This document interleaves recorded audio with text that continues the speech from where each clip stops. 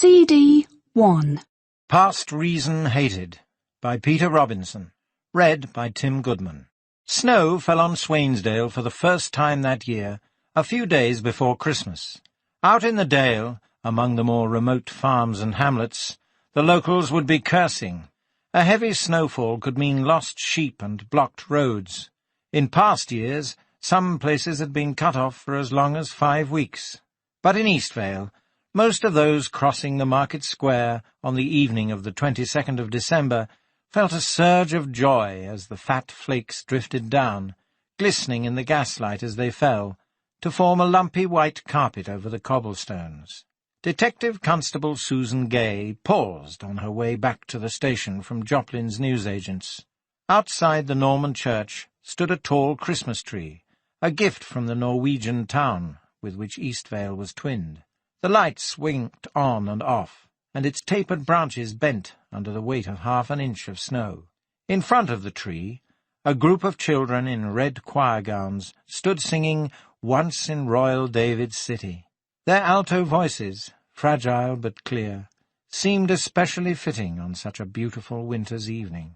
Susan tilted her head back and let the snowflakes melt on her eyelids. 2 weeks ago she would not have allowed herself to do something so spontaneous and frivolous. But now that she was Detective Constable Gay, she could afford to relax a little. She had finished with courses and exams, at least until she tried for sergeant. Now there would be no more arguing with David Craig over who made the coffee. There would be no more walking the beat, either, and no more traffic duty on market day. The music followed her as she headed back to the station. And he leads his children on to the place where he is gone. Directly in front of her, the new blue lamp hung like a shop sign over the doorway of the Tudor-fronted police station. In an attempt to change the public image of the force, tarnished by race riots, sex scandals, and accusations of high-level corruption, the government had looked to the past. More specifically, to the 50s. The lamp was straight out of Dixon of Dock Green. Susan had never actually seen the programme, but she understood the basic idea. The image of the kindly old copper on the beat had caused many a laugh around Eastvale Regional Headquarters. Would that life were simple, they all said. Her second day on the job, and all was well. She pushed open the door and headed for the stairs. Upstairs, the inner sanctum of the CID. She had envied them all for so long, Gristhorpe, Banks, Richmond, even Hatchley, when she had brought messages or stood by taking notes while they interrogated female suspects. No longer. She was one of them now, and she was about to show them that a woman could do the job every bit as well as a man, if not better. She didn't have her own office. Only Banks and Gristhorpe were allowed such luxuries. The hutch she shared with Richmond would have to do. It looked over the car park out the back, not the market square, but at least she had a desk, rickety though it was, and a filing cabinet of her own. She had inherited them from Sergeant Hatchley, now exiled to the coast, and the first thing she had had to do was rip down the nude pin-ups from the cork bulletin board above his desk. How anybody could work with those bloated mammaries hanging over them was beyond her. About 40 minutes later, after she had poured herself a cup of coffee to keep her awake, while she studied the latest regional crime reports, the phone rang. It was Sergeant Rowe calling from the front desk. "Someone just phoned in to report a murder," he said. Susan felt the adrenaline flow. She grasped the receiver tighter. "Where?" "Oakwood Mews. You know, those tarted-up bijou terraces at the back of King Street." "I know them.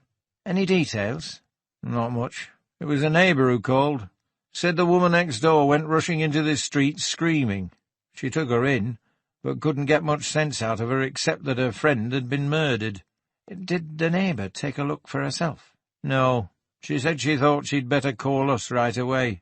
"Can you send P.C. Tolliver down there?" Susan asked. "Tell him to check out the scene without touching anything. And tell him to stay by the door and not let anyone in till we get there." "Aye," said Rowe. "But shouldn't— What's the number?" 11. "Right." Susan hung up. Her heart beat fast. Nothing had happened in Eastvale for months, and now, on only her second day on the new job, a murder, and she was the only member of the CID on duty that evening. Calm down, she told herself. Follow procedure. Do it right. She reached for her coat, still damp with snow, then hurried out the back way to the car park. Shivering, she swept the snow off the windscreen of her red Golf and drove off as fast as the bad weather allowed. 24 virgins came down from Inverness, and when the ball was over there were 24 less. I think Jim's a bit pissed. Detective Chief Inspector Alan Banks leaned over and said to his wife, Sandra. Sandra nodded. In a corner of the Eastvale Rugby Club banquet room by the Christmas tree, Detective Sergeant Jim Hatchley stood with a group of cronies, all as big and brawny as himself. They looked like a parody of a group of carol singers, Banks thought, each with a foaming pint in his hand. As they sang, they swayed. The other guests stood by the bar, or sat at tables chatting over the noise. Carol Hatchley, née Ellis, the sergeant's blushing bride, sat beside her mother and fumed. The couple had just changed out of their wedding clothes into less formal attire in readiness for their honeymoon, but Hatchley, true to form, had insisted on just one more pint before they left. That one had quickly turned into 2, then 3. The village butcher, he was there, chopper in his hand. Every time they played a waltz, he circumcised the band. It didn't make sense, Banks thought. How many times could you circumcise one band? Carol managed a weak smile, then turned and said something to her mother, who shrugged. Banks, leaning against the long bar with Sandra, Superintendent Cristhorpe, and Philip Richmond, ordered another round of drinks. As he waited, he looked around the room. It was done up for the festive season, no doubt about that. Red and green concertina trimmings hung across the ceiling, bedecked with tinsel, holly, and the occasional sprig of mistletoe. The club tree, a good 7 feet tall, sparkled in all its glory. It was 8:20, and the real party was just beginning. The wedding had taken place at Eastvale Congregational Church late in the afternoon, and it had been followed by a slap-up meal at the rugby club at 6. Now the speeches had been made, the plates cleared away, and the tables moved for a good Yorkshire knees-up. Hatchley had hired a DJ for the music, but the poor lad was still waiting patiently for a signal to begin. Singing balls to your father, ass against the wall. If you've never been shagged on a Saturday night, you've never been shagged at all. 24 virgins was coming to a close. Banks could tell. There would be a verse about the village schoolmistress, who had unusually large breasts, and one about the village cripple, who did unspeakable things with his crutch, then a rousing finale. With a bit of luck, that would be the end of the rugby songs. They had already performed Dinah, Dinah, Show Us Your Leg, a yard above your knees, the Engineer's Song, and a lengthy improvised version of Mademoiselle from Armentières.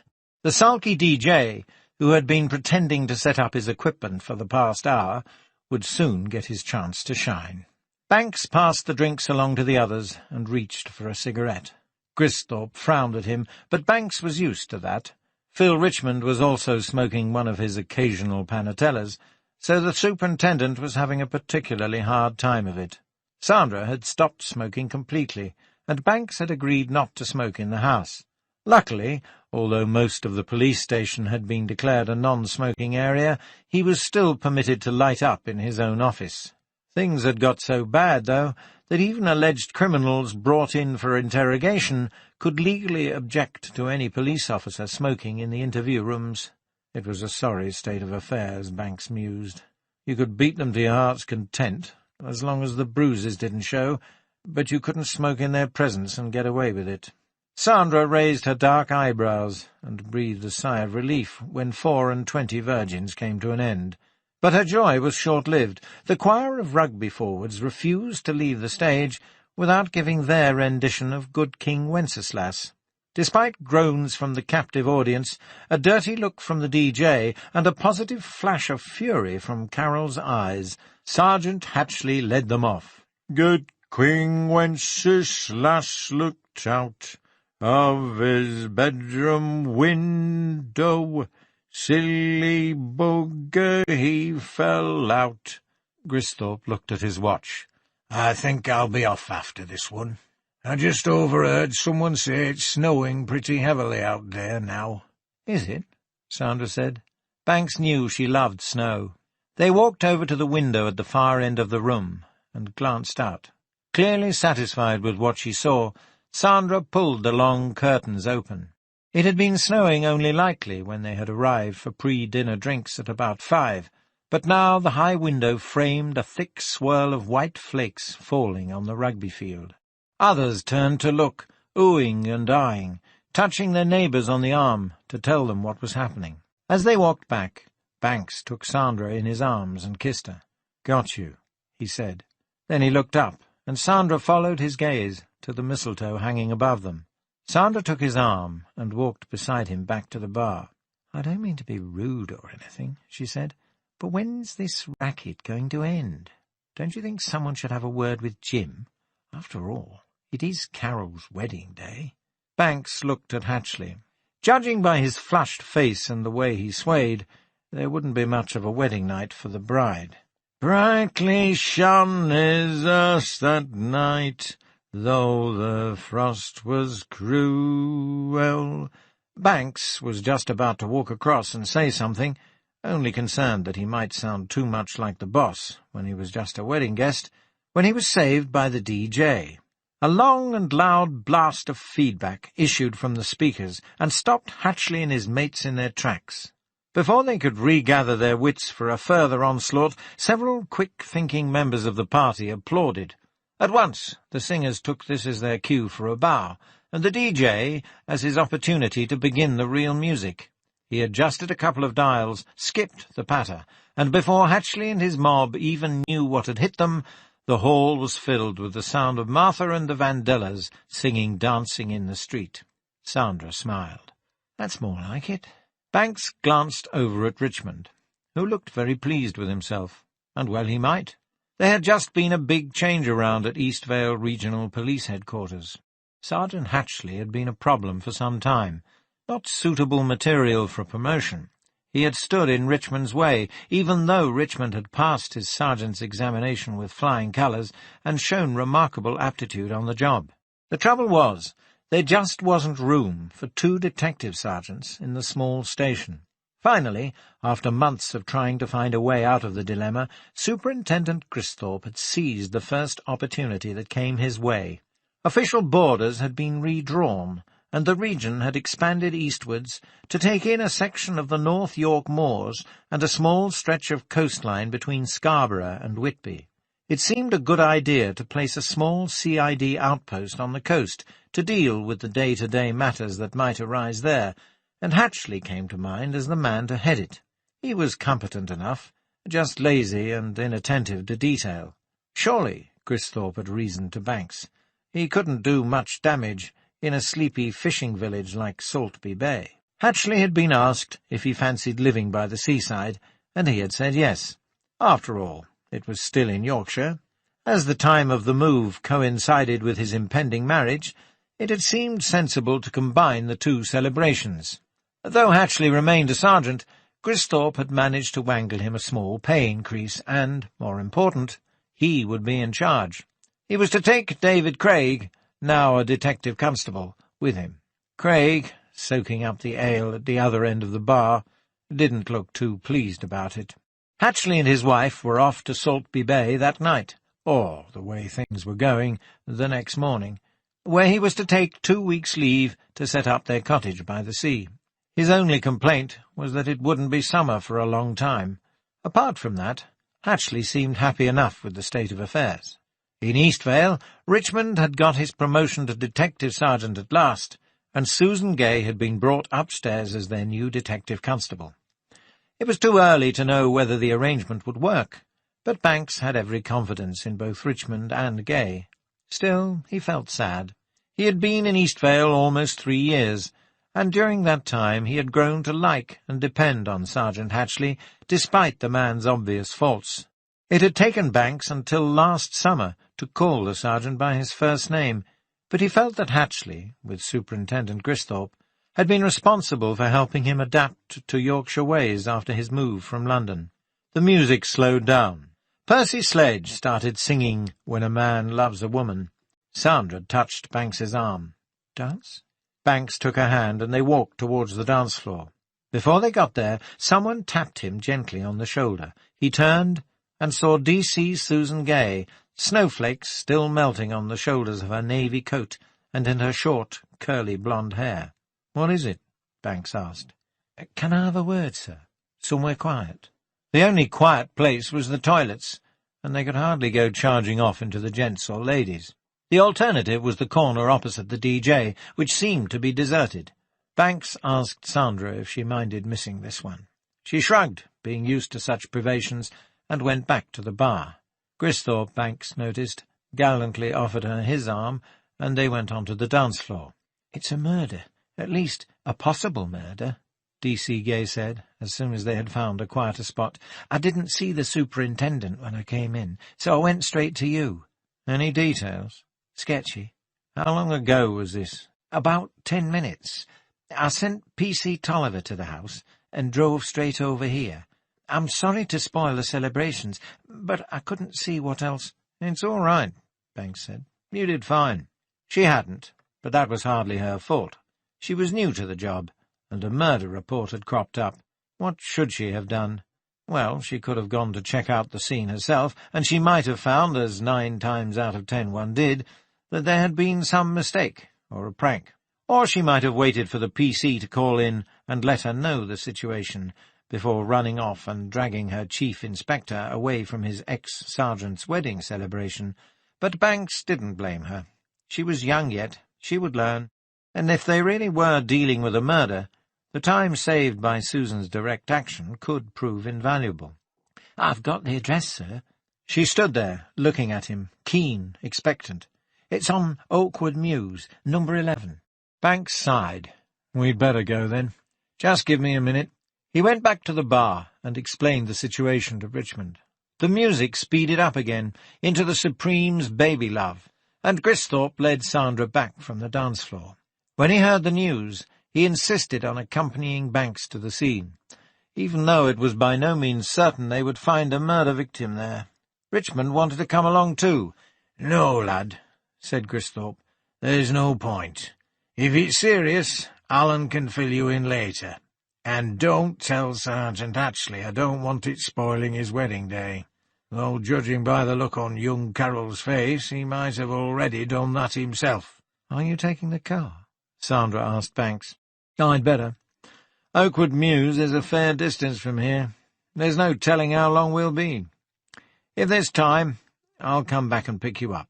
If not, don't worry. Phil will take good care of you." "Oh, I'm not worried." She slipped her arm in Richmond's, and the new detective sergeant blushed. "Phil's a lovely mover." Banks kissed her quickly and set off with Gristhorpe. Susan Gay stood waiting for them by the door. Before they got to her, one of Hatchley's rugby club cronies lurched over and tried to kiss her. From behind, Banks saw him put his arms around her, then double up and stagger back. Everyone else was too busy dancing or chatting to notice. Susan looked flushed when Banks and Gristhorpe got there. She put her hand to her mouth and muttered, "I'm sorry," while the rugby player pointed, with a hurt expression on his face, to the sprig of mistletoe over the door. It was no false alarm. That much, at least, was clear from the expression on P.C. Tolliver's face when Banks and the others reached number 11 Oakwood Mews. After Gristhorpe had issued instructions to send for Dr. Glendenning and the scene of crime team, the 3 detectives went inside. The first thing Banks noticed when he entered the hall was the music. Muffled, coming from the front room, it sounded familiar. A Bach cantata, perhaps. Then he opened the living-room door and paused on the threshold. The scene possessed a picturesque quality, he felt, which even extended, at first, to masking the ugliness of the corpse on the sofa. A log fire crackled in the hearth. Its flames tossed shadows on the sheepskin rug and over the stucco walls. The only other light came from 2 red candles on the polished oak table in the far corner and from the Christmas tree lights in the window. Banks stepped into the room. The flames danced, and the beautiful music played on. On the wall above the stereo was a print of one of Gauguin's Tahitian scenes, a coffee-skinned native woman, naked to the waist, carrying what looked like a bowl of red berries as she walked beside another woman. As he approached the sofa, Banks noticed that the sheepskin rug was dotted with dark blotches, as if the fire had spat sparks which had seared the wool. Then he became aware of that sickly metallic smell he had come across so often before. A log shifted on the fire, flames leapt in all directions, and their light played over the naked body. The woman lay stretched out, head propped up on cushions, in what would have been a very inviting pose, had it not been for the blood that had flowed from the multiple stab wounds in her throat and chest, and drenched the whole front of her body. It glistened like dark satin in the firelight. From what Banks could see, the victim was young and pretty, with smooth olive skin and shoulder-length jet-black hair. Bending over her, he noticed that her eyes were blue, the intense kind of blue that makes some dark-haired people all that much more attractive. Now their stare was cold and lifeless. In front of her, on the low coffee table, stood a half-empty teacup on a coaster and a chocolate layer cake with one slice missing. Banks covered one fingertip with his handkerchief and touched the cup. It was cold. The spell broke. Banks became aware of Gristhorpe's voice in the background, questioning P.C. Tolliver, and of Susan Gay standing silent beside him. It was her first corpse, he realized, and she was handling it well, better than he had. Not only was she not about to vomit or faint, but she too was glancing around the room, observing the details. "Who found the body?" Gristhorpe asked P.C. Tolliver. "Woman by the name of Veronica Shildon. She lives here."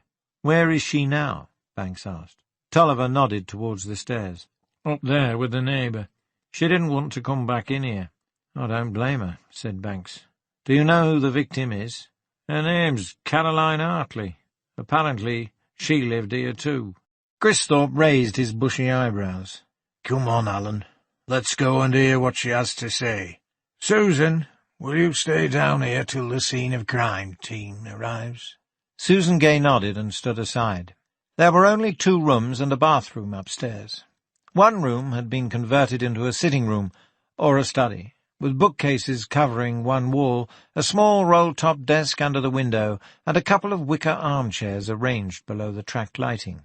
The bedroom, Banks noticed from the landing, was done out in coral and sea green, with Laura Ashley wallpaper.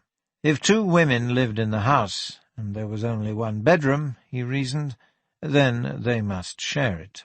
He took a deep breath and went into the study. Veronica Shildon sat in one of her wicker chairs, head in hands.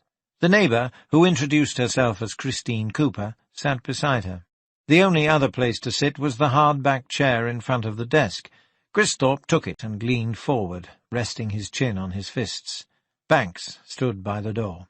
"She's had a terrible shock," Christine Cooper said. "I don't know if she'll be able to tell you much." "Don't worry, Mrs. Cooper," Gristhorpe said. "The doctor will be here soon. He'll give her something. Is there anyone she can stay with?" "She can stay with me if she wants.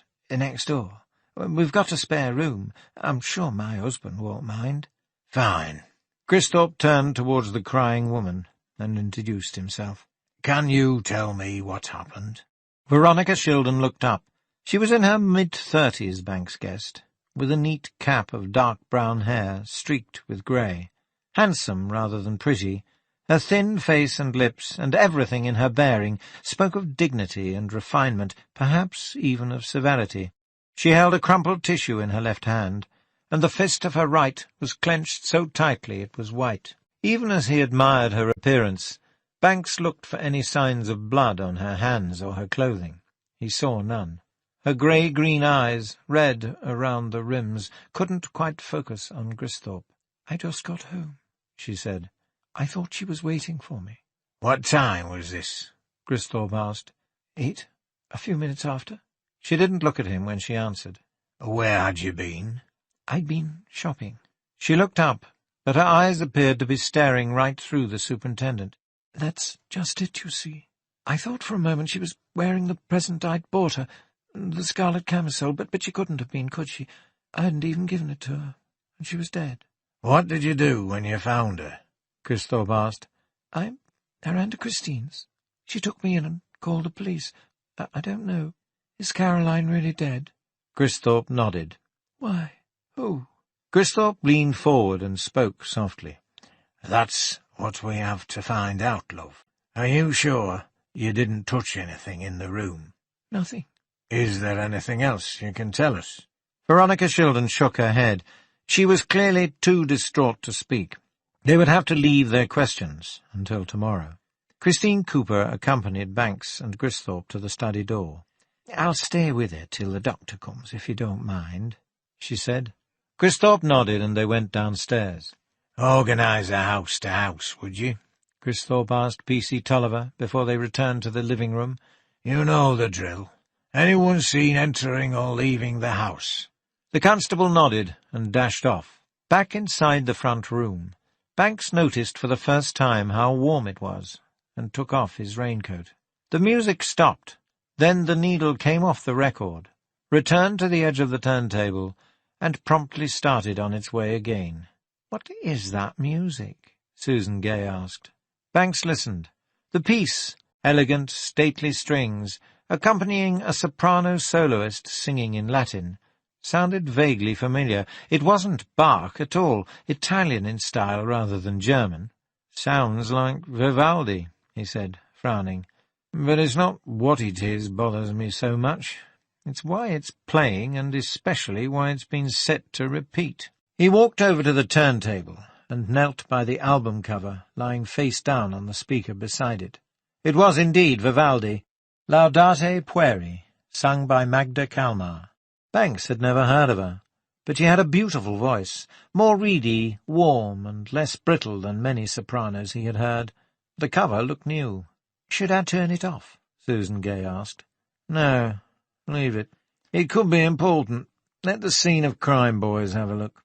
At that moment the front door opened, and everyone stood aghast at what walked in. To all intents and purposes, their visitor was Santa Claus himself, complete with beard and red hat. If it hadn't been for the height, the twinkling blue eyes, the brown bag, and the cigarette dangling from the corner of his mouth, Banks himself wouldn't have known who it was. "I apologize for my appearance," said Dr. Glendinning. "Believe me, I have no wish to appear frivolous, but I was just about to set off for the children's ward to give out their Christmas presents when I got the call. I didn't want to waste any time." And he didn't. "Is this the alleged corpse?" He walked over to the sofa and bent over the body. Before he had done much more than look it over, Peter Darby, the photographer, arrived along with Vic Manson and his team. The 3 CID officers stood in the background, while the specialists went to work, collecting hair and fabric samples with tiny vacuum cleaners, dusting for prints, and photographing the scene from every conceivable angle. Susan Gay seemed enthralled.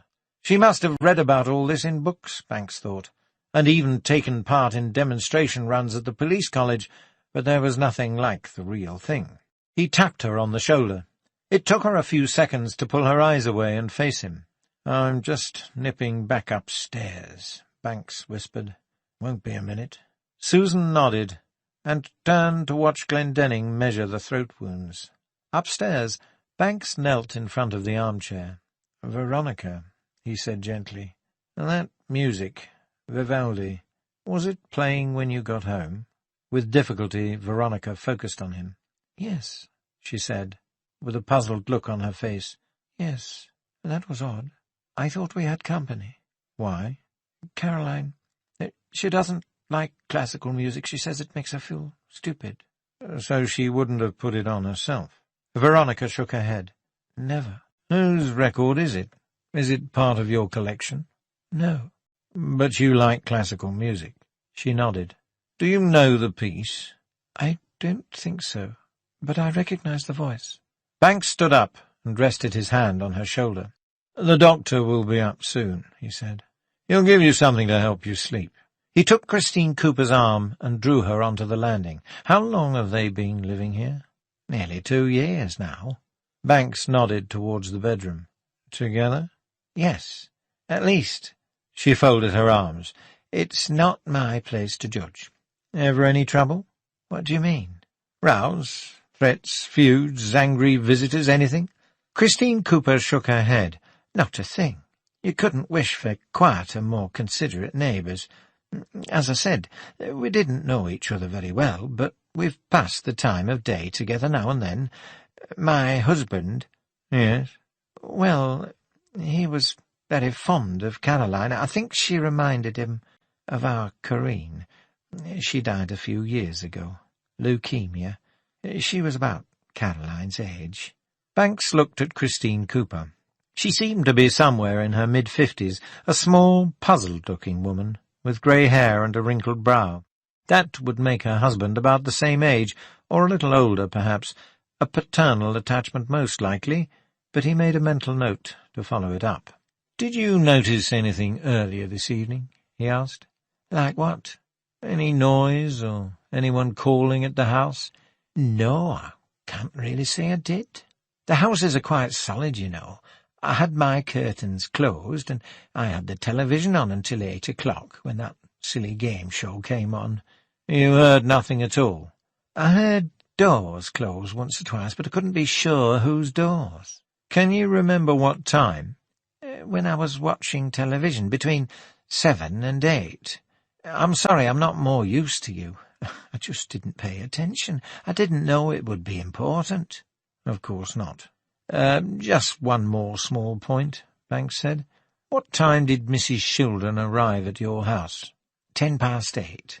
"Are you sure?" "Yes, I was in the kitchen then. I looked at the clock when I heard someone shouting and banging on my door. I hadn't heard any carol singers, and I wondered who could be calling at that time." "Did you hear her arrive home?" "I heard her door open and close." "What time was that?" "Just after 8. Certainly not more than a minute or two after. I'd just switched the television off and gone to start on Charles's dinner. That's why I heard her. It was quiet then. I thought it was my door at first, so I glanced up at the clock. It's a habit I have when I'm in the kitchen. There's a nice wall clock, a present. But you don't want to know about that. Anyway, I wasn't expecting Charles back so early, so I— Just a minute. What are you getting at? Surely you can't believe— "Thank you very much, Mrs. Cooper. That'll be all for now." When Mrs. Cooper had gone back into the study, Banks had a quick look through the bedroom for any signs of blood-stained clothing, but found nothing. The wardrobe was clearly divided into 2 halves, one for Veronica's more conservative clothes, and the other for Caroline's, a little more modern in style. At the bottom sat a carrier bag full of what looked like unwrapped Christmas presents. The whole house would have to be searched thoroughly before the night was over, but the scene of crime team could do that later. What bothered Banks for the moment was the gap of almost 10 minutes between Veronica Shildon's arriving home and her knocking on her neighbour's door. A lot could be accomplished in 10 minutes. Back downstairs, Banks led Vic Manson over to the turntable. "Can you get this record off and dust the whole area for prints? I want the cover and the inside sleeve bagged for examination too." "No problem." Manson set to it. Everyone looked up when the music stopped. It had cast such a spell over the scene that Banks felt like a dancer cut off in the middle of a stately pavane. Now everyone seemed to notice for the first time exactly what the situation was. It was harsh and ugly, especially with all the lights on. "Have they found anything interesting yet?" Banks asked Gristhorpe. "The knife. It was on their draining board in the kitchen, all washed, but there are still traces of blood. It looks like one of their own from a set. Did you notice that cake on the table in front of the sofa?" Banks nodded. "It's possible she'd used the knife to cut herself a slice earlier." "Which would make it the handiest weapon," Banks said, "if it was still on the table." "Yes, and there's this." The superintendent held out a crumpled sheet of green Christmas wrapping paper, with silver bells and red hollyberries on it. "It was over by the music centre." He shrugged. "It might mean something." "It could have come from the record," Banks said, and told Gristhorpe what Veronica had said. Dr. Glendenning, who had taken off his beard and hat and unbuttoned the top half of his Father Christmas outfit, walked over to them and stuck another cigarette in his mouth. "Dead 3 or 4 hours at the most," he said. "Bruise on the left cheek, consistent with a hard punch or kick. It might easily have knocked her out, but cause of death was blood loss due to multiple stab wounds, at least 7 as far as I can count, unless she was poisoned first." "Thanks," Cristhorpe said. "Any way of telling how it happened?" "At this stage, no, except for the obvious. It was a bloody, vicious attack." "Aye," said Cristhorpe. "Was she interfered with sexually?" "On a superficial examination, I'd say no. No signs of it at all. But I won't be able to tell you any more until after the post-mortem, which I'll conduct first thing tomorrow morning. You can have the lads cart her off to the mortuary whenever they're ready. Can I be off now? I hate to keep those poor wee kiddies waiting." Banks asked him if he would drop in on Veronica Shildon first and give her a sedative. Glendenning sighed but agreed. The ambulance men, who had been waiting outside, came in to take away the body. Glendenning had covered the hands with plastic bags to preserve any skin caught under the fingernails. As the ambulance men lifted her onto the stretcher, the cuts around her throat gaped open like screaming mouths. One of the men had to put his hand under her head so that the flesh didn't rip back as far as the spine. That was the only time Banks saw Susan Gay visibly pale and look away. With Caroline Hartley's body gone, apart from the blood that had sprayed onto the sheepskin and the sofa cushions, there was very little left to indicate what horror had occurred in the cosy room that night. The forensic team bundled up the rug and cushions to take with them for further examination, and then there was nothing left to show at all. It was after 10:30. P.C. Tolliver and another 2 uniformed constables were still conducting house-to-house inquiries in the area, but there was little else the CID could do until morning. They needed to know Caroline Hartley's movements that evening, where she had been, who she had seen, and who might have had a reason to want her dead. Veronica Shildon could probably tell them, but she was in no state to answer questions. Cristhorpe and Susan Gay left first. Then, after leaving instructions for the scene of crime team to search the house thoroughly for any signs of blood-stained clothing, Banks returned to the rugby club to see if Sandra was still there. Snow swirled in front of his headlights, and the road was slippery. When Banks pulled up outside the rugby club in the northern part of Eastvale, it was almost 11 o'clock. The lights were still on. In the foyer, he kicked the clinging snow off his shoes, brushed it from his hair and the shoulders of his camel-hair overcoat, which he hung up on the rack provided, and went inside. He stood in the doorway and looked around the softly lit banquet hall. Hatchley and Carroll had finally left, but plenty of others remained, still holding drinks. The DJ had taken a break, and someone sat at the piano playing Christmas carols. Banks saw Sandra and Richmond sitting on their stools at the bar. He stood and watched them sing for a few moments.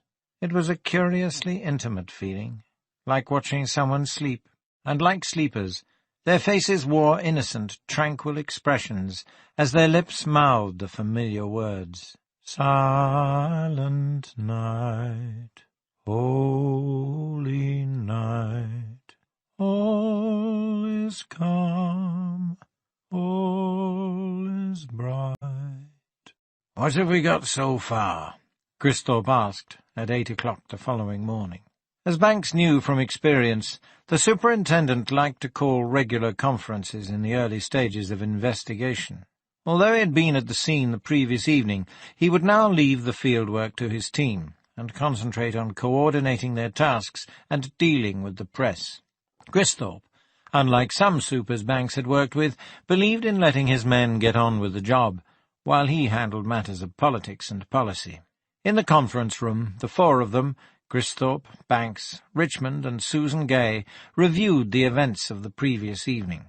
Nothing had come in yet from forensics, or from Dr. Glendenning, who was just about to start the post-mortem. The only new information they had obtained had resulted from the house-to-house inquiry. 3 people had been visiting number 11 Oakwood Mews separately that evening. Nobody could describe them clearly, After all, it had been dark and snowing, and the street was not well lit, but 2 independent witnesses seemed to agree that 1 man and 2 women had called there. The man had called first, around 7 o'clock, and Caroline had admitted him to the house. Nobody had seen him leave. Not very long after, a woman had arrived, talked briefly to Caroline on the doorstep, then left without entering the house.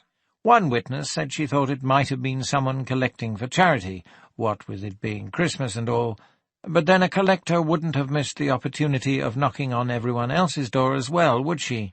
And no, there had been no obvious signs of a quarrel. The final visitor, according to the sightings, called shortly after the other woman left and went inside the house. Nobody had noticed her leave. That, as far as they could pin down, was the last time Caroline Hartley had been seen alive by anyone but her killer. Other visitors may have called between about 7:30 and 8, but nobody had seen them. Everybody had been watching Coronation Street. "Any ideas about the record?" Christhorpe asked. "I think it might be important," Banks said, "but I don't know why. According to Veronica Shildon, it wasn't hers, and the Hartley girl didn't like classical music." "So where did it come from?" Susan Gay asked. Tolliver said that one of the witnesses thought the man who called was carrying a shopping bag of some sort. It could have been in there, a present, say. That would explain the wrapping paper we found. But why would anyone bring a woman a present of something she didn't like? Banks shrugged. Could be any number of reasons. Maybe it was someone who didn't know her taste well, or it might have been intended for Veronica Shildon. All I'm saying is that it's odd, and I think we ought to check it out. It's also strange that someone should put it on the turntable and deliberately leave it to repeat ad infinitum. We can be reasonably certain that Caroline wouldn't have played it, so who did, and why? We might even be dealing with a psycho. The music could be his calling card. "All right," Christhorpe said after a short silence. "Susan, why don't you get down to Pristine Records and see if they know anything about it?" Susan made a note in her book and nodded. "Alan, you and Detective Sergeant Richmond here can see what you can get out of Veronica Shildon." He paused. "What do you make of their relationship?" Banks scratched the little scar by the side of his right eye. "Well, they were living together, and sleeping together as far as I could tell. Nobody's spelled it out yet, but I'd say it's pretty obvious. Christine Cooper implied much the same." "Could that give us an angle?" Christhorpe suggested. "I don't know much about lesbian relationships, but anything off the beaten track could be worth looking into."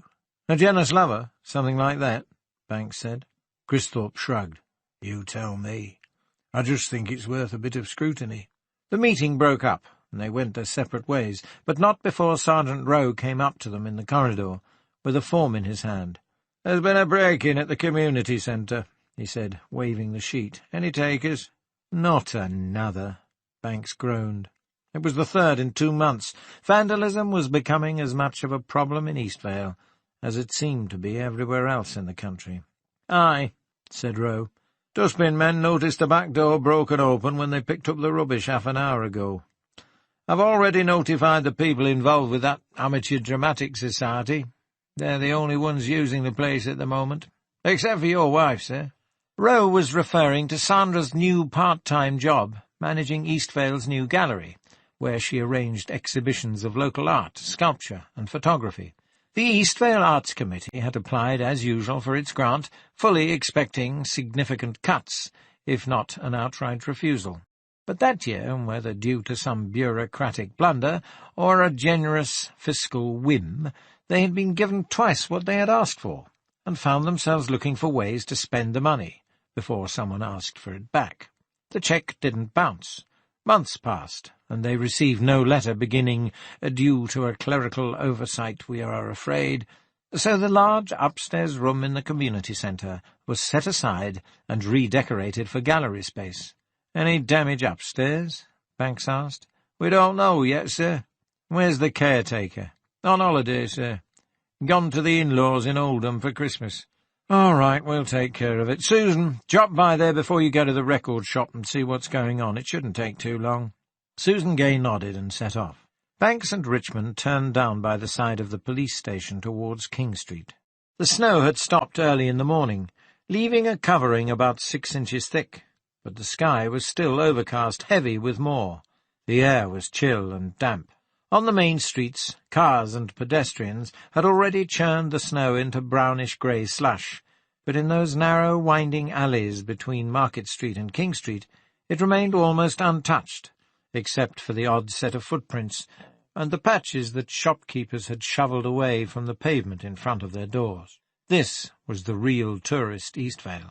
Here the antique dealers hung up their signs, and antiquarian booksellers advertised their wares, alongside numismatists and bespoke tailors. These weren't like the cheap souvenir shops on York Road.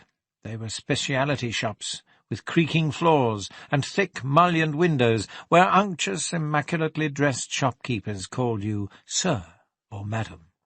Oakwood Mews was a short cul-de-sac, a renovated terrace with only 10 houses on each side. Black leaded iron railings separated each small garden from the pavement. In summer, the street blossomed in a profusion of colours, with many houses sporting bright hanging and window boxes. It had even won a Prettiest Street in Yorkshire prize several years ago, and the plaque to prove it was affixed to the wall of the first house. Now, as Banks and Richmond approached number 9, the street looked positively Victorian. Banks almost expected Tiny Tim to come running up to them and throw his crutches away. Banks knocked on the cooper's door. It was made of light-panelled wood, and the shiny knocker was a highly polished brass lion's head.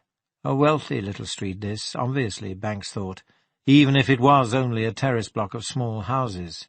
They were brick-built, pre-war, and had recently been restored to perfection. Christine Cooper answered the door in her dressing gown and invited them in.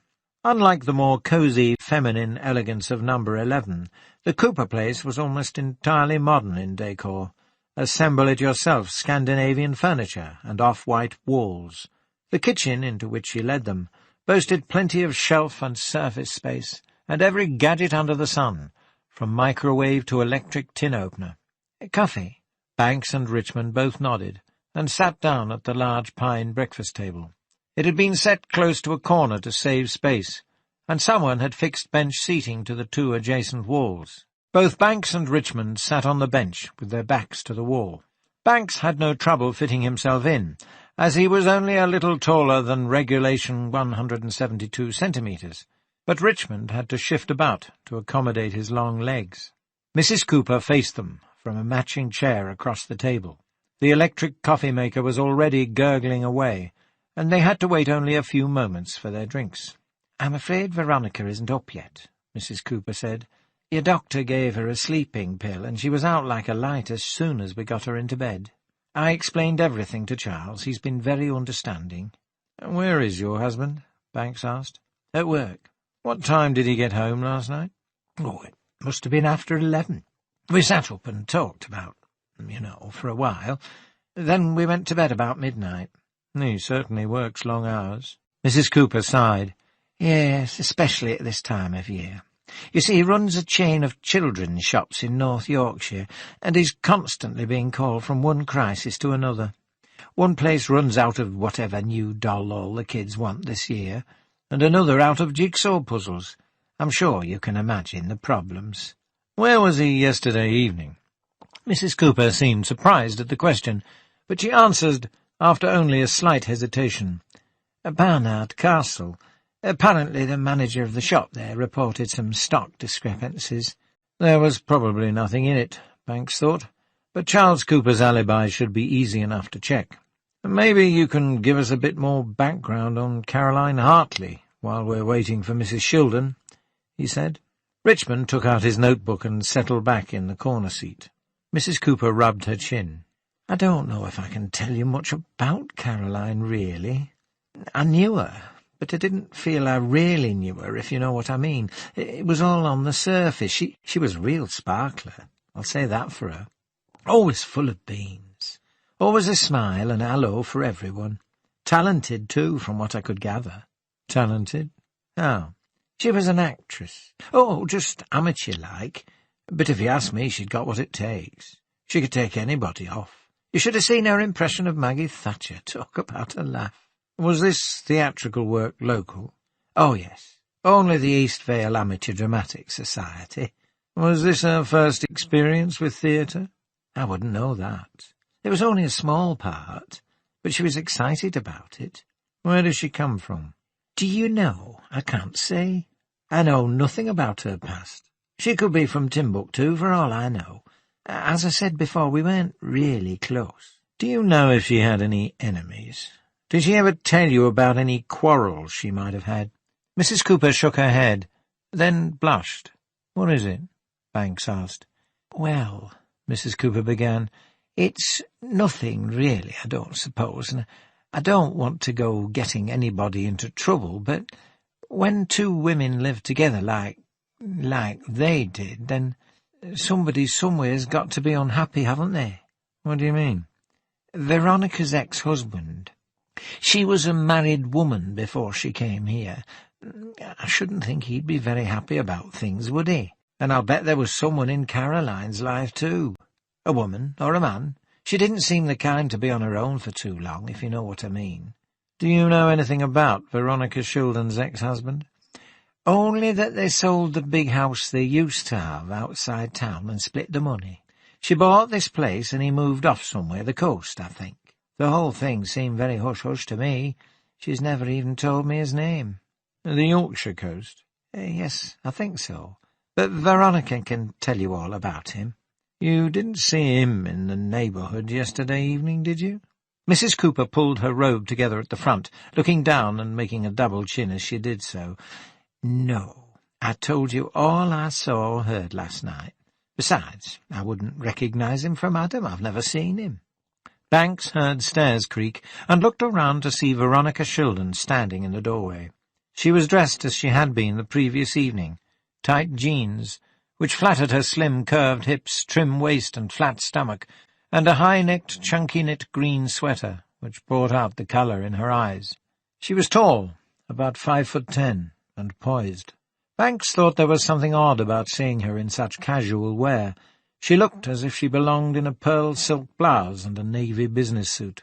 She had taken the time to brush her short hair and put a little makeup on, but her face still looked drawn underneath it all, and her eyes, disarmingly honest and naked, were still red from crying. Banks tried to stand up, but he was too closely wedged in by the table. "I'm sorry to bother you so soon," he said, "but the quicker we get moving, the more chance we have." "I understand," she said. "Please don't worry about me. I'll be all right." She swayed a little as she walked towards the table. Mrs. Cooper took her elbow and guided her to a chair, then brought her some coffee and disappeared, muttering something about things to attend to. "In cases like this," Banks began, "it helps if we know what the person was doing, where she was, previous to the incident." He knew he sounded trite, but somehow he couldn't bring himself to say victim and murder. Veronica nodded. "Of course. As far as I know, Caroline went to work, but you'll have to check that. She runs the Garden Cafe on Castle Hill Road." "I know it," Banks said. It was an elegant little place, very upmarket, with a stunning view of the formal gardens and the river. "She usually finishes at 3 on a weekday, after the lunchtime crowd. They don't open for tea off-season.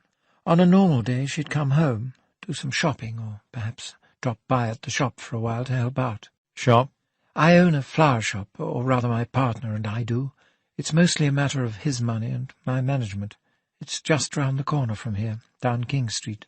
"You said on a normal day. Was yesterday not normal?" She looked straight at him, and her eyes let him know that his choice of words had been inappropriate.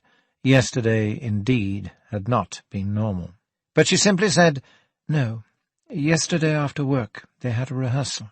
They're doing 12th Night at the community centre. It's quite a heavy rehearsal schedule, as the director's set on actually opening on 12th Night." "What time did rehearsals run?" "Usually between 4 and 6, so she would have been home at about 6:15, if she'd come home immediately." "And was she likely to?" "They often went for a drink after, but yesterday she came straight home."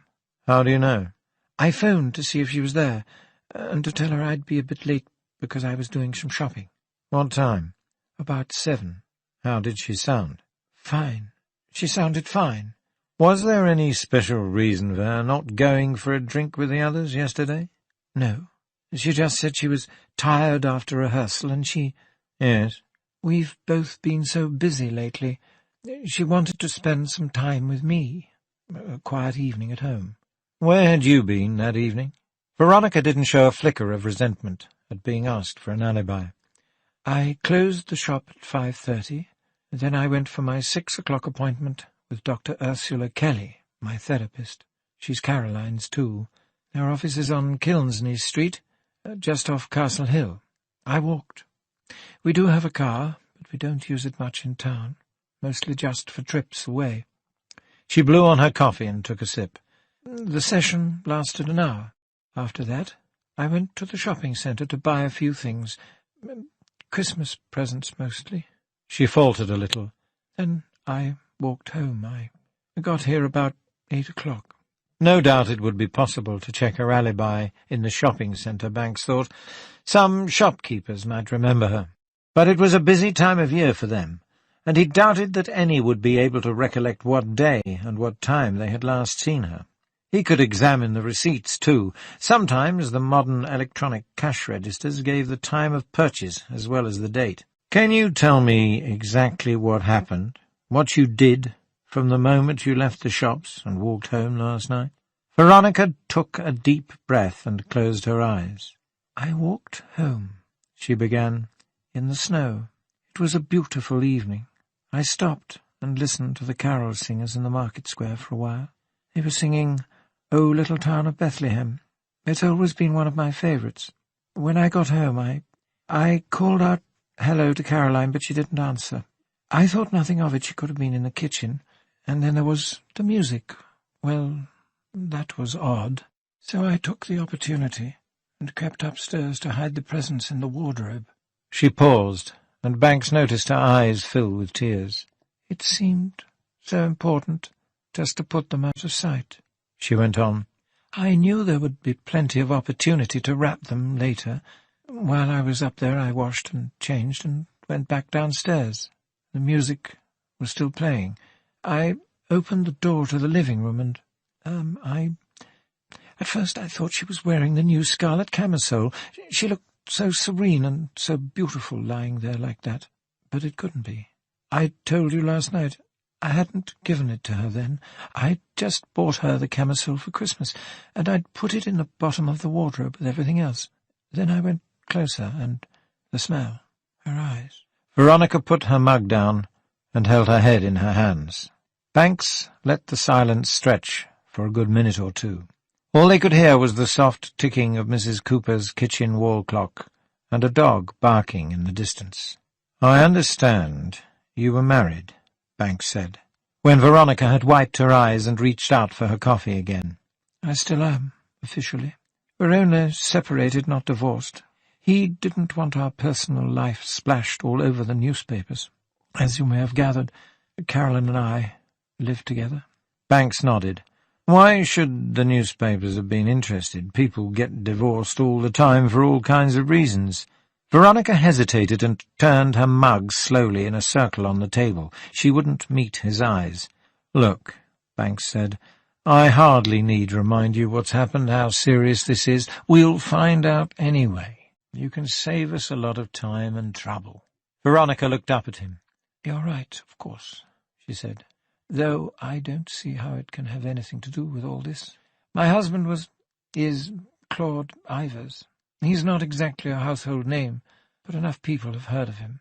Banks certainly had. Ivers had once been a brilliant concert pianist, but several years ago he had given up performance for composition. He had received important commissions from the BBC, and a number of his pieces had been recorded. Banks even had a tape of his, 2 wind quintets. They possessed a kind of eerie, natural beauty, not structured, but wandering, like the breeze in a deep forest at night. Veronica Shildon was right. If the press had got hold of the story, she would have had no peace for weeks. News of the World reporters would have been climbing the drain-pipes and spying in bedroom windows, talking to spiteful neighbours and slighted lovers. He could just see the headlines. highbrow musician's wife in lesbian love nest. This ends CD 1. CD 2. Past reason hated. Where is your husband now? Banks asked. He lives in Redburn, out on the coast. He said the seclusion and the sea would be good for his work. He always did care about his work. Banks noticed the bitterness in her tone. Do you ever see one another? Yes, she said. A smile touched her thin lips. It was an acrimonious parting in many ways, but there is some affection left. We don't seem able to stamp that out, whatever we do. When did you last see him? About a month ago. We occasionally have dinner, if he's in town. I rarely visit the coast, but he comes here from time to time. To the house? He's been here, yes. Though he's always worried someone will see him and know who he is. I try to tell him that people don't actually recognize composers in the street any more than they do writers, that it's only television and film stars have to put up with that. But she shrugged. And did he know Caroline? He could hardly help knowing her, could he? They'd met a few times. How did they get on? Veronica shrugged. They never seemed to have much to say to one another. They were different as chalk and cheese. He thought she was a scheming slut, and she thought he was a selfish, pompous ass. They had nothing in common but affection for me. Was there any open antagonism? Open? Good Lord, no. That isn't Claude's way.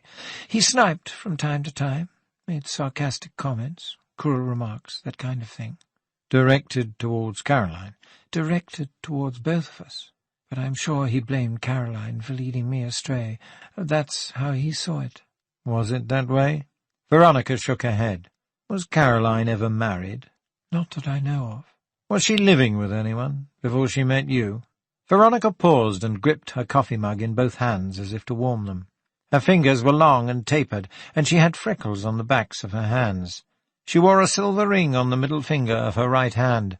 As she spoke, she looked down at the table. She was living with a woman called Nancy Wood. They'd been together about 8 months. The relationship was going very badly. Where does Nancy Wood live? In Eastvale. Not too far from here. At least, she did the last I heard. Did Caroline ever see her after they split up? Only by accident once or twice in the street. So they parted on bad terms? Doesn't everyone? Much as I admire Shakespeare, I've often wondered where the sweetness is and the sorrow. And before Nancy Wood? She spent some time in London. I don't know how long or who with. A few years, at least. What about her family? Her mother's dead. Her father lives in Harrogate. He's an invalid, been one for years. Her brother Gary looks after him. I told one of your uniformed men last night. Will someone have called? Banks nodded. Don't worry. The Harrogate police will have taken care of it. Is there anything else you can tell me about Caroline's friends or enemies? Veronica sighed and shook her head. She looked exhausted. No, she said. We didn't have a lot of close friends. I suppose we tried to be too much to one another. At least, that's how it feels now she's gone. You could try the people at the theatre. They were her acquaintances, at least. But we didn't socialize very much together. I don't think any of them even knew about her living with me. We're still puzzled about the record, Banks said. Are you sure it isn't yours? I've told you. No. But you recognize the singer? Magda Kalmar, yes. Claude and I once saw her in Lucia di Lammermoor at the Budapest Opera. I was very impressed. Could the record have been intended as a Christmas present from your husband? Well, I suppose it could, but that means... No, I haven't seen him in a month. He could have called last night, while you were out. She shook her head. No, I don't believe it. Not Claude.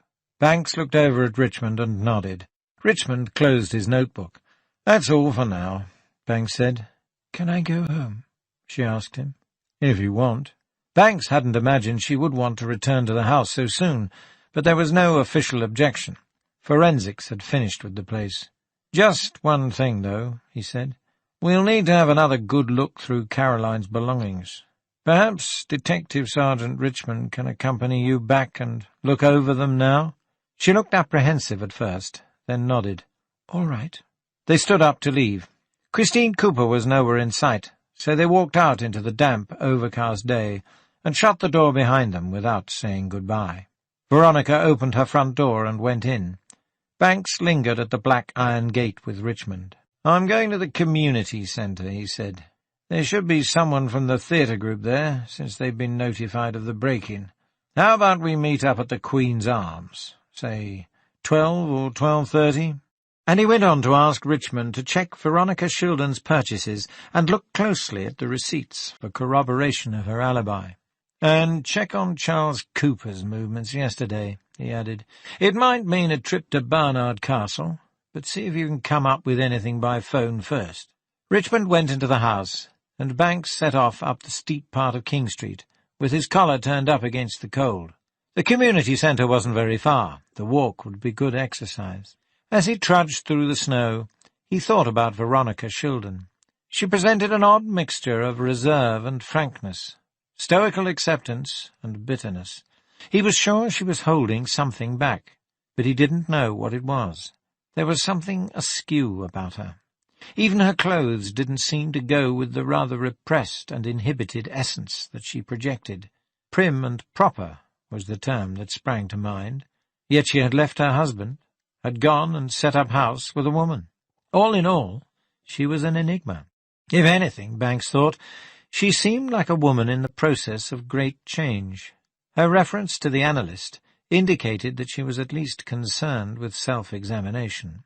It seemed to Banks as if her entire personality had been dismantled, and the various bits and pieces didn't quite fit together. Some were new, or newly discovered, and others were old, rusted, decrepit, and she wasn't sure whether she wanted to discard them or not. Banks had an inkling of what the process felt like, from his own readjustment after the move from London, but Veronica's changes, he suspected, went far deeper. He wondered what she had been like as a wife, and what she would become in the future, now that Caroline Hartley had been so viciously excised from her life. For the younger woman had had a great influence on Veronica's life. Banks was certain of that. Was Veronica a killer? He didn't think so. But who could say anything so definite about a personality in such turmoil and transition? On her way to the community centre, D.C. Susan Gay thought over her behaviour of the previous day and found it distinctly lacking. She had felt even more miserable than usual when she went home from Oakwood Mews that night. Her small flat off York Road always depressed her. It was so barren, like a hotel room, so devoid of any real stamp of her presence, and she knew that was because she hardly spent any time there. Mostly she had been working or off on a course somewhere. For years she had paid no attention to her surroundings or to her personal life. The flat was for eating in, sleeping in, and occasionally for watching half an hour of television. It seemed like a lifetime since she'd last had a boyfriend, or anyone more than a casual date, anyone who meant something to her. She accepted that she wasn't especially attractive, but she was no ugly sister either. People had asked her out. The problem was that she always had something more important to do, something related to her career. She was beginning to wonder if the normal sexual impulse had somehow drained away over the years of toil. That incident with the rugby player last night, for example, she knew she shouldn't have responded with such obvious revulsion. He was only being friendly, even if he was a bit rough about it. And wasn't that what mistletoe was for? But she had to overreact.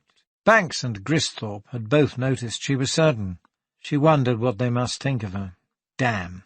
The front doors of the community centre, a Victorian sandstone building on North Market Street, were still locked. That meant Susan would have to double back to the narrow street behind the church.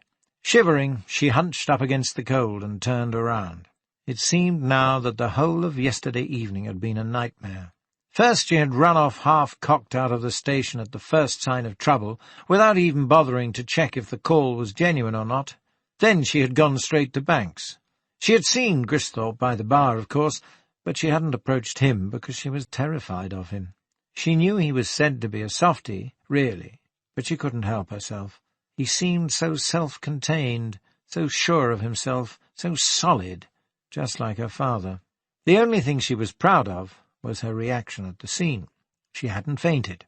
Even though it was her first corpse, and a messy one at that, she had managed to maintain a detached, clinical view of the whole affair, watching the experts at work, getting the feel of the scene. There had been only one awkward moment, as the body was being carried away, but anyone could be forgiven for paling a bit at that. No, her behaviour at the scene had been exemplary. She hoped Banks and Gristhorpe had noticed that, and not only her faults. And now she was on her way to investigate a case of vandalism, while the others got to work on the murder. It wasn't fair. She realized she was the new member of the team, but that didn't mean she always had to be the one to handle the petty crimes. How could she get ahead if she didn't get to work on important cases? She had already sacrificed so much for her career that she couldn't bear to contemplate failure. Finally, she got to the back entrance, down an alley off the northern part of York Road. The back door had obviously been jemmied open. Its meagre lock was bent, and the wood around the jamb had cracked. Susan walked down the long corridor, lit only by a couple of bare 60-watt bulbs, to where she could hear voices. They came from a room off to her right, a high-ceilinged place with exposed pipes, bare brick walls pied with saltpetre, and more dim lighting. The room smelled of dust and mothballs. There she found a man and a woman bent over a large trunk. They stood up as she walked in. "Police?" the man asked. Susan nodded and showed her new CID identification card. "I must admit, I didn't expect a woman," he said. Susan prepared to say something withering, but he held up a hand. "Don't get me wrong. I'm not complaining. I'm not a sexist pig. It's just a surprise." He peered at her in the poor light. "Wait a minute. Aren't you Susan Gay?" she said, recognizing him now that her eyes had adjusted to the light. "And you're Mr. Conran." She blushed. "I'm surprised you remember me. I was hardly one of your best students."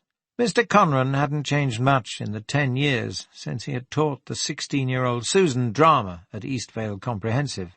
About 10 years older than her, he was still handsome in an artsy kind of way, in baggy black cords, and a dark polar neck sweater with the stitching coming away at the shoulder seam. He still had that vulnerable, skinny, half-starved look that Susan remembered so well, but despite it, he looked healthy enough.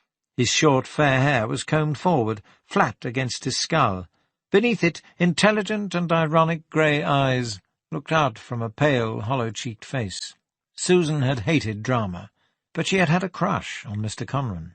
The other girls said he was a queer, but they said that about everyone in the literature and arts departments. Susan hadn't believed them. "James," he said, stretching his hand out to shake hers, "I think we can dispense with the teacher-pupil formalities by now, don't you? I'm directing the play, and this is Marcia Cunningham. Marcia takes care of props and costumes. It's she you should talk to, really." As if to emphasize the point, Conran turned away and began examining the rest of the storage room. Susan took her notebook out. "What's the damage?" she asked Marcia, a plump, round-faced woman in grey stretch slacks and a threadbare alpaca jacket that looked at least one size too large for her. Marcia Cunningham sniffed and pointed to the wall. "There's that, for a start." Crudely spray-painted across the bricks were the words, "fucking wankers." "But that'll wash off easy enough," she went on. "This is the worst. They've shredded our costumes. I'm not sure if I can salvage any of them or not." Susan looked into the trunk. She agreed. It looked like someone had been to work on them with a large pair of scissors, snipping the different dresses, suits, and shirts into pieces, and mixing them all together. "Why would anyone do that?" Marcia asked. Susan shook her head. "At least they left the shoes and wigs alone," she said, gesturing towards the other 2 boxes of costumes. "Has anyone checked upstairs?" Susan asked. Marcia looked surprised. "The gallery? No." Susan made her way down the corridor to the stairs, cold stone with metal railings. There were several rooms upstairs, some of them used for various groups such as the Philately Society or the Chess Club, others for local committee meetings. All of them were locked. The glass doors to the new gallery were locked too. No damage had been done there. She went back down to the props room and watched Marcia picking up strands of slashed material and moaning. "All that work, All those people who gave us stuff. Why do they do this? Marcia asked again. What bloody point is there? Susan knew numerous theories of hooliganism, from poor potty training to the heartlessness of modern England, but all she said was, "I don't know." People don't want to hear theories when something they value has been destroyed, and short of catching them red-handed, we can't promise much either. But this is the third time, Marcia said. Surely by now you must have some kind of lead. There are a few people we're keeping our eye on, Susan told her, but it's not as if they've stolen anything. Even that would be more understandable. What I mean is, we'd find no evidence, even if we suspected someone. There's no stolen property to trace them. Have you thought of employing a night watchman? Marcia snorted. A night watchman? How do you think we can afford that? I know we got a bonanza grant this year, but we didn't get that much, and most of it's gone already on costumes and stuff. I'm sorry, Susan said. She realized this was an inadequate response, but what else was there to say? A constable walked the beat, but he couldn't spend his whole night in the alley at the back of the community centre. There had been other break-ins too, and other incidents of vandalism. I'll make out a report, she said, and let you know if we come up with anything. Thanks a lot. Don't be so rude, Marcia. James Conran reappeared and put his hand on Marcia's shoulder. She's only trying to help. He smiled at Susan. Aren't you? Susan nodded. His smile was so infectious she could hardly keep from responding, and the effort to maintain a detached expression made her flush. Marcia rubbed her face until her plump cheeks shone. I'm sorry, love, she said. I know it's not your fault. It's just so bloody frustrating. I know. Susan put her notebook back in her handbag. I'll be in touch, she said. Before she could turn to leave, they heard footsteps coming along the corridor. Conran looked surprised. There's nobody else supposed to be coming here, is there? He asked Marcia, who shook her head. Then the door creaked open, and Susan saw a familiar face peep around. It was Chief Inspector Banks. At first she was relieved to see him. Then she thought, why the hell is he here? Checking up on me? Can't he trust me to do a simple job properly? Detective Sergeant Philip Richmond was glad that Veronica Shildon had not wanted to stand over him as he searched the two upper rooms. He never could tolerate the feel of someone looking over his shoulder, which was one of the reasons he liked working with Banks, who usually left him to get on with the job his own way. The bedroom smelled of expensive cologne or talcum. As he looked at the large bed with its satiny coral spread, he thought of the two women in there together and the things they did to each other. The images embarrassed him, and he got back to work. Richmond took the bag of presents out of Veronica's half of the wardrobe and spread them on the bed. A Schaefer fountain pen and pencil set, a green silk scarf, some Body Shop soaps and shampoos, a scarlet camisole, the latest Booker Prize winner, all pretty ordinary stuff. The receipts were dated, but none of them gave the time the purchase had been made. Richmond made a list of items and shops, so the staff could be questioned. The dresser drawers contained mostly lingerie. Richmond picked his way through it methodically, but found nothing hidden away, nothing that shouldn't be there. He moved on to the study. In addition to the books, none of them inscribed, there was also a roll-top desk in the corner under the window. There was nothing surprising in it. Letters to Veronica Shildon, some from her husband, about practical and financial matters. A few bills, Veronica's address book, mostly empty, a house insurance policy, receipts and guarantees for the oven, the fridge, and items of furniture, and that was about all. None of it any use to Richmond. Just when he was beginning to wonder whether Caroline Hartley had had any possessions at all, he came across a manila envelope with Caroline written on the front.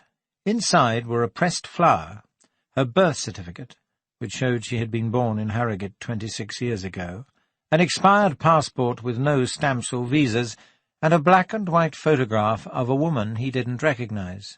She had piercing, intelligent eyes, and her head was slightly tilted to one side. Her medium-length hair was swept back, revealing a straight hairline and ears with tiny lobes. Her lips were pressed tight together, and there was something about the arrogant intensity of her presence that Richmond found disturbing. He wouldn't have described her as beautiful, but striking, certainly. Across the bottom were the words, "To carry, Love, Ruth, written with a flourish. Making sure he hadn't missed anything, Richmond went back downstairs, taking the envelope of Caroline's possessions with him. Veronica Shildon turned on the small electric fire in the front room when he entered. "I'm sorry," she said. "I can't be bothered to light a real fire now. We use this most of the time anyway. It seems to be warm enough. Some tea?" Yes, please, if it's no trouble." "It's already made." Richmond sat down, avoiding the cushionless sofa in favour of an armchair. After Veronica had poured, he held out the photograph to her. "Who's this woman?" he asked. "Can you tell me anything about her?" Veronica glanced at the photograph and shook her head. "It's just someone Caroline used to know in London." "Surely she must have told you something about her." "Caroline didn't like to talk about her past very much." "Why not?" "I don't know. Perhaps it was painful for her." "In what way?" "I told you I don't know. I've seen the picture before, yes, but I don't know who it is or where you can find her." "Is it an old girlfriend?" Richmond felt embarrassed as he asked the question. "I should think so, wouldn't you?" Veronica said evenly. "Mind if I take it with me?" "Not at all." "Caroline didn't seem much of a one for possessions," Richmond mused. "There's hardly anything of hers but clothes. No letters, nothing." "She liked to travel light, and she had no sentimental regard for the past. Caroline always looked ahead." It was a simple statement, but Richmond heard the irony in Veronica Shildon's voice. She shrugged.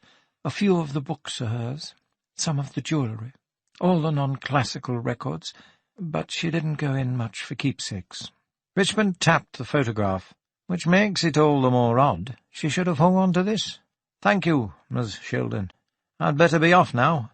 "Aren't you going to finish your tea?" "Best not," he said. "I'll have to get back to work or my boss'll skin me alive. Thanks very much, anyway." Richmond could sense her unease. She looked around the room before glancing at him again and nodding. "All right, if you must." Will you be all right?" he asked. "You could always go back to Mrs. Cooper's if you feel—" "I'll be all right," she said. "I'm still in a bit of a daze. I can't believe it's really happened." "Is there no one you can go to until you're feeling better?" "There's my therapist. She says I can call her any time, day or night. I might do that. We'll see. But do you know the oddest thing?" Richmond shook his head. She folded her arms and nodded towards the room in general. "I can take all this, the room where it happened. I didn't think I'd be able to bear it after last night, but it doesn't bother me in the slightest to be here. It just feels empty. Isn't that strange? It's the loneliness, Caroline's absence, that hurts. I keep expecting her to walk in at any moment." Richmond, who could think of no reply, said goodbye and walked out into the snow. He still had about an hour before his lunchtime meeting with Banks in the Queen's Arms. He could use that time to check on Charles Cooper's movements the previous evening, and perhaps see if he could find out anything about the mysterious Ruth. The gears screeched as Susan Gay slowed to turn onto the Harrogate road. Luckily, the snow hadn't been so heavy south of Eastvale. It lay piled up against the hedgerows, but the roads had been cleared, and the temperature hadn't dropped low enough to make the surface icy. She was out of the dales now, in the gently rolling country south of Ripon. Nothing but the occasional stretch of stone wall or a distant hamlet showed through the thin white veil of snow. She still felt angry at herself for being so damned jumpy. Banks had only dropped by the community centre to break the news of Caroline Hartley's death and to discover what time she had left the rehearsal the previous evening. But Susan hadn't known anything about Caroline's part in the play, so how could she help assuming that Banks was checking up on her? Anyway, she had kept quiet, and matters had soon become clear to her. When Banks had gone, she'd walked to Pristine Records in the shopping centre by the bus station. The girl with the white face makeup and hair like pink champagne pointed out the small classical section, and when pushed, leafed idly through the stock cards. No, they hadn't sold a copy of Lousy What's-It lately. They hadn't even had a copy in. Ever. Using her own initiative, Susan also checked Boots and W.H. Smith's, both of which had small record departments, but she had no luck there either. The record was imported from Hungary, and whoever had bought it hadn't done so in Eastvale. Over lunch at the Queen's Arms, information had been pooled, and tasks assigned by Superintendent Cristhorpe. According to Banks, Caroline had left the garden cafe just after 3 o'clock, as usual, probably done a bit of shopping, then attended rehearsal at 4. James Conran said they had finished at 10 to 6, and everyone had left by 5 to. He himself had been the last to leave. He had gone out the back way, as usual, locked up, and strolled over to the crooked billet on North York Road for a couple of drinks. In the caretaker's absence, he and Marcia Cunningham were the only ones in the drama group to have keys to the centre, although an extra set had been lodged at the police station in case of emergencies. Members of the other societies housed in the centre also had keys, including Sandra Banks. Presumably Caroline had gone straight home, because a neighbour across the street told one of the constables that she had seen Miss Hartley enter the house. It had happened at the same time the neighbour had gone over to her window to close a chink in the curtains during the commercial break in Calendar, which would have been about 6:15. Richmond had not been able to find out much about Charles Cooper's movements. The clerk who had been at the Barnard Castle shop on the evening in question had the day off today. He planned to visit Barnard Castle and ask around some more, after he had talked to Veronica Shildon's therapist and made a start on tracking down Ruth. Banks was off to visit Claude Ivers, Veronica's estranged husband, and Susan herself had drawn the job of talking to Caroline's family in Harrogate. In addition to keeping tabs on the break-in, she was still on the murder team. Thank God the Harrogate police had at least broken the news of Caroline's death. That was one distasteful task she had been spared. She drove up Ripon Road by the huge Victorian hotels, the Cairn, the Majestic, the St. George, dark stone mansions set back behind vast walled lawns and croquet greens. As she kept an eye on the road, Susan found herself hoping that the Hartley case wouldn't be solved by Christmas. That way she could legitimately beg off visiting her parents in Sheffield. Home visits were always tense. Susan found herself regaled with stories about her brother the stockbroker and her sister the lawyer. Of course, neither of them could ever make it home for Christmas. Her brother lived in London and her sister in Vancouver, but she had to hear all about them nonetheless. And whatever Susan herself achieved was always belittled by her siblings' success stories, pieced together from occasional letters and the odd newspaper clipping, and by her parents' disapproval of the course she had chosen. She could make chief constable, and they would still look down on her. With a bit of luck, Caroline Hartley's murder would keep her busy well into the new year. Susan had a feeling they might be dealing with a nutter. The violence of the wounds and the music left playing seemed to point that way, and nutters, she remembered from her training, were always difficult to catch. The town of Harrogate soon banished thoughts of psychopaths. All formal gardens and elegant Victorian buildings. It was a spa town, like Bath, a place people retired to, or visited to attend business conventions. Ripon Road became Parliament as she drove past the Royal Baths and Betty's Tea Room. Then its name changed again to West Park. She turned left onto York Place, the road that ran by the Stray, a broad expanse of parkland in the town centre, renowned for its vibrant flower displays in spring. Now it looked cool and serene under its layer of snow. The Hartleys lived in a large house off Wetherby Road on the southern outskirts of the town. From the outside, it looked like something out of Edgar Allan Poe, the house of Usher, Susan thought, the way it appeared in that Roger Corman film that used to scare her when she was a little girl. The black stone was rough and pitted like coke, and the upper oriels seemed to stare out like bulging eyes. When Susan rang the doorbell, she half expected an enormous manservant with a green complexion to answer the door and say, "You rang," in a deep voice.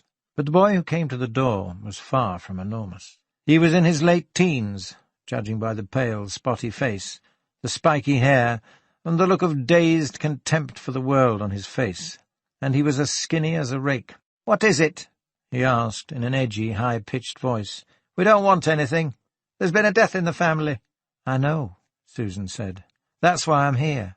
She showed her card, and he stepped back to let her in. She followed him down the gloomy hallway to a room that must once have been a study or library. The ceiling was high, with curlicues at the corners, and an ornate fixture at the centre from which the chandelier had once hung. Dark wainscoting came waist-high, but the room was a mess. Much of the fine oak panelling was scratched with graffiti and pitted where darts had been thrown at it.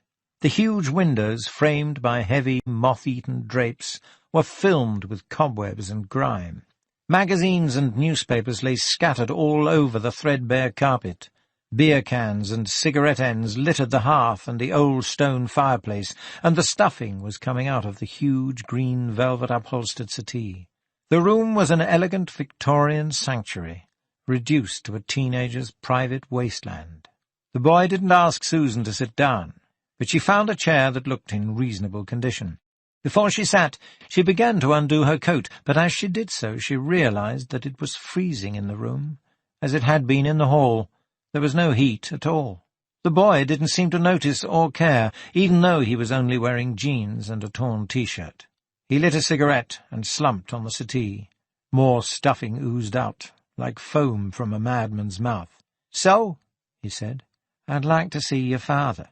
The boy laughed harshly. "You must be the first person to say that in 5 years. People don't usually like to see my father. He's a very depressing man. He makes them think of death, the grim reaper." The boy's thin face, only a shade less white than the snow outside, certainly made Susan think of death. He looked in urgent need of a blood transfusion. Could he really be Caroline Hartley's brother? It was hard to see a resemblance between the boy and his sister. Caroline, when she was alive, must have been a beautiful woman. Even in death, she had looked more alive than her brother. "Can I see him? Be my guest." The boy pointed towards the ceiling and flicked his ash towards the littered fireplace. Susan walked up the broad staircase. It must have been wonderful once, with thick pile carpeting and guests in evening dress standing around sipping cocktails. But now it was just bare, creaky wood, scuffed and splintered in places, and the banister looked like someone had been cutting notches in it. There were pale squares on the walls, showing where paintings had been removed. Without a guide or directions, it took Susan 3 tries before she opened the right door. Her first try had led her into a bathroom, which seemed clean and modern enough. The second revealed the boys' room, where the curtains were still closed, and faint light outlined messy bedsheets and last week's underwear on the floor. And the third took her into a warm, stuffy room that smelled of cough lozenges, camphor, and commodes. A one-element electric fire radiated its heat close to the bed, and there, in a genuine 4-poster with the curtains open, a shadow of a man lay propped up on pillows. The bags under his eyes were so dark they looked like bruises. His complexion was like old paper, and the hands that grasped the bedclothes around his chest were more like talons. His skin looked as if it would crack like parchment if you touched it. As she approached, his watery eyes darted towards her. "Who are you?" His voice was no more than a frightened whisper. Susan introduced herself, and he seemed to relax. "About Caroline," he said. A faraway look came into his ruined eyes, pale yolks floating in glutinous albumin. "Yes," Susan said. "Can you tell me anything about her?" "What do you want to know?" Susan wasn't sure. She had taken statements as a uniformed constable, and studied interview techniques at police college, but it had never seemed as haphazard as this. Superintendent Gristhorpe hadn't been much help either. "Find out what you can," he told her. "Follow your nose." Clearly it was a matter of sink or swim in the CID. She took a deep breath and wished she hadn't. The warmed-up smell of terminal illness was overpowering. "Anything that might help us find her killer," she said. "Did Caroline visit you recently?" "Sometimes," he muttered. "Were you close?" He shook his head slowly. "She ran away, you know."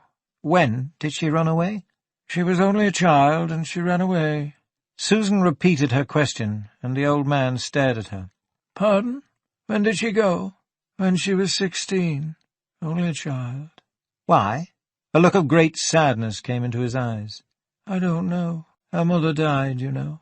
I tried the best I could, but she was so hard to manage." "Where did she go?" "London." "What did she do there?" He shook his head. "Then she came back.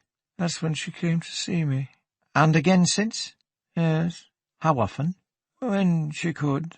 When she could get away. Did she ever tell you anything about her life down in London? I was so happy to see her again. Do you know where she lived? Who her friends were? She wasn't a bad girl. Not really a bad girl. Did she write from London? The old man shook his head slowly on the pillow. But you still loved her? Yes. He was crying now, and the tears embarrassed him. I'm sorry. Could you please? He pointed to a box of tissues on the bedside table, and Susan passed it to him.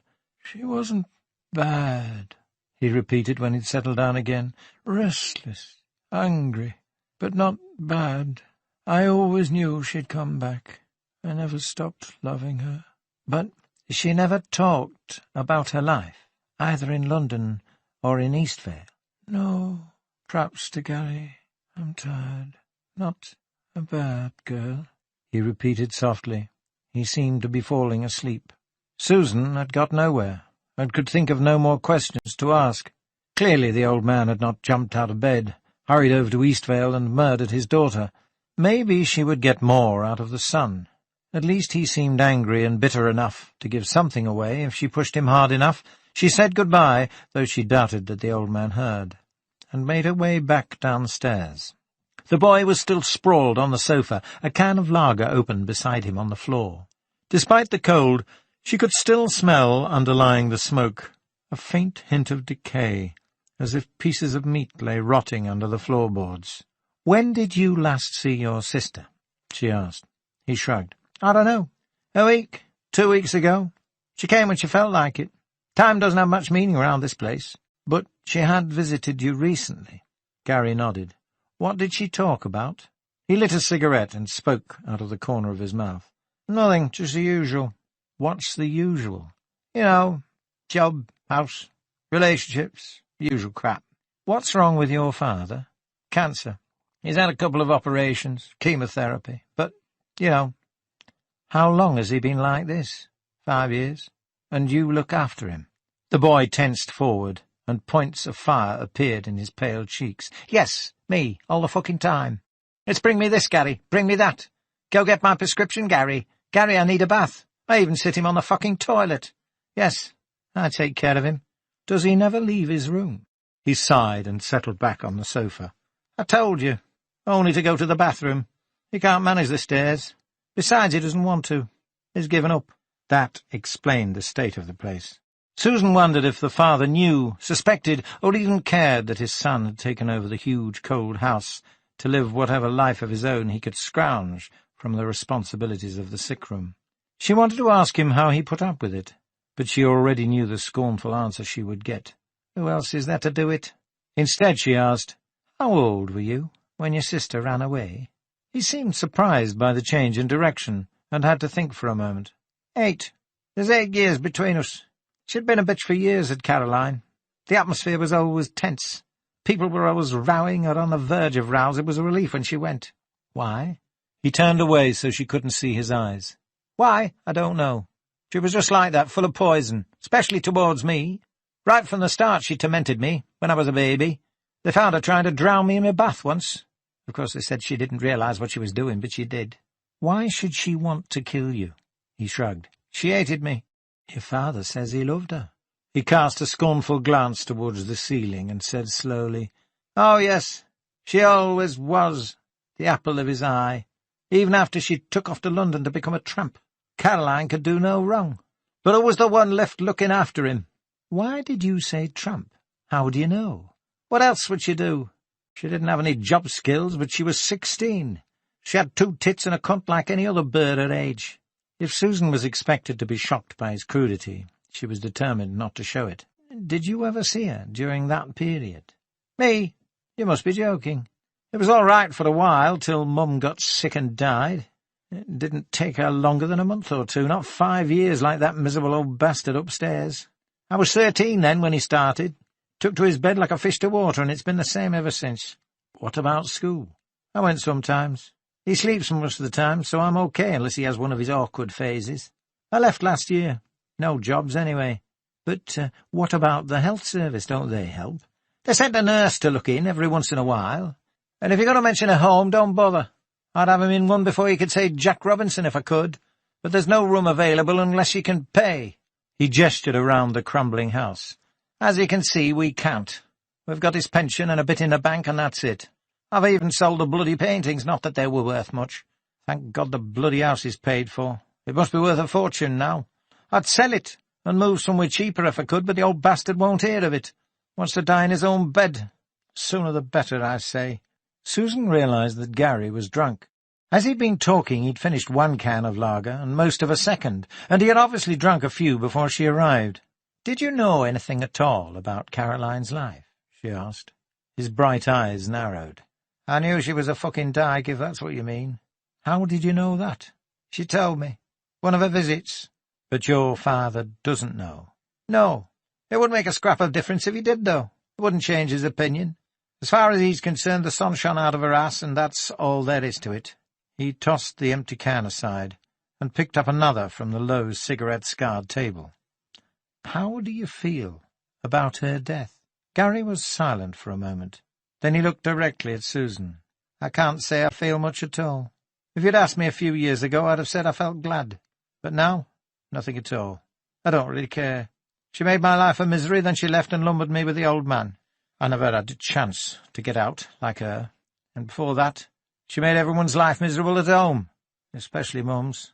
Drove her to an early grave." "Did you talk to her much when she visited?" "Not by choice," he said, reaching for another cigarette. "But sometimes she wanted to talk to me, explain things, like she was taking me into her confidence as if I cared. It was funny, almost like she was apologizing for everything without ever quite getting round to it. Do you know what I mean? 'I want you to know, Gary,' she says, 'how much I appreciate what you're doing for Dad, the sacrifices you're making. I'd help if I could, you know I would,' and all that fucking rubbish." He imitated her voice again. "I want you to know, Gary, that I'm living with a woman in Eastvale, and I'm happy for the first time in my life. I've really found myself at last. I know we've had problems in the past. Always that. I want you to know, Gary. As if I fucking cared what she did, the slut. So she's dead. I can't say I care one way or another." Susan didn't know whether to believe him. There was more pent-up passion and rage in his tone than she could handle, and she wasn't sure where it was coming from. All she knew was that she had to get out of this oppressive house, with its vast, cold and crumbling spaces. She was beginning to feel dizzy and nauseated, listening to Gary Hartley's high-pitched vitriol, which, she suspected, had as much to do with self-pity at his own weakness as anything else.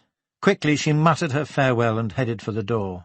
As she walked down the hallway, she heard an empty lager can crash against the wainscoting, followed by the screech of the top being ripped off another.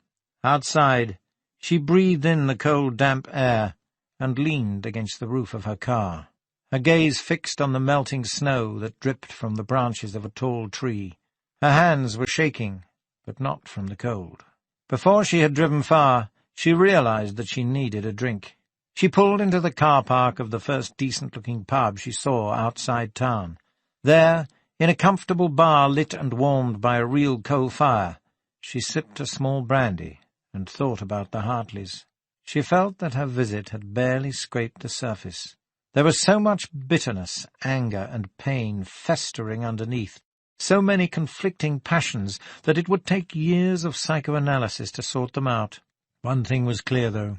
Whatever the reasons for the family's strife, and whatever Caroline's reasons for running away, Gary Hartley certainly had a very good motive for murder. His sister had ruined his life. He even seemed to blame her for his mother's death. Had he been a different kind of person, he would have handled the burden some other way, but because he was weak and felt put upon, blood had turned to vinegar in his veins. As Susan had just seen, it didn't take more than a few drinks to bring the acid to the surface. It would be very interesting to know what Gary Hartley had been doing between 7 and 8 o'clock the previous evening. As he had told her, the old man slept most of the time, so it would have been easy for Gary to nip out for a while without being missed. She hadn't asked him for an alibi, and that was an oversight. But, she thought, taking another sip of brandy and warming her hands by the fire, "Before we start to get all paranoid again, Susan, let's just say this was only a preliminary interview. It would be a good idea to approach Gary Hartley again with someone else along, someone like Banks." As she tilted her head back and finished the rest of her drink, She noticed the bright Christmas decorations hung across the ceiling, and the string of cards on the wall above the stone fireplace. That was another thing she remembered about the Hartley house. In addition to the cold and the overwhelming sense of decay, there had been nothing at all in the entire huge place to mark the season. Not a Christmas tree, not a card, not a sprig of holly, not a cut-out Father Christmas. In that, she realized bitterly, the place resembled her own flat all too closely. She shivered and walked out to the car. Banks drove carefully down the hill into Redburn as his tape of Bartók's third string quartet neared its end. The gradient wasn't quite as steep as at Staithes, where you had to leave your car at the top and walk, but it was bad enough. Luckily, the snow had petered out somewhere over the heathered reaches of the North York moors and spared the coast. The narrow hill meandered alongside the beck down to the sea, and it wasn't until he turned the final corner that Banks saw the water, a heaving mass of grey, sloshing against the sea-wall and showering the narrow promenade with silver spray. Redburn was a small place, just the one main street leading down to the sea, with a few ginnels and snickets twisting off it, where cottages were hidden away, half dug into the hillside itself, all sheltered in the crescent of the bay. In summer, the jumble of pastel colours would make a picturesque scene, but in this weather they seemed out of place, as if a piece of the Riviera had been dug up and transported to a harsher climate. Banks turned left at the front, drove to the end of the road, and parked outside the Lobster Inn. Where the road ended, a narrow path led up the hillside, providing the only access to the 2 or 3 isolated cottages that faced the sea about halfway up, ideal places for artists. The cold whipped the breath out of him, and the air seemed full of sharp needles of moisture, but Banks finally reached his goal, the white cottage with the red pantile roof. Like the rest of the village, it would look pretty in summer with its garden full of flowers, he thought. But in the dull grey air, with the wind curling smoke from the red chimney, it took on a desolate aspect. Banks knocked at the door. Somewhere the wind was whistling and banging a loose shutter. He thought of Jim Hatchley, and wondered how much he was enjoying the seaside not many miles away. The woman who answered his knock had the kind of puzzled expression on her face that he'd expected. There couldn't be many people dropping in on such a day in such an isolated place. She raised her dark eyebrows. Yes? Banks introduced himself and showed his card. She stood aside to let him in. The room was a haven from the elements. A wood fire crackled in the hearth, and the smell of fresh-baked bread filled the air. The wooden furniture looked primitive and well-used, but homely. The woman herself was in her mid-20s, and the long skirt and blouse she wore outlined her slender figure. She had a strong jaw and full red lips. Beneath her fringe of dark hair, 2 large brown eyes watched him go over and rub his hands in front of the fire. Banks grinned at her. No gloves. Silly of me. She held out her hand. I'm Patsy Janowski. Pleased to meet you. Her grip was firm and strong. Her accent was American. I'm here to see Mr. Ivers, he said. Is he at home? Yes, but he's working. You can't see him now. He hates to be disturbed. And I would hate to disturb him, Banks said. But it's important. She gave him a thoughtful look, then smiled. It was a radiant smile, and she knew it. She looked at her watch. Why don't I make us some tea, and you can try some of my bread? It's fresh from the oven. Claude will be down in 20 minutes or so for a short break. Banks considered the options. Either way, he would have surprise on his side, and if he let Ivers finish his session, the man would probably be better disposed towards him. Was that what he wanted? At this stage he decided it would be helpful. He also felt a great sense of respect for the music the man created, and would have been loath to interrupt the creative process. In addition, he had to admit that the prospect of tea and fresh bread was one that appealed very strongly. He smiled back at Patsy Janowski. Sounds good to me. Mind if I smoke? Go ahead. I don't myself, but Claude's a pipe man. I'm used to it. I won't be a minute. Banks sat in front of the fire and lit up. The chair was hard and creaked whenever he shifted position, but in an odd way it was comfortable. A few minutes later, Patsy came back in with a plate full of warm bread and a steaming teapot covered with a pink quilted cosy. She put them on the low table in front of the fire, then fetched butter and strawberry jam.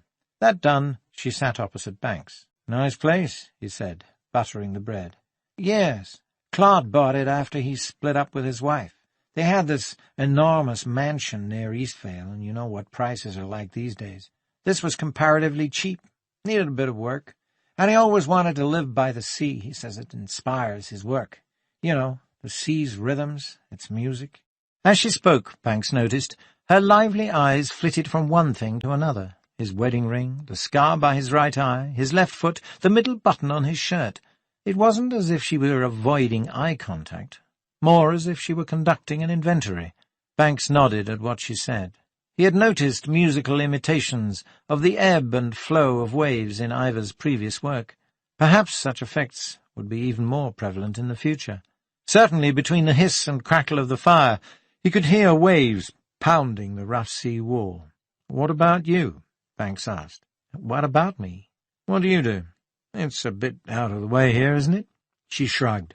"Why should you assume I'd prefer the city? Do you think I like cruising the bars, going to discos, taking my credit cards shopping?" She smiled before he could answer. "I love it here. I can amuse myself. I read, I draw a little, I like to cook and go for long walks, and I'm working on my PhD dissertation. That keeps me busy." "Consider me suitably chastised," Banks said. "Thank you." She treated him to the radiant smile again, then frowned. "What is it you want with Claude?" "It's a personal matter.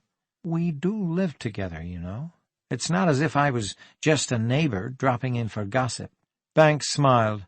She had at least answered a question before he'd had to ask it. "Do you know his ex-wife, Veronica Shildon?" "I've met her." "Why? Has anything—" Banks held up a hand. "Don't worry, nothing's happened to her," he said. "And she's not really his ex-wife," Patsy said. "They're still married." She sounded as if she didn't like that state of affairs. "Wanted to avoid the scandal. More bread?" I think I will." Banks reached forward. "Drop more tea as well, if there is any." "Sure." "How did you meet Claude Ivors?" Banks asked. Patsy looked at the pen in Banks's top pocket. "I was studying at York when he was teaching a music appreciation course. I took it and well, he noticed me. We've been living together here for a year now." "Happily?" "Yes." "How often have you met Veronica?" 3 or 4 times. They were very civilized about things, at least they were by the time I came onto the scene." "What about Caroline Hartley?" Her jaw set. "You'll have to ask Claude about her. I've met her once or twice, but I can't say I know her. Look, if it's—" At that moment they heard a cracking on the stairs, and both turned in unison to see Claude Ivors duck under the low lintel and walk into the room. He made an imposing figure, tall, gaunt, stooped, and there was no doubt about the power of his presence.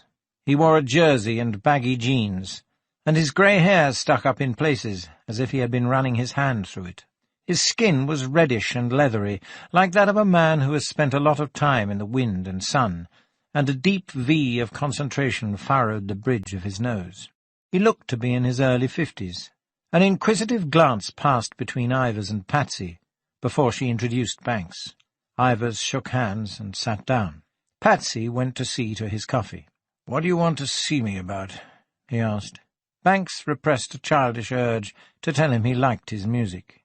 "Bad news, I'm afraid," he said. "Caroline Hartley, your wife's companion. She's dead." Ivors lurched forward and gripped the sides of his chair. "Good God! What? How?" "She was murdered." "But that's absurd. Things like that don't happen in real life." "I'm sorry. It's true." He shook his head. "Is Veronica all right?" "She's very upset, obviously. But apart from that, she's okay. I take it you still care." "Of course I do." Banks heard something crash down heavily in the kitchen. "If you don't mind my saying so, Mr. Ivors," he went on, "I find that very difficult to understand. If my wife—" He waved Banks's comparison aside. "Listen, I went through everything any normal man would go through. Everything. Not just anger and rage, but disbelief, disgust, loss of self-esteem, loss of self-confidence. I went through hell. Christ, it's bad enough when your wife runs away with another man, but another woman—" "You forgave her?" "If that's the right word. I could never entirely blame Veronica in the first place. Can you understand that? It was as if she'd been led astray, fallen under someone else's influence. Caroline Hartley's. He nodded. Would you tell me what happened? For several moments there was silence but for the fire, the sea, and muted sounds from the kitchen. Finally Ivers stared at Banks, then cracked his fingers and stretched back in the chair. "All right," he said. "You're a stranger. Somehow that makes it easier, and we don't get many people to talk to around here. Sometimes I get a bit stir-crazy, as Patsy puts it. There's not a lot to it, really. One day everything was fine. She was happy. We were happy. At least I thought so. Maybe she got a bit bored from time to time, got depressed now and then. But we had a good, solid marriage or so, I thought. Then she started seeing a therapist. Didn't tell me why. I don't think she knew herself. But I suspect it was a bit of a trend among bored, middle-class housewives. It didn't seem to be doing her much harm at first, so I didn't object. Then out of the blue there's this new friend. It's all Caroline says this and Caroline says that. My wife starts to change in front of my eyes. Can you believe that? She even started using this other girl's language, saying things she would never say herself. She started calling things she liked neat. Really neat, she'd say. That wasn't Veronica. And she started dressing differently. She'd always been a bit on the formal side, but now she'd wear jeans and a sweatshirt. And there was all that interminable talk about young and self-actualization.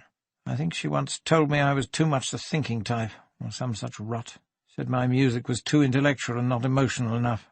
And she got interested in stuff she'd never cared about when I'd tried to interest her. Theatre, cinema, literature. She was never in. I was around at Caroline's. Then she even started suggesting that I should go to therapy too. But you didn't. He stared into the fire and paused, as if he realized he had already given too much away. Then he said quietly, "I have my demons, Mr. Banks, but they also fire me. I'm afraid that if I subjected them to therapy, I'd have no more fuel, no more creativity. Whatever Veronica might say, my music's born from conflict and feeling, not just technical skill." He tapped his head. "I really hear those things. And I was afraid if I opened my head to some shrink, all the music would escape, and I would be condemned to silence. I couldn't live like that. No, I didn't go." This ends CD 2. CD 3. Past Reason Hated. Patsy returned with the coffee. Ivers took it, smiled at her, and she sat on the floor beside him, with her legs curled under her, and her hand resting on his thigh. "Did you know at the start of the friendship that Caroline was a lesbian?" Banks asked. "Yes. Veronica told me Caroline was living with a woman called Nancy Wood. Fair enough, I thought. Live and let live. I'm a musician, not the bohemian type, perhaps, but I've been around enough oddballs in my time not to worry about them too much, and I'm fairly broad-minded. So Caroline was a lesbian. I never for a moment thought that my wife—" "So, if you blamed anyone, it was Caroline." "Yes." He hesitated, realizing what he'd said. "But I didn't kill her, if that's what you're getting at." "What did you do yesterday evening?" He sipped his coffee and spoke, half into the mug. "Stayed in, with Patsy. We don't go out all that much." Patsy looked at Banks and nodded in agreement. He saw shadows behind her eyes. He wasn't sure he believed her. "Do you own a car?" he asked. "We both do." "Where do you park?" "Oh, we've got spots reserved in the village behind the pub. Obviously there's no parking up here." "When did you last see your wife?" He thought for a moment. "About a month ago. I was in Eastvale on business, and I dropped in to see how Veronica was doing. I called at the shop first. I usually do that to avoid meeting Caroline. But sometimes if it's evening, I just have to face it out." "How did Caroline react to these visits?" "She'd leave the room." "So you never spoke to her?" "Not much, no. And Veronica would be tense. I'd never end up staying long if Caroline was around." "Are you sure that was the last time you visited the house? A month ago?" "Yes, of course I am." "You didn't go there yesterday evening?" "I told you. We stayed in." "You're a musician," Banks said. "You must know Vivaldi's work." Of course I do." "Do you know the Laudate Pueri?" Ivers turned aside and reached for some bread and butter. "Which one? He wrote 4, you know." "For what?" 4 settings for the same liturgical piece. I think it's Psalm 112, but I can't be sure. Why do you ask? Have you heard of a singer called Magda Kalmar? Yes, but Did you usually buy your wife a Christmas present? I did last year. And this year? He buttered his bread as he spoke. I was going to. I just haven't got round to it yet. Better hurry up, then, Banks said with a smile. Only one more shopping day to Christmas. He put his cup down on the hearth and stood up to leave. Thank you very much for the tea and bread, he said to Patsy. And it was an honour to meet you, Mr. Ivers. I've enjoyed your music for a long time. Ivers raised an eyebrow. Banks was thankful he just nodded, and didn't say anything about being surprised that policemen listened to music. Banks walked over to the door, and Ivers followed him. About Veronica, he said. She must be in a terrible state. Do you think she needs me? I don't know, Banks said. He honestly didn't. Did a wife who lost her female lover turn back to her husband for comfort? Maybe you should ask her. Ivers nodded, and the last thing Banks noticed before the door closed was the darkening expression in Patsy Janowski's eyes, fixed on the pipe in Ivers' hand. He made his way against the wind back to the car and drove up the hill again. The Ivers household had left him with a strange feeling. However rustic and cosy it was, he couldn't help but suspect that all was not well, and that nobody had told him the complete truth. He had little doubt that Ivers had bought the record for Veronica, and had more than likely delivered it too, but he couldn't prove it. As soon as he could, he would go back to visit Claude Ivers again. The Queen's Arms was never very busy at 5 o'clock on a winter's afternoon. It was too late for the lunchtime drinkers, and too early for the after-work crowd. The only other customers, apart from Banks, Richmond, and Susan Gay, were 3 or 4 people with shopping bags full of Christmas presents. The 3 of them sat in the deep armchairs around the fire. Banks and Richmond were drinking pints, and Susan had accepted a brandy and soda. They had pooled their notes, and still had nothing concrete to go on. Richmond had discovered that Nancy Wood had left Eastvale for an extended trip to Australia. A phone call to immigration had established that she was indeed there. Richmond followed with a call to the Sydney police, who got back to him a couple of hours later with positive confirmation. That was one serious suspect eliminated. Richmond had so far got nowhere with the photograph of Ruth, the mysterious woman. The record, too, remained unexplained. They would have to start canvassing classical record shops all over England, and that would take time. Veronica Shildon's therapist had confirmed that Veronica had left her office at about 7 o'clock the previous evening, as usual, and that she had mentioned going shopping. You said that Caroline ran off to London when she was 16, Banks said to Susan. That's what her brother told me. And she was down there for about 6 years before she came up to Eastvale. A lot can happen in that time. Any idea where she was? Sorry, sir, they didn't seem to know anything. Either that or they weren't saying. Was that the feeling you got? There was certainly something weird about them. Susan shuddered as she spoke. Never mind. We'll find out when we talk to them again. Maybe you can get a printout from the PNC, Phil. Caroline Hartley might have a record down there. Runaways often get in trouble with the law. Richmond nodded. Any other leads? Banks asked. They shook their heads. He smiled. Don't look so bloody despondent, Susan. At least it means you'll get Christmas Day at home. Sir? If we don't solve a murder in 24 hours, the odds are we'll be at it a long time. A day here or there isn't going to make a lot of difference unless we come up with a hot lead tomorrow. And it is Christmas. Things slow down. You know as well as I do it's impossible to get anything done for a couple of days. Nobody's around for a start. All we can do is get the statements sorted out and see if we can build up a clear picture of the victim. You find often enough that the seeds of the death are in the life, so to speak.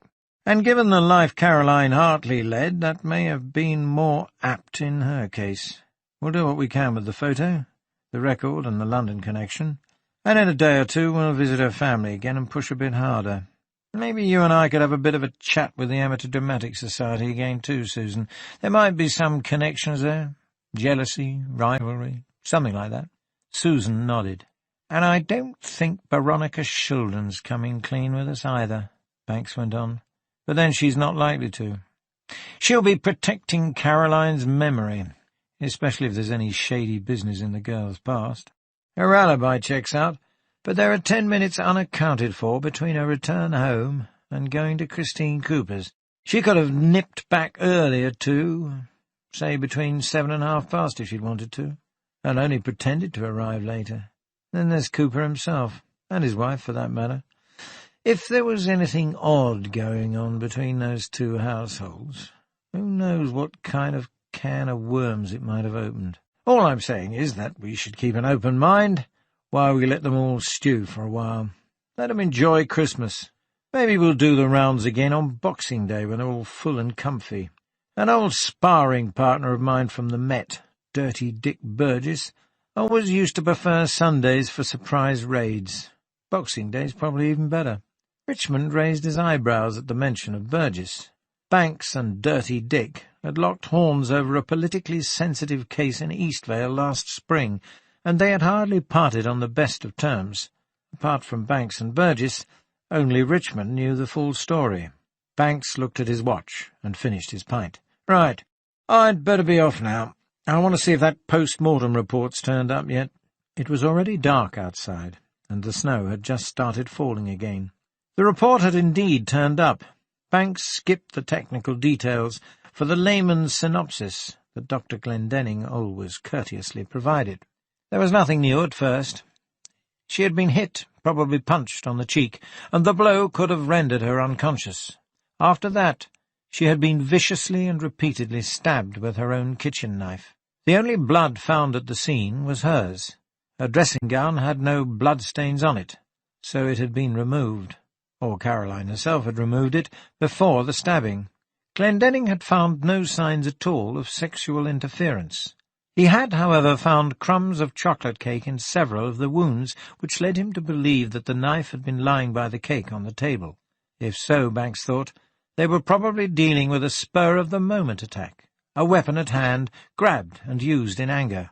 There were no signs of skin or blood under her fingernails, which meant she hadn't had a chance to fight off her attacker. And that was it, apart from the general information. Banks read idly through. Health basically sound, appendix scar, gave birth to a child. He stopped and read that part over again. According to Glendenning, who had been as thorough as usual, the cervix showed a multiparous OS, which meant the deceased had, at some point, had a baby. That cast an interesting new light on things. Not only did it mean she had had at least one heterosexual relationship, it might also explain why she went to London, or what might have happened to her down there. All the more imperative, therefore, to find out exactly where she'd been and what she'd done. Banks felt that the photograph was a clue. Given that it was the only memento she'd kept, apart from a pressed flower, Ruth was obviously someone important from Caroline's past. Banks walked over to the window and looked out on the market square.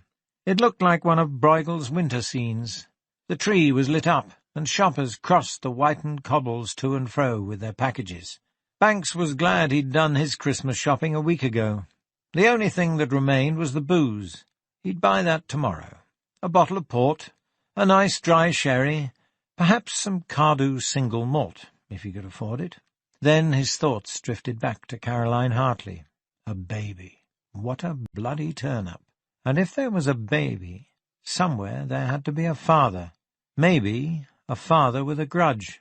Eager to find out if there had been any progress on the record and the scrap of wrapping paper, he phoned the forensic lab and asked for Vic Manson. Manson was slightly breathless when he came on the line. "What is it? I just this minute put my overcoat on. I was on my way out." Banks smiled to himself and lit a cigarette. Manson was always on his way somewhere. "Sorry, Vic. I won't keep you long. Just wanted to know if you'd got anything for us on the Hartley murder." Manson sighed. "Not a lot. No dabs we can't account for. The knife was washed, but we found traces of blood and crumbs where the blade meets the handle." "What about the record?" "Nothing. Besides, people usually hold records by the edge. No room for prints there. The cover and inside sleeve were clean, too." "Anything else?" "It looked new, the record. As far as we can tell, it was in mint condition. Only been played a few times." "How many?" "Can't tell for sure. 2 or 3 at the most. But take our word, it was new." "The paper?" Go-on a garden Christmas wrapping paper could have come from anywhere. It does look like it had been wrapped around the record, though. It fits to a T. But there's no gift tag with the murderer's name on, unfortunately. Well, at least we've got something, thanks, Vic. Look, can you send the record over to me when you've done with it? Of course. Tomorrow, okay? Fine. Don't let me keep you any longer, and have a good Christmas. You too. Banks hung up, walked back to the window and lit a cigarette. What the hell was it about the music that bothered him? Why did it have to mean something? He would find out as much as he could about Vivaldi's Laudate Pueri, all 4 versions. Claude Ivers admitted he knew them, but that didn't mean anything. He must have known that if he'd feigned ignorance, given his musical reputation, Banks would have immediately become even more suspicious. But Ivers knew more than he let on, that was for certain. And so did Patsy Janowski, she of the wandering eyes. Well, give them time, he thought, as he smoked and looked down on the Bruegel scene. They're not going anywhere. Let them think they're safe, then. James Conran lived in a small terrace house on the northwest edge of town, where Cardigan Drive met North Market Street and turned into the main Swainsdale Road. At the far end of his living room, a manual typewriter sat on a table by the window. The view to the west, along snow-shrouded Swainsdale, was superb. Bookcases flanked the table on both sides, with books on all subjects. Banks took a quick glance. History, theatre, music, but hardly any fiction. A small sofa and 2 matching armchairs formed a semicircle around the hearth, where a coal fire smouldered. On the wall above the mantelpiece hung a poster advertising a performance of the Duchess of Malfi at Stratford. There was no television set, but a music centre with a compact disc player stood opposite the fireplace. Banks ran his eyes over the records and discs, most of them the works of classical composers. Beethoven, Zelenka, Bach, Stanford, Mozart, Elgar. There was some Vivaldi, including the Stabat Mater, but not the Laudate Pueri. Conran, having explained to Banks how Susan had once been one of his pupils, was now fussing over her and offering to make tea. Both she and Banks accepted. "Nice collection of discs," Banks observed. "Are you a musician?" "Merely a dabbler," Conran said. "I sang with the church choir when I was a boy, then with an amateur outfit in York. I also directed the choir at East Vale Comprehensive for a few years. Mostly, I might add, because no one else would take on the job. But that's just about the limit of my musical abilities. I am a good listener, however." As Conran made tea in the kitchen, Banks continued reading book and record titles. It helped to get a sense of people, he always thought, to discover their tastes in literature and music. Conran definitely read to learn, not for pleasure, which hinted at a certain amount of intellectual and artistic ambition. His record collection, while fairly eclectic, favoured choral works, perhaps an unconscious leftover from his choir days. The fact that he owned a compact disc player showed he was serious about his listening. Though she said she liked classical music, Veronica Shildon only had an old stereo system, a turntable complete with arm and spindle for stacking records. No one who genuinely loved music would play it on such antiquated equipment, especially if they could afford better. No, Veronica Shildon's priorities lay elsewhere than music. In decor, perhaps, in creating the sense of a cosy and comfortable home. But Conran clearly valued his artistic pleasures over material ones. Banks warmed his hands by the fire. "I should imagine you got to know Caroline Hartley pretty well during rehearsals for Twelfth Night," he said. "Can you tell us anything about her?" "Such as what?" "Anything at all. Her habits, moods, your impression of her. Believe me, every little bit helps." "It's very difficult," Conran said. "I mean, I didn't know her that well. None of us did, really." "What was your relationship with her?" Conran frowned. "Relationship? I'd hardly say we had a relationship. What are you implying?" "Oh, you were directing her in a theatrical production, isn't that so?" "Well, yes, but—" "That's a relationship?" "I see. I thought— Anyway, yes, I directed her on stage. It was a purely working relationship. You don't really find out much about people when you're busy telling them where to stand and how to speak, you know." "What did you think of her?" "She was a very talented and attractive girl. A natural. It's a real tragedy. She'd have gone far had she lived. Yet you only gave her a small part. It was her first performance. She needed more experience, but she was quick. It wouldn't have taken her long to get to the top if she'd put her mind to it. Mercurial. I think that's the best word to describe her talent. How did she get on with the rest of the cast? Conran shrugged. All right, I suppose. Did she form any special relationships? Was she close to anyone in particular? Not that I know of. We're all pretty chummy, really, when it comes down to it. After all, this isn't the West End. It's meant to be fun. That's the reason I'm involved. She did join you for drinks after rehearsal sometimes, didn't she?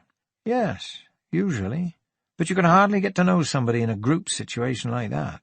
Who did she talk to? Everyone, really. How did she behave? I don't understand. Was she comfortable with the group? As far as I could tell. Did you know she was a lesbian? Banks asked. Caroline? He shook his head. I don't believe it. Do you have evidence to the contrary? Of course not, Conran snapped. Stop twisting everything I say. What I mean is I'm surprised. She what? Well, you don't expect things like that, do you? She seemed quite normal to me. Heterosexual. Conran looked at Susan as if pleading for support. You're doing it again. I've no knowledge of her sex life at all. All I'm saying is she seemed normal to me. So she didn't tell you anything about her private life? No. She kept herself to herself. I knew nothing at all about what she did when she left the hall or the pub. Oh, come on. Surely some of the men in the cast must have tried it on with her, maybe even tried yourself. Who wouldn't? How did she respond? I'm not sure what you mean. It's obvious enough. Was she cold, polite, friendly, rude? Oh, I see. Well, no. She certainly wasn't cold. She'd joke and flirt like the rest, I suppose. It's not something I actually thought about. She was always friendly and cheerful, so it seemed to me. Terrible waste, don't you think? A beautiful woman like that, and no man stood a chance with her? Conran glanced down into his mug and muttered, Takes all sorts, Chief Inspector. Who did she usually sit next to? It varied. Did you notice anything at all that hinted at a more than superficial relationship with anyone in the cast, male or female? No. Banks sipped some tea and leaned back in his chair. In a close group like that, you must get all sorts of pressures. I've heard that actors sometimes have very fragile egos. Did you get many tantrums or rows? Any professional jealousies? Only over petty matters, Conran said. Like you'd get in any team situation. As I said, we're in it for pleasure, not ambition or fame. Petty matters. Can you be a bit more specific? I honestly can't remember any examples. Anything involving Caroline Hartley? He shook his head. Was there any special reason why Caroline didn't join you all for a drink after rehearsal on December 22nd? Nobody went to the pub that evening. We didn't always go, you know. It was a very casual thing. But you went. Yes, alone. I wanted to mull over the rehearsal. I seem to be able to think better about things like that when there's a bit of noise and festive activity around me. Drink much? A bit. I wasn't drunk, if that's what you mean. Had anything odd happen between 4 and 6? Any fights, threats, arguments? There was nothing unusual, no. Everybody was tired, that's all, or they had shopping to do. Surely you can't think one of the cast.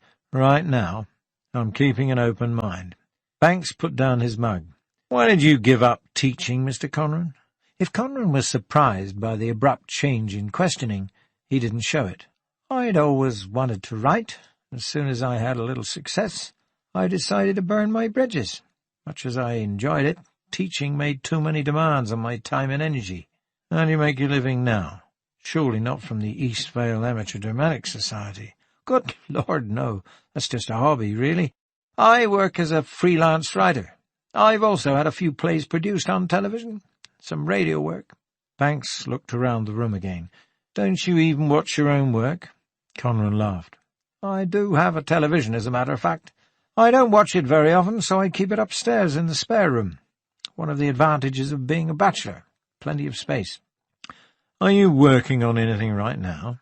Conran beamed and sat forward, hands clasped in his lap. As a matter of fact, I am. I've just got this wonderful commission from the BBC to dramatise John Cooper Powis's novel, Weymouth Sands. It'll be a hard task, very hard, but it pays well, and it's an honour to be involved. I'm not the only writer in the project, of course, but still— You're a long way from Weymouth, Banks remarked. Come from down there. Little Cheney, actually. You won't have heard of it. It's a small village in Dorset. I thought I could spot a trace of that hardy country burr. Well, Mr. Conran, sorry to have bothered you on Christmas Eve. Hope we haven't kept you from your family. I have no family, Conran said, and you haven't kept me from anything. No. He stood up and shook hands, then helped Susan on with her coat. Back outside of the car, Banks turned to Susan and said, "You know, I think he fancies you." Susan blushed. "He probably fancies anything in a skirt." "You could be right. He seemed a bit edgy, didn't he? I wonder if there's more to this dramatic society than meets the eye. You know, the kind of thing. Fiery passions lurking beneath the surface of dull suburban life." Susan laughed. "Could be," she said. "Or perhaps he's just shaken up." "And did I miss something?" Banks said. "Or did he tell us nothing at all?" "He told us nothing," Susan agreed. "But I certainly got the impression he knew much more than he let on." Banks opened the car door. "Yes," he said. "Yes, I think he did, didn't he? That's the trouble with cases like this. Everybody's got something to hide." On Christmas Eve at 4 o'clock, the Queen's Arms was packed. Businessmen, off work early for the holidays, loosened their ties, smoked cigars, and laughed themselves red in the face at dirty jokes. Friends met for a last few drinks before parting to spend the holidays with their families. Groups of female office workers drank brightly coloured concoctions and laughed about the way the mailroom boys' hands had roamed during the office party. A large proportion of the Eastvale police force, denied their favourite spot by the fire, had pulled together 2 round tables with dimpled copper tops and cast-iron legs for their own party. It was a movable feast. Men nipped over from the station for a quick one, then returned to cover for others. Even Fred Rowe managed to drop by for a couple of pints, while young Tolliver took over the front desk. The only real continuity was provided by the CID, Gristhorpe, Banks, Richmond and Susan Gay, who had managed to hang on to their chairs amidst the chaos around them. Everyone seemed to be having a good time. The atmosphere was cheery with its blazing fire and green and red decorations. The only thing Banks found objectionable, especially after a couple of pints, was the music that Cyril the landlord had piped in for the occasion. It sounded like airport music versions of Christmas carols.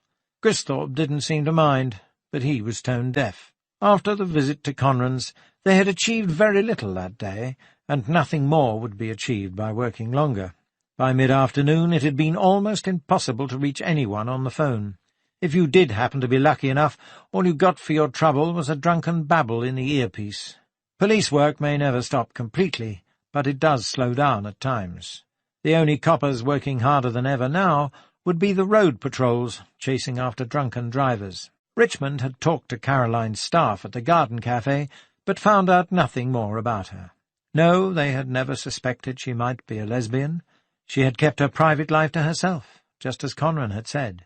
She was cheerful and friendly, yes, good with customers, but a closed book when it came to her personal life. She never talked about boyfriends or shared her problems, as some of the other women did.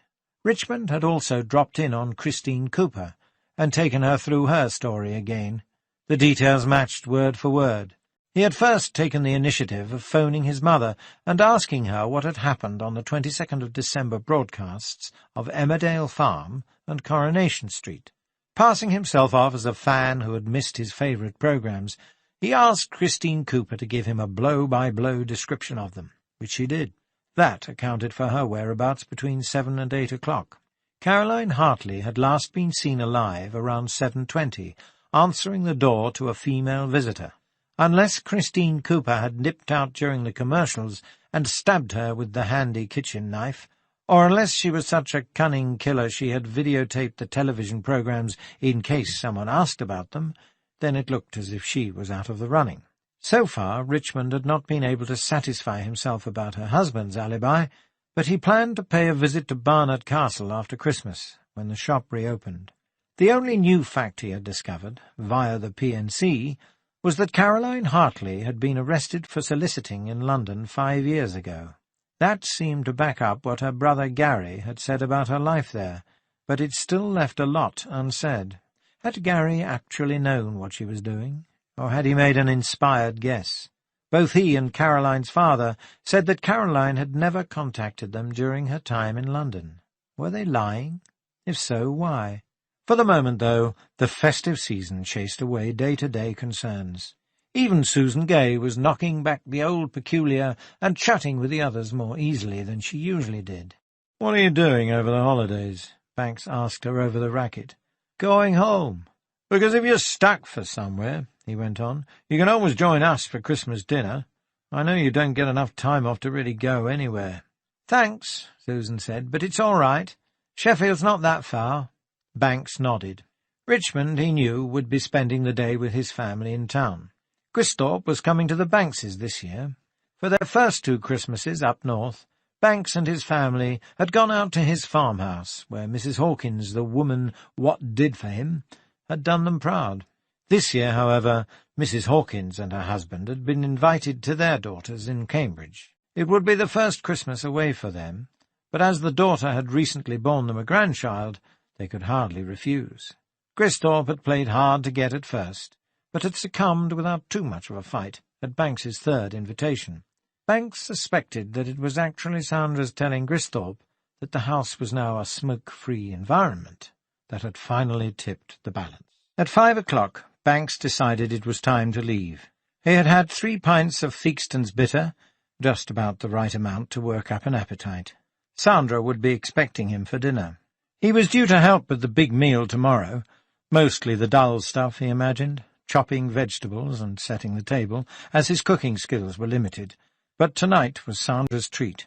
He said his goodbyes and wandered out into the snow, which had been falling on and off all day. Opposite, the blue lamp outside the police station shed its avuncular light. Banks didn't know why he hated it so much, but he did. It was phony, a kind of cheap nostalgia for a time when things were simpler, or at least we fooled ourselves into believing they were simpler, when the goodies wore white and the baddies wore black. Maybe it really had been like that, but Banks doubted it. Certainly nothing could ever have been simple for the Caroline Hartleys and Veronica Shildens of this world. Anyway, he told himself, no more gloomy thoughts. He stuck on his headphones and fiddled with the Walkman in his pocket. The music he'd chosen was his own tribute to the season, Benjamin Britten's A Ceremony of Carols. It was difficult, though, to put the case out of his mind, not the investigation, the details, or the leads, but the sheer fact of Caroline Hartley's brutal murder. Even at the pub he had felt at times like a spectator, watching everyone celebrate, but was held back from joining in by what he had seen at number 11 Oakwood Mews. Still, it was Christmas Eve, and he had to make an effort to be jolly for his family's sake. The snow was crisp and squeaky. At last, Eastvale had the white Christmas it had been screaming for during the past 3 or 4 rainy ones. Coloured lights winked on and off in windows, and Banks felt for a moment that fleeting sense of peace and relaxation in the air that seems to arise and flourish briefly when the commercial fervour of the season begins to abate. He remembered his own childhood Christmases, the sleepless nights before the big day, the early mornings opening presents, the disappointment the year his parents hadn't been able to buy him the bicycle he wanted because his father was out of work, the joy 2 years later when he got an even better one than he had expected. At home, the decorations were up, the lights were on, and the children were brimming with excitement and curiosity about their presents. At least Tracy was. Brian, being 17, was much more cool about the whole thing. "No, you can't open them tonight," Banks told his daughter. "But Laura Collins says they do at her house. Oh, go on, Dad, please." "No." Banks wasn't about to have a lifetime's tradition changed because of Laura Collins. Tracy pouted for a while, but she wasn't the kind to sulk for long.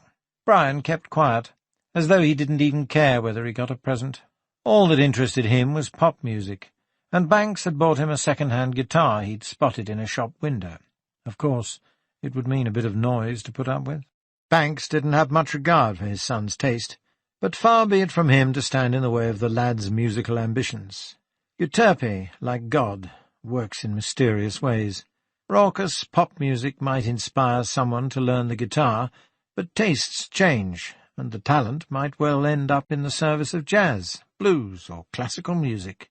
Tracy had been a good deal less specific in her demands, but both Banks and Sandra had thought it a good idea to acknowledge that she was no longer a little girl. She was, after all, 15, and though her interest in history remained steady, and had even extended to take in literature, she had a new look in her eyes when the subject of boys came up. Banks had also noticed the odd pop star poster surreptitiously making its way onto her bedroom wall. So, rather than books, they had bought her some fashionable new clothes and a make-up kit.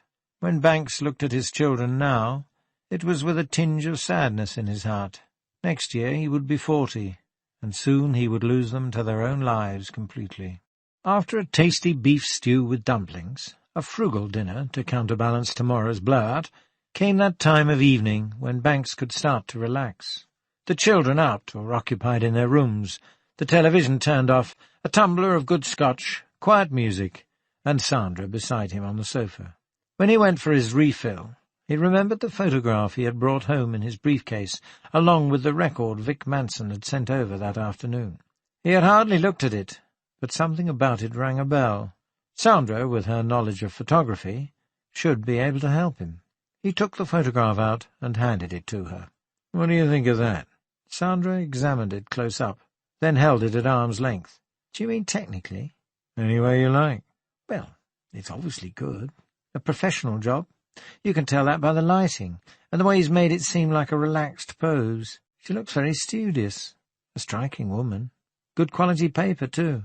"Why would someone have a photograph like that taken?" "Well, lots of people have portraits done. But I see what you mean." "There's something about it I can't put my finger on," Banks said. "Somehow I think it's more than a portrait. I just wondered if you had any ideas." That look in her eyes, very intelligent, a bit haughty. I wonder if that was her or the photographer." "What do you mean?" "Some photographers really capture a person's essence in their portraits, but some create an image, for pop stars or advertising. I'm just not sure what this is." "That's it!" Banks slapped the chair arm. "An image, a pose. Why would someone want a photographer to create an image?" Sandra put the photograph carefully aside on the coffee table. "For publicity, I suppose." "Right. That's what was bothering me. It must be a publicity picture of some kind. That gives us a chance of tracking her down." "You need to find this woman?" "Yes." "We'll still have a hell of a job. It could be for anything. Modelling, movies, theatre?" Banks shook his head. "Caroline had an interest in theatre, but I get the impression that's more of a recent passion. Still, she could be an actress. She's attractive, yes, but she's no model. You said it yourself. Look at the intelligence, the arrogance in that tilt of the head and the eyes. And Veronica Shildon said the woman wrote poetry. A book jacket? Those are the lines I was thinking along. It could be a publicity still for an author's tour or something. That should narrow things down a bit. We can check with publishers and theatrical agents." Banks paused for a moment, then went on. "Speaking of Caroline Hartley, did you ever meet her?" "I met her a couple of times with the group, when I went for a drink with Marcia after working late in the gallery. But I didn't know her. I never even spoke to her." "What was your impression?" "I can only tell you how she acted as part of a group in a pub. She was very beautiful. Couldn't help but notice her smooth complexion and her eyes. Notice and envy." Sandra put her hand to her own cheek, which Banks had always thought of as soft and unblemished. "In looks, she reminded me a bit of that actress who played Juliet in the old film. What's her name? Olivia Hussey. And mostly she was vivacious, sparkling. Though she did seem to have her quiet periods, as if the energy was a bit of a hard act to keep up sometimes." "Quiet periods?" "Yes. I just remember her staring into space sometimes, looking a bit lost. Never for long, because there was always somebody wanting to attract her attention, but it was noticeable." "Did she seem especially close to anyone else in the group?" "I don't know. She chatted and laughed for them all, but only in a general, friendly way. You never saw her arguing with anyone? No. Did you know she was a lesbian? Not until you told me. But why would I? I don't know. I just wondered if it was in any way obvious to you. No, to both questions. Did you ever notice anyone obviously chatting her up? Sandra laughed. Well, most of the men did, yes. How did she react? I'd say she played them along nicely. If anything, I'd have said she was a flirt, a bit of a tease, really. But now I know the truth. Self-protection, I suppose. What about the women? Sandra shook her head. I didn't notice anything. Did James Conran usually turn up for a drink? He's the only one I've met apart from Marcia, the costume manager. Usually, yes, he seems like a pleasant fellow. A bit theatrical, highly strung, drinks a fair bit. I mean, a lot of actors are really shy, aren't they? They have to get themselves tanked up and play parts to express themselves. And he's a bit of a practical joker. Nothing serious. He just likes arranging for someone's drink to be all tonic and no gin, for example. Or having the barman tell someone there's none of their favourite pub grub left. I'd say he's a bit of a ladies' man, too. You know, that vulnerable look, the dedicated, suffering artist. He's pretty sure of himself, really, I'll bet. He just finds the act useful. And I know for a fact he's been having it off with Olivia. Olivia who? I don't know her real name. The actress who's playing Olivia. They had a bit of a tiff in the pub one night, in the corridor that leads to the toilets, and I happened to overhear them arguing. She seemed to think now he'd got what he wanted, he wasn't interested any more, and she told him that was fine with her, because she hadn't liked it much anyway. When was this? Quite early on in rehearsals. I can't remember exactly. Mid-November, maybe? Did he ever make a pass at you? No. He knew I was married to a tough detective who'd beat him to a pulp if he did. Banks laughed. What about Caroline? You mean, did he come on to her? Yes.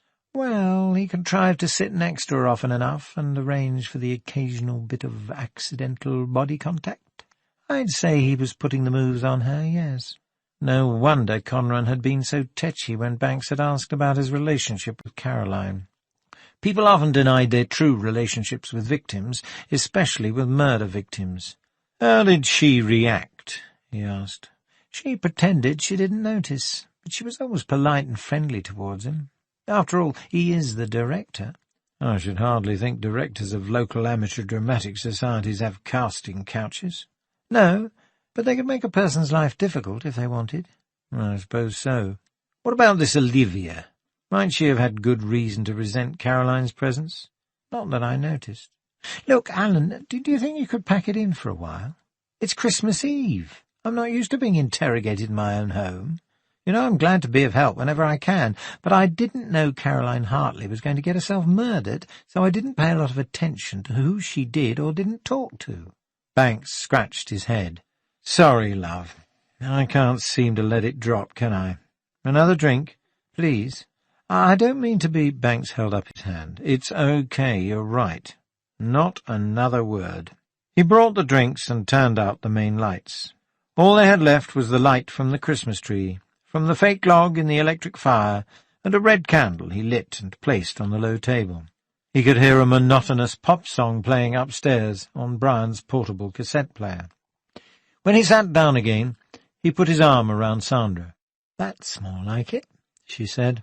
Tell me something. Do you think you could ever see yourself going to bed with another woman? What do you have in mind? Inviting Jenny Fuller over for a threesome? Unfortunately, Jenny's away for Christmas. Sandra hit him gently on the chest. Beast? No. Seriously, could you? Sandra was quiet for a moment. Her dark eyebrows knit together, and tiny candle flames burned in her blue eyes. Banks sipped his drink and wished he could have a cigarette. Maybe later, while Sandra was getting ready for bed, he could nip outside in the cold and have a few quick drags. That should soon cure him of the habit. Well, hypothetically, the idea doesn't offend me, Sandra said finally. I mean, it's nothing I think about much, but it doesn't disgust me. It's hard to explain. Oh, I've had crushes. What schoolgirl or schoolboy hasn't?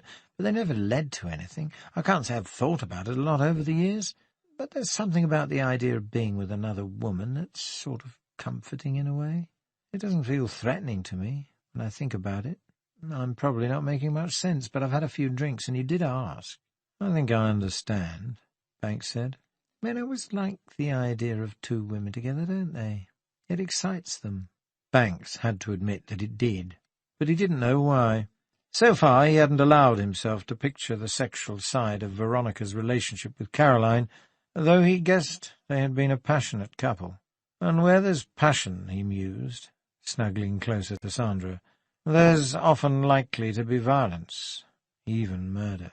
Susan left the pub shortly after Banks, and as soon as she got home to the bare, empty flat, she felt dizzy. First she drank a large glass of water, then she turned on the television and lay down on the sofa. The picture looked blurred. Suddenly she started to feel horribly depressed and nauseated. She remembered the lies she had told Banks about going home to Sheffield for Christmas. She had no intention of going. She would phone and tell her parents she couldn't make it because she was working on an important case, a murder, and she would spend the day in her flat, doing a few domestic chores and reading that new American book on homicide investigation. She had enough food, a tin of spaghetti, a frozen chicken dinner, so she didn't need to go out and risk being seen by someone. Because she only lived half a mile or so from Banks, she would have to be careful. She had bought and wrapped her presents days ago. She would try to pay a visit home next week, or early in the new year. Somehow it was easier on non-festive occasions. The forced enjoyment of the season only exacerbated her discomfort. For the same reason, she had always hated and avoided New Year's Eve parties. The TV picture still looked blurred. When she closed her eyes, the world spun around and seemed to pull her into a swirling vortex that made her stomach heave. She opened her eyes again quickly. She felt sick, but didn't want to get up. The third time she tried, her thoughts settled down, and she fell into an uneasy sleep. In her dream she moved into a room like the one Gary Hartley lived in, and she called it home, a high-ceilinged, dark, cold place, crumbling around her as she stood there, and when she looked at the far wall it wasn't a wall at all, but a mesh of cobwebs, beyond which more ruined rooms with dusty floorboards and walls of flaking plaster stretched to infinity. When she went over to investigate, a huge fat spider dropped from the ceiling and hung inches from her nose. It seemed to be grinning at her. Susan's own scream woke her. As soon as she came to consciousness, she realized that she had been struggling for some time to get out of the nightmare.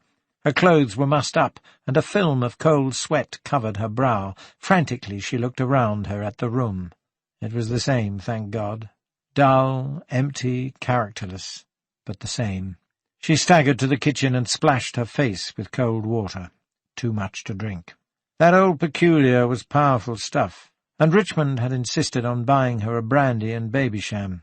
No wonder she felt the way she did. She cursed herself for the fool she was, and prayed to God she hadn't made an idiot of herself in front of the others. She looked at her watch. 7 o'clock. Her head felt a little clearer now, despite the dull ache behind her eyes. She couldn't shake the dream, though, or the sense of panic it had caused in her. She made tea, paced about the room while the kettle boiled, switching TV channels. Then, suddenly, she knew she had to do something about her bare, joyless flat. She couldn't go home, but neither could she spend Christmas Day in such a miserable place. The visit to Gary Hartley had shaken her up even more than she'd realized. Panicking that it might be too late, she looked at her watch again. 20 to 8. Surely some places in the shopping centre would be staying open extra hours tonight. Every year Christmas seemed to get more and more commercial. They wouldn't miss a business opportunity like Christmas Eve, all those last-minute desperate shoppers, guilty because they've forgotten someone. Susan hadn't forgotten anyone except herself. She grabbed her coat and dashed for the door. Still time. There had to be. Christmas Day in the Banks household passed the way Christmas days usually pass for small families. Plenty of noisy excitement, and too much to eat and drink. Downstairs at 9 o'clock. A great improvement over the ridiculously early hours they had woken up on Christmas mornings past. Brian and Tracy opened their presents, while Sandra and Banks sipped champagne and orange juice and opened theirs. Outside, framed in the bay window, fresh snow hung heavy on the roofs and eaves of the houses opposite, and formed a thick, unmarked carpet across street and lawns alike. Banks and Sandra were happy with their presents, mostly clothes, book or record tokens, and the inevitable aftershave perfume and chocolates. Brian quickly disappeared upstairs with his guitar, and Tracy spent an hour in the bathroom preparing herself for dinner. Gristhorpe arrived about noon. They ate at 1:30, got the dishes out of the way as quickly as possible, then watched the Queen's Message, which Banks found as dull and pointless as ever. The rest of the afternoon the adults spent variously chatting, drinking and dozing. Around tea-time, Banks and Sandra made a few phone calls to their parents and distant friends. In deference to Gristhorpe's tin ear, Banks refrained from playing music most of the time, but later in the evening, when Brian and Tracy had gone up to their rooms and the three adults sat enjoying the piece, he couldn't restrain himself. Off and on he had been thinking about Caroline Hartley and was anxious to check out the music. He was sure that it had some connection with the murder. Now he could hold back no longer. He searched through his cassette collection for the Vivaldi he thought he had. There it was, the Magnificat, with Laudate Pueri and Beatus Vir on the same tape. First he put on the record that Vic Manson had sent over from forensics. The familiar music, with its stately opening and pure soaring vocal, disturbed him with the memory of what he had seen in Veronica Shildon's front room 3 days ago. He could picture again the macabre beauty of the scene. Blazing fire, Christmas lights, candles, sheepskin rug, and Caroline Hartley draped on the sofa. The blood had run so thickly down her front that she had looked as if she were wearing a bib, or as if an undergarment had slipped up over her breasts. Carefully he removed the needle. "I was enjoying that," Sandra said. "Better than some of the rubbish you play." "Sorry," Banks said. "Try this." He put the cassette in the player and waited for the music to start. It was very different. The opening was far more sprightly, reminiscent of spring from the Four Seasons. "What are you after?" Sandra asked. Banks stopped the tape. "They've got the same title, by the same composer, but they're different. Any fool can hear that." "Even me," Gristhorpe added. Claude Ivers was right, then, Banks muttered to himself. He could have sworn he had a piece by Vivaldi called Laudate Pueri, but he hadn't recognized the music he heard at the scene. The sleeve notes for the record told him very little. He turned to the cassette notes and read through the brief biographical sketch. Vivaldi, affectionately called Il Prete Rosso because of his flaming red hair, had taken holy orders, but ill health prevented him from working actively as a priest. He had served at the Pietà, a kind of orphanage-cum-conservatory for girls in Venice, from 1703 to 1740, and would have been asked to compose sacred music when there was no choirmaster. The blurb went on, outlining the composer's career and trying to pin down dates of composition. The Laudate Pueri had probably been written for a funeral at the Pietà. One of its sections, the antiphon Sit Nomen Domini, revealed the liturgical context as a burial service for very young children. There was more about Vivaldi's setting being hardly solemn enough for a child's funeral, but Banks was no longer paying attention. He went back to the word sheet enclosed in the record sleeve and read through the translation. So few words, so much music. According to the translator, Sit nomen Domini benedictum ex hoc nunc et usque in seculum meant, Blessed be the name of the Lord, from henceforth now and forever. What that had to do with funerals or children, Banks had no idea. He realized he didn't know enough about the liturgy.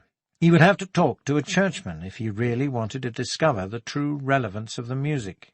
The main point, however, was that Banks now knew how the music tied in with the information he had got from Glendenning's post-mortem.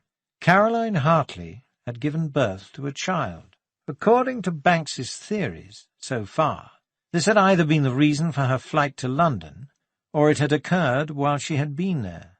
Another chat with Veronica Shildon might clear that up. Where was the child? What had happened to it? And who was the father? Perhaps if he could answer some of those questions, he would know where to begin. As far as musical knowledge went, Claude Ivers certainly seemed the most likely candidate to have brought the record. Already Banks was far from satisfied with his account of himself. Naturally, Ivors would deny having called at Veronica's house on the night of the murder. He was known to have a grudge against Caroline Hartley. But he must have realized he had left the record. Why take such a risk? Surely he must understand that the police would have ways of finding out who had bought the record, even if there was no gift tag on the wrapping. Or did he?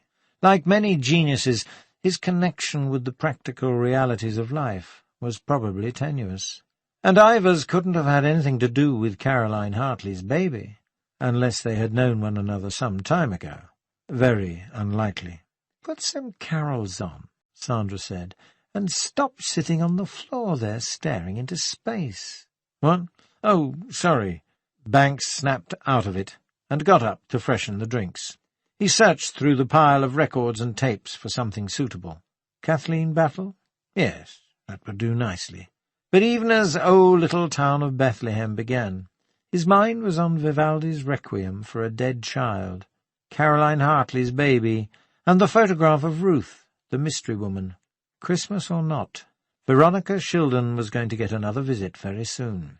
He went into the hall, took his cigarettes and lighter from his jacket pocket, and slipped quietly out into the backyard for a peaceful smoke.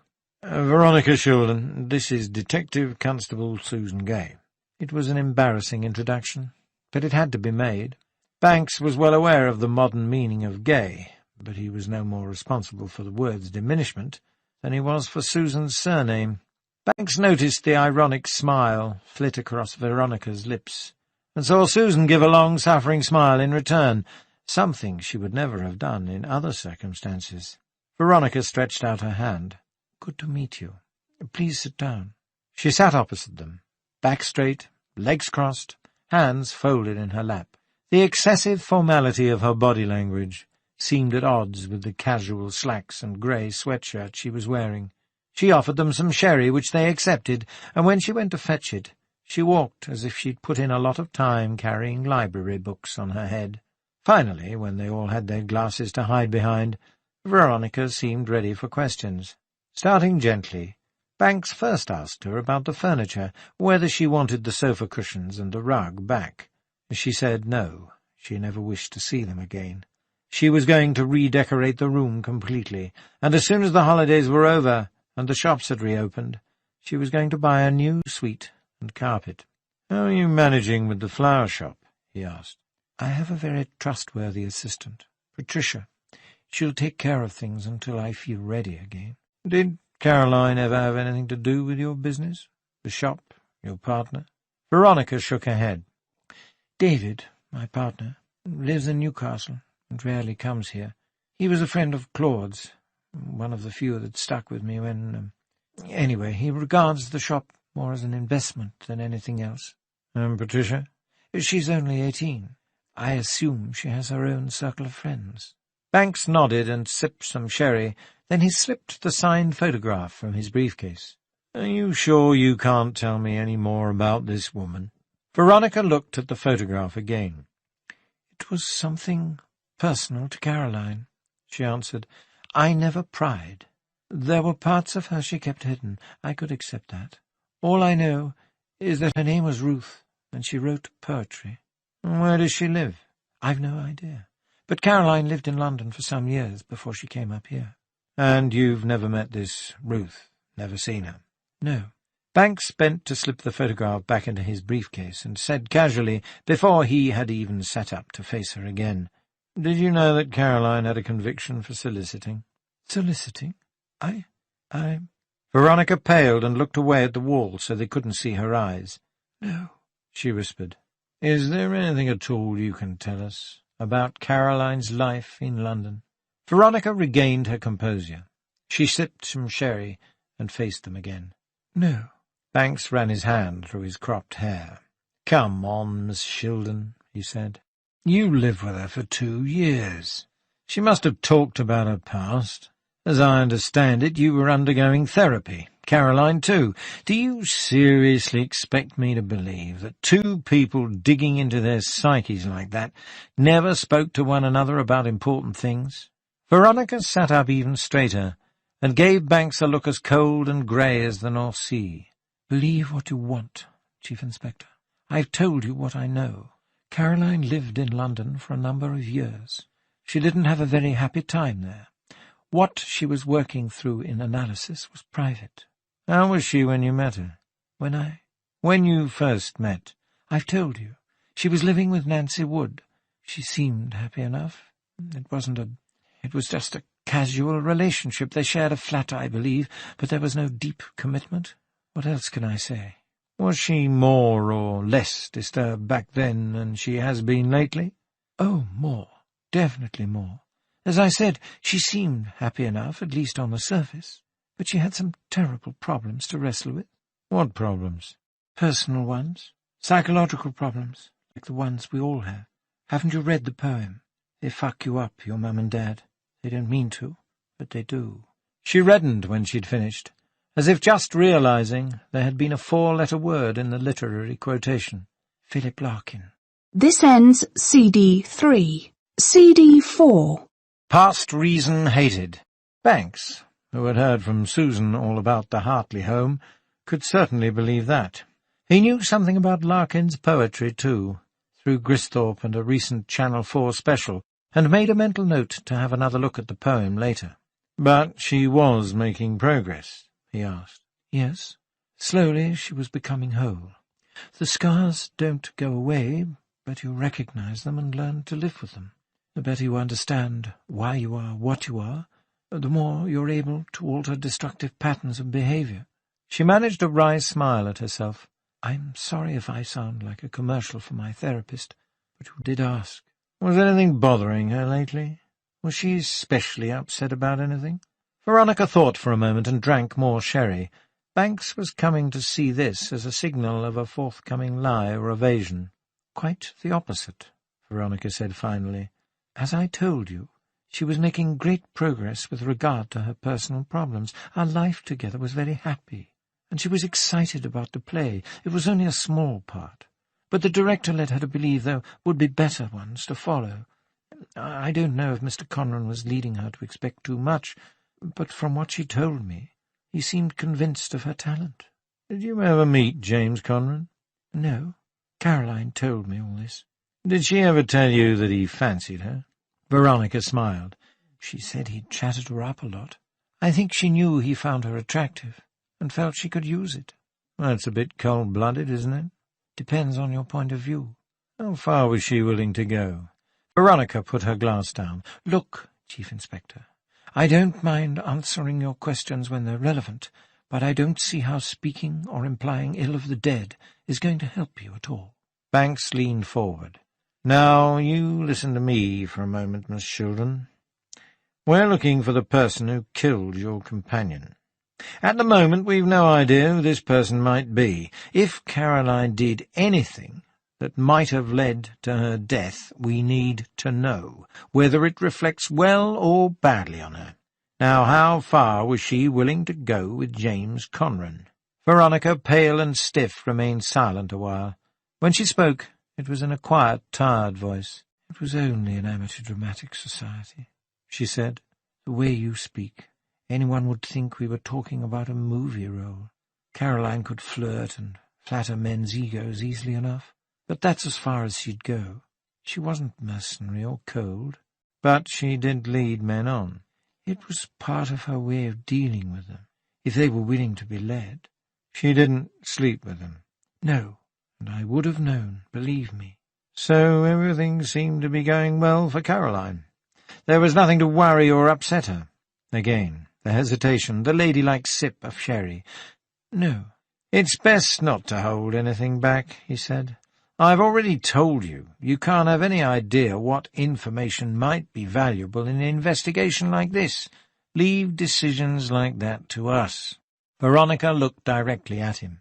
He could see courage, pain, and stubborn evasion in her eyes.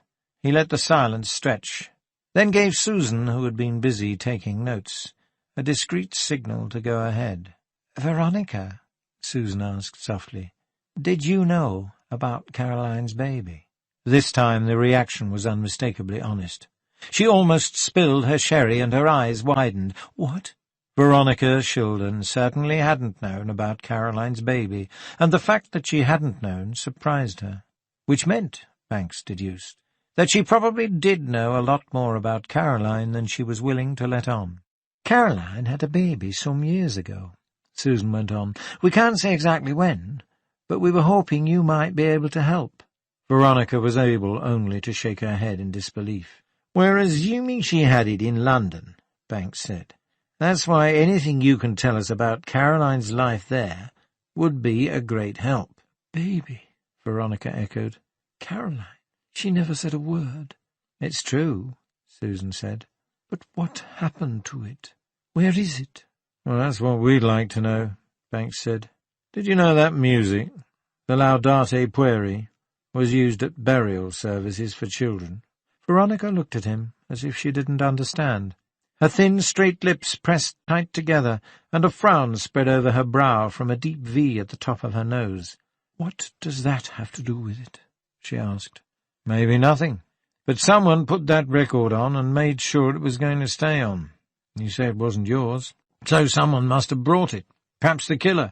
You said you liked classical music?" "Of course. I could hardly have lived with Claude for 10 years if I didn't, could I?" Banks shrugged. "I don't know. People make the strangest sacrifices for comfort and security." "I might have sacrificed my independence and my pride, Chief Inspector, but my love for music wasn't feigned, I assure you. I did then, and still do, enjoy all kinds of classical music." But Caroline didn't. "What does it matter? I was quite happy to enjoy my records when she was out." Banks, who had often suffered Sandra's opposition to some of the music he liked, understood that well enough. "Is it," he asked, "the kind of present your husband might have given you?" "If you're expecting me to implicate Claude in this, I won't do it. We may have separated, but I wish him no harm. Are you trying to suggest that there is some obscure link between this music, the baby, and Caroline's death?" "Well, the link seems obvious enough between the first two," Banks said. "But as for the rest, I don't know. If you'd never seen the record before, someone must have brought it over that evening. It would help a lot if we knew who the father of Caroline's child was." Veronica shook her head slowly. "I didn't know. I really didn't know. About the baby, I mean." "Does it surprise you to discover that Caroline wasn't exclusively lesbian?" "No, it's not that. After all, I've hardly been exclusively so myself, have I? Most people aren't. Most people like us." She tilted her head back and fixed him with a cool grey look. "It might interest you to know, Chief Inspector, just for the record, that I'm not ashamed of what I am, and neither was Caroline. But we weren't crusaders. We didn't go around holding hands and mauling one another in public, nor did we proselytize on behalf of groups or causes that seem to think sexual preference is an important issue in everything from ordination as a church minister to what kind of breakfast cereal one buys. Like most people's sex lives, ours was an intimate and private matter. At least, it was, until the papers got hold of this story. They soon discovered I was married to Claude, and why we parted, and it hasn't taken them long to guess at the nature of my relationship with Caroline." "I shouldn't worry too much," Banks offered. "People pay much less attention to the gutter press during the Christmas season. Do you know if Caroline had any affairs while she was living with you? With men or women?" Veronica fingered the neckline of her sweatshirt. "You're very forthright, aren't you?" "I sometimes have to be. Can you answer the question?" Veronica paused, then said, "As far as I know, she didn't. And I think I would have known. Of course, she was attractive to men, and she knew it. She dealt with it as best she could." "What were Caroline's feelings about men?" asked Banks. "Fear, contempt." "Why?" Veronica looked down into her glass and almost whispered, "Who can say where something like that starts? I don't know." "What about you?" "My feelings toward men?" "Yes." "I can't see how that's relevant, Chief Inspector, but I certainly don't hate men. I suppose I fear them somewhat, like Caroline, but perhaps not as much. They threaten me, in a way, but I have no trouble dealing with them in the course of business. Mostly they confuse me. I certainly have no desire ever to live with one again." She had finished her sherry and put the glass down on the low table, as though announcing the end of the interview. Are you sure she wasn't involved with any members of the cast? Things like that do happen, you know, when people work together. Veronica shook her head. All I can say is that she never came home late or stayed out all night. Did Caroline's brother ever visit you here? Susan asked. Gary? He hardly left the house as far as I know. You never met him? No. Did he know where the two of you lived? Of course he did. Caroline told me she gave him the address in case of emergency. She'd drop by every once in a while to see how things were with her father. You never went with her? No, she didn't want me to. Banks could understand why. Did anyone know you were going shopping after your therapy session the other evening? He asked. Nobody. At least, I mean, Caroline knew. Apart from Caroline. She might have told someone, though I can't think why. I certainly don't announce such domestic trivia to the world at large. Of course not. But you might have mentioned it to someone? I might have, in passing. But you can't remember to whom? I can't even remember mentioning it to anyone other than Ursula, my therapist. Why is it important? Did your husband know? She uncrossed her legs and shifted in her chair. Claude, why would he? I don't know. You tell me. Veronica shook her head. I told you I've not seen him for a while. He phoned me yesterday to offer his condolences, but I don't think it would be a good time for us to meet again. Not for a while. Tell me, is there any chance that your husband knew Caroline Hartley before you introduced them? What a strange question. No, of course he didn't. How could he, without my knowing? Banks shook his head, and gestured to Susan that they were about to leave. They stood up. "Thanks for your time," Banks said at the door. "I hope it wasn't too painful for you." Not too much, no. Incomprehensible, perhaps, but the pain was bearable. Banks smiled. "I told you. It's best to leave the sorting out to us." She looked away. Yes. As he turned, she suddenly touched his arm, and he swung around to face her again. "Chief Inspector," she said, "this woman, Ruth, if you do find her, would you tell me? I know it's foolish, but I'd really like to meet her. From what Caroline told me, Ruth had quite an influence on her, on the kind of life she'd begun to make for herself. I'm being honest with you. I know nothing more about her than that." Banks nodded. "All right, I'll see what I can do. And if you remember anything else, please call me." She started to say something, but it turned into a quick "goodbye" and a hastily closed door.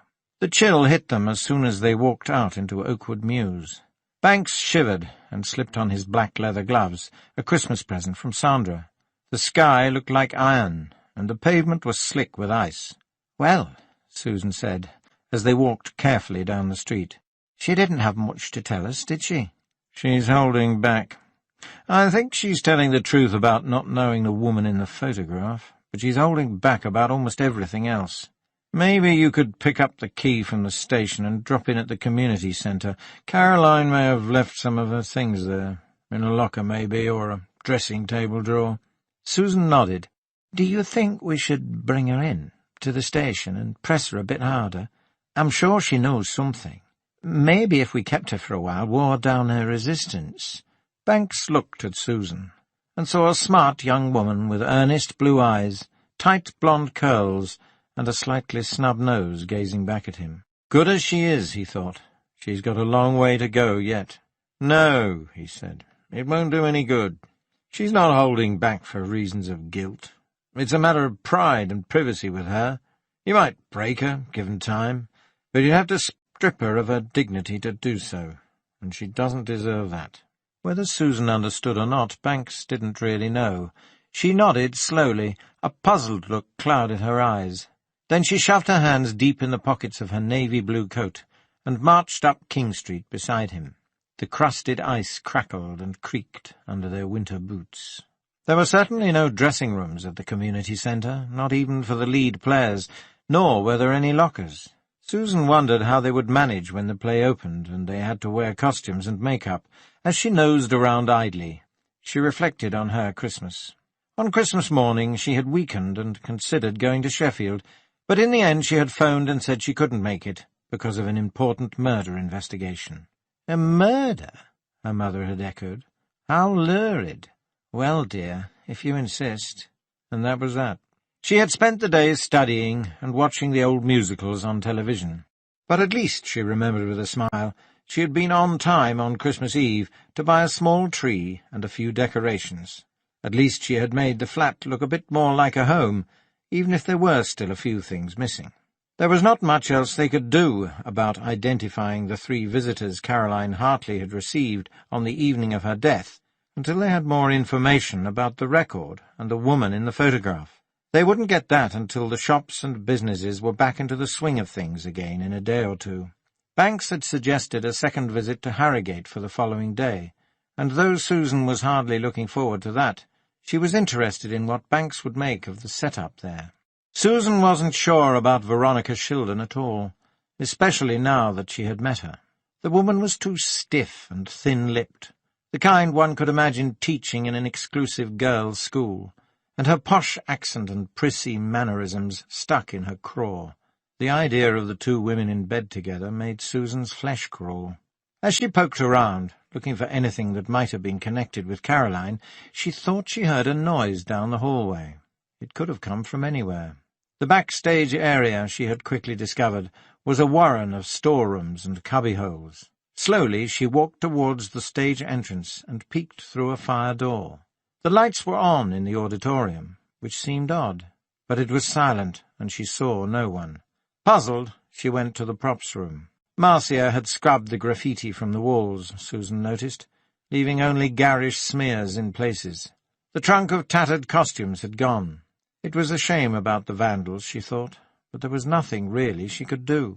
As she had told Conran and Marcia, the police had a good idea who the culprits were, but they didn't have the manpower to put a round-the-clock watch on them, and could hardly arrest them with no evidence at all.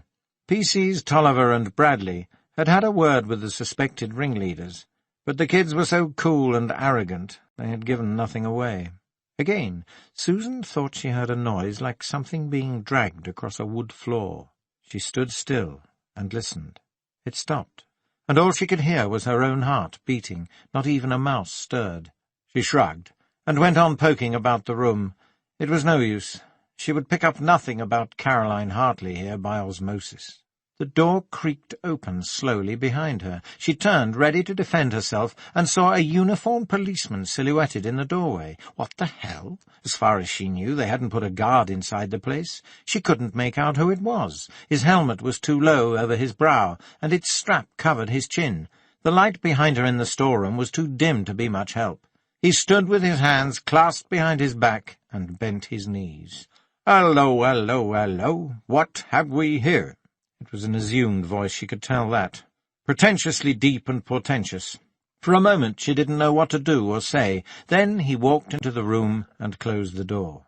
"I'm afraid," he said, "I shall have to ask you to accompany me to the Crooked Billet for a drink. And if you don't come clean there, we'll proceed to Mario's for dinner." Susan squinted in the poor light and saw that under the ridiculous helmet stood James Conran himself. Out of angry relief, she said, "What the hell are you doing here?" "I'm sorry," he said, taking off the helmet. "Couldn't resist playing a little joke. I saw you when you peeked into the auditorium. I just dropped by to check out some blocking angles from the floor." "But the uniform," Susan said. "I thought the costumes had all been destroyed." "This? I found it under the stage with a lot more old stuff. Been there for years. I suppose our previous incarnation must have left it all behind." Susan laughed. "Do you always dress the part when you ask someone out to dinner?" Conran smiled shyly. "I'm not the most direct or confident person in the world," he said, unbuttoning the high-collared police jacket, "especially when I'm talking to an ex-pupil. You may be grown up now, but you weren't the last time I saw you. Maybe I need a mask to hide behind. But I did mean what I said. Would you consider at least having a drink with me?" "I don't know." Susan had nothing to do, nowhere to go but home, but she felt she couldn't just say yes.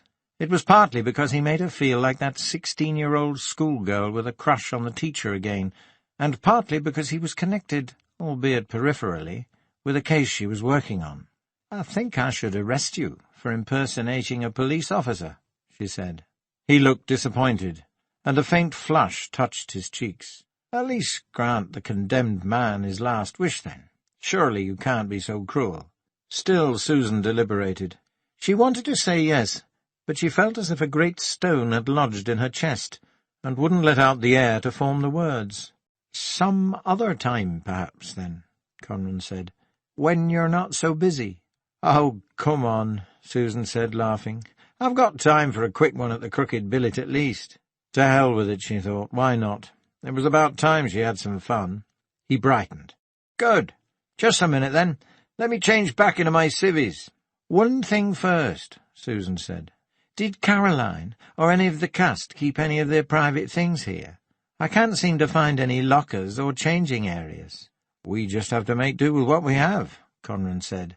"It's all right at the moment, but at dress rehearsal and after, well, we'll see what we can do about some of those little cubby-holes off the main corridor."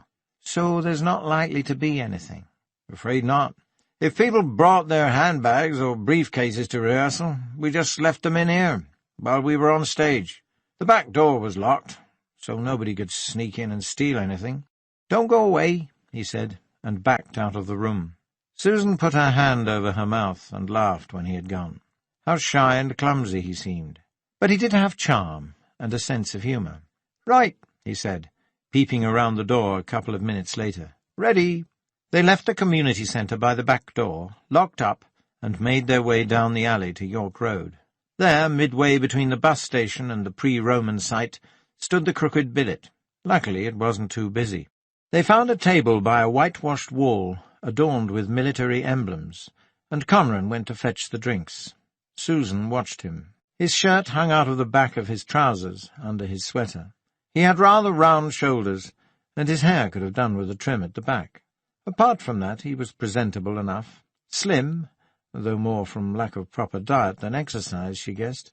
Tall, and if not straight, at least endearingly stooped. Very artistic, really. His eyes, she noticed, as he came back, were two slightly different shades of blue-grey, one paler than the other. Funny, she had never noticed that at school. "Here," he said, putting a half a mile in front of her, and holding out his pint. "Cheers." They clinked glasses. "How's the investigation going?" he asked. Susan told him there was nothing to report on the vandalism. "I'm sorry about Caroline Hartley," she went on. "I noticed how upset you were when the Chief Inspector mentioned her death." Conran looked down and swirled the beer in his glass. "Yes. As I told you on Christmas Eve, I can't say we were great friends. This was her first role with the company. I hadn't known her very long. Obviously, I didn't know her at all, really. But she was a joy to have around. Such childlike enthusiasm. And what talent! Untrained, but very talented. We've lost an important member of the cast. Not that that's why I was upset. A Maria can easily be replaced. But not Caroline Hartley." He shook his head. "No." "Are you sure you weren't in love with her?" Conran started as if he'd been stung. "What? What on earth makes you ask that?" "I don't know," Susan said. And she didn't. The question had just risen, unbidden, to her lips. Just that everyone says she was so attractive. "After all, you are a bachelor, aren't you?" He smiled. "Yes, I'm sorry. It's just that, well, here we are, having a drink together for the first time, our first date, so to speak, and you asked me if I was in love with another woman. Don't you think that's a bit odd?" "Maybe. But were you?" Conran smiled from the corner of his mouth and looked at her. "You're very persistent. I guess that's something to do with your job. One day you must tell me all about it. All about your last 10 years, why you joined the police. And the answer to my question?" He held his hands out, as if for handcuffs, and said in a Cockney voice, all right, Gav, enough's enough, I'll come clean." The people at the next table looked over. Susan felt embarrassed, but she couldn't help smiling. She leaned forward and put her elbows on the table. "Well," she whispered, "I suppose every man's a little bit in love with every beautiful woman," Conran said quietly. Susan blushed and reached for her drink. She didn't consider herself beautiful, but did he mean to imply that she was? "That's a very evasive answer," she said. "And besides, it sounds like a quote." Conran grinned. "But it's true, isn't it? Depending on one's sexual preference, I suppose." "I think it's disgusting the way she lived," Susan said. "It's abnormal. Not that I mean to speak ill of the dead," she blustered on, reddening, "but the thought of it gives me the creeps." "Well, that was her business," Conran said. "But don't you think it's perverted?" "I can think of worse things to be." "I suppose so," Susan said, feeling she'd let too much out. What was wrong with her? She had been so hesitant about going out with him in the first place, and now here she was exposing her fears, and to him, of all people, surely being in the arts. He must have come across all kinds of perverts. But she hadn't been able to help herself. The image of the two women in bed together still tormented her, and it was especially vivid as she had just come from talking to the cool, elegant Veronica Shildon. "Slow down, Susan," she warned herself. "Do you have any idea who the killer is?" Conran asked. Susan shook her head. "And what about your boss?" "I'm never sure I know what he thinks," Susan said. She laughed. "He's an odd one, is Chief Inspector Banks. I sometimes wonder how he gets the job done at all. He likes to take his time, and he seems so sensitive to other people and their feelings. Even criminals, I'll bet." She finished her drink. "You make him sound like a wimp," Conran said, "but I doubt very much that he is." "Oh, no, he's not a wimp. He's sympathetic? More like empathetic, compassionate. It's hard to explain. It doesn't stop him from wanting to see criminals punished. He can be tough, even cruel, if he has to be. I just get the impression he'd rather do things in the gentlest way." "You're more of a pragmatist, are you?" Susan wasn't sure if he was making fun of her or not. It was the same feeling she often had with Philip Richmond. Her eyes narrowed. "I believe in getting the job done, yes. Emotions can get in the way if you let them. And you wouldn't." "I'd try not to." "Another drink?" Conran asked. "Go on, then," she said, "on two conditions." "What are they?" "One, I'm buying. 2, no more shop talk from either of us." Conran laughed. "It's a deal." Susan picked up her handbag and went to the bar. "I've told you," Detective Sergeant Jim Hatchley said to his new wife. "It's not exactly work. You ought to know me better than that, lass. Look at it as a night out." "But what if I didn't want a night out?" Carol argued. "I'm buying," Hatchley announced, as if that was the end of it. Carol sighed and opened the door. They were in the car park at the back of the Lobster Inn, Redburn, about 15 miles up the coast from their new home in Saltby Bay. The wind from the sea felt as icy as if it had come straight from the Arctic.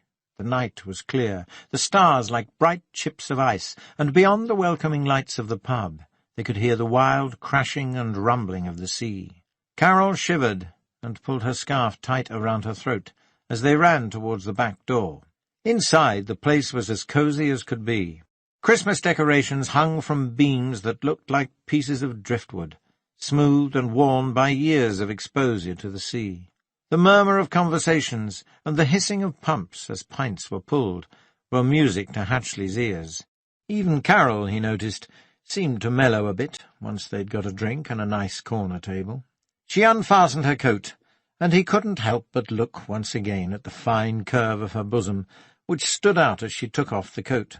Her shoulder-length blonde hair was wavy now, after a perm, and Hatchley relished the memory of seeing it spread out on the pillow beside him that very morning. He couldn't get enough of the voluptuous woman he now called his wife, and she seemed to feel the same way. His misbehaviour at the reception had soon been forgiven. Carol spotted the way he was looking at her. She blushed, smiled, and slapped him on the thigh. "Stop it, Jim." "I weren't doing anything." His eyes twinkled. "It's what you were thinking. Anyway, tell me, what did Chief Inspector Banks say?" Hatchley reached for a cigarette. "There's this bloke called Claude Ivers lives just up the road from here. Some sort of highbrow musician. And he parks his car at the back of the pub. Banks wants to know if he took it out at all on the evening of December 22nd. "Why can't he find out for himself?" Hatchley drank some more beer before answering. "He's got other things to do, and it'd be a long way for him to come, especially in nasty weather like this. Besides, he's the boss. He delegates." "But still, he needn't have asked you. He knows we're supposed to be on our honeymoon." "It's more in the way of a favour, love. I suppose I could have said no." "But you didn't." You never do say no to a night out in a pub, he knows that. Hatchley put a hand as big as a ham on her knee. I thought you'd be used to going with a copper by now, love. Carol pouted. I am. It's just... Oh, drink your pint, you great lummox. She slapped him on the thigh. Hatchley obliged, and they forgot work for the next hour, chatting instead about their plans for the cottage and its small garden.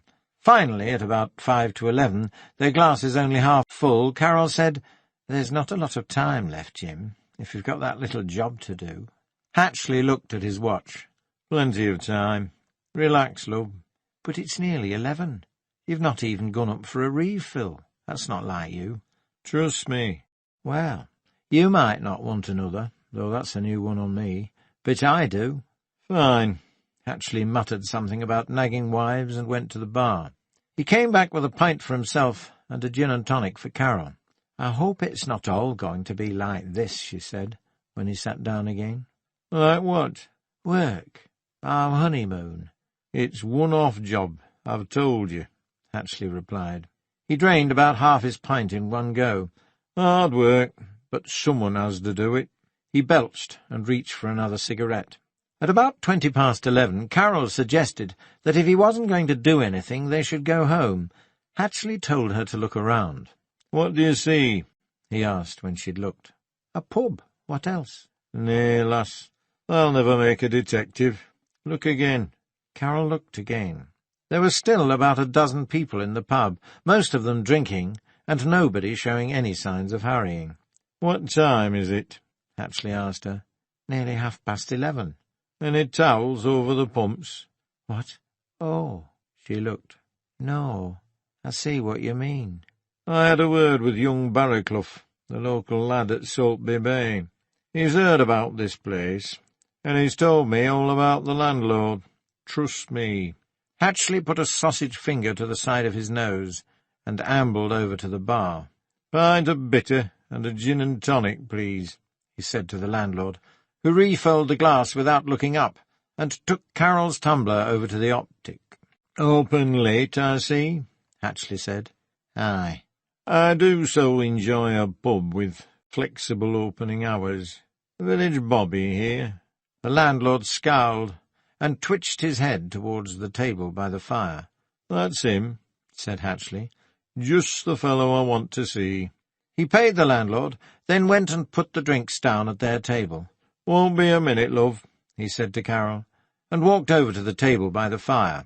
3 men sat there playing cards, all of them in their late 40s, in varying degrees of obesity, baldness, or greying hair. Police? Hatchley asked. One of the men, sturdy, with a broad, flat nose and glassy, fish-like eyes, looked up. Aye, he said. What if I am? A minute of your time. Hatchley gestured to the table, where Carol sat nursing her gin and tonic. The man sighed and shook his head at his mates. A policeman's lot, he said. They laughed. What is it? He grunted when they'd sat down at Hatchley's table. I didn't want to talk in front of your mates, Hatchley began. Might be a bit embarrassing. Anyways, I take it you're the local bobby. That I am. Constable Kendall at your service. If you get to the bloody point, that is. Aye, said Hatchley, tapping a cigarette on the side of his package. Well, that's just it. Ciggy? Don't mind if I do. Hatchley gave him a cigarette and lit it for him. Yon landlord seems a bit of a miserable bugger. I've heard he's a tight-lipped one, too. Alley, Kendall laughed. Tight as a Scotsman's sphincter. Why, what's it to you? I'd like to make a little bet with you. A bet? I don't get it. Let me explain.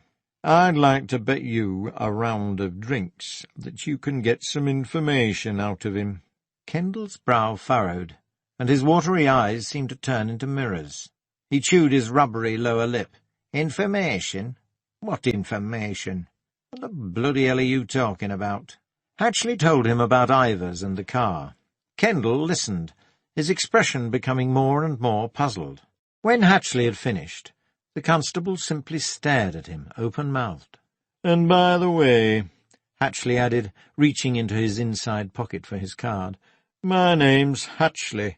Detective Sergeant James Hatchley, C.I.D. I've just been posted to your neck of the woods, so we'll probably be seeing quite a bit of one another. You might mention to yon Ollie about his licence. Not that I have to remind you, I don't suppose, when it's an offence you've been abetting." Pale and resigned, Constable Kendall stood up and walked over to the bar. Hatchley sat back, sipped some more beer, and grinned. "What was all that about?" Carol asked. "Just trying to find out how good the help is around here. Why do a job yourself, if you can get someone else to do it for you? There's some blokes, and I've a good idea that landlord is one of them, who'll tell you it's pissing down when the sun's out, just to be contrary." "And you think he'll talk now?" "Ah, he'll talk all right. No percentage in not doing, is there?" He ran a hand through his fine straw-coloured hair. "I've lived in Yorkshire all my life," he said, "and I've still never been able to figure it out. There's some places, some communities, as wide open as a nympho's legs, friendly, helpful, and there's others zipped up as tight as a virgin's— sorry, love, and I reckon this is one of them. God help us if anything nasty happens in Redburn." "Couldn't you just have asked the landlord yourself?" Hatchley shook his head. "It'll come better from the local bobby, believe me, love. He's got very powerful motivation for doing this. His job. And the landlord's got his licence to think about. Much easier this way.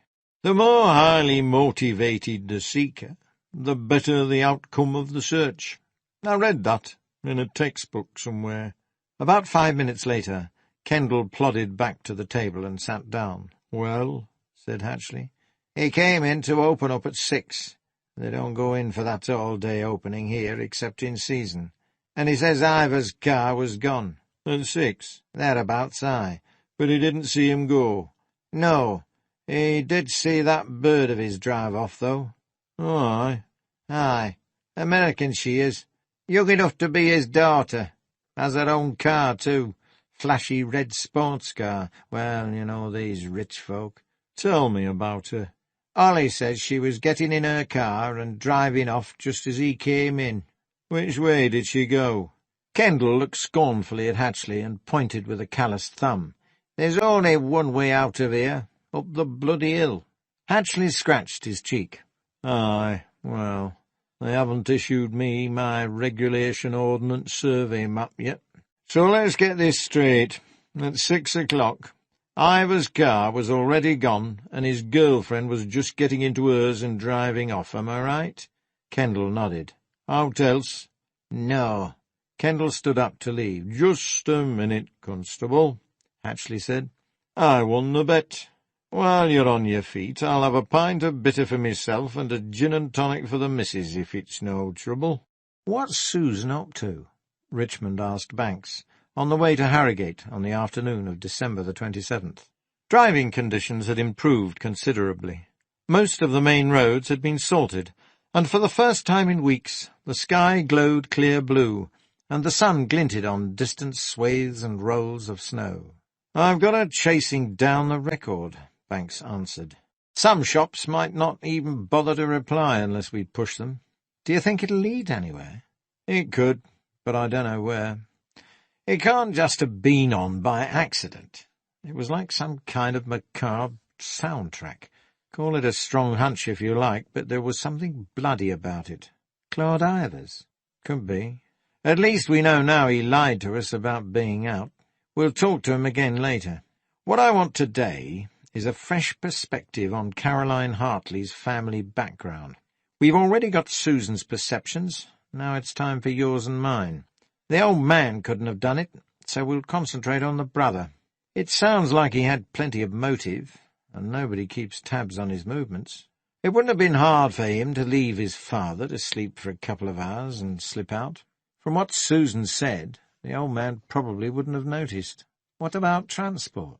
Bus or train? The services are frequent enough." They pulled up outside the huge, dark house. "Bloody hell, it does look spooky, doesn't it?" Richmond said. "He's even got the curtains closed." They walked up the path through the overgrown garden and knocked at the door. Nobody answered.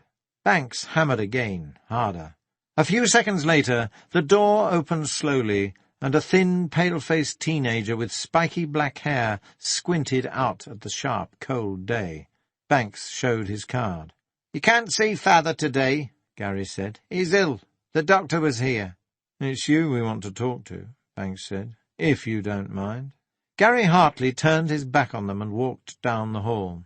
He hadn't shut the door, so they exchanged puzzled glances and followed him, closing the door behind them. Not that it made much difference. The place was still freezing. In the front room, Banks recognized the high ceiling, curlicued corners, and old chandelier fixture that Susan had described. He could also see the evidence of what Gary Hartley had done to the place, its ruined grandeur, wainscoting pitted with dart-holes, scratched with obscene graffiti. Richmond looked stunned. He stood by the door with one hand in his overcoat pocket and the other touching the right side of his moustache, just staring around him. The room was dim, lit only by a standard lamp near the battered green velvet sofa on which Gary Hartley lay smoking and studiously not looking at his visitors. A small colour television on a table in front of the curtained window was showing the news, with the sound turned down. Empty lager cans and wine bottles stood along the front of the stone hearth like rows of soldiers. In places the carpet had worn through so much that only the crossed threads remained to cover the bare floorboards. The room smelled of stale smoke, beer, and unwashed socks. It must have been beautiful once, Banks thought, but a beauty few could afford.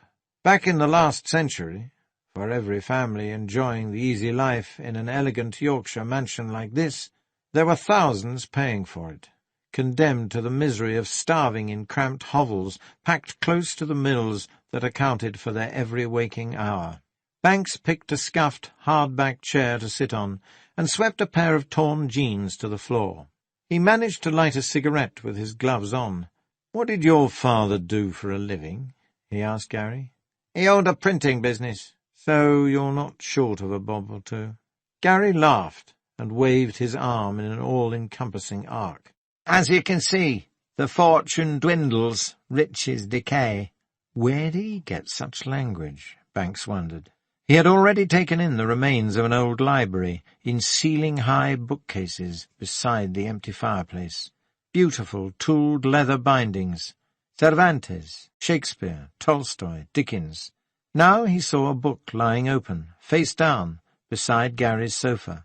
The gold-embossed letters on the spine told him it was Vanity Fair, something he had always meant to read himself. What looked like a red wine stain in the shape of South America had ruined the cover. So Gary Hartley drank, smoked, watched television, and read the classics. Not much else for him to do, was there? Was he knowledgeable about music, too? Banks saw no signs of a stereo. It was eerie talking to this teenager. He couldn't have been more than a year or so older than Brian, but any other similarity between them ended with the spiky haircut. "Surely there must be some money left," Banks said. "Oh, yes. It'll see him to his grave." "And you?" He looked surprised. "Me?" "Yes, when he's gone. Will you have some money left to help you leave here, find a place of your own?" Gary dropped his cigarette in a lager can. It sizzled. "Never thought about it," he said. "Is there a will?" "Not that he's shown me." "What'll happen to the house?" "It was for Caroline." "What do you mean?" "Dad was going to leave it for Caroline." Banks leaned forward. "But she deserted him.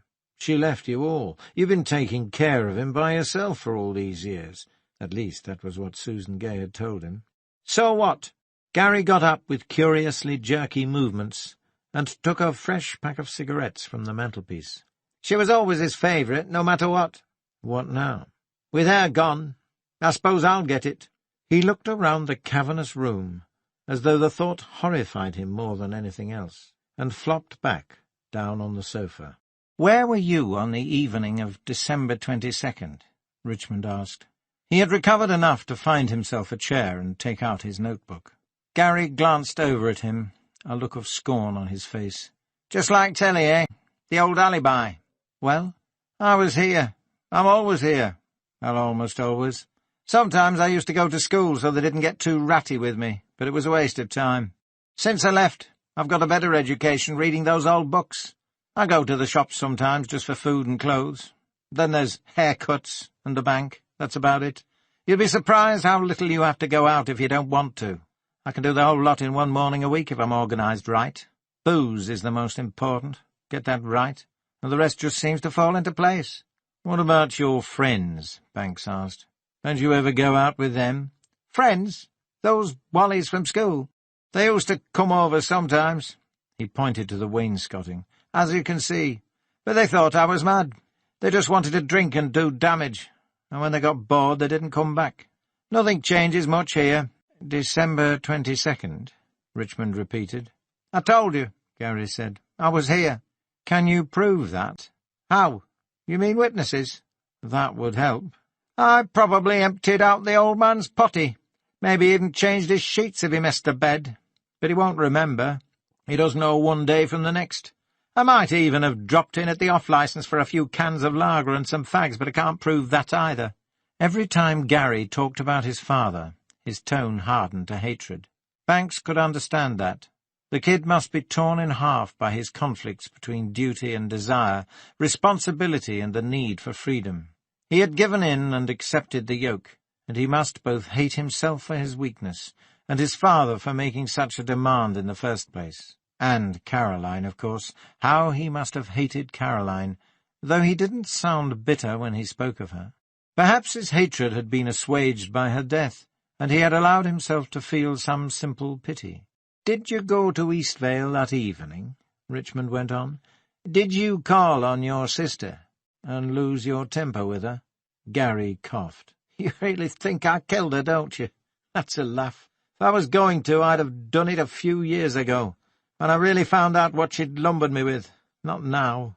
5 or 6 years ago, Banks calculated, Gary would have been only 12 or 13, perhaps too young for a relatively normal child to commit sororicide, and surely he must have been living a more normal life back then. Also, as Banks had learned over the years, bitterness and resentment could take a long time to reach breaking point. People nursed grudges and deep-seated animosities for years sometimes, before exploding into action. All they needed was the right trigger. "Did you ever visit Caroline in Eastvale?" Banks asked. "No. I told you I hardly go out. Certainly not that far." "Have you ever met Veronica Shildon?" "That the Leslie she was shacking up with?" "Yes."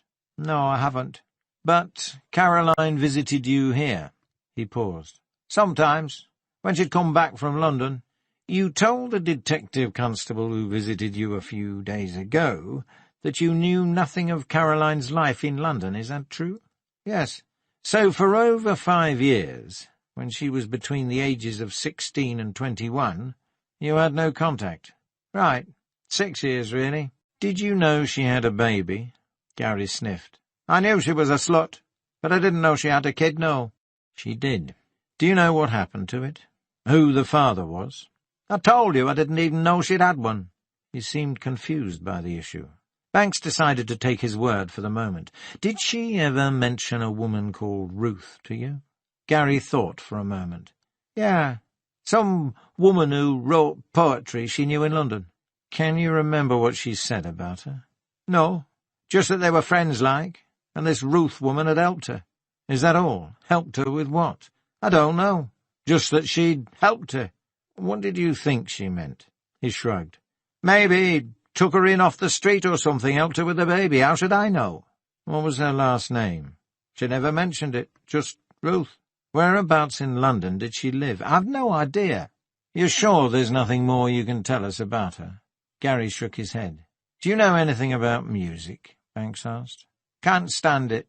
"I mean classical music." "Any music sounds awful to me." Another one with a tin ear, Banks thought, just like Superintendent Gristhorpe. But it didn't mean Gary knew nothing about the subject.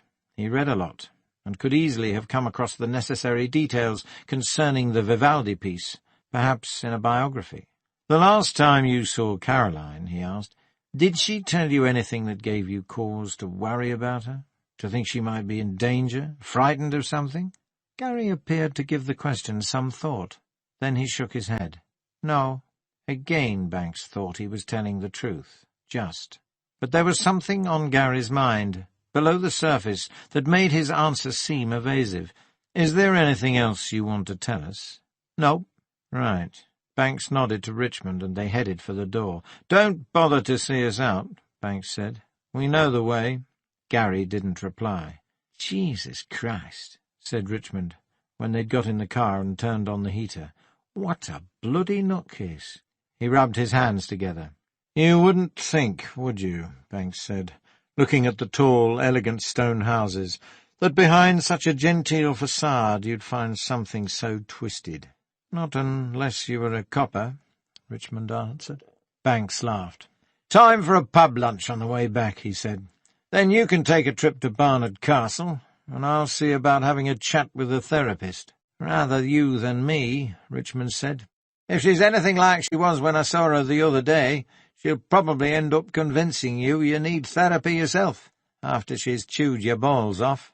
"Who knows? Maybe I do need therapy," Banks mused, then turned by the Stray, past the Royal Baths, and headed back towards Eastvale.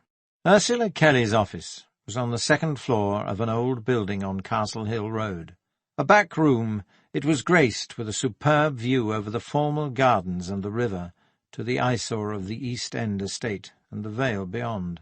Not that you could see much today, but a uniform shroud of white, through which the occasional clump of trees, red brick street, or telegraph pole poked its head. The waiting-room was cramped and chilly, and none of the magazines were to Banks's taste.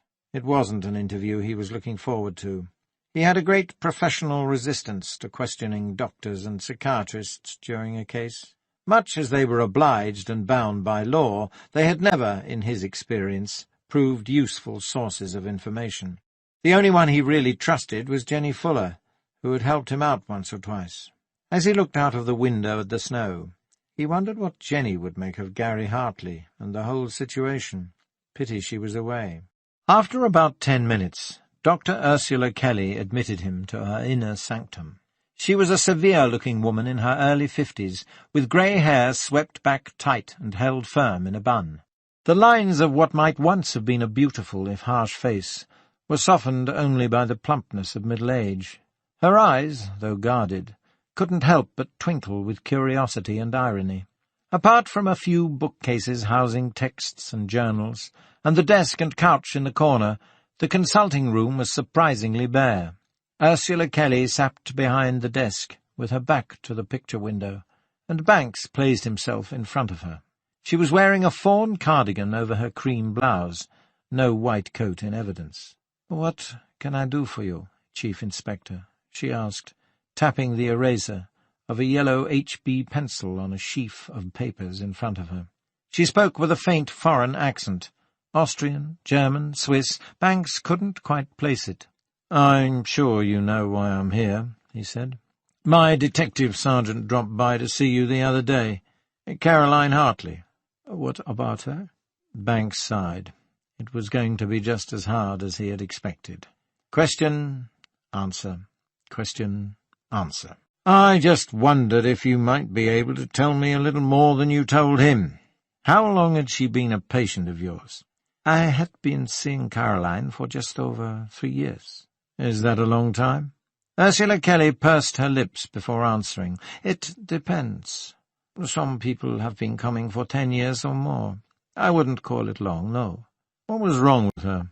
The doctor dropped the pencil and leaned back in her chair. She eyed Banks for a long time before answering. "Let's get this clear," she said finally. "I'm not a medical doctor. I'm an analyst, primarily using Jungian methods, if that means anything to you." "I've heard of Jung." She raised her eyebrows. "Good.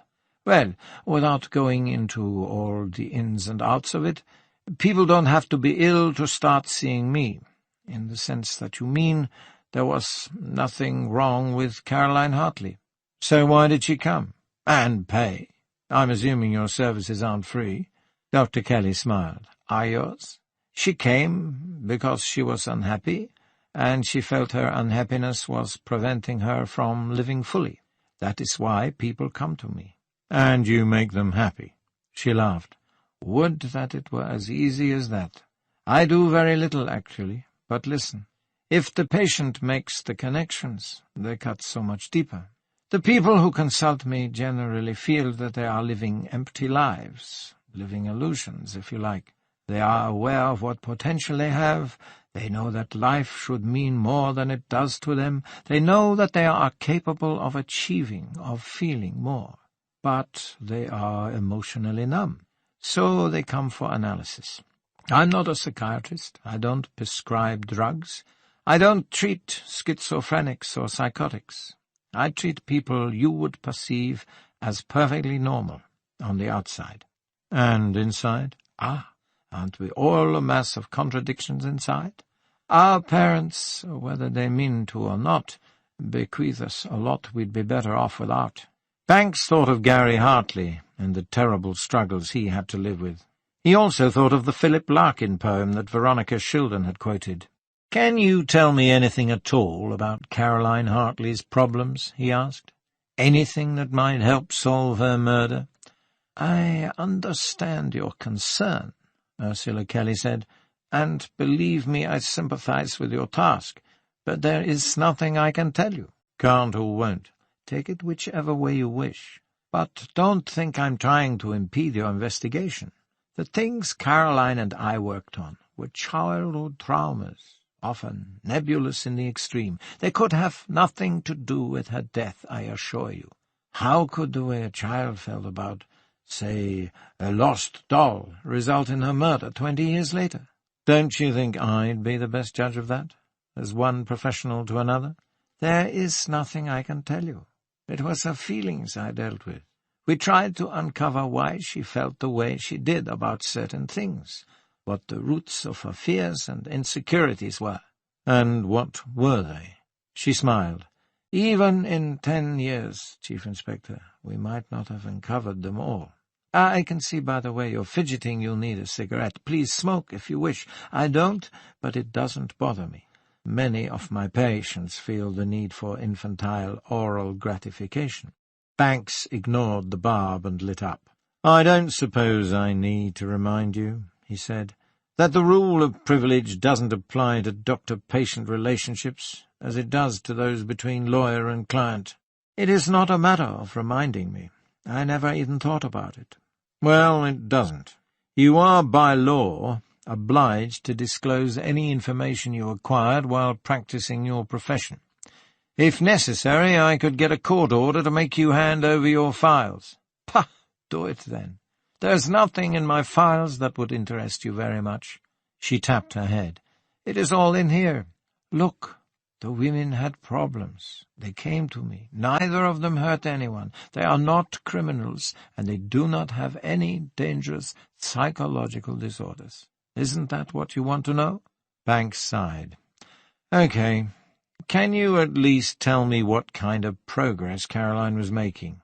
Was she happy lately? Was anything bothering her?" "As far as I could tell, she seemed fine. Certainly she wasn't worried about anything. In fact, we'd come to—" "Yes?"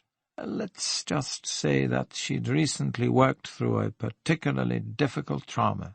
They occur from time to time in analysis, and they can be painful." "I don't suppose you'd care to tell me about it." "She had confronted one of her demons and won, and people are usually happy when they overcome a major stumbling block, at least for a while." "Did she ever talk about her brother, Gary?" "It's not unusual for patients to talk about their families." "What did she have to say about him?" "Nothing of interest to you." "She treated him very badly. Did she feel no guilt?" "We all feel guilt, Chief Inspector. Do you not think so?" "Perhaps he should have been your patient. He certainly seems to have his problems, thanks to his sister." "I don't choose my patients. They choose me." "Veronica Shilden was a patient of yours, too, wasn't she?" "Yes, but I can say even less about her. She's still alive." Judging by how little Ursula Kelly had said about Caroline, Banks knew not to expect very much. "Was Veronica particularly upset about anything, that last session?" She shook her head. "Your sergeant asked me that, and the answer is the same. No, it was a perfectly normal session as far as I was concerned." "No sudden traumas?" "None."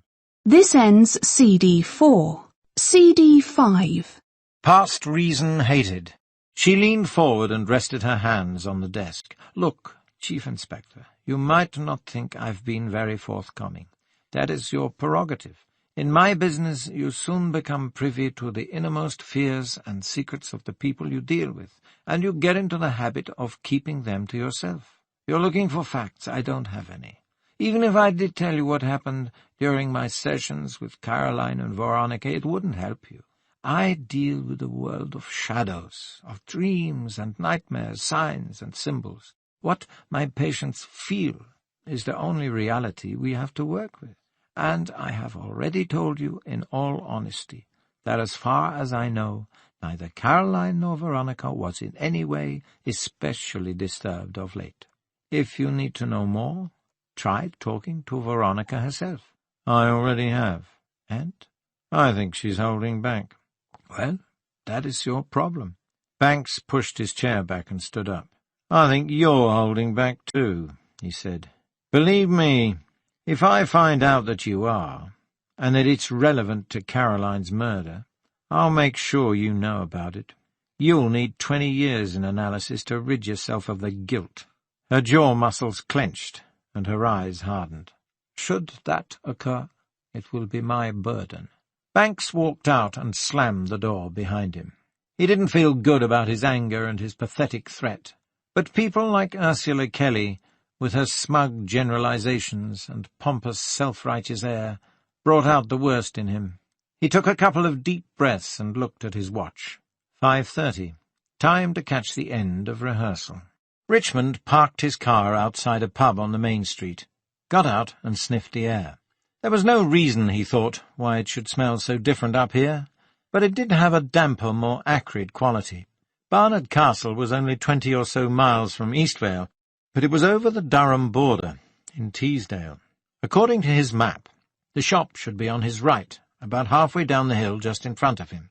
It seemed to be the main tourist street, with an Indian restaurant, coffee house, bookshop, and antique shop all rubbing shoulders with places that sold souvenirs, along with walking and camping gear. The toy shop was indeed about halfway down the hill. First, Richmond looked in the window at the array of goods. Hardly any of them seemed familiar, nothing at all like the toys he had played with as a child. In fact, mostly he had had to use his imagination and pretend that a stick was a sword. It wasn't that his parents had been exceptionally poor, but they had strict priorities, and toys had come very low on the list. The bell pinged as he entered, and a young woman behind the counter looked up from behind a ledger. He guessed her to be in her mid-20s, and she had a fine head of tangled auburn hair that cascaded over her shoulders and framed an attractive, freckled, oval face. She wore a long, loose cardigan, grey with a maroon pattern, and from what Richmond could see of her above the counter, she seemed to have a slim, shapely figure. A pair of glasses dangled on a chain around her neck, but she didn't put them on as he walked towards her. "What can I do for you, sir?" she said, with a lilting Geordie accent in a slightly husky voice. "Would it be something for your boy, or your little girl, perhaps?" Richmond noticed the glint of humour in her eyes. "I'm not married," he said, mentally kicking himself even before he had got the words out. I'm not here to buy anything." She looked at him steadily, fingering the spectacles chain as she did so. "A CID," he said, fumbling for his identification. "I spoke with the manager a couple of days ago, when you were on holiday." She raised her eyebrows. "Ah, yes. Mr. Holbrook told me about you. Tell me, do all policemen dress as well as you do?" Richmond wondered if she were being sarcastic. He took pride in his dress, certainly. He had the kind of tall, trim, athletic body that clothes looked good on, and he always favoured a suit, white shirt and tie, unlike Banks, who went in for the more casual, rumpled look. "I'll take that as a compliment," he said finally. "Look, I'm at a bit of a disadvantage. I'm afraid he didn't tell me your name." She smiled. "It's Rachel. Rachel Pierce. Pleased to meet you." She held out her hand. Richmond shook it. He noticed there was no sign of either a wedding ring or an engagement ring. She seemed to be laughing at him, and it made him feel foolish and disconcerted. How could he question her seriously when she looked at him like that? He remembered his training and aimed for the correct tone. "Well, Miss Pearce," he began, "as you may be aware, we are investigating—" She burst out laughing. Richmond felt himself flush to the tips of his moustache. "What the—" She put her hand to her mouth and quietened down. "I'm sorry," she said, seeming more than a little embarrassed herself. "I don't usually giggle. It's just that you seem so stuffy and formal." "Well, I'm sorry if—" She waved her hand. No, don't apologize. It's my fault. I know you have a job to do. It's just that it gets a bit lonely in here after Christmas, and I'm afraid that seems to affect my manners. Look," she went on, "it would make this a lot easier for me if you let me lock up and make you a cup of tea before we talk. It's near enough closing time already, and the only customer I've had all day was a young lad wanting to exchange his Christmas present." Richmond, encouraged by her friendliness, smiled. "If you're closing anyway," he said, "maybe we could go for a drink and a bit to eat." She chewed on her lower lip and looked at him. "All right," she said. "Just give me a minute to make sure everything's secure." In 10 minutes they were sitting in a cosy pub, Richmond nursing a pint and Rachel sipping rum and coke. "I'm ready," she said, sitting back and folding her arms. "Grill away, Mr. C.I.D." Richmond smiled. "There's not much to ask, really. You know Charles Cooper?" "Yes, he's the general manager."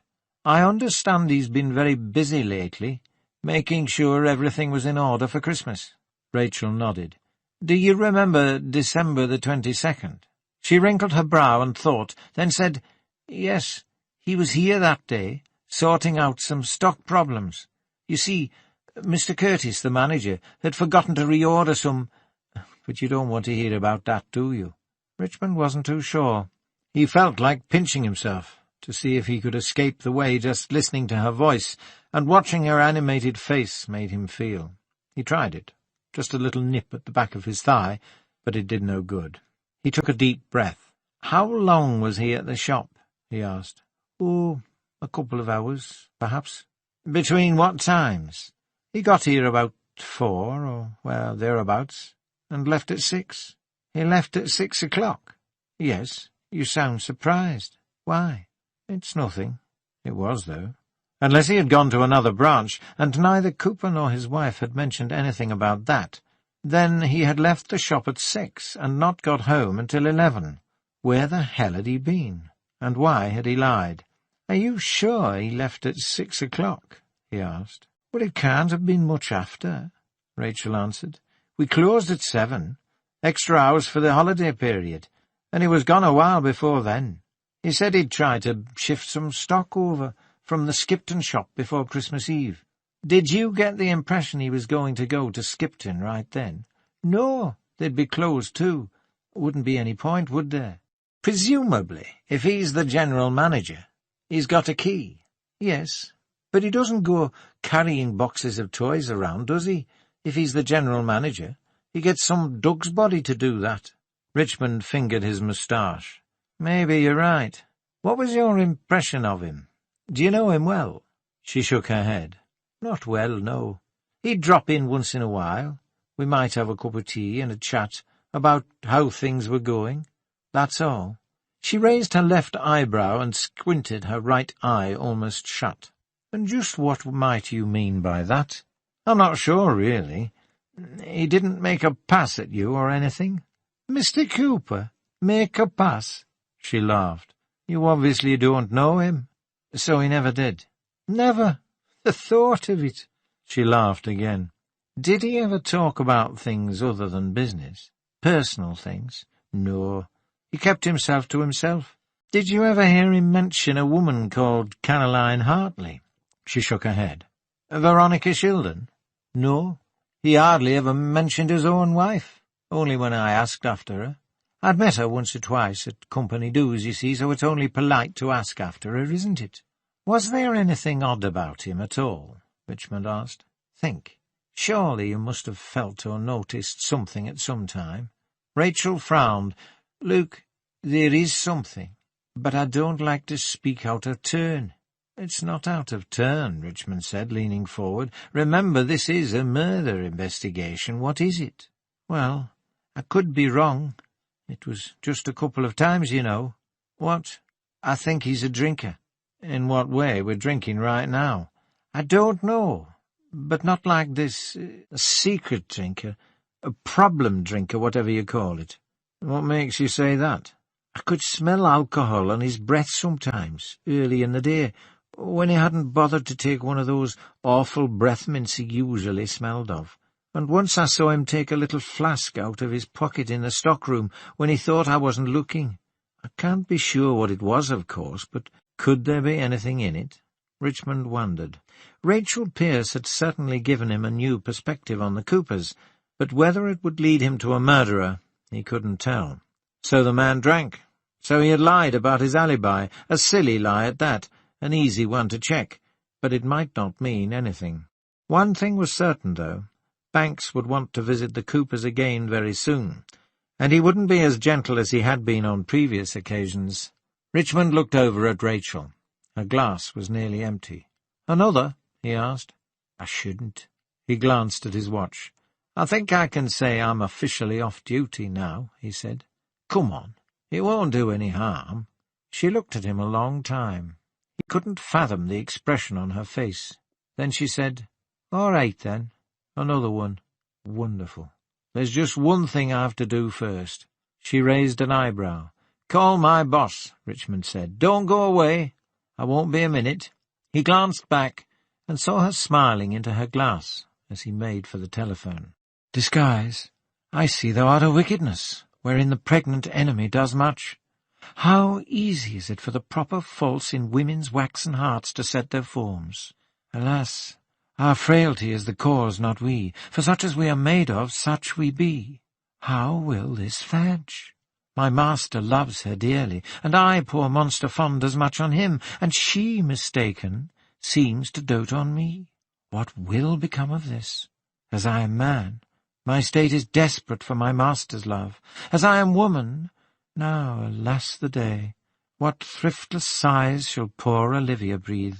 O time, thou must untangle this, not I. It is too hard a knot for me to untie." "Better, Faith, darling, much better. Perhaps just a bit more introspection. Remember, 'tis a soliloquy, but not too serious." James Conran turned to Banks. "What did you think?" "I thought she was very good."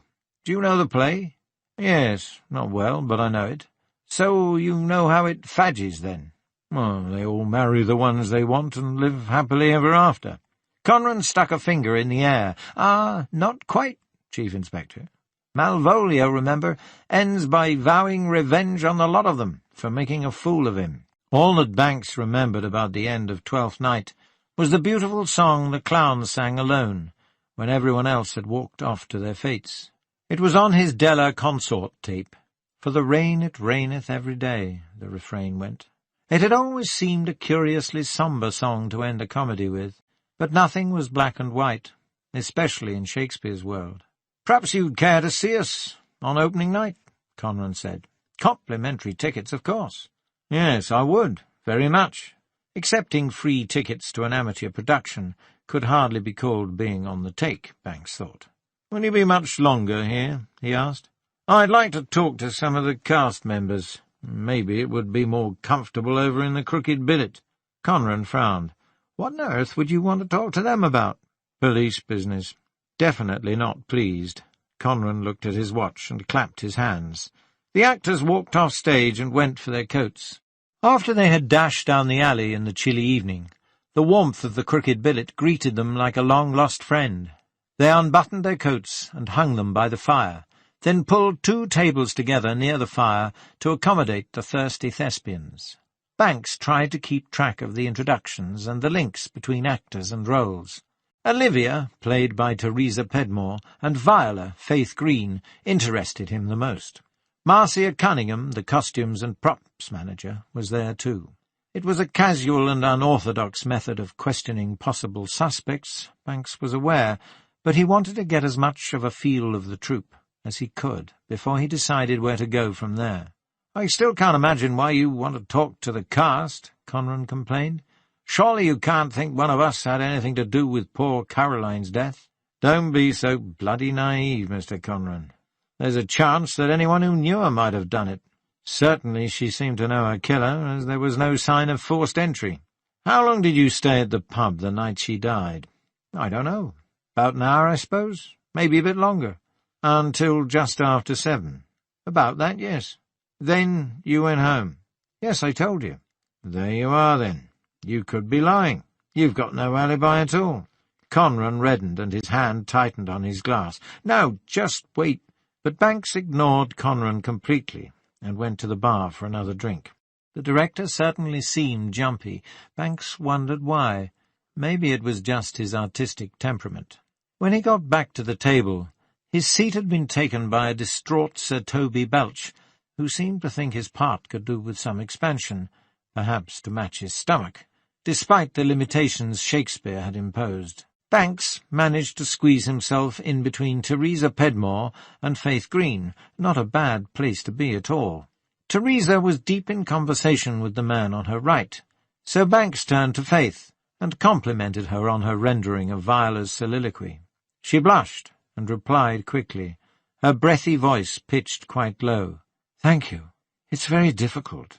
I have no formal training. I'm a school teacher, and I do like to get involved with the plays the department puts on, but it's so difficult doing Twelfth Night.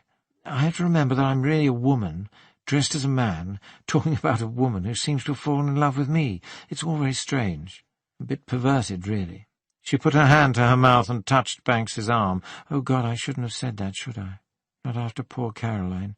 "I'm sure she'd forgive you," Banks said.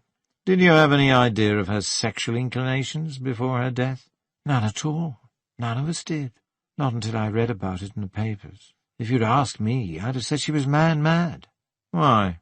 Faith waved her hand in the air. "Oh, just the way she behaved. She knew how to string a man along. A woman knows about these things. At least, I thought I did." "But you never actually saw her with a man?" "Not in the way you mean, no. I'm talking about a general effect, the way she could turn heads." "Did you notice any personality conflicts among the cast, especially involving Caroline?" Faith rubbed one of her long blue teardrop earrings between her finger and thumb. She was probably in her early 20s, Banks thought, with especially beautiful silvery hair hanging in a fringe and straight down to her shoulders. It looked so vibrant and satiny, he wanted to reach out and touch it. He was sure sparks would fly if he did. Her eyes were a little too close together, and her lower lip pouted a bit, but the total effect had an interesting kind of unity. As he had noticed on the stage, she was tall and well-formed. It would be difficult, without very good costumes, to conceal the fact that Faith Green was all woman. She leaned closer to speak to Banks, and he smelled her perfume. It was subtle and probably not cheap. He also smelled the Martini Rossi on her breath. "I didn't notice anything in particular," she said, flicking her eyes towards the Rubicon Sir Toby and Malvolio, who looked like an undertaker's assistant, "but some of the men aren't too keen on Mr. Conran." "Oh, why is that?" "I think they're jealous." "But the women like him?" "Most of them, yes. And that's partly why the others are jealous. You'd be surprised what shady motives people have for joining in amateur events like this." She widened her eyes, and Banks noticed that they were smiling. "Sex," she said. "But he's not my type. I like my men dark and handsome." She looked Banks up and down. "Not necessarily tall, mind you. I don't mind being bigger than my boyfriends." Banks noticed the plural. Surely there had never been school teachers like this in his time. "I hear there was something between Mr. Conran and Olivia, Teresa, that is." "You'll have to ask her about that," Faith said. "I'll not tell tales on my friends out of school." She wrinkled her nose. "Can you tell me anything more about Caroline?" Faith shrugged. "Not really. I mean, I hardly knew her. She was beautiful in a petite, girlish sort of way, but I can't say she made much of an impression on me. As I said before, I thought she was a bit of a flirt myself, but I don't suppose she could help the way the men flocked to her." "Anyone in particular?" "No, just in general, really. Most of the men seemed to like being with her, including our director." "Did he make a pass at her?" "No, he's too subtle for that. He plays the shy and vulnerable one until women approach him. Then he reels them in. At least he did with Teresa." She clapped her hand to her mouth. "Look, I am telling tales out of school. How do you do it?" Banks smiled. "Professional secret. So, in your opinion, Caroline Hartley was a flirt, but nothing ever came of it?" "Yes. I suppose that's how she kept them at bay." Faith shook her head, and her hair sparked like electricity. "Maybe I was blind, but I'm damned if I could see what she really was." "What did you think of her as an actress?" Faith traced a ring around the top of her glass. "She was young, inexperienced. She had a long way to go, and it was only a small part, after all. Young Maggie over there's taken it on now." She nodded towards a serious-looking young woman sitting next to Conran. "But was she talented?" "Who am I to say? Perhaps, in time. Look, did anything odd happen at rehearsal the day Caroline was killed? Does any incident stand out in your mind, however petty it might have seemed at the time?" "No, not that I remember. Look, will you excuse me for a minute? Have to pee." "Of course." Banks waited a moment or two, then attracted Teresa Pedmore's attention. Her hair was as dark as Faith's was silver. She had the healthy complexion of a young countrywoman, and it didn't surprise Banks to discover that she was a milkman's daughter from Mortset, now working in the main Eastvale post office and living in town. But that was where her rusticity ended. The haughty tilt of her head when she spoke, and her fierce dark eyes, had nothing to do with simple country life. There was an aura of mystery about her. Banks found its source hard to pin down. Something to do with the economy of her body language, perhaps, or the faintly sardonic tone of her voice. And she was ambitious. He could sense that from the start. "It's about Caroline Hartley, isn't it?" she said, before Banks could open his mouth. As she spoke, Banks noticed she was looking over at James Conran, who was watching her with a frown on his face. "Yes," Banks answered. "Can you tell me anything about her?" Teresa shook her head. Coal-black hair danced about her shoulders. "I hardly knew her, even less so than I thought at the time, according to the papers." "I understand you were involved with Mr. Conran. Who told you that?" "Faith." Banks shook his head. "Faith was subtly evasive." "Were you?" "What if I was? We're both single. James is fun once you get to know him. At least he was." "And did Caroline Hartley spoil that fun for you?" "Of course not. How could she?" "And didn't he switch his attentions from you to her?" "Look, I don't know who's been telling you all this, but it's rubbish. Or are you just making it up? James and I ended our little fling ages ago." "So you weren't jealous of Caroline?" "Not at all." "How did Caroline behave among the other women in the cast?" Teresa laughed, showing a set of straight white teeth rarely seen outside America. "I don't know what you're getting at." "Was she close to anyone?" "No. I thought she always seemed aloof. You know, friendly but distant, casual." "So you didn't like her very much?" "I can't say I cared one way or the other. Not that I'm glad she's, you know. This is only the second play the company's done since James took over, but it was Caroline's first. None of us knew her that well." "How did she get the part?" Teresa raised her dark, arched eyebrows. "Auditioned, I should think, like everybody else." "You didn't notice her form any close attachments to other women in the play?" "There are only 3 of us. What are you trying to say, that I'm a lesbian too?" Banks shifted in his seat. No, I'd say that was very unlikely, wouldn't you?" Slowly she relaxed. "Well, what about Faith?" Teresa gave her cigarette a short, sharp flick with her thumbnail. "What did she tell you? I saw you talking to her." "She told me nothing. That's why I'm asking you." "There was nothing between them. I can assure you of that. Faith's as straight as I am." She took a breath, sipped some milky Pernod and water, then smiled. "As far as the others go, I don't think you've got much chance of finding a murderer among them, quite frankly. Malvolio's such a Puritan prig, he probably even whips himself for taking part in such a sinful hobby as acting. Sir Andrew's thick as pig shit, excuse my French. And Orsino's so wrapped up in himself he wouldn't notice if Samantha Fox waggled her boobs in front of his face. Banks looked over at Orsino. He had muscular shoulders, clearly the fruits of regular weight training, dark wavy hair, hollow cheeks, bright eyes, and an expression set in a permanent sneer, as if all he saw outside a mirror was unworthy of his regard. None of them three had much to do with Caroline anyway, as far as I noticed. They had some scenes together, but I never saw them communicate much off stage. And you can forget the others, too. I know for a fact that Antonio's queer as a £3 note. Sebastian's very happily married with a mortgage, a dog, and 2.5 kids. And the clown, well, he's very quiet, actually, and he never seems to socialise with us. Have you ever noticed him talking to Caroline off stage or between scenes?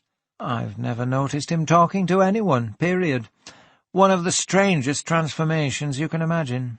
A wonderful clown, but such a dull, depressing-looking man. Banks asked her a few more general questions, but found out nothing else. Before long, Teresa was asking him about his most exciting cases, and it was time to move on. He chatted briefly with some of the others, but got no further. Finally, he went back to James Conran, excused himself from the company, and walked out into the cold evening, but not before Faith Green managed to catch him at the door and slip him her telephone number. Outside, Banks caught his breath at the cold. Bright stars stabbed pinpoints of light in the clear sky. Who, Banks wondered, had believed that the sky was just a kind of black velvet curtain, and the light of heaven beyond showed through the holes in it? The Greeks? Anyway, on nights like this it felt exactly that way. There had been something wrong about his conversations in the Crooked Billet. He couldn't put his finger on it, but everything had seemed too easy, too chummy. Everyone he spoke to had been nervous, worried about something. He hadn't missed the way Faith excused herself before answering one of his questions, nor the way Teresa played with her cigarette when he asked her questions she didn't like. Those two would merit further talking to, definitely. Surely there must have been minor tiffs or conflicts among the cast of a play. According to the people he had talked to, it had all been happy families, much too squeaky clean for his liking. What were they covering up, and when had they decided to do so? He put his headphones on. In winter they acted as earmuffs, too.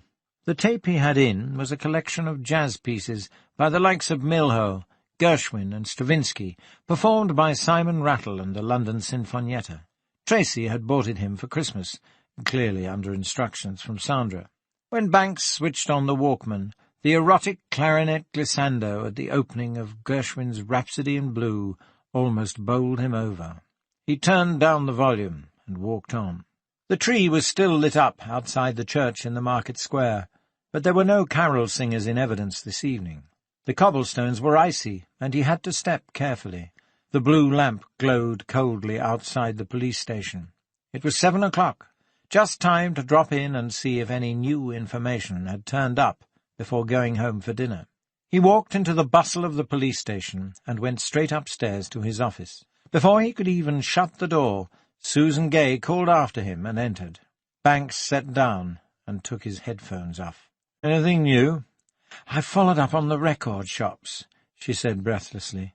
"Most of them are open now because they're having post-Christmas sales. Anyway, I've tracked down 2 copies of that Luddite Puri thing sold in the past 3 weeks." "Good work. Where from?"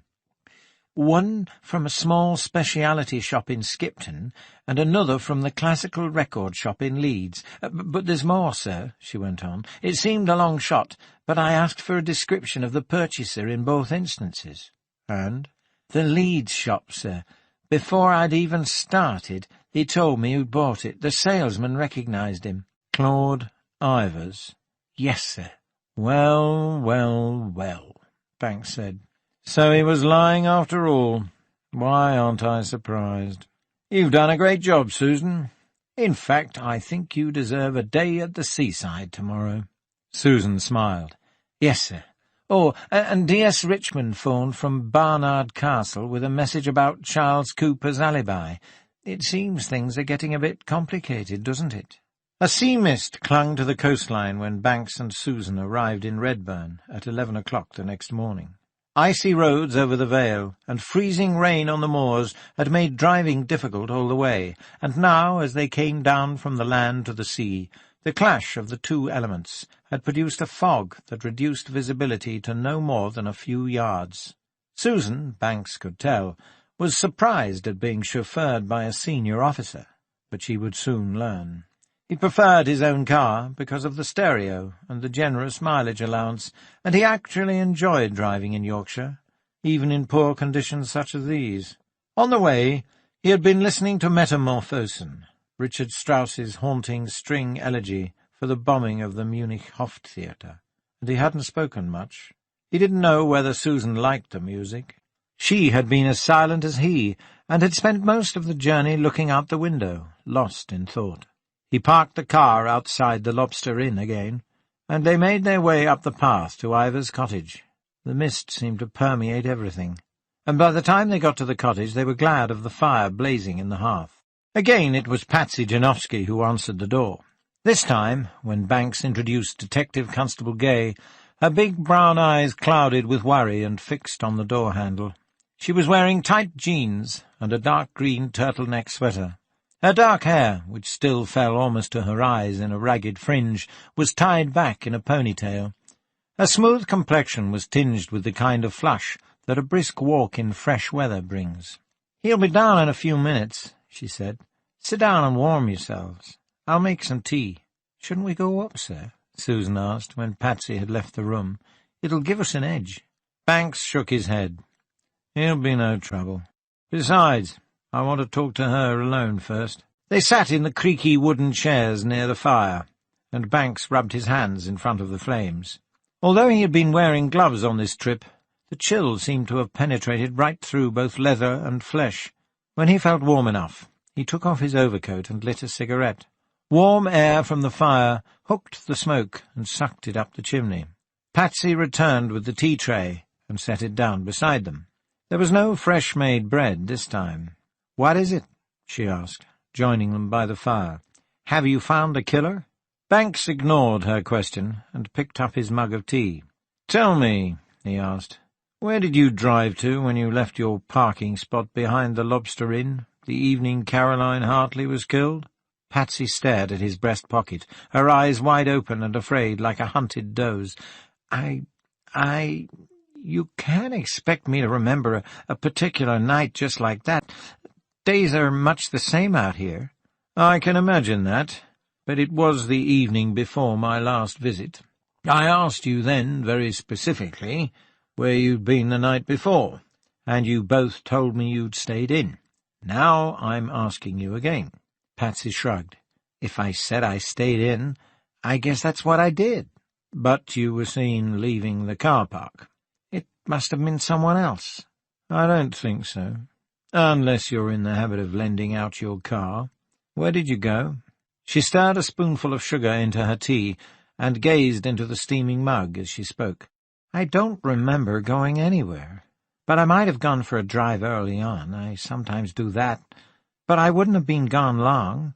There are some beautiful vantage points along the coast, but you have to drive out there, then walk a fair distance to find them." "Even in this weather?" "Sure. I'd hardly live here if I minded a bit of rough weather, would I? I like it when the sea gets all churned up." She seemed to be regaining her composure, but Banks still didn't believe her story.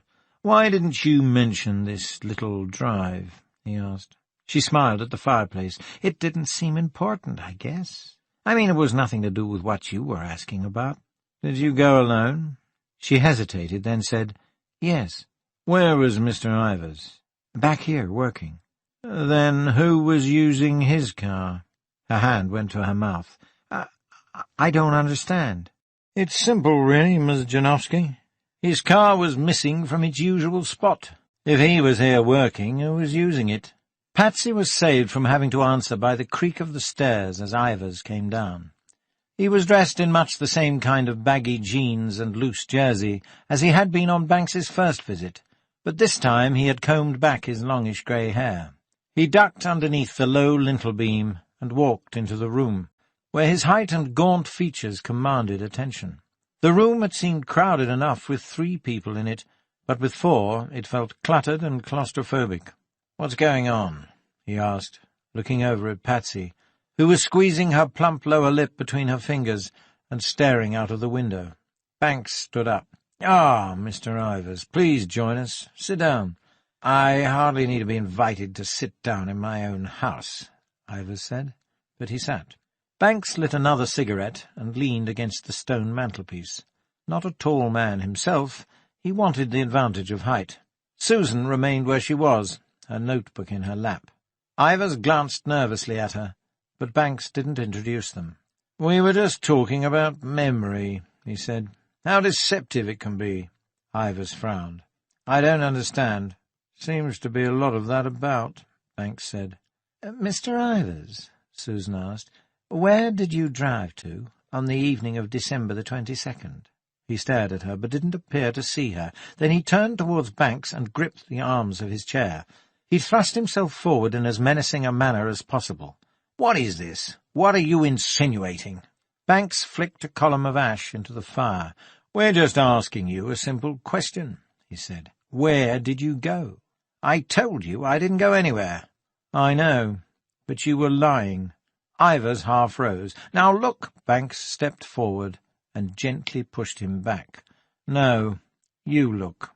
Let me save us all a lot of time and effort and tell you what happened." Ivers settled back and fumbled for his pipe and tobacco in his trouser pocket. Patsy poured him some tea and passed it over. Her hand was shaking. The corner of his thin mouth twitched for her in what was meant to be a reassuring smile. "That evening," Banks began, "you decided to take Veronica her Christmas present. It was a record you bought for her at the classical record shop in the Merrion Centre in Leeds, Vivaldi's Laudate Pueri, sung by Magda Kalmar. A singer you knew had impressed her. But when you got to the house, just after 7, say, she was out. Caroline Hartley answered the door and let you in. You were simply going to drop off the present, but something happened. Something made you angry. Perhaps she said something about your virility, I don't know. Or maybe the rage you felt about her stealing Veronica from you finally boiled over. You fought, hit her, then stabbed her with the kitchen knife you found on the table. Ingenious, Ivers said, but not a word of it is true. Banks knew full well that his theory was full of holes. The 2 female visitors Caroline Hartley had received after Ivers had apparently left, for example. But he went on regardless. He wanted to shake Ivers up a bit, at the very least. I don't know why you put the record on, but you did. Perhaps you wanted to make it look like the work of a psychopath. That could also have been why you removed her robe after you hit her. Anyway, when it was done, you washed the knife in the sink. I imagine you must have got blood on your gloves and sleeves, but it would have been easy enough to destroy that evidence when you got home. Banks flicked his cigarette end into the fire. Right there. Ivers shook his head and clamped his teeth down on his pipe. "Well," Banks said. "No," he whispered between clenched teeth. "It didn't happen like that at all. I didn't kill her." "Did you know that Caroline Hartley had once had a baby?" Banks asked. Ivers took his pipe out of his mouth in surprise. "What? No. All I know is that she was the bitch who corrupted my wife and induced her to leave me." "Which gives you a very good motive for wanting to be rid of her," Susan said, looking up from her notebook. Again Ivers looked at her, but hardly appeared to see her. "Perhaps so," he said. "But I'm not a killer. I create. I don't destroy." Patsy leaned forward and took his hand in hers. With his other hand he held on to his pipe. "What happened?" Banks asked. Ivers sighed and stood up. He stroked Patsy's cheek and went to the fireplace where he knocked out his pipe. He seemed more stooped and frail now, somehow, and his cultured voice no longer held its authoritative tone. "You're right," he said. "I did go over to Eastvale that evening. I shouldn't have lied. I should have told you the truth. But when you told me what had happened, I was certain I'd be a suspect, and I was right, wasn't I? I couldn't bear the thought of any serious interruption to my work. But I swear, Chief Inspector, that when I left Caroline Hartley, the little slut was as alive as you and I. Yes, I went to the house. Yes, Veronica was out shopping. Caroline let me in grudgingly. But she let me in because it was cold and snowing, and she didn't want to leave the door open. I wasn't in there more than a few minutes. Out of politeness, I asked how she was and asked about Veronica. Then I just handed over the present and left. And that's the truth, whether you believe it or not. I'd find it easier to believe if you told me the first time I called, Banks said.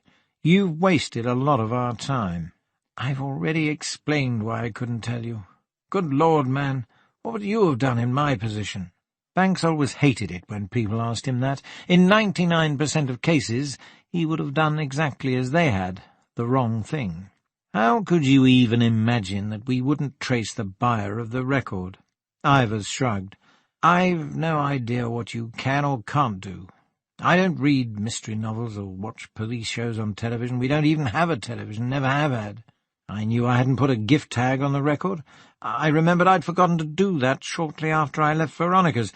So when you mentioned Vivaldi last time you called, I had a good idea you were only guessing it was me. You never asked me outright whether I took her the record or not.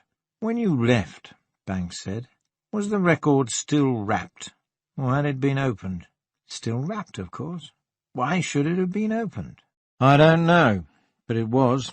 Could Caroline have opened it? She may have done. Just to have a laugh at me and my tastes, I suppose. She always said I was an old bore. She once told Veronica she thought my music sounded like the kind of sounds you'd get from a constipated camel. If Ivers was telling the truth, Banks wondered, then how had the record come to be unwrapped? Unless either Caroline had opened it out of malicious curiosity, "Hello, darling, look what the boring old farts bought you for Christmas," or Veronica Shildon herself had returned to the house and opened it. But why should she do that with a Christmas present? Surely she would have put it under the tree with the rest, and waited until the morning of the 25th. And she certainly wouldn't have done anything so mundane if she had walked into the room and found Caroline's body. "Did you tell her what it was?" Banks asked. "Not in so many words." "What did you say?" "Just that it was something very special for Veronica." "How did Caroline react?" "She didn't. She just glanced at it, and I put it down." "Did you argue with her?" Ivers shook his head. "Not this time, no. It was cool between us, but civilized. I've told you, I was out again within 5 minutes. What did you do then?" "I drove over to the shopping centre. I wanted to buy a few last-minute things I couldn't get here in the village. Then I came home." "What things?" Ivers frowned. "Oh, I can't remember. Books. A sweater Patsy wanted. A case of decent claret. That kind of thing." "You didn't by any chance see your wife in the shopping centre, did you?" "No. I'd have mentioned it if I did. It's a fairly large place, you know, and it's very busy." "Why did you go to Eastvale that night in particular?" "Because it was so close to Christmas, and Patsy and I— well, I always leave things till the last minute, and we just didn't want to have to go anywhere over the next few days. I'm very involved in a complex piece of music right now. It's all to do with the rhythms of the sea, so I don't want to spend more time than necessary away from here. I have no other commitments until after the New Year, so I thought I'd get the shopping and Veronica's present out of the way. Then my time would be my own." He returned to the chair and started to refill his pipe. "Believe me, it's nothing more sinister than that. I haven't killed anyone. I couldn't. Not even someone I hated the way I hated Caroline Hartley. If I'd been stupid enough to believe that killing Caroline would bring back Veronica, I'd have done it 2 years ago. But I've got a new life now with Patsy. It's been tough getting here, but I've put Veronica behind me now." "Yet you still took her a special Christmas present. Rather a sentimental gesture, wouldn't you say?" "I never claimed to have no feelings for her. After so long, you can't help that. She put me through hell, but that's over." He took Patsy's hand. "I'm happier now than I've ever been." It was the second time Banks had heard someone refer to having a motive for killing Caroline some years ago, but not in the present. Ivers's story rang truer than Gary Hartley's, though. In the first place, Ivers obviously did have a comfortable life, with an attractive younger woman, a cosy cottage by the sea, and his music. Gary Hartley had nothing. On the other hand, Ivers could easily have lost his temper and lashed out at something Caroline said. Sometimes, after all the big things have been endured and overcome, some apparently inconsequential matter sets off an explosion. There was no real evidence pointing either way, though the use of a knife so close to hand indicated a spontaneous act.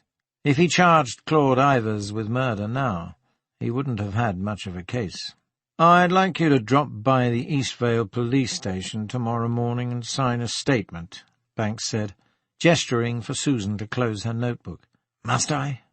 My work—" "Much as I love your music, Mr. Ivers," Banks said, "I'm afraid you must." He smiled.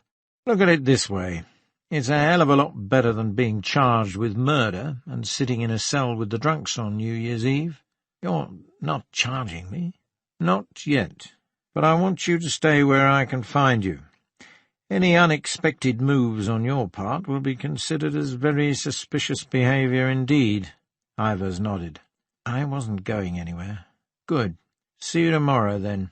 Banks and Susan made their way back down the winding path to the car.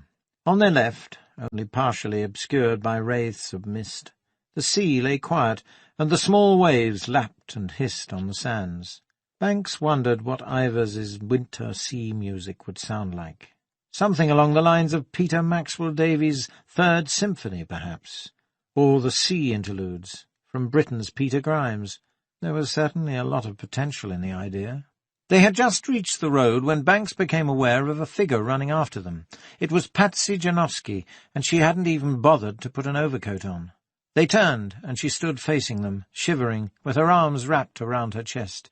"I need to talk to you," she said. "Please, it's really important." Banks nodded.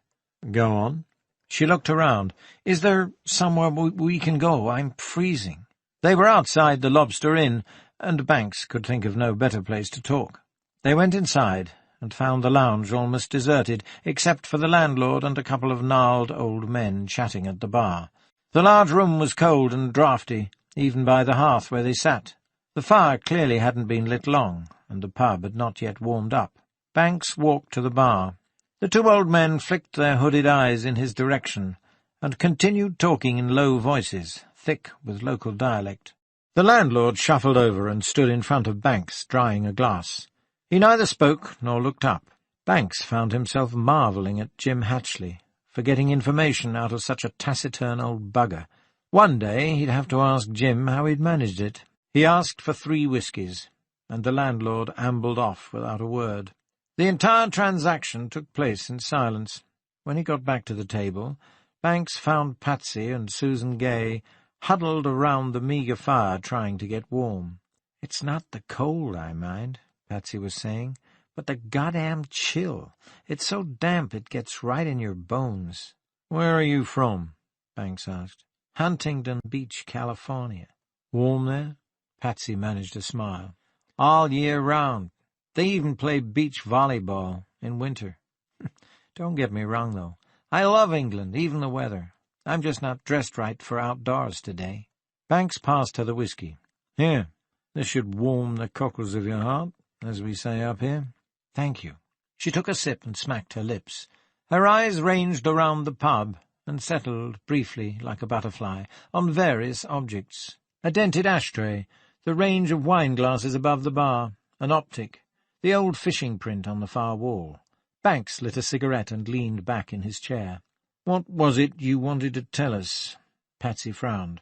"I know it must seem too late to you, that we've told so many lies, but Claude was telling the truth just now. Honestly, he was. We only lied because we knew he'd be the main suspect." "You must have known we'd find out the truth sooner or later."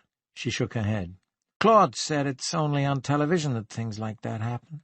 Not in real life, despite what he says. He has watched television. He said policemen in real life are just thick." She put her hand to her mouth. "Oh, shit, I'm sorry." Banks smiled. "Where did you drive to that night?" "Well, that's just what I came out to tell you.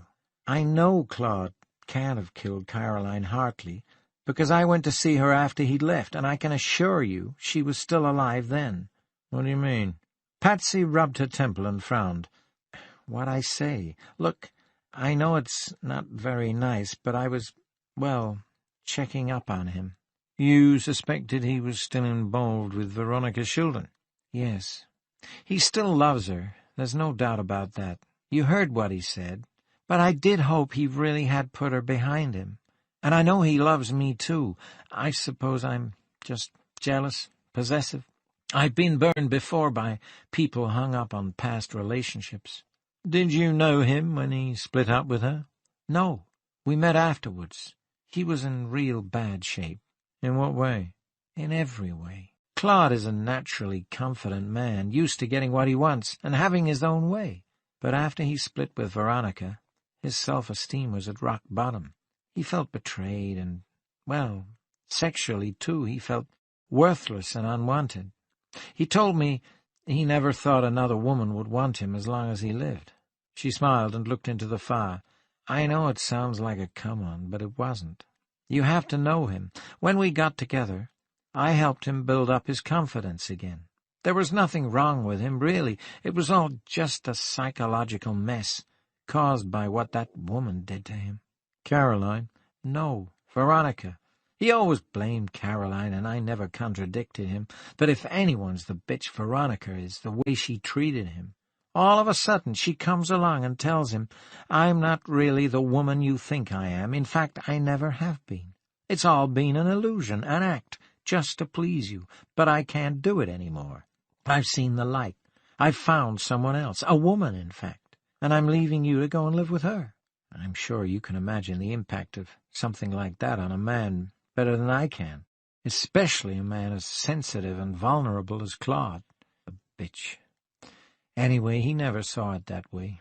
He always saw Caroline as the enemy, the wife-stealer, and Veronica as the victim.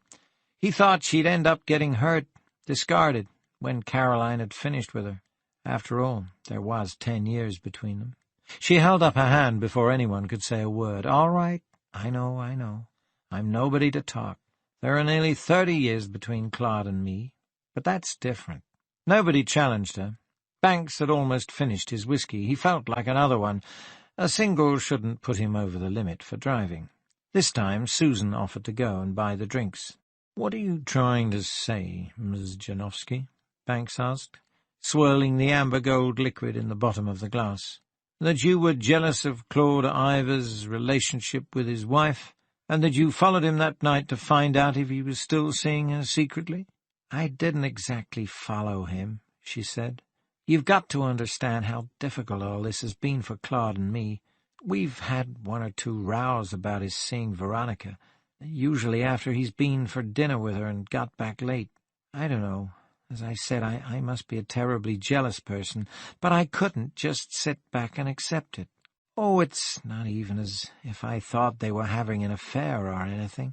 Sometimes an emotional attachment to another person can seem like just as much of a threat or betrayal as a sexual one, maybe even more so. Can you understand that?" Banks nodded. Susan came back with the drinks. "Anyway," Patsy went on, "he didn't tell me where he was going that evening, and I figured because of the rows we'd had, he was keeping it from me, you know, that he was going to see her. That got me all worried. I just couldn't stay in the house alone, so I decided to call at Veronica's to see if I was right." "And what happened?" "I couldn't see his car anywhere. You can't park in the street, of course, but it wasn't even anywhere in sight on King Street. Then I finally plucked up my courage and went to the house. I knocked on the door, and Caroline hardly answered. I didn't think she'd recognize me because we'd hardly met, but she did. She must be very good with faces. She asked me in, but I didn't want to go. I asked her if Claude was in the house, and she laughed. She told me he had called, but Veronica was out, and he clearly hadn't wanted to spend a minute longer than he had to with her. He left his present and gone. I thanked her and went back to the car. Then I drove home. That's all." "What time did you arrive at the house?" "About 7:15, 20 after, maybe. It took about an hour and a quarter to drive from Redburn, then 5 minutes or so to walk from where I parked the car." "Did you see anyone else approaching the house as you left?" Patsy shook her head. "No, I don't think so. The street was quiet. I can't really remember. There were a few people in King Street, shoppers. I'm so confused about it. Think, Banks said. Try to rerun the scene in your mind. Let us know if you remember anything at all. It could be important. Will you try? Patsy nodded. All right. Was Mr. Ivers in when you got home? No. He got back later with the shopping. Didn't you ask where he'd been? Yes. We had a row. A bad one. But we made up. She blushed and looked into the fireplace. Banks lit a cigarette and let a few moments pass. Then he asked, how did Caroline Hartley seem when you saw her? Patsy shrugged. Fine, I guess. I never really thought about it. She was obviously being sarcastic about Claude, but that was only to be expected. She didn't seem worried or frightened when she answered the door. Not at all. What was she wearing? Some sort of kimono-style bathrobe, as if she'd just come out of the shower or something. Could you hear music playing? No. Can you remember exactly what she said to you? Patsy sipped some whiskey and frowned. Just that he'd been and gone, left some boring classical record for Veronica, that's all. She knew what the present was.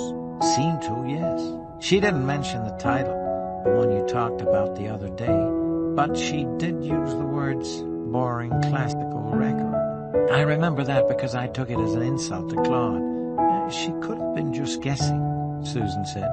After all, Mr. Ivers is a classical musician, and he knows Veronica's tastes. He'd hardly be likely to bring her the Rolling Stones or something, would he? Possibly not, Banks said. Either that, or she'd opened it to see what was so special that she didn't know about. Anyway, it doesn't matter for now. He turned back to Patsy. What happened next? Nothing, I told you. I left and drove home. Banks stubbed out his cigarette and looked closely at her. She stared back defiantly, lips close together, eyes serious. Look, she said, I know what you're thinking. I didn't kill her. Think about it. I'd hardly do that, would I? With her out of the way, there was more chance of my losing Claude back to Veronica, wasn't there? It made a kind of sense, but Banks knew that murders are rarely so logically committed. Still, he felt inclined to believe her for the moment. For one thing, her story tallied with what the neighbours had seen. One man, Ivers, obviously, and two women. The one who had simply knocked at the door like a salesperson had been Patsy then, asking after Ivers, and unless she had returned later, she was in the clear. This ends CD 5. CD 6. Past reason hated. So if Patsy was the first woman visitor, and she was telling the truth, then who was the next? Faith Green? Teresa Pedmore? Veronica herself? Ruth, the mystery woman from London? Or had someone called even later than the last woman? Someone none of the neighbours had seen? A man? It was possible. Gary Hartley? James Conran? Someone else from the Dramatic Society? The father of Caroline's child? A psychopath? Even Ivers himself could have returned. He hadn't been at home when Patsy got back to Redburn. Banks made a note to question the neighbours again and see if he could get a better description. It was unlikely, especially after so much time had elapsed, but still worth a try.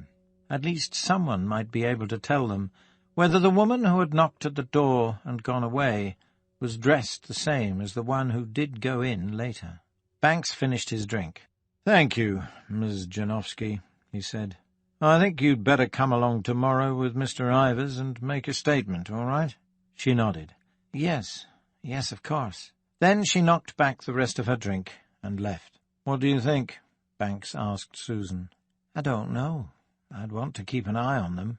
Maybe I'll ask Jim Hatchley to drop by once or twice over the next few days and make sure they're not up to anything. Any ideas about what did happen that night?" Susan paused, took a delicate sip of whiskey, then said, "I've been wondering about Veronica Shildon. I know she doesn't seem to have a motive, but I can't help but keep coming back to her. Maybe everything wasn't as wonderful as she made out between her and Caroline Hartley. I mean, what if she was jealous? What if she saw Patsy Janowski leaving the house and thought there was something to it? Maybe there even was something to it, Caroline Hartley could have taken her own robe off, and if Veronica had found her naked, she could have charged in, had a row with Caroline and killed her. Then she could have changed her clothes, sneaked out, and come back later. They walked out into the cold and sat in the car while it warmed up. "It's possible," Banks said. "But we checked the entire house for blood-stained clothing and found nothing. There were no pieces of charred cloth in the fire, either. I'm not saying she couldn't have found a way, just that I haven't figured it out yet. We seem to have too many suspects, too many motives and opportunities." He slammed the wheel with the flat of his hand. "I still keep coming back to that damn record, though. Why? Why would somebody put a record on and leave it to repeat? Perhaps Caroline herself put it on. She hated classical music. She may have opened it, but I doubt she'd have played it. But if Veronica had come back, if it happened the way you suggest, and she'd seen Patsy leaving, she'd have been on the warpath. She'd hardly have stopped to listen to her Christmas present first, especially on December 22nd. No, it doesn't make sense." He spoke quietly, almost to himself, "but the music is for the burial of a very small child. Caroline's child could be anything up to 9 or 10 by now. Maybe if I can track the kid down. That's if whoever put the record on knew what it was and knew what it meant." "Oh, the killer knew all right, I'm sure of that." "Are you sure you're not making too much of it, sir?" "I might be, but you've got to admit it's a puzzle." "Talking about records, sir." "Yes?" "Do you think you could play something different on the way back? I don't mean to be rude, sir, but that music you were playing on the way over here was so boring it nearly put me to sleep." Banks laughed and drove off. "Your wish is my command." Well, if it isn't Mr. Banks. It's a rare treat seeing you in here." Sorry, Vicar. There's something about my job that disinclines me to believe in a benevolent deity." "You catch your criminals sometimes, don't you?" "Yes." "Well, there you are. The Lord works in mysterious ways." The Reverend Piers Catcott's eyes twinkled. He was a slight man in his late 40s, who looked more like an accountant than a minister. Spectacles, thinning silver hair, slight stoop, and an anemic, well-scrubbed complexion. He was also, Banks had discovered from their discussions and arguments over pints in the Queen's Arms, an extraordinarily erudite and intelligent man. Pity, Banks thought, about the superstition he deemed fit to embrace. "Still," Catcott said, "I don't think you made the supreme sacrifice of entering this hallowed place just to argue theology, did you?" Banks smiled. "That's right, Vicar. We can do that much better in the pub. No, it's just some background information I want. Knowledge, rather. I want to pick your brains." "Oh, dear. I should think that'll be much more comfortable sitting down. That is, if you've no objection to taking a pew. Or we could go into the vestry." "A pew'll do fine," Banks said, "as long as you don't expect me to kneel." The small church was dim and cool.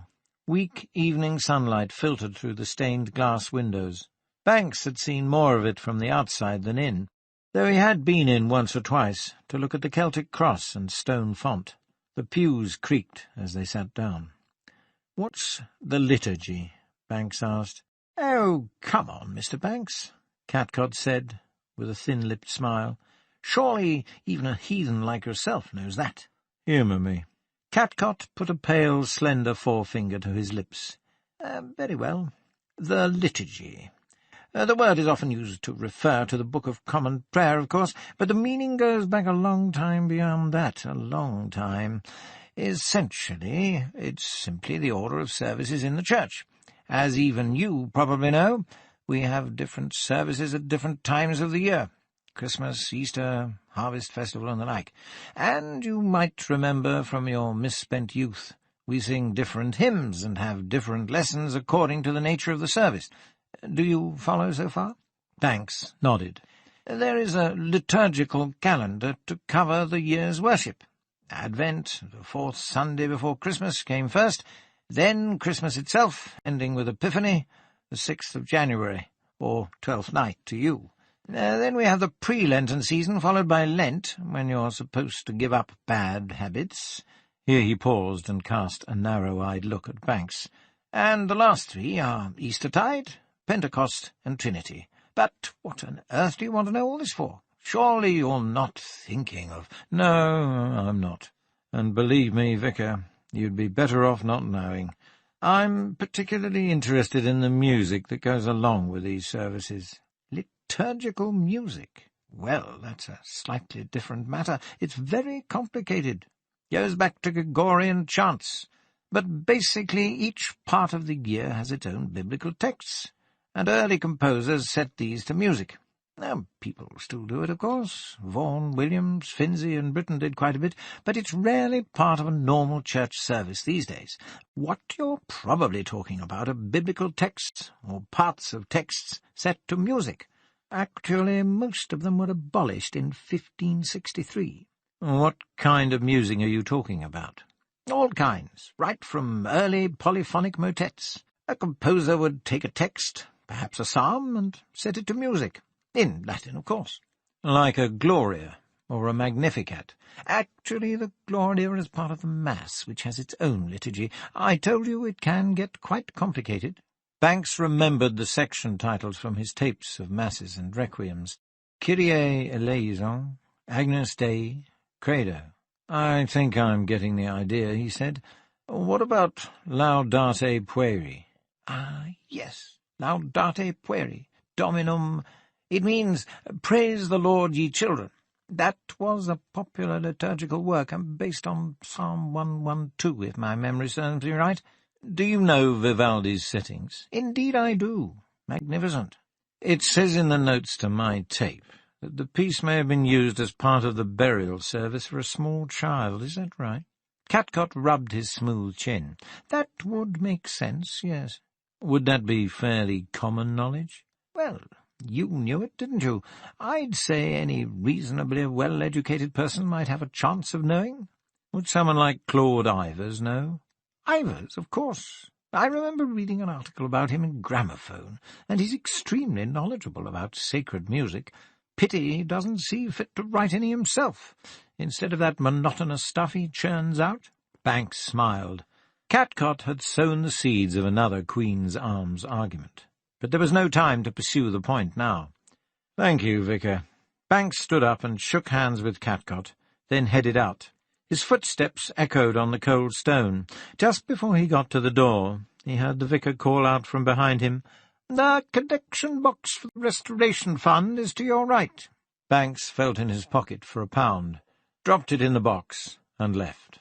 Fortunately, Charles Cooper was at home when Banks and Richmond called, just after tea-time that day. Mrs. Cooper flitted about the kitchen offering coffee, but Banks suggested he and Richmond retire with her husband somewhere private. Mrs. Cooper seemed worried by that, but she raised no real objection. They settled for the living room, dominated by a huge television screen, and Richmond took out his notebook. Cooper, Banks noticed, looked a few years older than his wife. He had a weak chin and a veined nose. His sparse grey hair was combed straight back. He was an odd shape, mostly skin and bone with rounded shoulders, but he had a substantial pot belly bulging through his grey pullover. "It's a pleasure to meet you at last," said Cooper. "Of course, I've heard all about the business from my wife. Dreadful." He seemed nervous and fidgety, Banks thought, though his tone seemed calm and genuine enough. "What did you do on the evening of December the 22nd?" Banks asked. "I worked," Cooper said with a sigh. "I seemed to do nothing else around that time." "I understand you're general manager of a chain of toy shops." "That's right." "And on the 22nd you were dealing with some stock shortages in the Barnard Castle branch." Cooper nodded. "What time did you leave?" He paused. "Well, let me see. I got home about 11. "Yes, but what time did you leave the shop?" "It's about a half-hour drive, a little slower in the snow. I suppose it'd be about 10:15. "You left the shop at 10:15 and came straight home?" "Why, yes. Look, Are you sure, Mr. Cooper?" Cooper looked towards the sideboard and nervously licked his lips. "I ought to know," he said. Richmond glanced up from his notes. "It's just that the lady who works there told me you left about 6, Mr. Cooper. Would she have any reason to lie?" Cooper looked from Richmond to Banks and back. I don't understand." Banks leaned forward. "It's perfectly simple," he said. "You left the shop at 6 o'clock. Not at 10:15, as you led us to believe. What were you doing all that time?" Cooper pursed his lips and looked down at the liver spots on the backs of his hands. "What was your relationship with Caroline Hartley?" Banks asked. "What do you mean?" he said. "I didn't have a relationship with her." "Were you fond of her?" "I suppose so.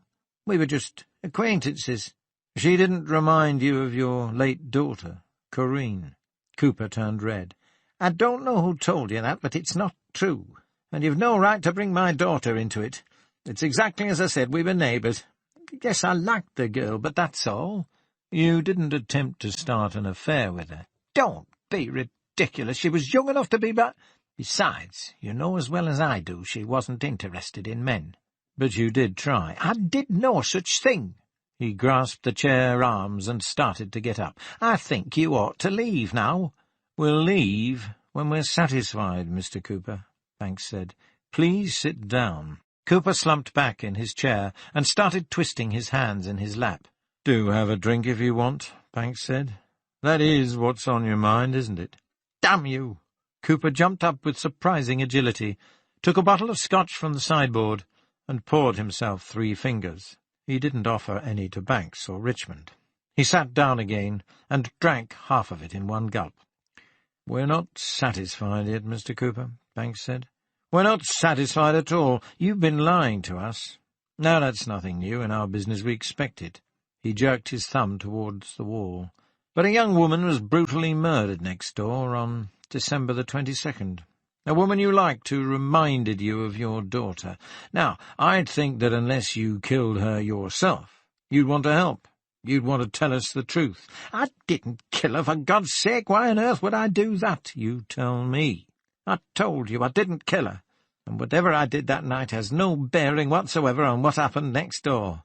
"Let me be the judge of that." Cooper swirled his drink and took another long sip. "We'll stay until you tell us," Banks said. "Unless you'd prefer to get your coat and—" All right. Mr. Cooper waved his free hand. "I did leave the shop at 6, but I wasn't anywhere near Eastvale until 11, I swear it." "Where were you?" "Does it really matter?" "We have to check." Cooper got up and poured himself another drink. He cocked his ear towards the living-room door, then, satisfied by the sound of washing-up water running in the kitchen, spoke quietly. "I drink, Mr. Banks," he said. "Simple as that. Ever since Corinne—well, you don't need to know about that. But Christine doesn't approve." He looked at his glass. "Oh, she's not a teetotaler or anything. She'll allow the occasional glass of scotch after dinner, but more than one, and I can even smell the disapproval. So I drink elsewhere." "Where were you drinking that night?" Banks asked. "Tan Hill," said Cooper. "It's an isolated spot. I like it up there." "Were you alone?" "No. There's a group of regulars." "Names?" Cooper gave the names, and Richmond wrote them down. "What time did you leave?" "About 10:30. I daren't be too late, and I keep some breath mints in the car so Christine can't smell anything." "Anything else to tell us?" Cooper shook his head. "No, nothing. That's it. Look, I'm sorry, I didn't mean to cause any problems. It's really nothing to do with poor Caroline's death at all." "We'll see," said Banks, and got up to leave with Richmond. "There is one small thing," Cooper said before they got to the door. Banks turned. "Yes?" "The driving. I mean, I'd had a few drinks. I wasn't drunk, honestly. You won't do anything to my license, will you?" "I shouldn't worry about that," Banks said. "I think the statute of limitations has just about run out." He made a mental note to find out the license number of Cooper's car and alert the local police patrols. "Fancy a trip to Tan Hill?" Banks asked Richmond outside. "Tonight?" "Sooner the better, don't you think?" Richmond looked at his watch and frowned. Well, I did have a— "Take her with you," Banks said. "It's a routine inquiry, won't take long." Richmond touched his moustache. "Not a bad idea," he said. "Not bad at all." "Off you go, then. I'll see if I can get anything more out of the people across the street." It was a cold night.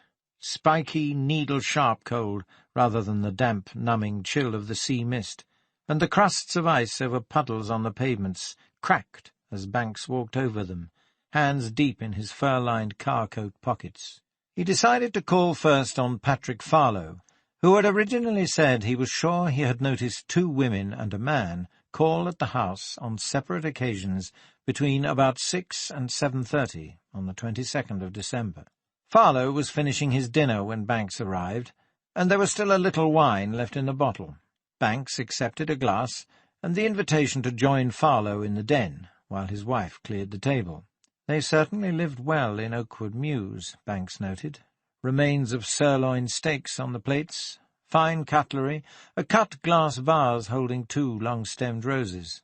The wine was a decent Creuse Hermitage. The den was an upstairs study, with 2 walls of dark bookcases, a deep leather armchair, by a standard lamp, and a small teak table beside it for resting cups of coffee, pencils, and notepads. The light gleamed on the dark, varnished surfaces of the wood.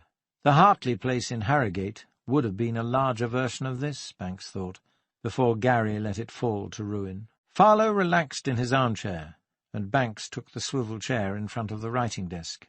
One sniff of the clean, leather-scented air tipped him off that this was a non-smoking room.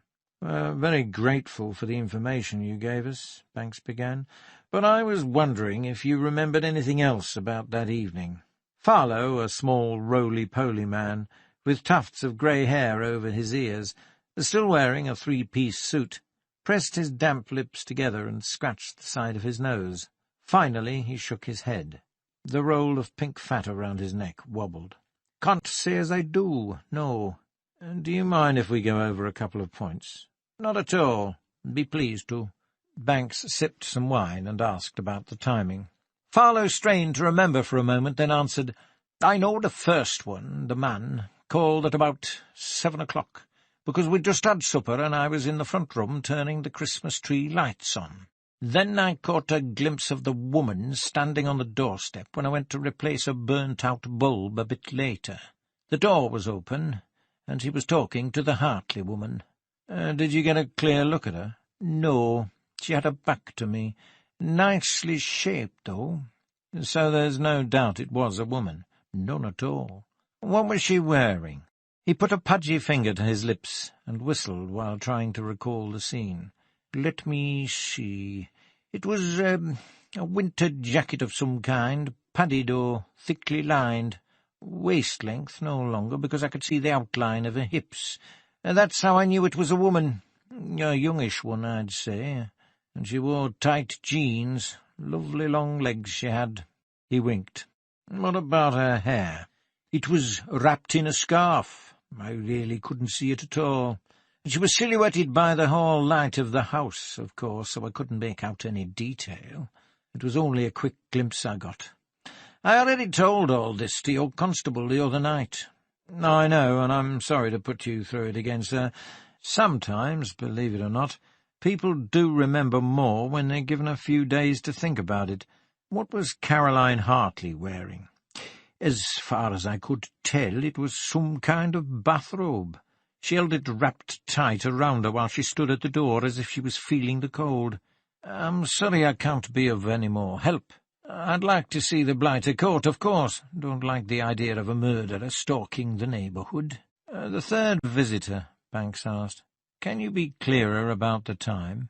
"I have given the matter some thought," Farlow said, reaching for a decanter on the table beside him. "Port." Banks tossed back the rest of his wine and held his glass out. "Please. And I'm trying to recollect why I was at the front window again, but it slipped my mind. Perhaps I'd heard a noise or something." He tapped the side of his head. "That's it. I remember. I heard some music, and I went out to see if we had carol singers in the street. Plagued by them we are." He made them sound like an infestation of rodents. "I consider I've handed out my fair share this year. Should be restricted to Christmas Eve, if you ask me. Anyway, it was only the wife, putting the radio on." "Do you remember the time?" "No, All I remember, now I come to think about it, is hearing Away in a Manger and heading for the window, but there was no one at the door. I noticed a woman going into the house over the street, the house where the woman was murdered. Can you add anything to your earlier description? I'm sorry. It all happened so fast. I have to admit, I was rather angry at the thought of more singers, and I just caught the figure out of the corner of my eye. But you're sure it was a woman? Well, this one was wearing a light coat, belted, I think, because it came in at the waist, right down to mid-calves, and she definitely didn't have any trousers on. I thought I could see the bottom of a dress or skirt, too, as if the coat was just a bit too short to cover the dress, and you could see her legs below that. What about height? Any idea? A little taller than the woman who answered the door, Caroline Hartley. Eh? He shook his head. Again, her head was covered by a scarf of some kind. And this woman definitely entered the house. Oh, yes. She was walking in when I saw her. So you didn't notice Caroline Hartley's reaction to seeing her? No, not at all. I didn't even see Caroline that time, just this other woman silhouetted as she walked in the door. So Caroline might not have let her in.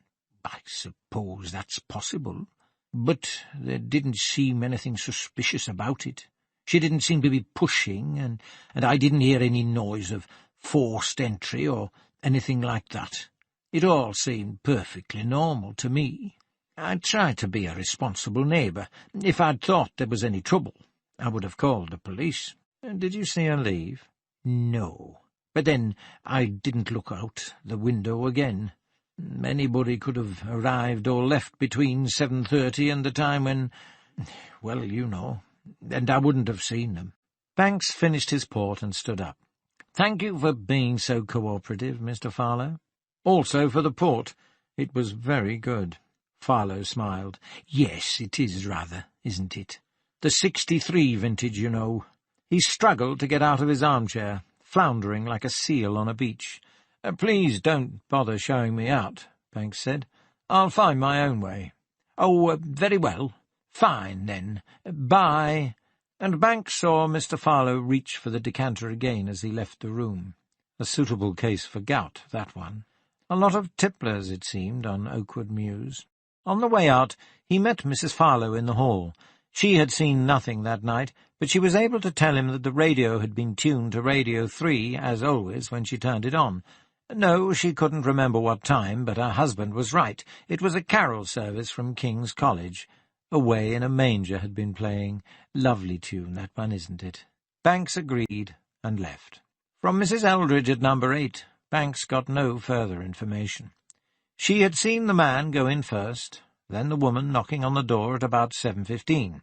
No, she hadn't seen the man leave in the meantime, but the woman in the short coat and tight jeans definitely didn't enter the house, and it wasn't the same woman as the one who called later. This one was a bit taller and dressed differently, some kind of long dress under her coat instead of jeans. The way it looked, unless Patsy Janowski had dashed off, changed clothes, and added a few inches to her height in the interim, the third visitor couldn't possibly have been her. He needed to know who this third woman was. Unless someone else had come after her, someone nobody had seen arrive, or unless Claude Ivers had been in the house all the time and nobody had seen him leave, then she was the one, almost certainly, who had killed Caroline Hartley. Was it Veronica Shildon, as Susan had suggested? Banks didn't think so. Her love and grief seemed genuine, but he needed to talk to her again. There was a lot of ground yet to cover before he could hope to understand the people, and therefore the motives, involved in this case. There was, however, one small practical piece of information he carried away with him. Both Mr. and Mrs. Farlow had said that the third woman entered the house, bidden or otherwise, when Away in a Manger was being played on Radio 3. It should be possible to find out from the local BBC station what time the programme started, the order of carols in the concert, and the length of each one. Given that information, it would be simple to work out at exactly what time the mysterious third woman had entered Caroline Hartley's house and, in all likelihood, stabbed her to death with a kitchen knife. Banks walked slowly by the river. He wore his fur-lined suede car-coat, collar up, hands thrust deep in his pockets. As he walked, he breathed out plumes of air. The river wasn't entirely frozen over.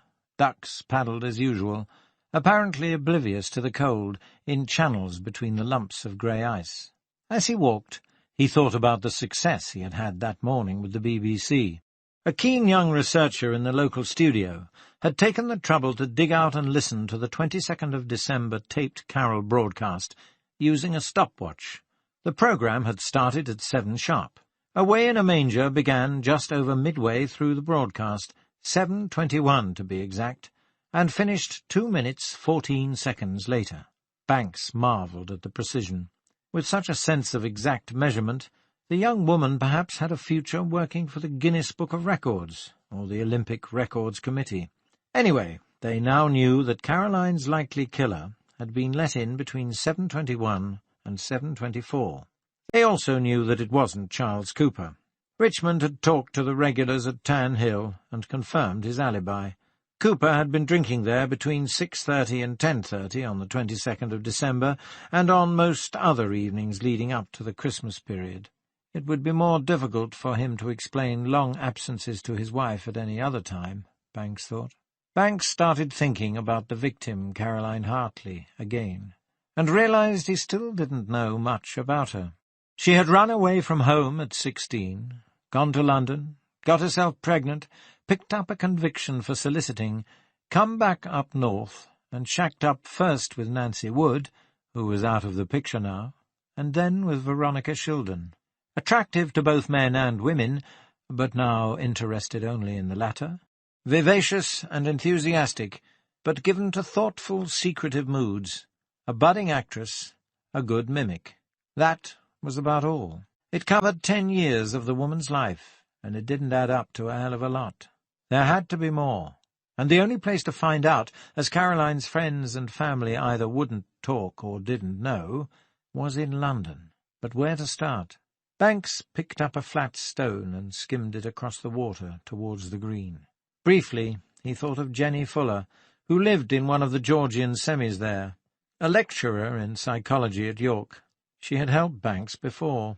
She would be damned useful in this case too, he thought, but she'd gone away somewhere warm for Christmas. Tough luck. Up ahead, near the bridge, Banks saw a boy, no older than 12 or 13. He had a catapult and was aiming pebbles at the ducks out on the river. Banks approached him. Before saying a word, he took out his identity card and let the boy have a good long look. The boy read it, then glanced up at Banks and said, "Are you really a copper or just one of those perverts? My dad's warned me about blokes like you." "Lucky for you, sonny.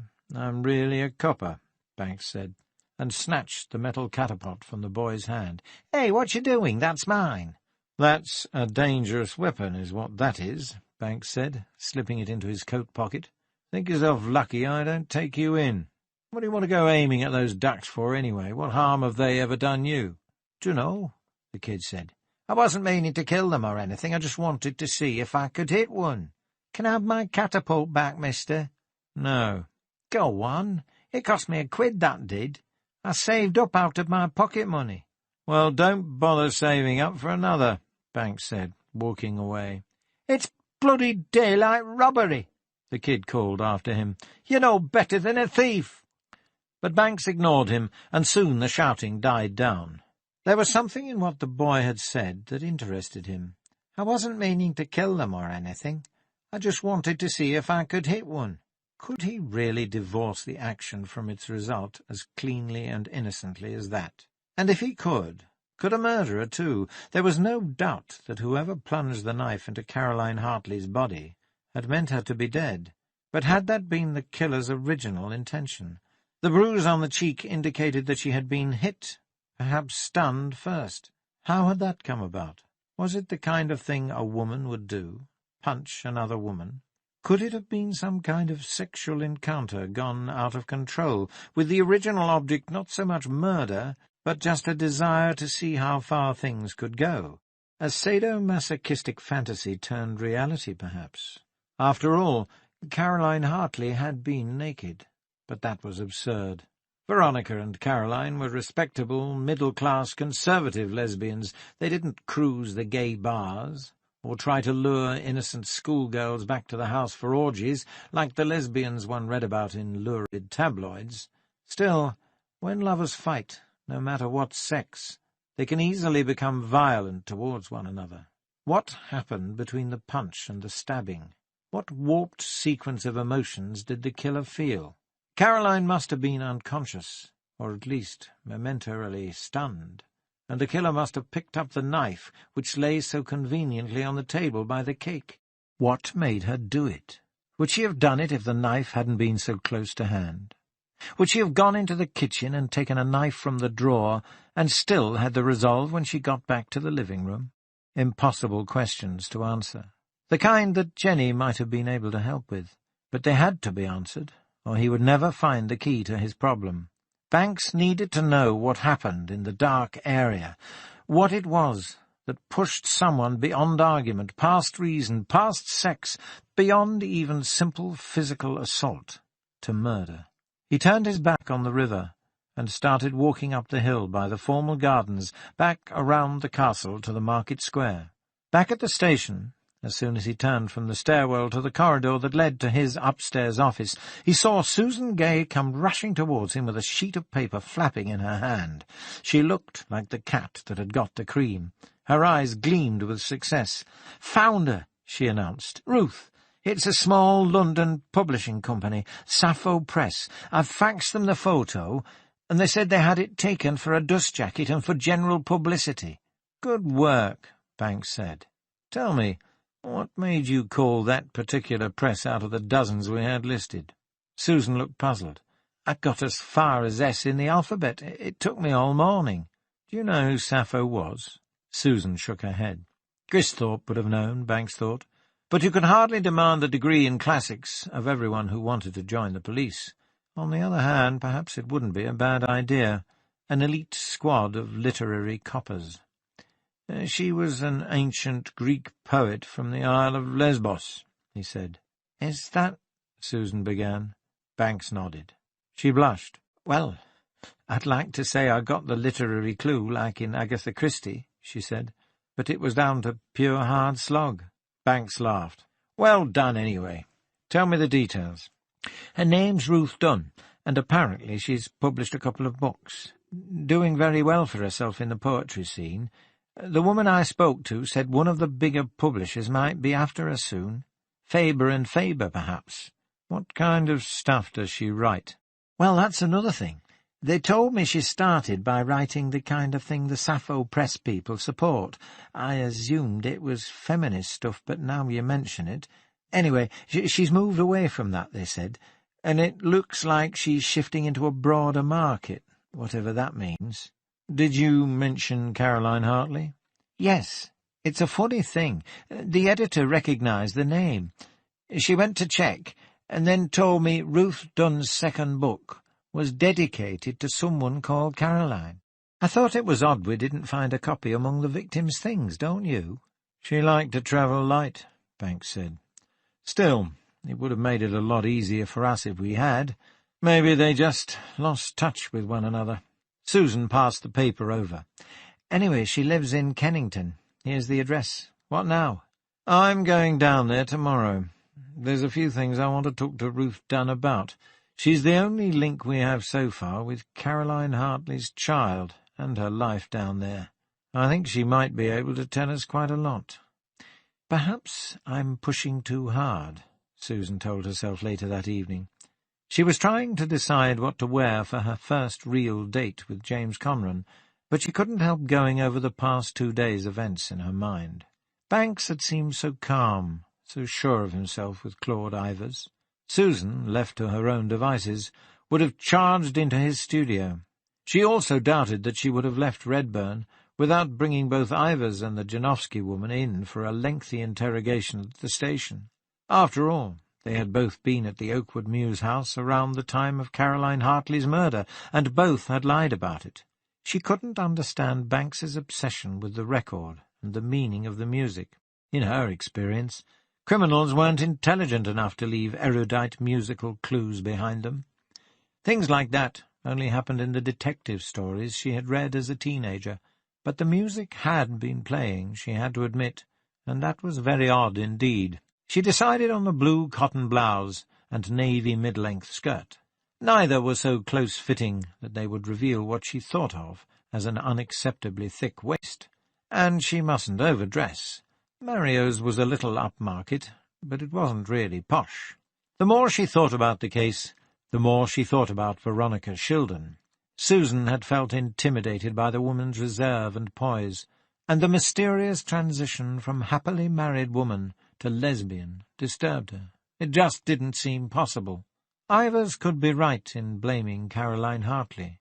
Perhaps Veronica knew this too, deep down, and hated herself for allowing herself to fall so low. Then she found Caroline naked, after seeing Patsy Janowski leave the house, and she hit out. That seemed as good an explanation as any to her. All they had to do was discover how Veronica had disposed of her bloody clothing. Surely if Banks put his mind to it, instead of dwelling on that damned music, he could come up with something. Gary Hartley, Susan thought, wasn't capable of the crime. He might be bitter, but he was also weak, a captive in his father's cold, decaying mansion. Banks seemed to suspect everyone except Veronica Shildon, or at least he didn't see her as a serious contender. Perhaps it was to do with his being a man, Susan thought. Men perceived things differently. They were unsuited to spotting subtle nuances. They were basically selfish, and saw things only in relation to their own egos, whereas women spun a more general net of consciousness. She knew Banks was astute enough not to get sidetracked by his feelings, at least most of the time, but maybe he was attracted to Veronica Shildon. There was something in that tension between her straight-laced exterior and inner passions that a man might find sexy, and the fact that he couldn't have her would only add to the excitement, make her seem more of a challenge. Didn't men always want unattainable women? Rubbish, Susan told herself sharply. She was letting her imagination run away with her. Time to apply a bit of lipstick. When she was ready, she looked again at her small tree and the few trimmings she had hastily put up on Christmas Eve.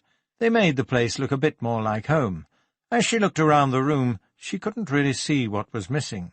The wallpaper, red roses on a cream background, was nice enough.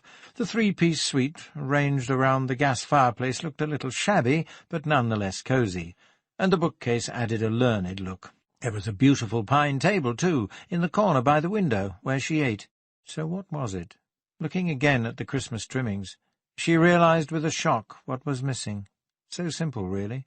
If she had been on a case looking objectively at a suspect's apartment, and had seen one just like this, she would have known immediately. But because it was her own, she hadn't paid it the same attention.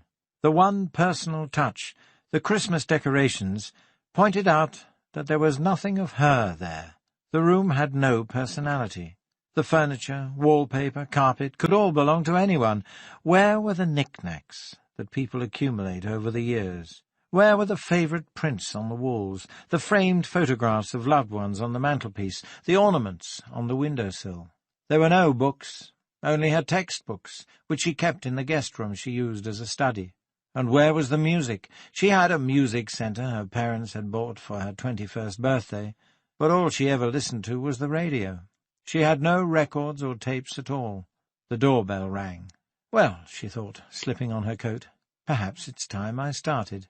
A nice landscape on the wall over there, a constable print or something, a couple of china figurines on the mantelpiece, a few books, and a record of that music Banks played in the car on the way back from Redburn yesterday.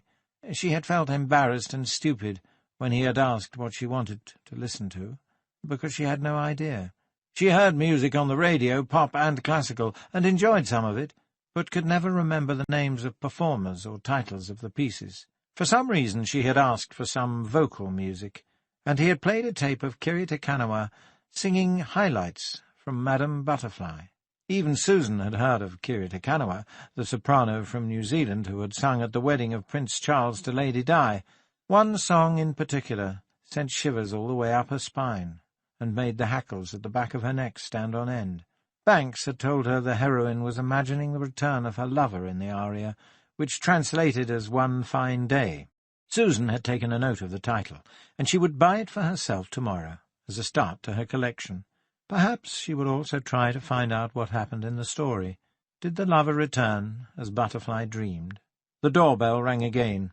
Smiling, Susan went downstairs to the front door to meet James. He told her she looked beautiful. She didn't believe him, but she felt wonderful as they got into his car and drove off into the icy night. "Sorry about the mess," Veronica Shildon said as she let Banks in.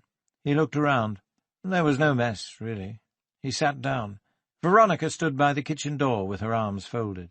"The reason I came," he said, "is to tell you that we've tracked down the woman in the picture."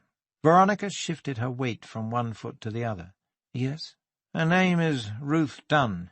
She's a poet, as you said, published by a small feminist press, and she lives in London." "You have an address?" "Yes." "Thank you for telling me, Chief Inspector. I realize it might have been unethical." "Miss Shildon, I never do anything unethical." His eyes twinkled when he smiled. I didn't mean—" "It's all right." "Would you like some tea? I was just about to make some." "Yes, please. It's a bit nippy out there." "If you'd like something stronger." "No, tea will do fine." While Veronica made the tea, Banks looked around the room. It was in a state of flux. In the first place, there was hardly anywhere to sit. The suite was gone, leaving only a couple of hard-backed chairs at the table by the window. Also, the sideboard had been moved, and the Christmas tree, along with all the trimmings, was gone, even though it was only the 29th of December. Banks wondered if Veronica could have done it all herself. "Have you talked to her?" Veronica asked, placing the tray on the table and sitting opposite him. "No, not yet. I'm going down there tomorrow morning. It wouldn't be wise to phone ahead." "You don't mean she's a suspect?" "Until I found out otherwise she is, and I don't want to give her any reason to run off if she thinks she's sitting pretty." "It must be an awful job you do," Veronica said. "Sometimes, but not as awful as the things the people we try to catch do." "Touché. Anyway, I just thought I'd let you know." "And I'm grateful." Veronica put her cup and saucer down. "I'd like to see her," she said. "Ruth Dunn. If it's not too much of an imposition, may I travel down with you?" Banks scratched the scar by his right eye, then crossed his legs. He knew he should say no. Officially, Veronica Shildon was a major suspect in her lover's murder. He had told her about Ruth Dunn only partly out of goodwill. Mainly, he had been interested in her reaction to the news. On the other hand, if he got her out of her normal environment, out of this house, and out of Eastvale, he might be able to get her to open up a bit more about Caroline's background. Was that worth the risk of her making a break for it? It would be easy for her to disappear in a city as large as London, but why should she? They had no real evidence against her. They couldn't put her under arrest. "I'm going by train," he said. "I won't be driving down. I never could stand driving in London." "Are you trying to put me off? I know it's an unusual request to make, Chief Inspector, but I've heard about Ruth often enough from Caroline, though never more than her first name. And what a good friend she was. Somehow, now that Caroline's gone, I just feel I'd like to meet her. There's very little else left." Banks sipped at his tea and let a minute pass. "On 2 conditions," he said finally. "First of all, I can't allow you to be present at the interview, and second, you'll have to wait until I've talked to her before you see her." Veronica nodded. "That sounds fair." "I haven't finished yet." "But that was 2. "I'll make it 3, then. I reserve the right to stop you seeing her at all, if for any reason I feel it necessary." "But why on earth—" "It should be obvious. If Ruth Dunn turns out to be even more of a suspect than she is now, I can't allow the 2 of you to discuss the case together. Do you agree to the terms?" Veronica nodded slowly. "I suppose I'll have to." "And you'll also have to return with me." "I was thinking of looking up an old friend," Veronica said. "Perhaps staying down for New Year." Banks shook his head. "I'm already going out on a limb." Veronica stood up. "Very well. I understand." "Right," he said at the door. 8:20 from Eastvale, change at Leeds." "I'll be there," she said, and closed the door behind him. Mario's was a cosy restaurant in a narrow cul-de-sac of gift shops off North Market Street. It had a small bar at one end of the long room, stucco walls, and small tables with red and white checked cloths and candles in orange pressed glass jars. A man with a guitar sat on a stool at the far end, quietly crooning Italian love songs. The place was full when James and Susan got there, and they had to sit for 10 minutes at the bar. James ordered a half-litre of Barolo, which they sipped as they waited. He looked good, Susan thought. Clearly he had made some sartorial effort, replacing cords and polo neck with grey slacks, a white shirt, and a well-tailored dark blue sports jacket.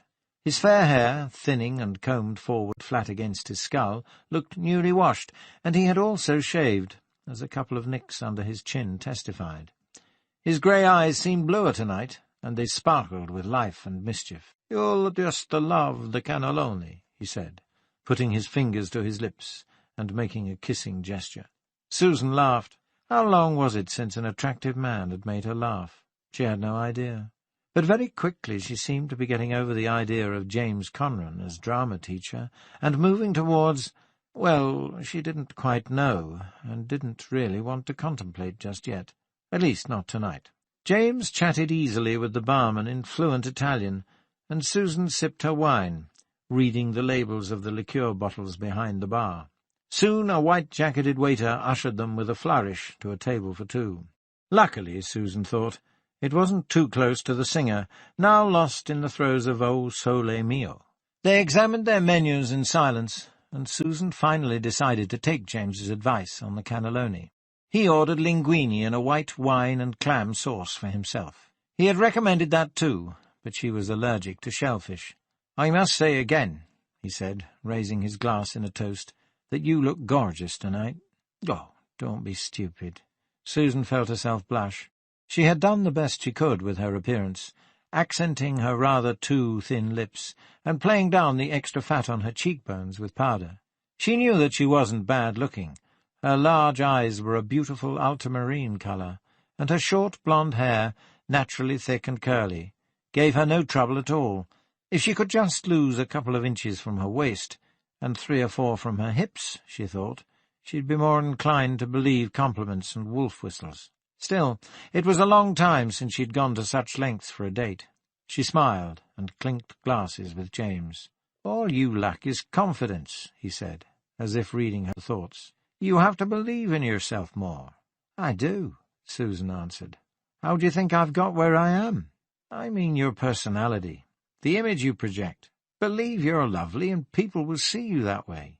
"Is that what you do?" James winced in mock agony. "Oh, now you're being cruel." "I'm sorry." "It's all right, I'll survive." He leaned forward. "Tell me, I've always wondered, what did you think of me when you were at school? I mean, what did the girls think of me?" Susan laughed and put her hand to her mouth. "They thought you were gay." James's face showed no expression, but a sudden chill seemed to emanate from him. "I'm sorry," Susan said, feeling flustered. "I didn't mean anything by it. I didn't think so, if that's any consolation. And it was just because you were in the arts." "In the arts?" "Yes, you know how people in the performance arts always seem to be thought of as gay. If it'll make you feel any better, they thought Mr. Curlew was that way too." James stared at her, then burst into laughter. "Peter Curlew, the music teacher?"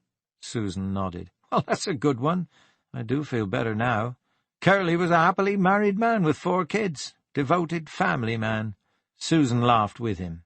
"Well, that just shows you how wrong we were, I suppose. I liked the way he used to conduct to himself whenever he played a record for us. He really got quite worked up, in a world of his own. Of course, you lot were all snickering at him behind your hands, weren't you?" Yes, I'm afraid we were." Susan felt strangely ashamed to admit it now, though she hadn't thought of Mr. Curlew for years. He was a very talented pianist, you know. He could have gone a long way, but those years of dreary teaching broke his spirit. Susan felt embarrassed. "How are you getting on without Caroline?" she asked, to change the subject. James paused for a few seconds, as if deep in thought, before answering. "Fine, I suppose. It wasn't a difficult part, it was just that, well, Caroline was special, that's all. Are you any closer?" Susan shook her head. Not that she would have said, even if they were closer to finding Caroline's killer. She frowned. Do you think anyone in the production could have been involved in her death?" He cupped his chin in his hand and thought for a moment. "No," he said finally. "No, I can't see it. Nobody knew her that well. Her killer didn't need to know her well. She let him or her in, but he or she could have been merely an acquaintance. Someone come to talk to her about something. I still can't see it. There must have been friction with the other women, the leads. Why? Competition. Over what? Anything. Men, lines, parts. There wasn't. I'm not saying we were a totally happy family. We had our ups and downs, our off days, but you're grasping at straws. Remember, it's the Amateur Dramatic Society. People join for pleasure, not profit. I'd like to think, though, that we're far from amateur in quality." Susan smiled. "I'm sure you are. Tell me, what was Caroline Hartley really like?" "I'm sorry, Susan. It's still very upsetting for me, such a loss. I just don't want to—" "Ah, look, here's our food." He rubbed his hands together. "Delightful. And another half-litre of your best Barolo, please, Enzo." "Do you think we should?" Susan asked. "I've still got half a glass left. I'm not certain I can drink any more." "Well, if you can't, I can. I know I should be drinking white with the linguine, but what the hell, I prefer Barolo. Worry not a drop will be wasted. What did you do for Christmas?" I... Well, what? Did you visit your parents?" He gathered a forkful of food and lifted it to his mouth, his eyes probing her face for an answer all the time. Susan looked down at her plate. Not really, no, I didn't.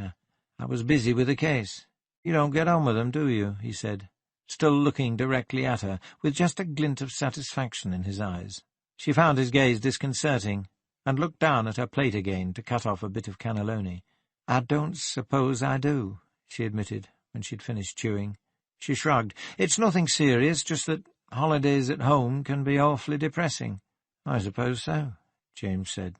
"I'm an orphan myself, and I always find Christmas terribly gloomy.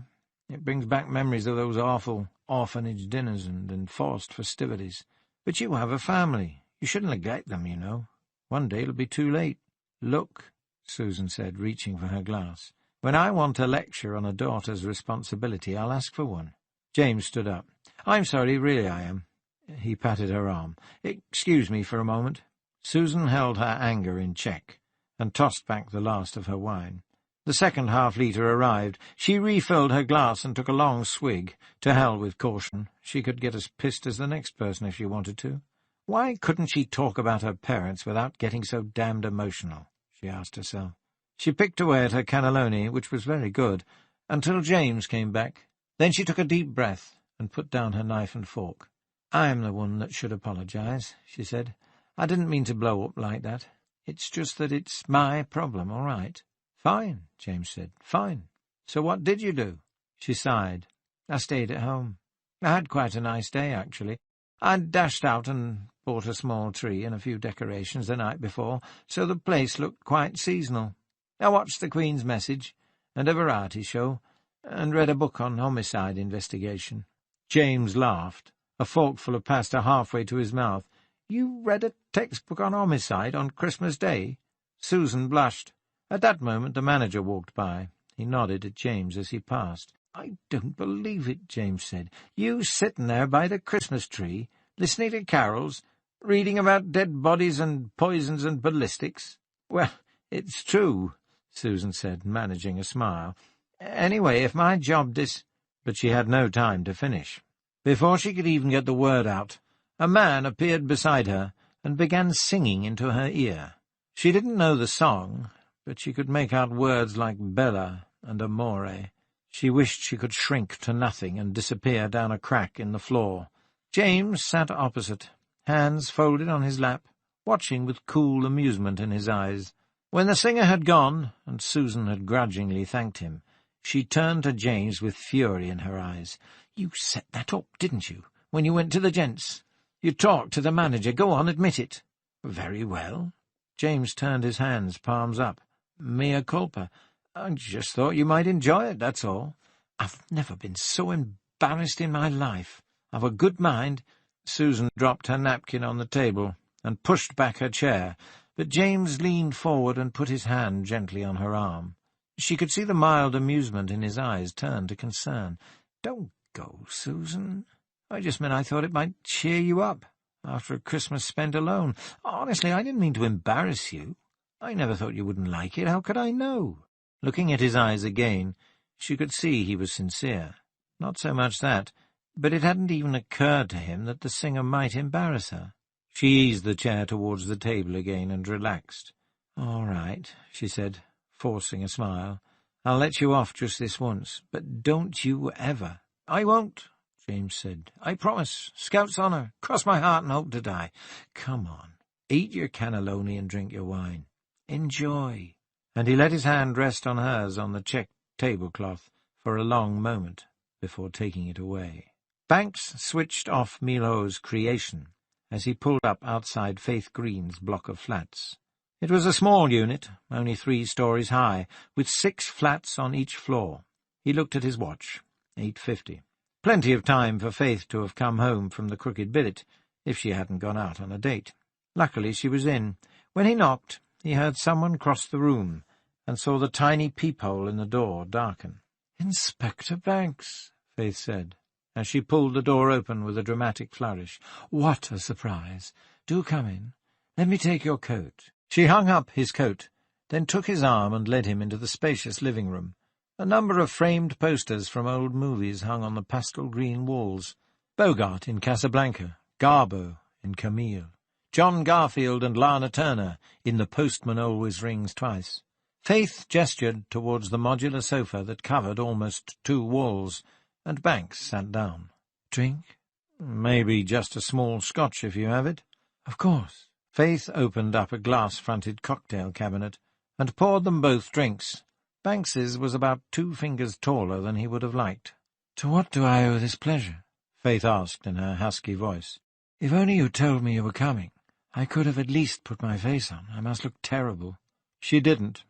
With her beautiful eyes and silvery page-boy hair, it would have been difficult for Faith Green to look terrible. She wore no makeup, but that didn't matter. Her high cheekbones needed no highlights, her full pink lips no colouring. In skin-tight black slacks and a dark green silk blouse, her figure, slim at the waist, nicely curved at the hips, and well-rounded at the bust, looked terrific. The perfume she wore was the same one Banks remembered from their brief chat at the Crooked Billet, very subtle, with a hint of jasmine. She settled close to Banks on the sofa and cradled a glass of white wine in her hands. "You should have phoned first," she said. "I gave you my number." "Maybe you didn't know I was married." She laughed. "I've never known that to make very much difference to men." Given the way she was sitting and looking at him, he could well believe her. He fiddled for his cigarettes. "Oh, you're not going to smoke, are you?" She pouted. "Please don't. It's not that I'm so anti, but I just can't bear my flat smelling of smoke. Please?" This ends CD 6. CD 7. Past reason hated. Banks removed his hand from his jacket pocket and took a long swig of scotch. He waited until the pleasant burning sensation had subsided, then said, "Remember the last time we talked, about how things were going between the people in the play?" "Of course I do." Her eyes twinkled. "I told you I liked my men dark and handsome, and not necessarily tall." If Banks had been wearing a tie, he would have loosened it at this point. "Miss Green." "Faith, please. It's not such a bad name, is it? There are 3 of us sisters, but my parents never were that well up on the Bible. The youngest's called Chastity." Banks laughed. "Faith it is, then. You told me you had no idea that Caroline Hartley was a lesbian. Are you sure you didn't?" Faith frowned. "Of course not. What an odd question. She didn't walk around with it written on her forehead. Besides, it's not as obvious in a woman as it sometimes is in a man, is it? I mean, I've known a few homosexuals, and most of them don't mince around and lisp, but you have to admit that some conform to the stereotype. How could you possibly tell with a woman, unless you went about dressed like a man or something?" "Perhaps you would just sense it." "Well, I didn't. Not with Caroline. And she certainly didn't walk around dressed like a man." "So she told no one?" "Not as far as I know, she didn't. She certainly didn't tell me. I can't vouch for the others. Another drink?" Banks looked at his glass, amazed to find it empty so soon. "No, thanks." "Oh, come on," Faith said, and took it from him. She brought it back only slightly fuller than the last time, and sat about 6 inches closer. Banks held his ground. "There's something missing," he said. "Some factor, maybe just a little thing, and I'm trying to find out what it is. I get the feeling that people, you especially, are holding something back, hiding something." "Little me? Hiding something? Like what?" She spread her hands and looked down, as if to indicate that all she had was on display. She wasn't far from the truth. "I don't know. Do you think there might be a chance that Caroline Hartley was having an affair with someone other than the woman she was living with? Perhaps someone in the theatre company?" Faith stared at him, then backed away a few inches, burst out laughing, and pointed at her chest. "Me? You think I'm a lesbian?" Given the situation, her physical closeness, and the heady aura of sex that seemed to emanate from her, it did seem rather a silly thing to think. "Not you specifically," Banks said. "Anyone." When Faith had stopped laughing, she moved closer again and said, "Well, I can assure you I'm not." She shifted her legs.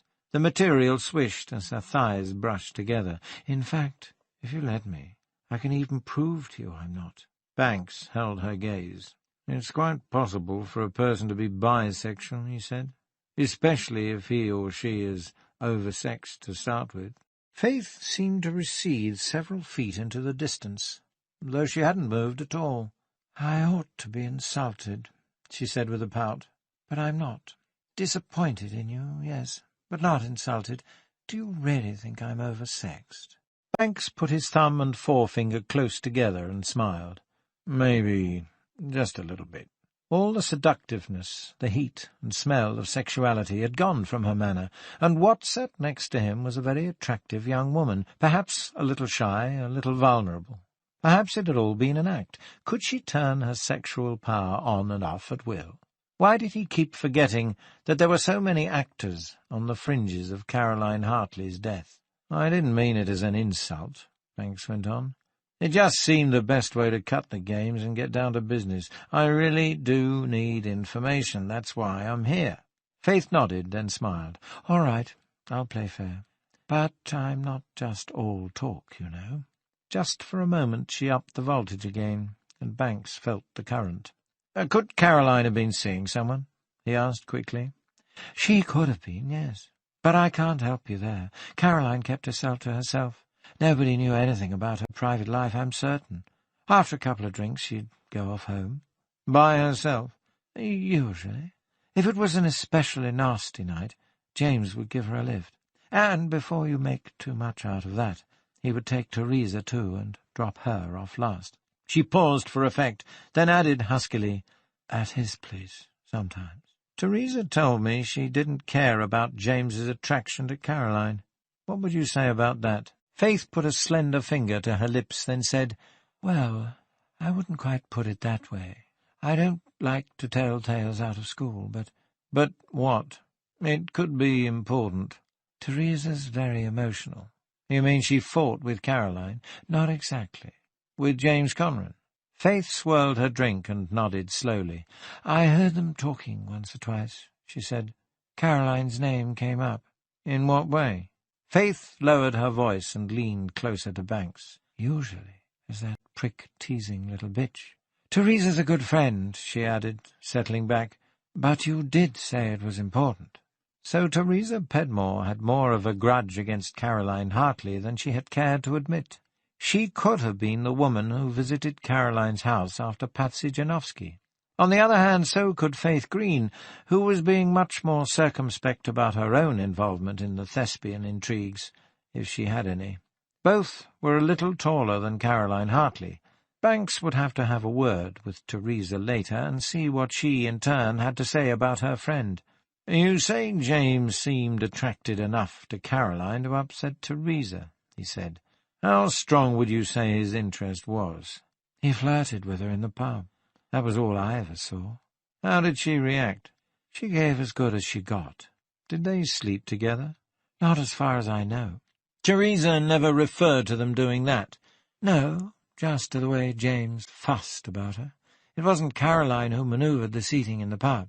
If anyone, Teresa should have blamed James, not Caroline. People aren't very logical when it comes to blame, Banks said, thinking of what Claude Ivers and Patsy Janowski had said about Caroline and Veronica. Where did you all go after the rehearsal on the day of Caroline's death? I came home. Honestly, I was tired. I didn't even have a date. Why didn't you all go for a drink as usual? Faith shrugged. No special reason. Sometimes we just didn't, that's all. People just wandered off home. There's nothing more to it than that. It was close to Christmas. There was shopping to do, family to visit. Banks didn't believe her. She fiddled with her pearl necklace as she spoke and looked away from him. She also spoke as if there was nobody listening to her. "Did something happen at that rehearsal, Faith?" he asked. "Was there a row between Caroline and Teresa?" Faith shifted in her seat. She turned her eyes on him again. They gave away nothing. A waft of perfume drifted over. "Another drink?" "No. Tell me what happened." "Leave me alone. Nothing happened." Banks put his glass down on the St. Ives coaster and stood up. Faith scratched the inside of her elbow. "Are you going now?"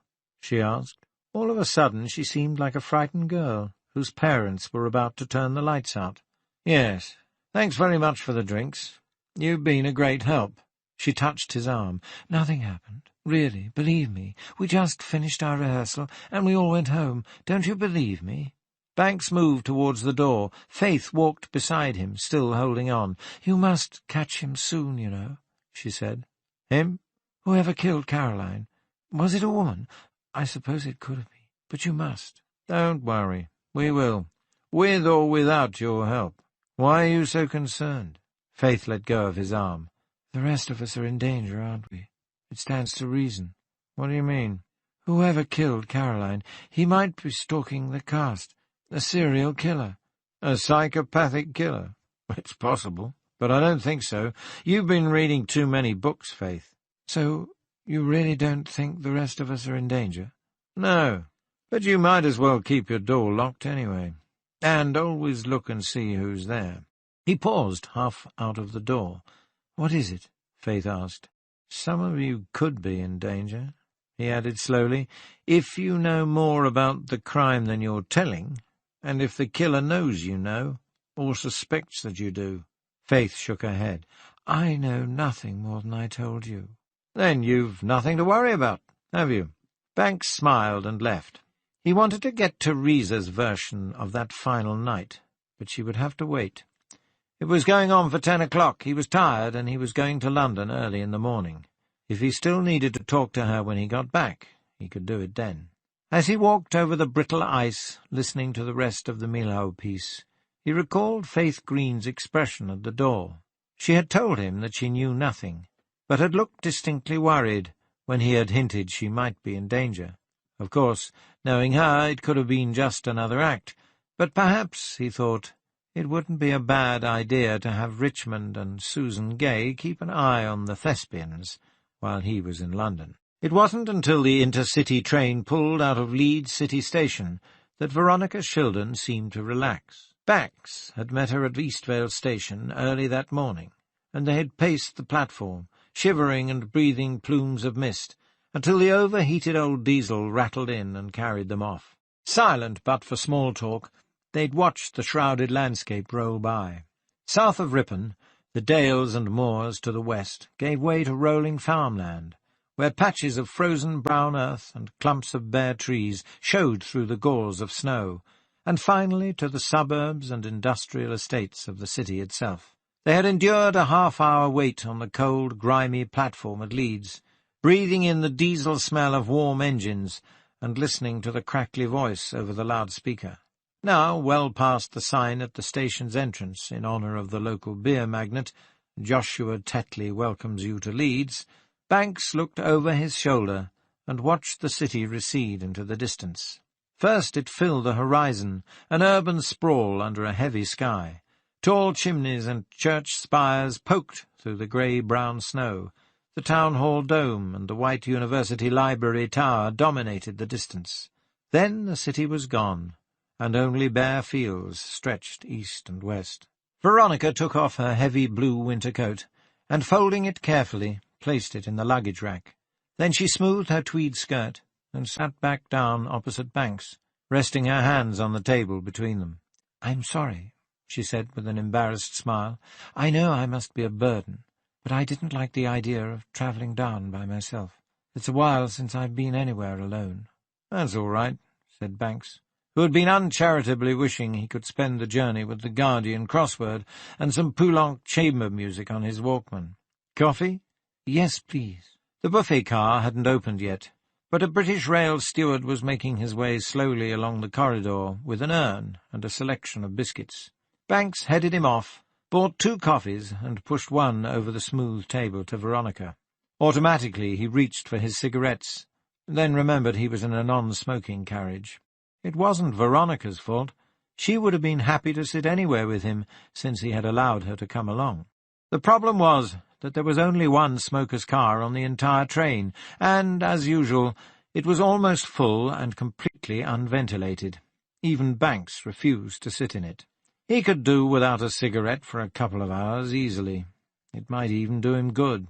As an alternative, he caught up with the steward and bought a penguin biscuit. After Wakefield, they sped along past dreary fields and embankments, trying to sip the hot, weak coffee without spilling any. Their carriage was unusually quiet and empty. Perhaps, Banks guessed, this was because they were in that limbo between Christmas and New Year. Everyone was both broke and in need of a brief hibernation period of recovering between the 2 festive occasions. Deep into South Yorkshire, Banks noticed Veronica looking out at the desolate landscape of pit wheels and slag heaps, and asked her what she was thinking about. "It's funny," she said, "but I was thinking how I still feel only half there. Do you know what I mean? I can accept that Caroline is gone, that she's dead, and I'll never see her again, but I can't believe that my life is whole, or even real, without her." She nodded towards the window. "Even the world out there doesn't seem real, somehow. Not any more." "That's understandable," Banks said. "It takes time. How did you meet her?" Veronica gave him a long, appraising look, and then leaned forward and rested her arms on the table, clasping her slim, freckled hands. "It must seem very odd to you, perverted even, but it's not. There was nothing sordid about it." Banks said nothing. Veronica sighed and went on. "I first met Caroline at the cafe where she worked. I used to go for long walks by the river. Just thinking about my life and how empty it felt. Somehow the moving water seemed to help soothe me. We got on speaking terms. Then once I saw her in the market square, and we went for a coffee. We discovered we were both in therapy. After that, well, it didn't happen quickly." "What attracted you to her?" "I didn't even know I was attracted to her at first. Could you imagine someone like me admitting I'd fallen in love with a woman? But Caroline was so alive, so childlike in her enthusiasm for life. It was infectious. I'd felt half dead for years. I'd been shutting the world out. It's possible to do that, you know. So many people accept what life dishes out to them. Apart from the occasional daydream, they never imagine it could be any different, any better. Even the half-life I have now is preferable to what my life was like before Caroline.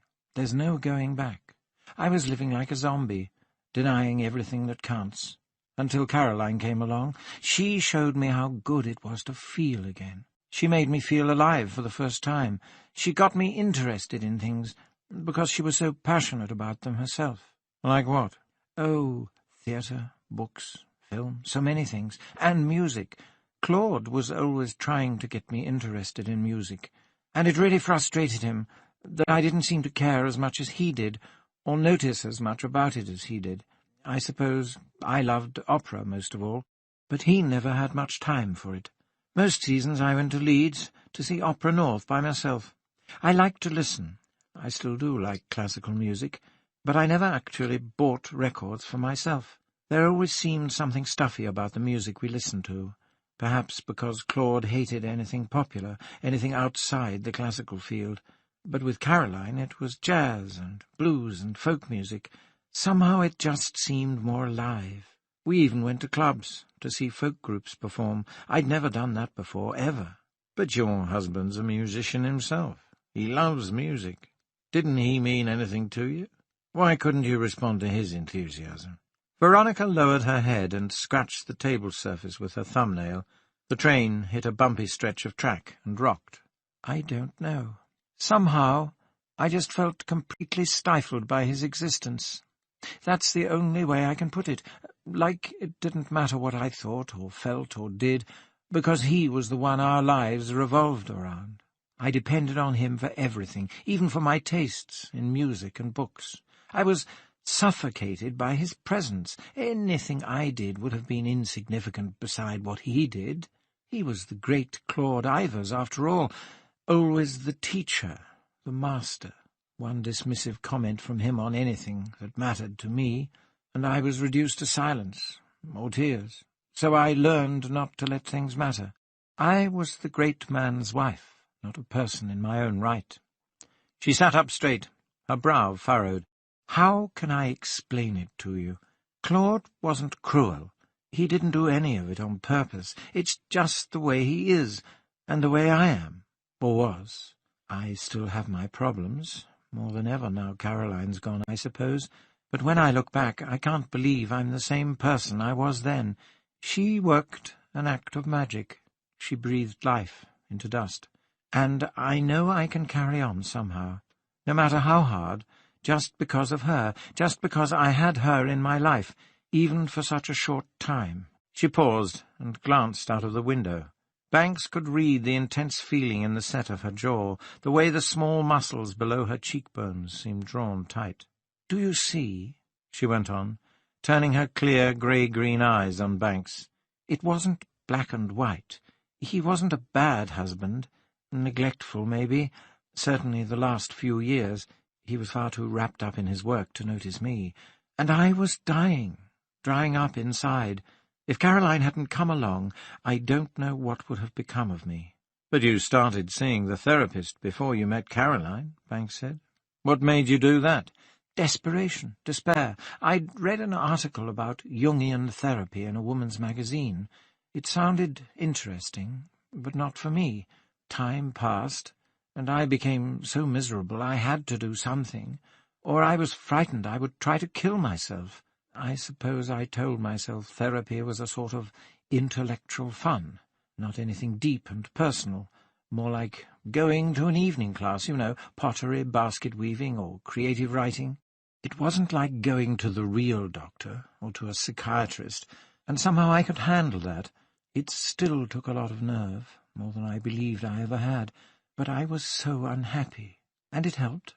It can be a painful process, you know. You keep circling things without ever really zooming in on them, and sometimes you feel it's a waste of time, it's going nowhere. Then you do focus on things, and you find you were circling them for good reason. Occasionally you get some kind of insight, and that sustains you for a while. Then I met Caroline." "Had you experienced feelings like that before?"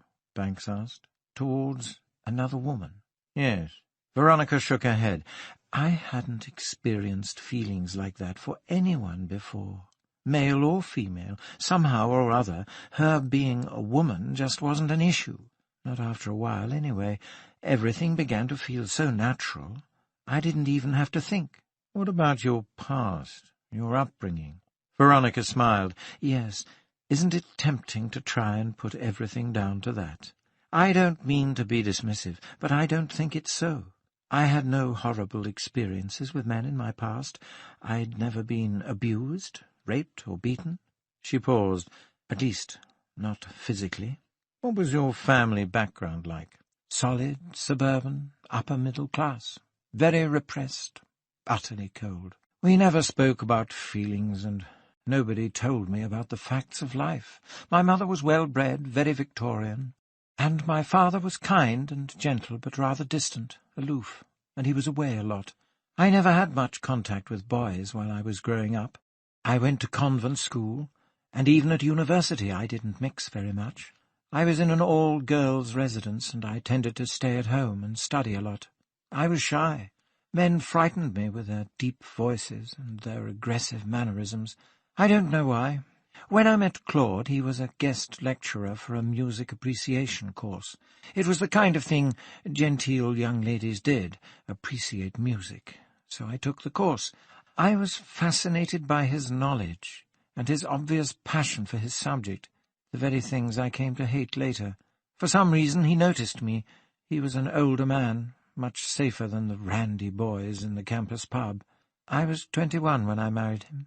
So you never had any other boyfriends? Never. I was reclusive, frightened as a mouse. Believe it or not, when Claude seemed to lose interest in sex, that suited me fine. Now, when I look back, I can't remember what I did from day to day, how I got through. I was a housewife. I had no outside job. I suppose I cleaned and cooked and watched daytime television in a kind of trance. Then there was the Valium, of course. How long were you married? We were together for 15 years. I never complained. I never took an interest in life outside his circle of friends and acquaintances. I had no passions of my own. I don't blame Claude for that. He had his own life, and music was more important to him even than marriage. I think it has to be like that with a great artist, don't you? And I believe Claude is a great artist. But great artists make lousy husbands. Did you ever think of having children? I did, but Claude thought they would interfere with his peace and quiet. He never really liked children, and I suppose I am afraid of childbirth. Terrified, to be honest. Anyway, he just went ahead and had a vasectomy. He never even told me until it was done. What do you think of childless marriages, Mr. Banks? Banks shrugged.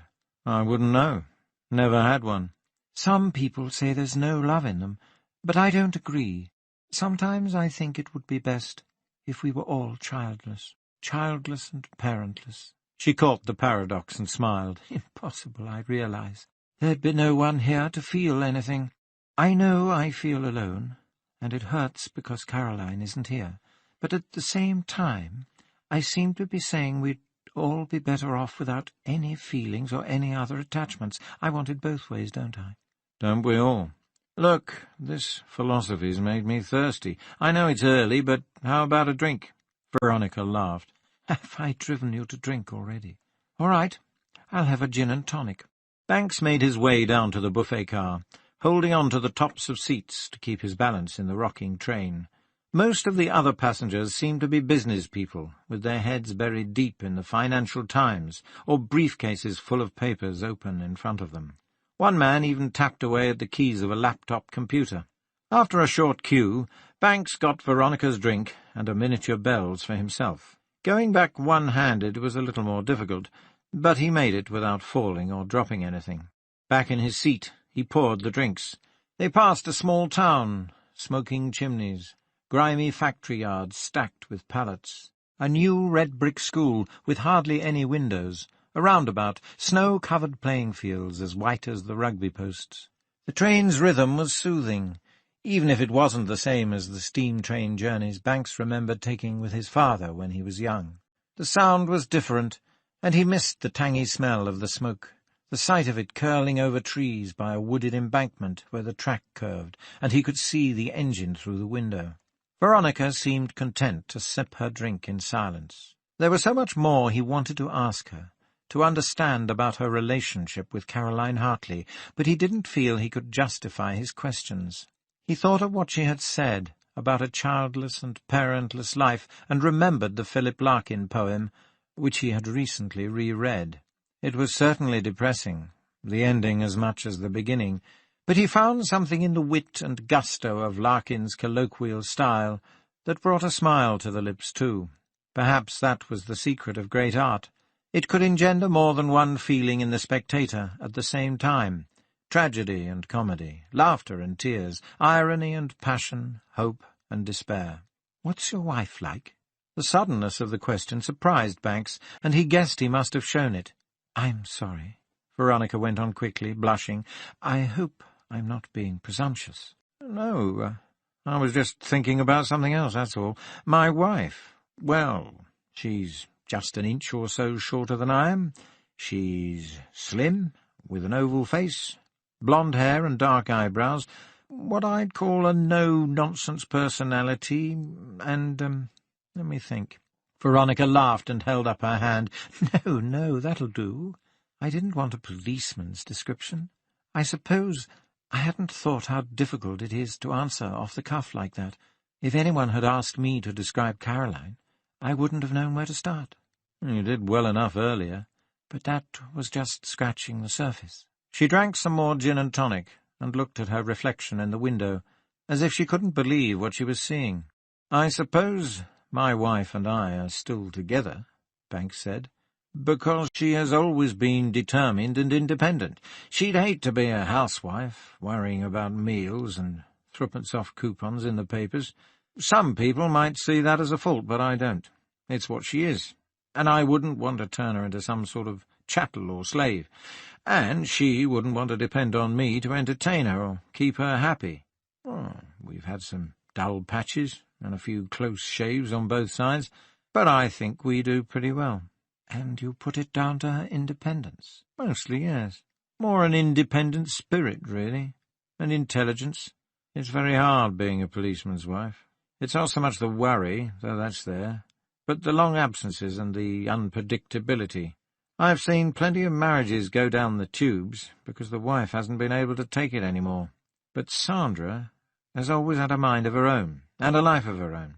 Photography, the gallery, friends, books. She doesn't let herself get bored.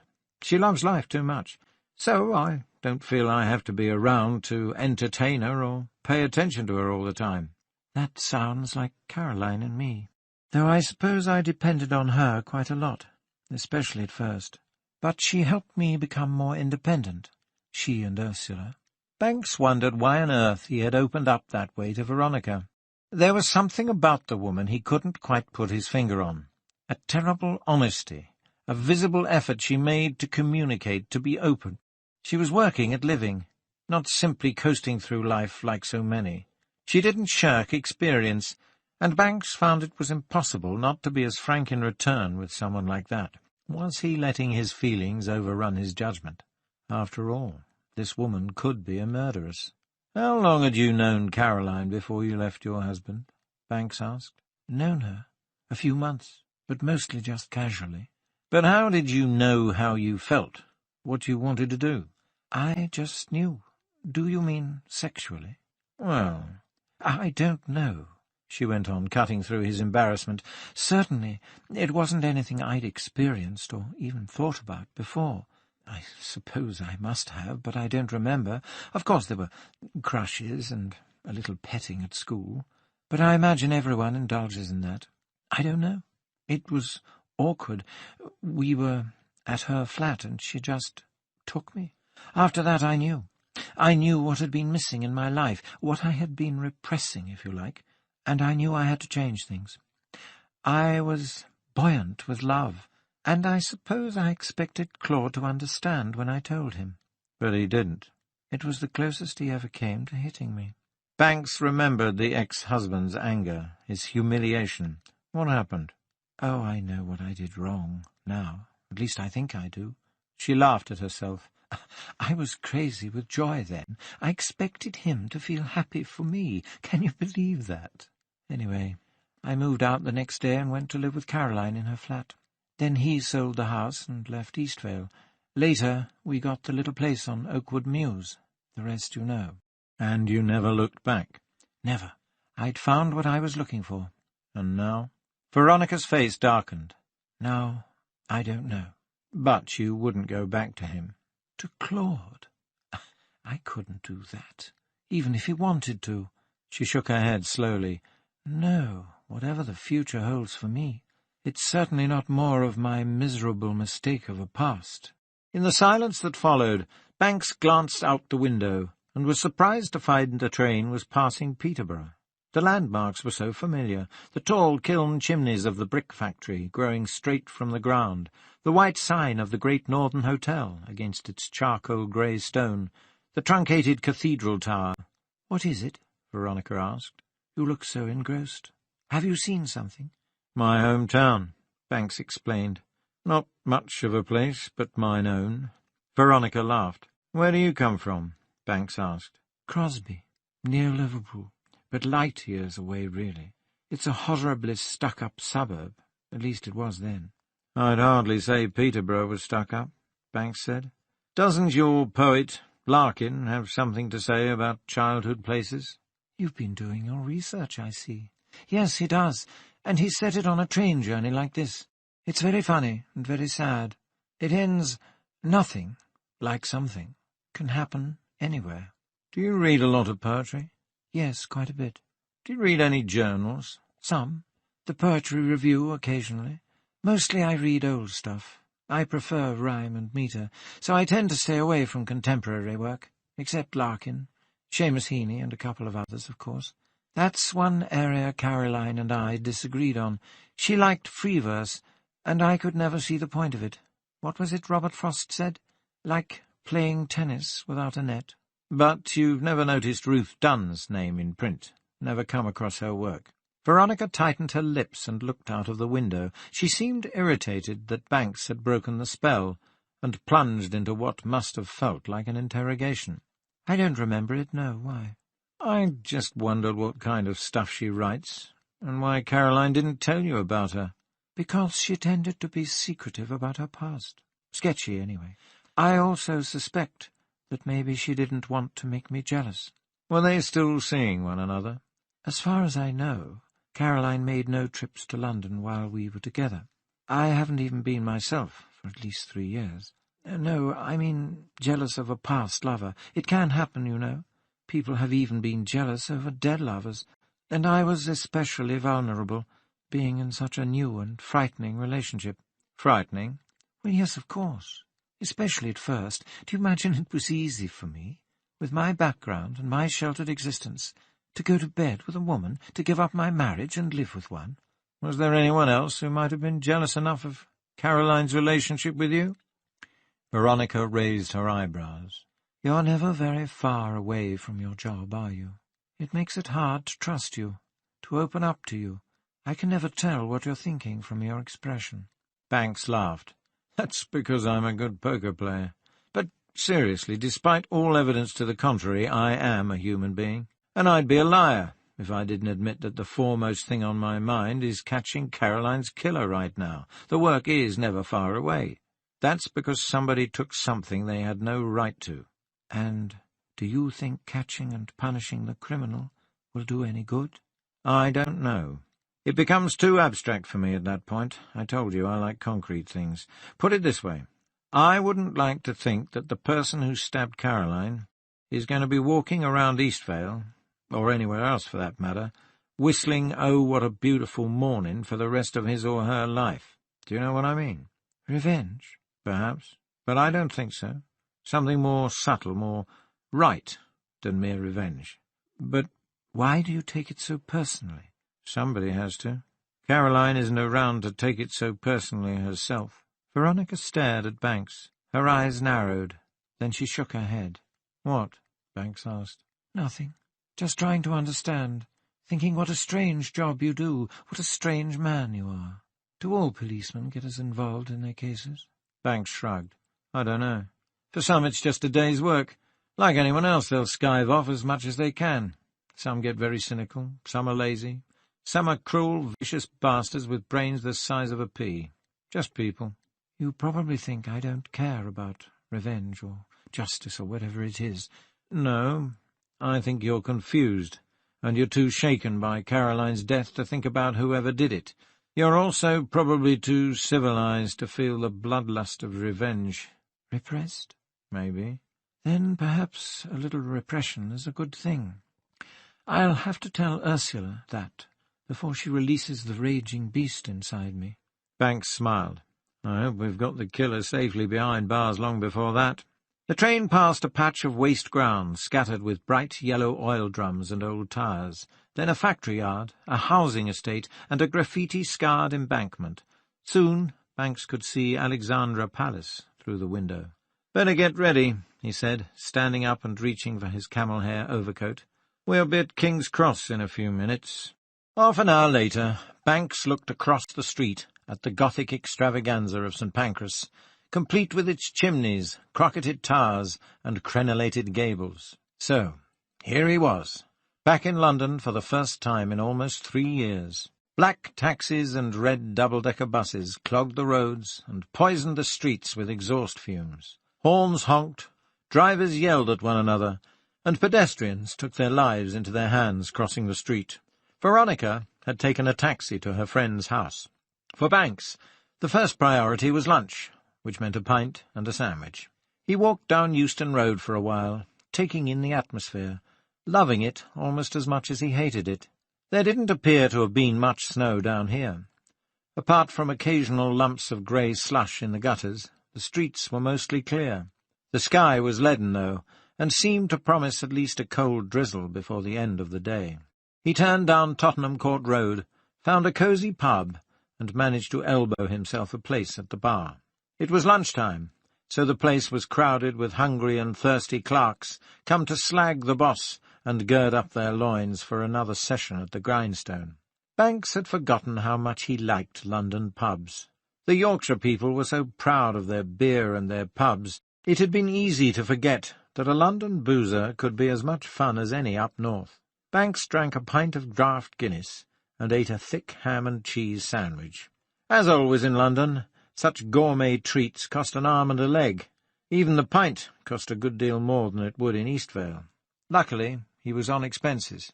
The raised voices all around him, with their London accents, brought it all back, the good and the bad.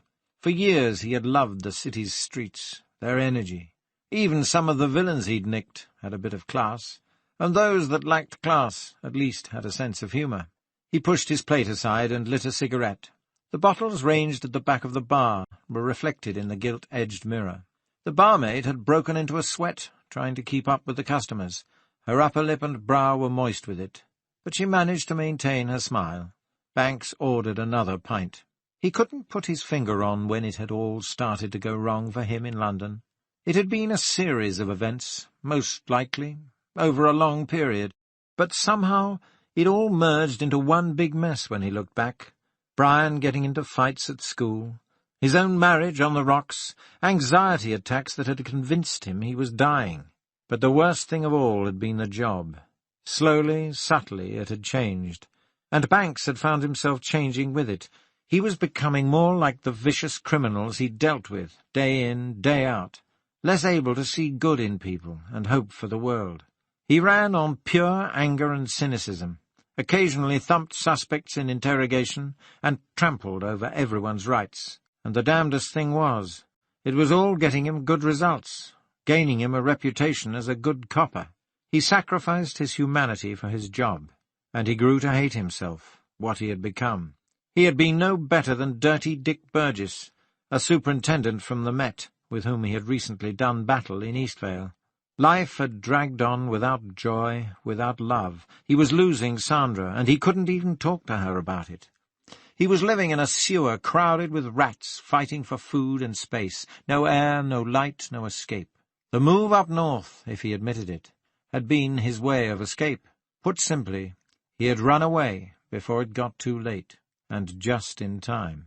Whilst everything in Eastvale hadn't been roses, it had been a damn sight better than those last months in London, during which he seemed to do nothing but stand over corpses in stinking, run-down slums, a woman ripped open from pubes to breastbone, intestines spilling on the carpet, the decaying body of a man with his head hacked off and placed between his legs.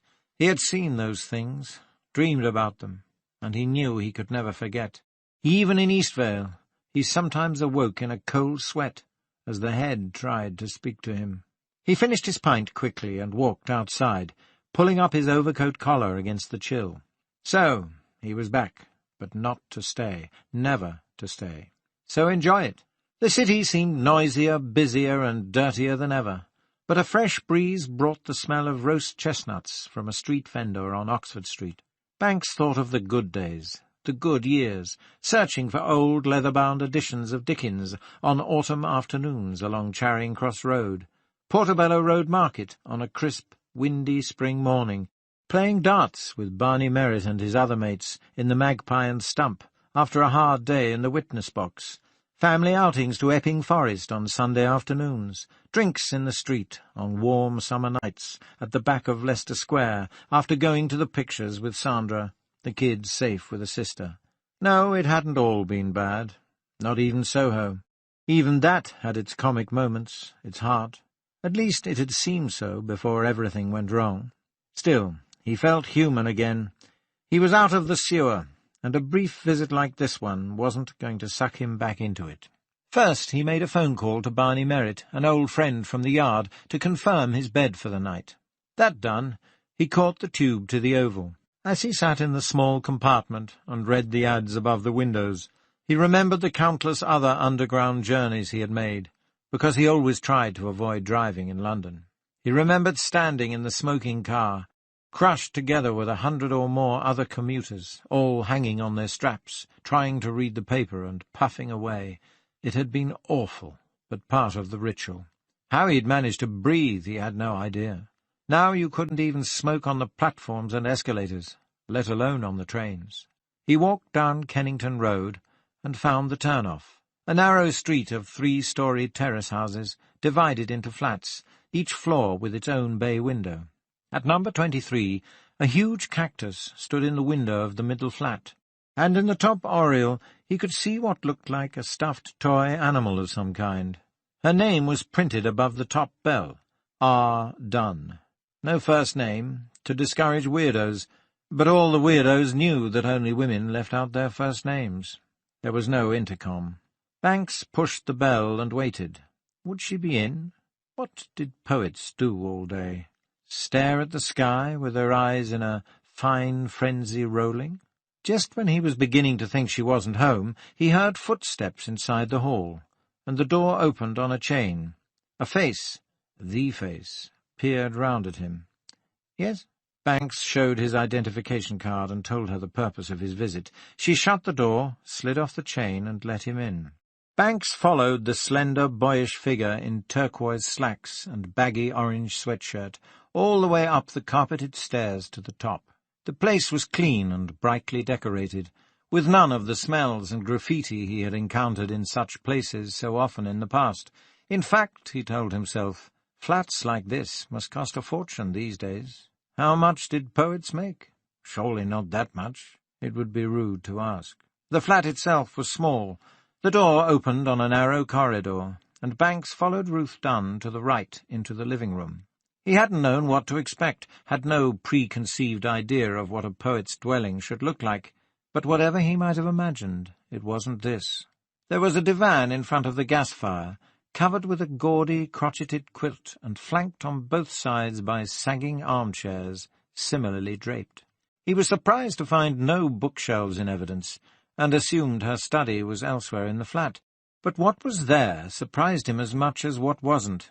Several stuffed toys, a green elephant, a pink frog, a magenta giraffe, lay around in alcoves and on the edge by the bay window, and on 3 of the 4 walls elaborate cuckoo clocks ticked, all set at different times. "It must be noisy," Banks said, nodding at the clocks. Ruth Dunn smiled. "You get used to it." "Why the different times?" "I'm not interested in time, just clocks. In fact, my friends tell me I'm a chronically late person." On the low table between the divan and the fire lay a coffee-table book on watchmaking, a couple of bills, an ashtray, and a pack of unfiltered Gaulois. "Make yourself comfortable," Ruth said. "I've never been interrogated by the police before. At least, not by a detective chief inspector. Would you like some coffee?" "Please." "It's instant, I'm afraid." "That'll do fine. Black." Ruth nodded and left the room. If Banks had expected a hostile welcome, for whatever reason, he was certainly disarmed by Ruth Dunn's charm and hospitality, and by her appearance. Her shiny brown hair, medium length, was combed casually back, parted at one side, and the forelock almost covered her left eye. Her face was unlined and without makeup, strong-featured, handsome rather than pretty, but with a great deal of character in the eyes. They'd seen a lot, Banks reckoned, those hazel eyes, felt a lot too. In life, she looked far more natural and approachable than the arrogant, knowing woman in the photograph, yet there was certainly something regal in her bearing. "How did you find me?" she asked, bringing back 2 mugs of steaming black coffee, and sitting with her legs curled under her on the divan. She held her mug with both hands and sniffed the aroma. The gas fire hissed quietly in the background. Banks sat in one of the armchairs, the kind that seemed to embrace you like an old friend, and lit a cigarette. Then he showed her the photograph, which she laughed at, and told her. "So easy," she said, when he'd finished. "A lot of police work is. Easy and boring. Time-consuming, too." "I hope that's not a subtle way of hinting I should have come forward earlier." "No reason to, had you? Did you know about Caroline's death?" Ruth reached for the blue paper packet of Gaulois, tapped one out, and nodded. "Read about it in the paper. Not much of a report, really. Can you tell me what happened?" Banks wished he could, but knew he couldn't. If he told her, then he'd have no way of checking what she already knew. She noticed his hesitation and waved her hand. "All right. I suppose I should think myself lucky to be spared the gory details. Look, I imagine I'm a suspect if you've come all this way. Can we get that out of the way first? I might have an alibi, you never know, and it'll make for a hell of a more pleasant afternoon if you don't keep thinking of me as a crazed Butch Dyke killer." She finally lit the cigarette she'd been toying with, and the acrid tang of French tobacco infused the air. Banks asked her where she had been and what she had been doing on the 22nd of December. Ruth sucked on her Gaulois, thought for a moment, then got up and disappeared down the corridor. When she reappeared, she held an open appointment calendar and carried it over to him. "I was giving a poetry reading in Leamington Spa, of all places," she said. "Very supportive of the arts they are up there." "What time did it start?" "About 8. "How did you get there?" "I drove. I've got a Fiesta. It's life in the fast lane all the way for us poets, you know. I was a bit early, too, for a change, so the organisers should remember me." "Good audience?" "Pretty good. Adrian Henry and Wendy Cope were reading there, too, if you want to check with them." Banks noted down the details. If Ruth Dunn had indeed been in Leamington Spa at 8 o'clock that evening, there was no conceivable way she could have been in Eastvale at 7:20 or later. If she was telling the truth about the reading, which could be easily checked, then she was in the clear. "One thing puzzles me," Banks said. "Caroline had your picture, but we couldn't find a copy of your book among her things. Can you think why that might be?" "Plenty of reasons. She wasn't much of a one for material possessions, wasn't Caroline? She never did seem to hang on to things like the rest of us acquire possessions. I always envied her that. I did give her a copy of the first book, but I've no idea what happened to it. I sent the second one, too, the one I dedicated to her, but I wasn't sure what her address was then. The odds are it went to an old address and got lost in the system." Either that or Nancy Wood had run off with both of them, Banks thought, nodding. But she hung on to the photograph. "Maybe she liked my looks better than my poetry." "What kind of poetry do you write, if you don't mind me asking?" "I don't mind, but it's a hard one to answer." She tapped the fingers holding the cigarette against her cheek. The short blonde hairs on the back of her hand caught the light. "Let me see. I don't write confessional lesbian poetry, nor do I go in for feminist diatribes. A little wit, I like to think. A good sense of structure. Landscape, emotion, myth. Will that do to be going on with?" "Do you like Larkin?" asked Banks. Ruth laughed.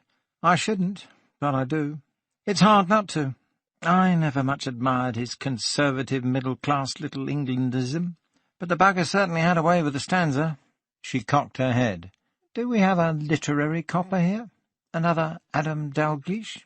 Banks smiled. He didn't know who Adam Dalgliesh was.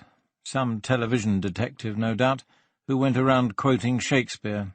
"Just curious, that's all," he answered. "Who's your favourite?" "H.D. A woman called Hilda Doolittle, friend of Ezra Pound's." Banks shook his head. "Never heard of her." "Ah, clearly not a literary copper, then. Give her a try." "Maybe I will." Banks took another sip of his coffee and fiddled for a cigarette.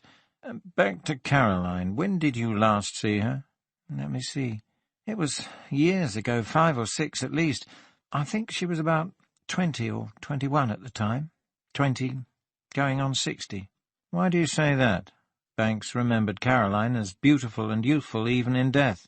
"The kind of life she was leading ages a woman fast, especially on the inside."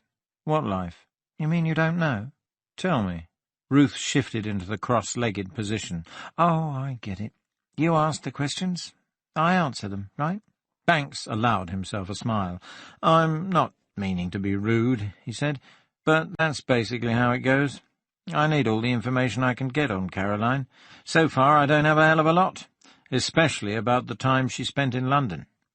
If it'll make talking easier for you, I can tell you that we already know she had a conviction for soliciting and gave birth to a child. That's all." Ruth looked down into her coffee, and Banks was surprised to see tears rolling over her cheeks. "I'm sorry," she said, putting the mug down and wiping her face with the back of her hand. "It just sounds so sad, so pathetic. You mustn't think I'm being flippant the way I talk. I don't get many visitors, so I try to enjoy everyone I meet. I was very upset when I read about Caroline, but I hadn't seen her for a long time. I'll tell you anything I can." A marmalade cat slipped into the room, looked once at Banks, then jumped on the divan next to Ruth and purred. "Meet T.S. Eliot," Ruth said. "He named so many cats, so I thought at least one should be named after him. I call him T.S. for short." Banks said hello to T.S., who seemed more interested in nestling into the hollow formed by Ruth's crossed legs. She picked up her coffee again with both hands and blew gently on the surface before drinking. "Caroline started as a dancer," she said. "An exotic dancer, I believe they're called. Well, it's not too much of a leap from that to pleasing the odd, and I do mean odd, punter or two for extra pocket money. I'm sure you know much more about vice here than I do, but before long she was doing the lot. Dancing, peep shows, turning tricks. She was a beautiful child, and she looked even younger than she was. A lot of men around that scene have a taste for 14 or 15-year-olds, or even younger, and Caroline could fulfill that fantasy when she was 18. Was she on drugs?" Ruth frowned and shook her head. "Not as far as I know. Not like some of them. She might have had the odd joint, maybe an upper or a downer now and then, who doesn't? But nothing really heavy or habitual. She wasn't hooked on anything." "What about her pimp?" "Bloke called Reggie. Charming character. One of his women did for him with a Woolworths sheath knife shortly before Caroline broke away. You can check your records, I'm sure they'll have all the details. Caroline wasn't involved, but it was a godsend for her in a way." "How?" "Surely it's obvious. She was scared stiff of Reggie. He used to bash her about regularly. With him out of the way, she had a chance to slip between the cracks before the next snake came along." "When did she break away?" Ruth leaned forward and stubbed out her cigarette. "About a year before she went back up north." "And you knew her during that period?" "We lived together. Here. I got this place before the prices rocketed. You wouldn't believe how cheap it was. I knew her before for a little while, too. I'd like to think I played a small part in getting her out of the life." "Who played the biggest part?" "She did that herself. She was a bright kid, and she saw where she was heading. Not many you can say that about. She'd been wanting out for a while, but Reggie wouldn't let go, and she didn't know where to run." "How did you come to meet her?" "After a poetry reading. Funny, I can remember it like it was yesterday, out in Camden Town. All we had in the audience was a prostitute and a drunk who wanted to grab the mic and sing Your Cheating Heart. He did, too, right in the middle of my best poem. Afterwards, we drove down to Soho. Not the drunk, just me and my fellow readers, to the Pillars of Hercules. Know it?" Banks nodded. He'd enjoyed many a pint of draught Becks there. "We just happened to be jammed in a corner next to Caroline and another girl. We got talking, and one thing led to another.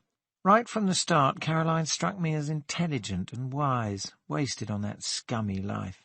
She knew it, too, but she didn't know what else she could do. We soon became close friends. We went to the theatre a lot, and she loved it. Cinema, art exhibitions." She gave a small laugh. "Anything but classical music or opera. She didn't mind ballet, though. It was all a world she'd never known." "Was that all there was to your relationship?"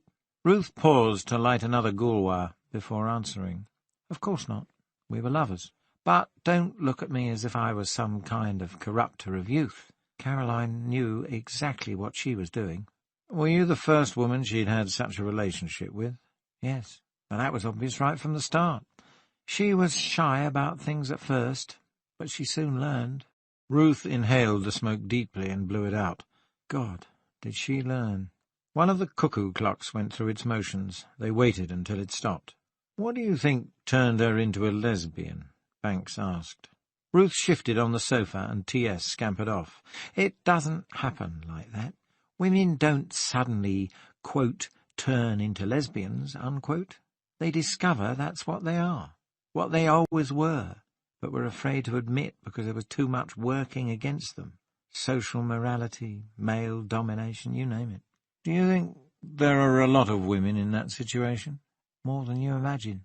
What about the men in her life? Work it out for yourself. What do you think it does to a woman, to have gross old men sticking their willies in her, and meek suburban husbands asking if they can pee in her mouth? You've got the pimp at one end and the perverts at the other. No quarter. So Caroline discovered her lesbianism under your guidance. Ruth flicked a column of ash into the tray. You could put it like that. Yes, I seduced her. It didn't take her long to figure out that she loathed and feared sex with men. The only difficult thing was overcoming the taboos and learning how to respond to a woman's body, a woman's way of making love. And I'm not talking about dildos and vibrators. Why did you split up? Why does anybody split up? I think we'd done what we could for each other. Caroline was restless. She wanted to go back up north. There were no great rows or anything. Just a mutual agreement, and off she went. Did you know she had a baby? Yes, Colms.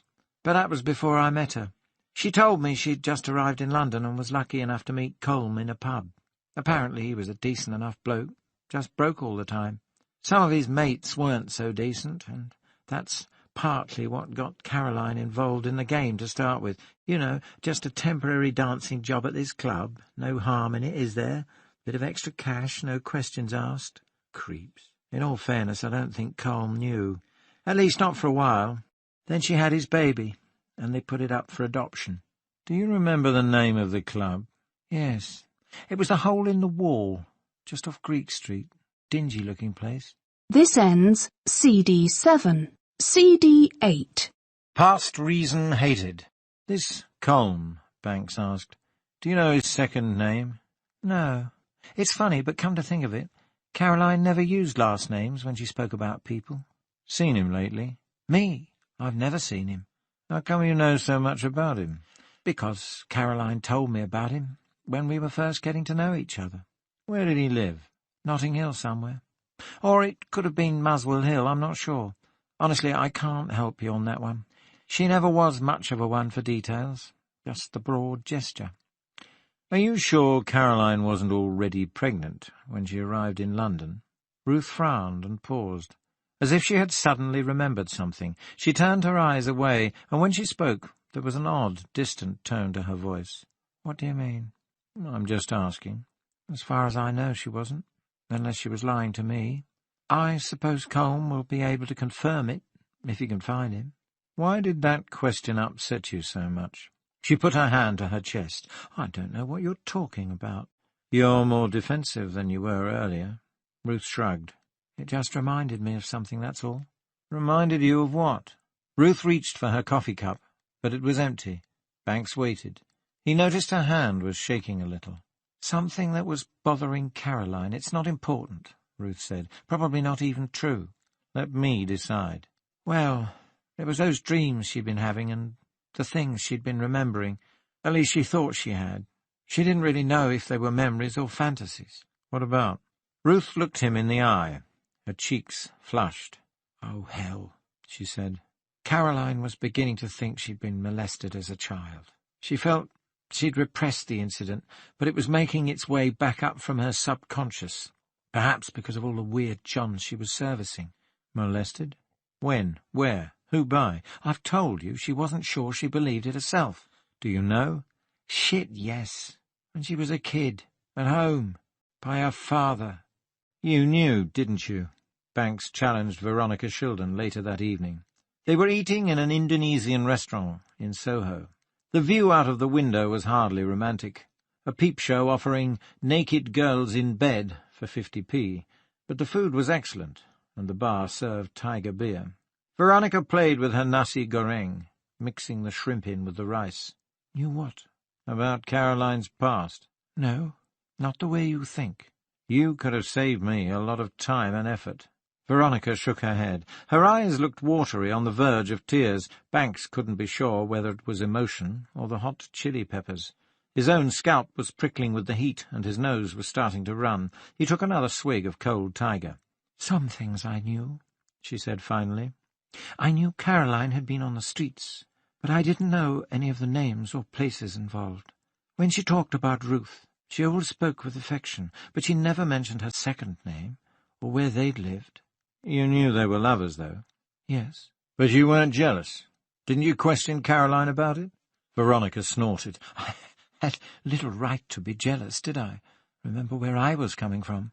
Caroline told me there'd been others. She was even living with Nancy Wood when I first met her, and I was with Claude. You must be very naive, Mr. Banks, if you think we walked into our relationship like a couple of virgins with no emotional baggage. And somehow I don't honestly believe you are naive." "No matter what the rules are," Banks said, "no matter what people try to convince themselves about what they accept and understand, about how open-minded they are, they still can't stop feeling things like jealousy, hatred, and fear. Those are powerful, primitive emotions, instincts, if you like, and you can't convince me that you were both so bloody civilized you calmly decided not to feel anything about one another's pasts." Veronica put down her fork and poured some more beer into her half-empty glass. "Quite a speech. And not so long ago you were telling me I was too civilized to feel the need to revenge Caroline's murder." "Perhaps you are. But that's another matter. Can you answer my question?" "Yes. I didn't feel jealous about Ruth Dunn. For one thing, it was years ago, and for another, from what I could gather, she'd done Caroline a big favour. Perhaps the same kind of favour Caroline later did for me. As I said, I didn't know all the details, but I know the gist. And when I talked to Ruth this afternoon, after you'd been to see her, I liked her. I was glad to think Caroline had met and loved someone like her. That's my answer. Believe it or not, as you choose. Or do you think people like us are just so perverted that all we do is rip each other's clothes off and jump into bed together?" Banks said nothing. He ate a mouthful of pork satay and washed it down with beer. Attracting the waiter's attention, he then ordered 2 more tigers. He did believe Veronica. After all, she had felt secure in her relationship with Caroline, and Ruth Dunn had certainly posed no threat. "So why didn't you tell me what you did know about Caroline's past?" he asked after the beers had arrived. "I've already told you. I hardly knew anything." "Maybe not.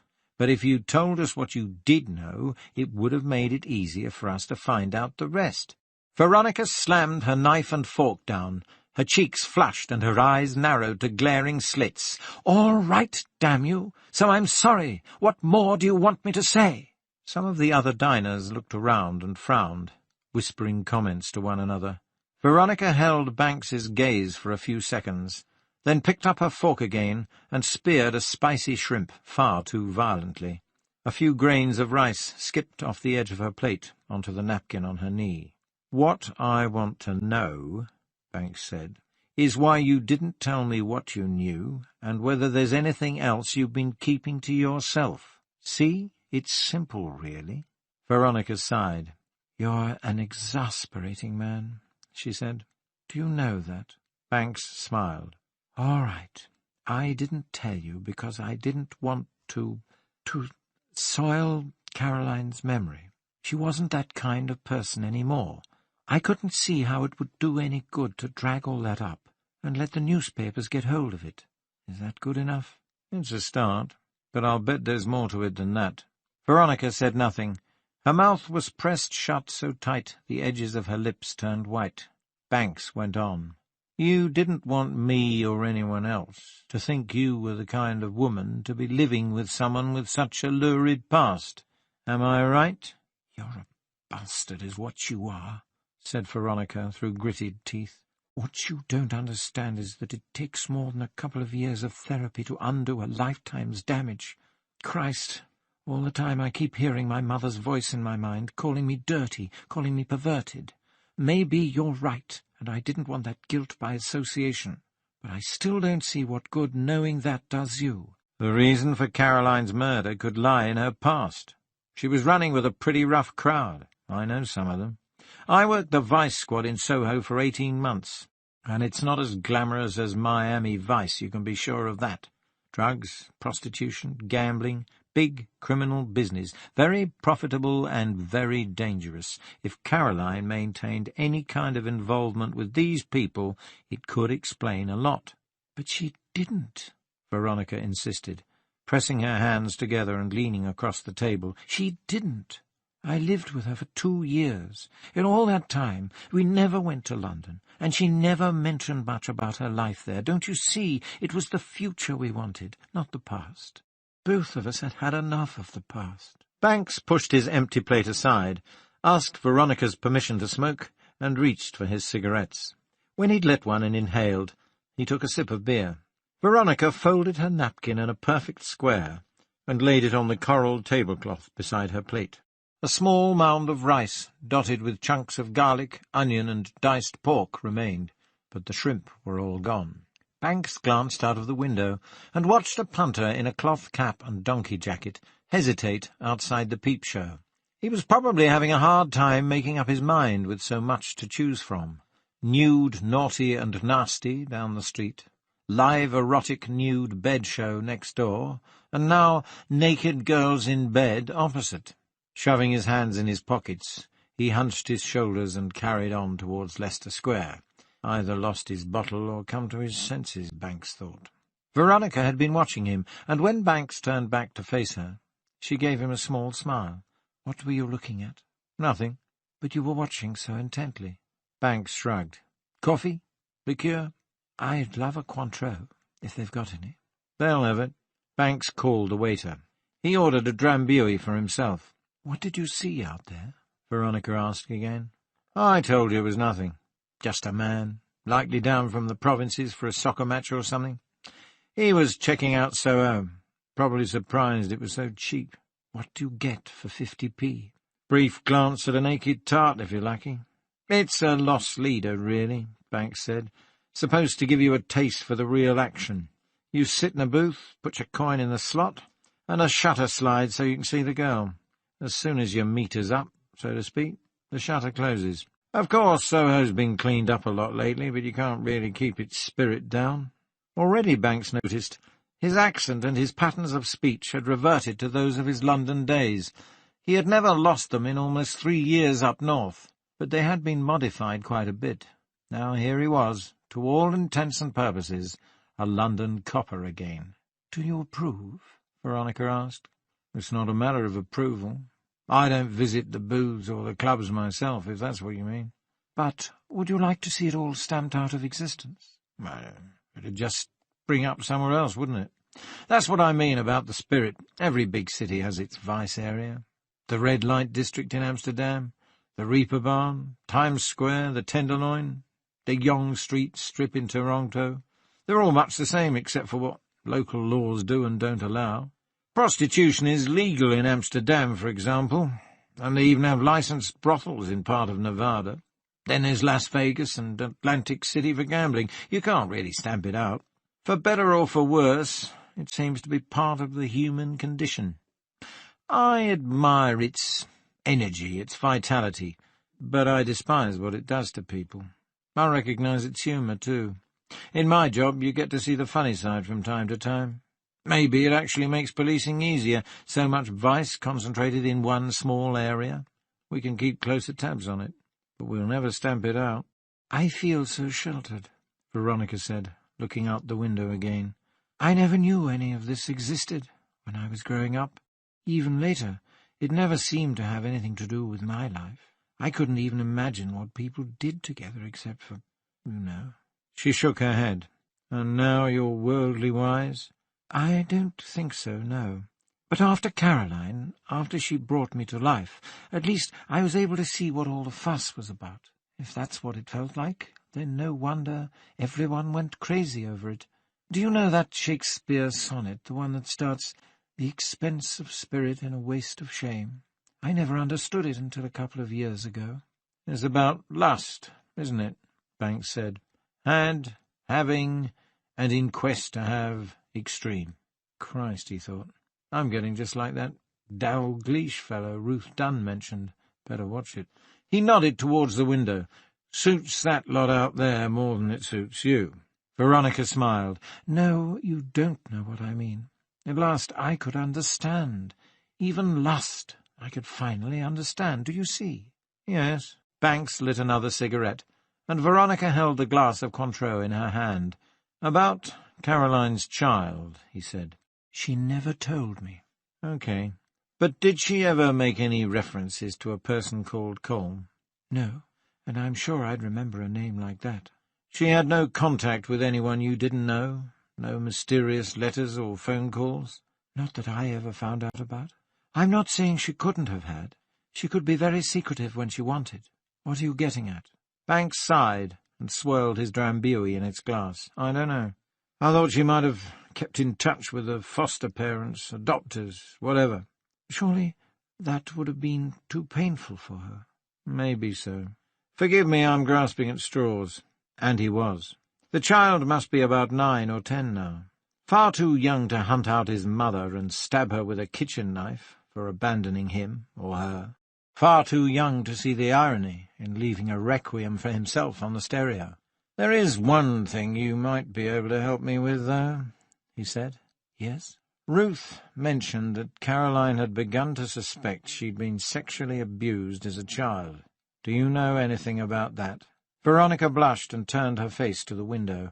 Her profile looked stern against the gaudy neon outside, and the muscle at the corner of her jaw twitched. "Well?"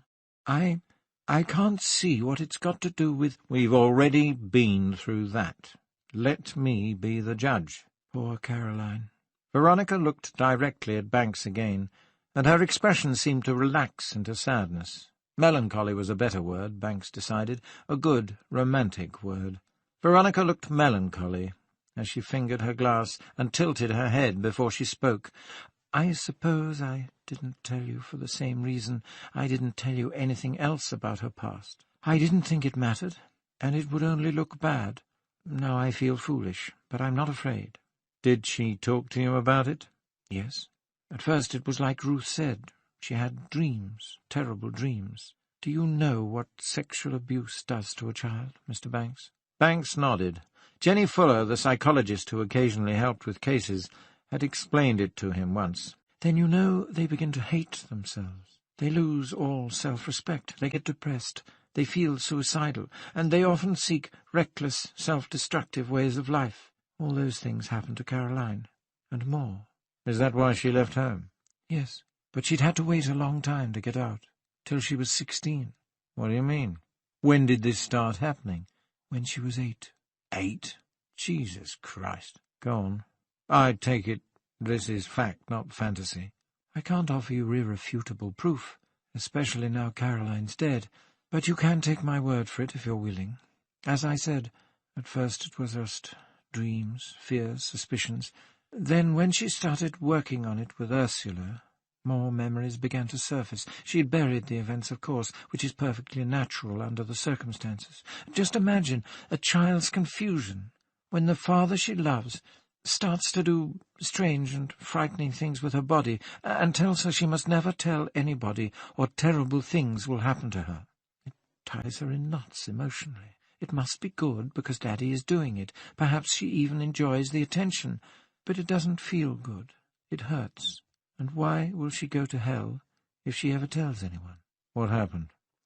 "As far as she could piece it together, it occurred first when she was 8. Her mother was having a difficult pregnancy and spent the last 2 weeks of her term in hospital under close observation. Something to do with her blood pressure and the possibility of toxemia. Caroline was left alone in the big house with her father, and he started coming to her bedroom at nights, asking her to be a good girl and play with him. Before long he was having intercrural sex with her. It's not very clear how far he went. She remembered pain, but not extreme agony or bleeding. Obviously he was careful. He didn't want anyone to find out." "What does intercrural mean?" Banks asked. "I've never heard the word before." Veronica blushed. "I suppose it is a bit technical. It was Ursula who used it first. It means between the thighs rather than true penetration." Banks nodded. "What happened when the mother came home?" "It continued, but with even more caution. It didn't stop until she was 12. and had her first period. He wasn't interested after that. No, she'd become a woman. That terrified him, or so Ursula reckoned. Banks drew on his cigarette and looked out at the peep show. 2 swaying teenagers in studded leather jackets stood in the foyer now, arguing with the cashier. A girl slipped out past them. She couldn't have been more than 17 or 18, from what Banks could see of her pale, drawn face in the streetlight. She clutched a short, black, shiny plastic coat tightly around her skinny frame, and held her handbag close to her side. She looked hungry, cold, and tired. As far as he could make out, she wasn't wearing stockings or tights. In fact, she looked naked but for the coat, which probably meant she was on her way to do the same job in another club nearby, after she'd stopped off somewhere for her fix. Gary Hartley told D.C. Gay that his sister had always hated him, Banks said, almost to himself. He said she even tried to drown him in his bath once, when he was a baby. Apparently she made his life a misery. Her mother's, too. Gary blamed her for sending his mother to an early grave. I've met him myself, and he's a very disturbed young man. Veronica said nothing. She had finished her drink, and had only the dregs of her coffee left to distract her. The waiter sidled up with the bill. "What I'd like to know," Banks said, picking it up, "is did Gary know why she treated him that way right from the start? Just imagine the psychological effect. There he was, someone new and strange, the root and cause of all her suffering at her father's hands. Her mother had deserted her, and now when she came back she was more interested in this whining, crying little brat than in Caroline herself. My sister was born when I was 6, and I clearly remember feeling jealous. It must have been countless times worse for Caroline, after what had happened with her father. Of course, Gary couldn't have known at the time, not for years perhaps. But did she ever tell him that her father had abused her sexually?" Veronica started to speak, then stopped herself. She glanced at Banks's cigarette as if she wanted one. Finally, when she could find nowhere to hide, she breathed, "Yes." "When?" "As soon as she felt certain it was true." "Which was?" "A couple of weeks before she died." Banks walked Veronica to Charing Cross Road and got her a taxi to Holland Park, where she was staying with her friend. After she'd gone, he paused to breathe the night air and feel the cool needles of rain on his face, then went back down Old Compton Street to Clubland. It was Friday night, about 10:30, and the punters were already deserting the Leicester Square boozers for the lure of more drink and a whiff of sex. In a seedy alley off Greek Street, notable mostly for the rubbish on its pavements, Banks found the hole in the wall. Remarkable. It had been there in his days on the Vice Squad, and it was still there, looking just the same. Not many places had such staying power, except the old landmarks, almost traditions by now, like the Raymond Review Bar. He kicked off a sheet of wet newspaper that had stuck to his sole, and walked down the steps. The narrow entrance on the street was ringed with low-watt bulbs, and photos in a glass display case showed healthy, smiling, busty young women, some in leather, some in lacy underwear. The sign promised a topless bar and live girls totally nude. The place was dim and smoky inside, noisy with customers trying to talk above the blaring music. It took Banks a minute or so to get his bearings. During that time, a greasy-haired lad with a sloth-like manner had relieved him of his admittance fee and indicated in slow motion that there were any number of seats available. Banks chose to sit at the bar. He ordered a half of lager, and tried not to have a heart attack when he heard the price. The woman who served him had a nice smile and tired blue eyes. Her curly blonde hair framed a pale, moon-shaped face with too much red lipstick and blue eyeshadow. Her breasts stood firmly and proudly to attention, evidence, Banks was sure, of a recent silicone job. Other waitresses out on the dim floor, weaving among the smoky spotlights, didn't boast the barmaid's dimensions. Still, they came, like fruit, in all shapes and sizes, melons, apples, pears, mangoes, and, as is the way of all flesh, some were slack and some were firm. The girls themselves looked blank, and only seemed to react if some over-eager punter tweaked a nipple strictly against house rules. Then they would either scold him and walk off in a huff, call one of the bouncers, or make arrangements for tweaking the other nipple in private later.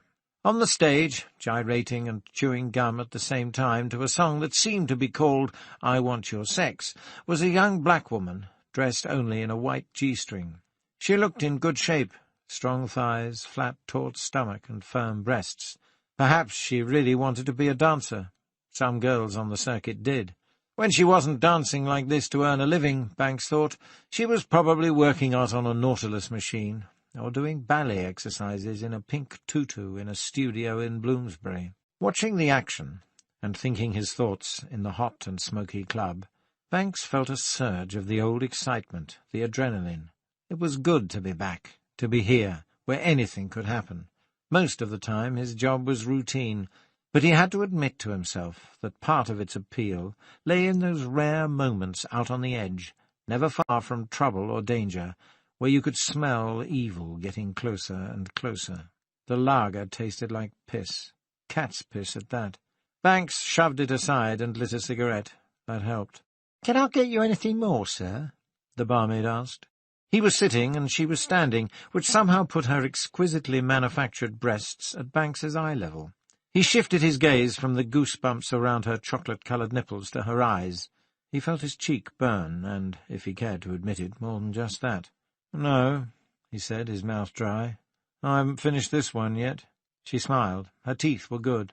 "I know, but people often don't. They tell me it tastes like cat's piss, and ask for a real drink." "How much does a real drink cost?" She told him. "Forget it. I'm here on business. Tuffy in?" Her eyes narrowed. "Who are you? You ain't Law, are you?" Banks shook his head. "Not down here, no." "Just tell him Mr. Banks wants to see him, will you, love?" Banks watched her pick up a phone at the back of the bar. It took no more than a few seconds. "He said to go through." She seemed surprised by the instruction, and looked at Banks in a new light. Clearly, anyone who got in to see the boss that easily had to be a somebody. "It's down past the—" "I know where it is, love." Banks slid off the bar stool and threaded his way past tables of drooling punters to the fire door at the back of the club. Beyond the door was a brightly lit corridor, and at the end was an office door. In front stood two giants. Banks didn't recognize either of them. Turnover in hired muscle was about as fast as that in young female flesh. Both looked in their late 20s, and both had clearly boxed. Judging by the state of their noses, neither had won many bouts. Still, they could make mincemeat of Banks with their hands tied behind their backs, unless his speed and slipperiness gave him an edge. He felt a tremor of fear as he neared them, but nothing happened. They stood back like hotel doormen and opened the door for him. One smiled and showed the empty spaces of his failed vacation. In the office, with its scratched desk, threadbare carpet, telephone, pin-ups on the wall, and institutional green filing cabinets, sat Tuffy Telfer himself. About 60 now, he was fat, bald, and rubicund, with a birthmark the shape of a teardrop at one side of his fleshy red nose. His eyes were hooded and wary, lizard-like, and they were the one feature that didn't seem to fit the rest of him. They looked more as if they belonged to some sexy Hollywood star of the 40s or 50s, Victor Mature, perhaps, or Leslie Hard, rather than an ugly, aging gangster.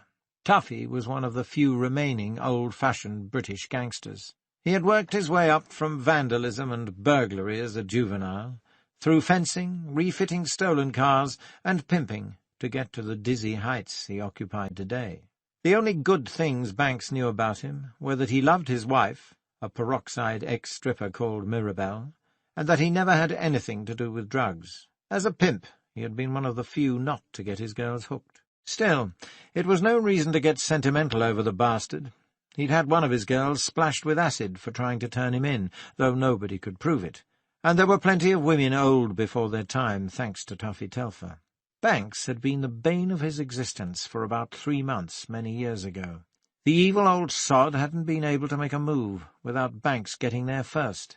The police had never got enough evidence to arrest Tuffy himself, though Banks had managed to put 1 or 2 of his minions away for long stretches. "Well, well, well," said Tuffy, in the East End accent he usually put on for the punters. He had actually been raised by a meek middle-class family in Wood Green, but few people other than the police knew that. "If it ain't Inspector Banks." Chief Inspector now, Tuffy. I always thought you'd go far, son. Sit down. A drink? The only classy piece of furniture in the entire room was a well-stocked cocktail cabinet. A real drink. What? Oh, I get it. Telfer laughed. Been sampling the lager downstairs, eh? Yeah, a real drink. I'll have a scotch, then. Mind if I smoke? Telfer laughed again. Go ahead. Can't indulge no more myself. He tapped his chest. Quack says it's bad for the ticker. But I'll get enough second-hand smoke running this place to see me to my grave. A bit more won't do any harm. Tuffy was hamming it up, as usual. He didn't have to be here to run the hole in the wall. He had underlings who could do that for him. Nor was he so poor he had to sit in such a poky office night after night. The club was just a minor outpost of Tuffy's empire, and nobody, not even Vice, knew where all its colonies were. He had a house in Belgravia, and owned property all over the city. He also mixed with the rich and famous. But every Friday and Saturday night he chose to come and sit here, just like in the old days, to run his club. It was part of his image, part of the sentimentality of organized crime. "Making ends meet?" Banks asked. Just. Times is hard, very hard. One of the muscle men put Banks's drink, a generous helping, on the desk in front of him.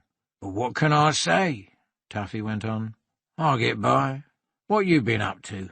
"Moved up north. Yorkshire." Tuffy raised his eyebrows. "Bit drastic, innit?" "I like it fine." "Whatever suits." "Not having a glass yourself?" Tuffy sniffed. "Doctor's orders. I'm a sick man, Mr. Banks. Old Tuffy's not long for this world, and there'll not be many to mourn his passing, I can tell you that. Except for the nearest and dearest, bless her heart." "How is Mirabelle?" "She's hale and hearty. Thank you for asking, Mr. Banks. Remembers you fondly, does my Mirabelle. Wish I could say the same myself." There was humour in his voice, but hardness in his hooded eyes. Banks heard one of the bruisers shift from foot to foot behind him, and a shiver went up his spine. "What can I do you for?" Tuffy asked. "Information." Tuffy said nothing, just sat, staring. Banks sipped some scotch and cast around for an ashtray. Suddenly one appeared from behind his shoulder, as if by magic. He set it in front of him. "A few years ago you had a dancer working the club, name of Caroline Hartley. Remember her?" "What if I do?" Telfer's expression betrayed no emotion. "She's dead. Murdered." "What's it got to do with me?" "You tell me, Tuffy." Telfer stared at Banks for a moment, then laughed. "Know how many girls we get passing through here?" he said. "A fair number, I'll bet." "A fair number indeed. These punters are constantly demanding fresh meat. See the same dancer twice, they think they've been had. And you're talking how many years ago?" 6 or 7. Telfer rested his pale, pudgy hands on the blotter. "Well, you can see my point then, can't you?" "What about your records?" "Records? What are you talking about?" Banks nodded towards the filing cabinets. "You must keep clear and accurate records, Tuffy. Cash flow, wages, rent, bar take. For the taxman, remember?" Telfer cleared his throat. Yeah. Well, what if I do?" "You could look her up." "Come on, Tuffy, we've been through all this before, years ago.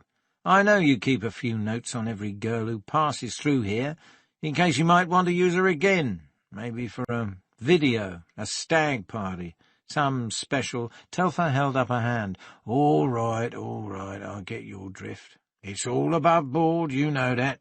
Cedric, see if you can find the file, will you?" One of the bruisers opened a filing cabinet. "Cedric," Banks whispered, eyebrows raised. Telfer shrugged. His chins wobbled. They sat silently, Telfer tapping his short, fat fingers on the desk, while Cedric rummaged through the files, muttering the alphabet to himself as he did so. "Ain't here," Cedric announced finally. "You sure?" Telfer asked. "It begins with an H. Hartley. That comes after G and before I." Cedric grunted. "Ain't here. Got a Carrie Hart, but no Caroline Hartley." "Let's have a look," Banks said. She might have used a stage name. Telfer nodded, and Cedric handed over the file.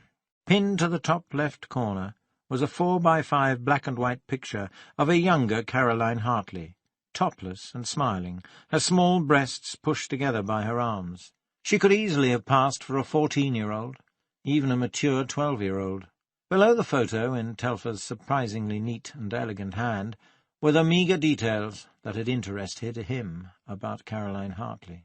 Vital statistics: 34, 22, 34. Colour of hair, jet black. Eyes, blue. Skin, olive and satiny.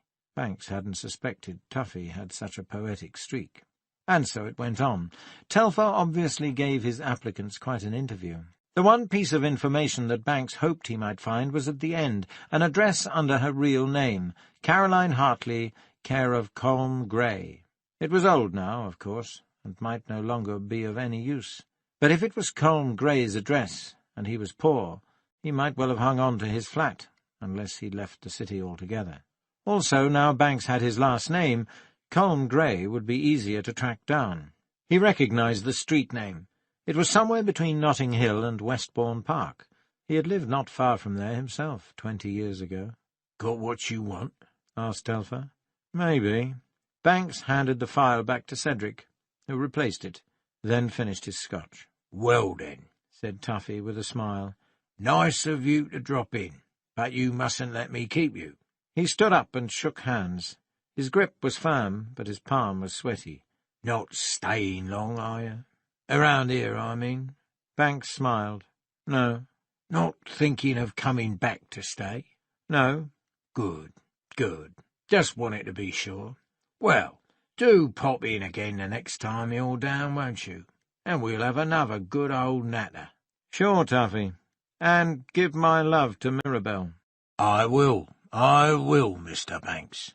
The bruiser stood aside, and Banks walked out of the office and down the corridor unscathed. When he got back to the noisy, smoky club, he breathed a sigh of relief. Tuffy obviously remembered what a pain in the arse he'd been, but working on the edge of the law as he did, he had to play it careful. True, plenty of his operations were above board. It was a game, give and take, live and let live, and both sides knew it. Banks had come close to breaking the rules once or twice, and Tuffy wanted to be sure he wouldn't be around to do that again. Questions that sounded like friendly curiosity were often, in fact, thinly veiled threats. "Another drink, dear?" the memorially magnificent barmaid said, as Banks passed by. "No, love, sorry, have to be off now. Maybe another time." "Story of my life," she said, and her breasts swung as she turned away. Outside, Banks fastened his overcoat, shoved his hands deep in his pockets, and walked along Greek Street towards Tottenham Court Road tube station. He had thought of taking a taxi, but it was only midnight, and Barney lived a stone's throw from the Central line. At Soho Square he saw a drunk in a tweed overcoat and trilby vomiting in the gutter. A tart, inadequately dressed for the cold, stood behind him and leaned against the wall, arms folded across her chest, looking disgusted. How did that poem end? Banks wondered. The one Veronica had quoted earlier that evening. Then he remembered. After its haunting summary of the horrors of lust, it finished, "All this world well knows, yet none knows well, to shun the heaven that leads men to this hell." Certainly knew his stuff, did old Willie. They didn't call him the Bard for nothing, Banks reflected, as he turned up Sutton Row towards the bright lights of Charing Cross Road. The next morning, after a chat with Barney over bacon and eggs, Banks set out to find Colm Gray.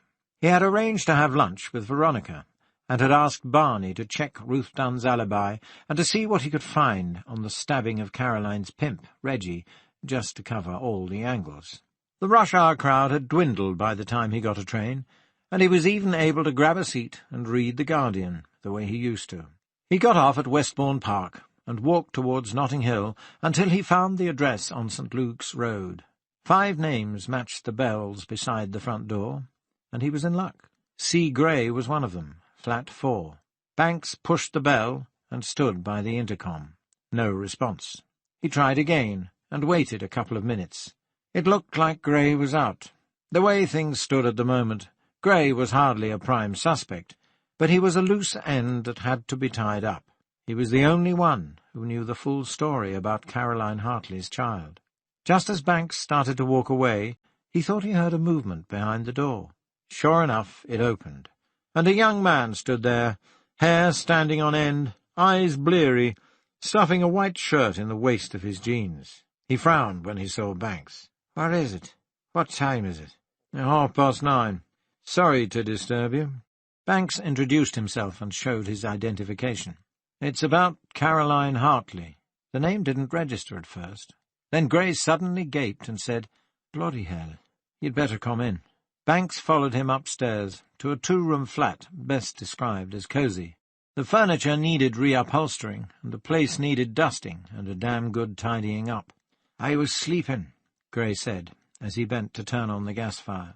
"Excuse me a minute." When he came back, he had washed his face and combed his hair, and he carried a cup of instant coffee. "Want some?" he asked Banks. "No, this shouldn't take long." "Mind if I smoke?"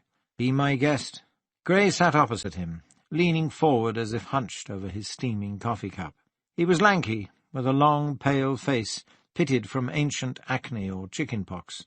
He needed a shave and a trim, and his slightly protruding eyes were watery blue. "Is it bad news?" he asked, as if he were used to life being one long round of bad news. "You mean you don't know?"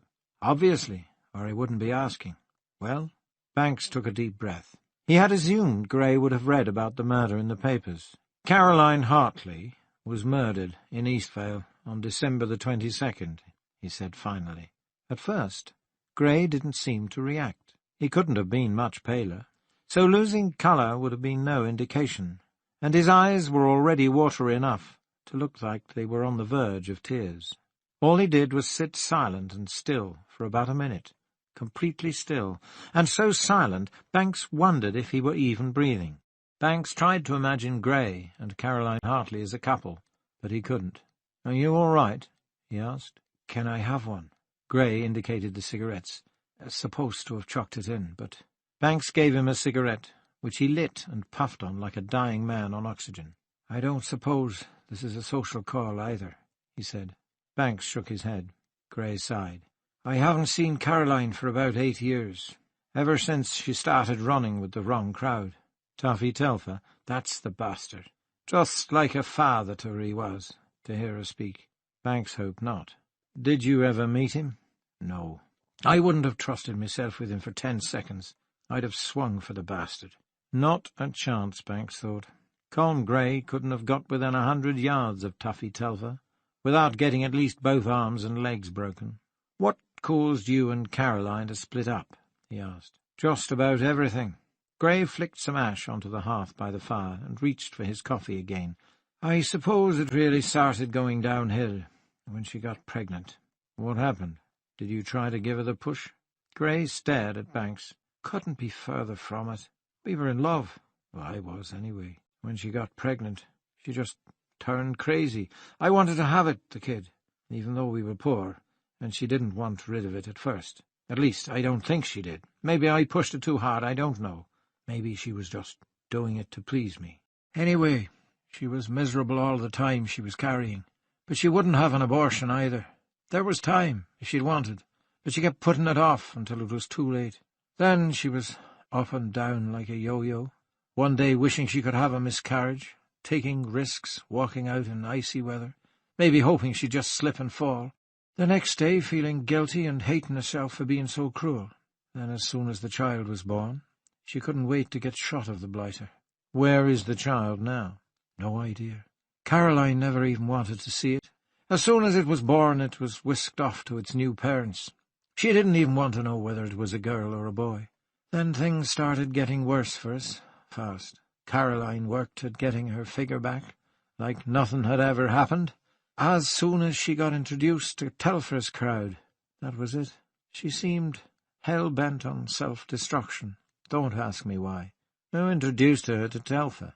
Colm bit his lower lip, then said, "I blamed myself after I found out. You know what it's like. A man doesn't always choose his friends well. The crowd we went about with, Caroline and me, it was a pretty mixed bunch. Some of them liked to go up west on a weekend and do the clubs, We went along too a few times. Caroline seemed fascinated by it all, or horrified. I never could make out which. She was well into the scene before I even found out, and there was nothing I could do to stop her. She was a good-looking kid, a real beauty, but she must have caught someone's eye. I should think they're always on the lookout for new talent at those places. One night she came home really late. I was beside myself with worry, and it came out as anger, you know, like when your mother always yelled at you if you were late. We had a blazing row, and I called her all the names under the sun. It was then she told me, in detail, and she rubbed my face in it, laughed at me for not catching on sooner. Where did I think her new clothes were coming from?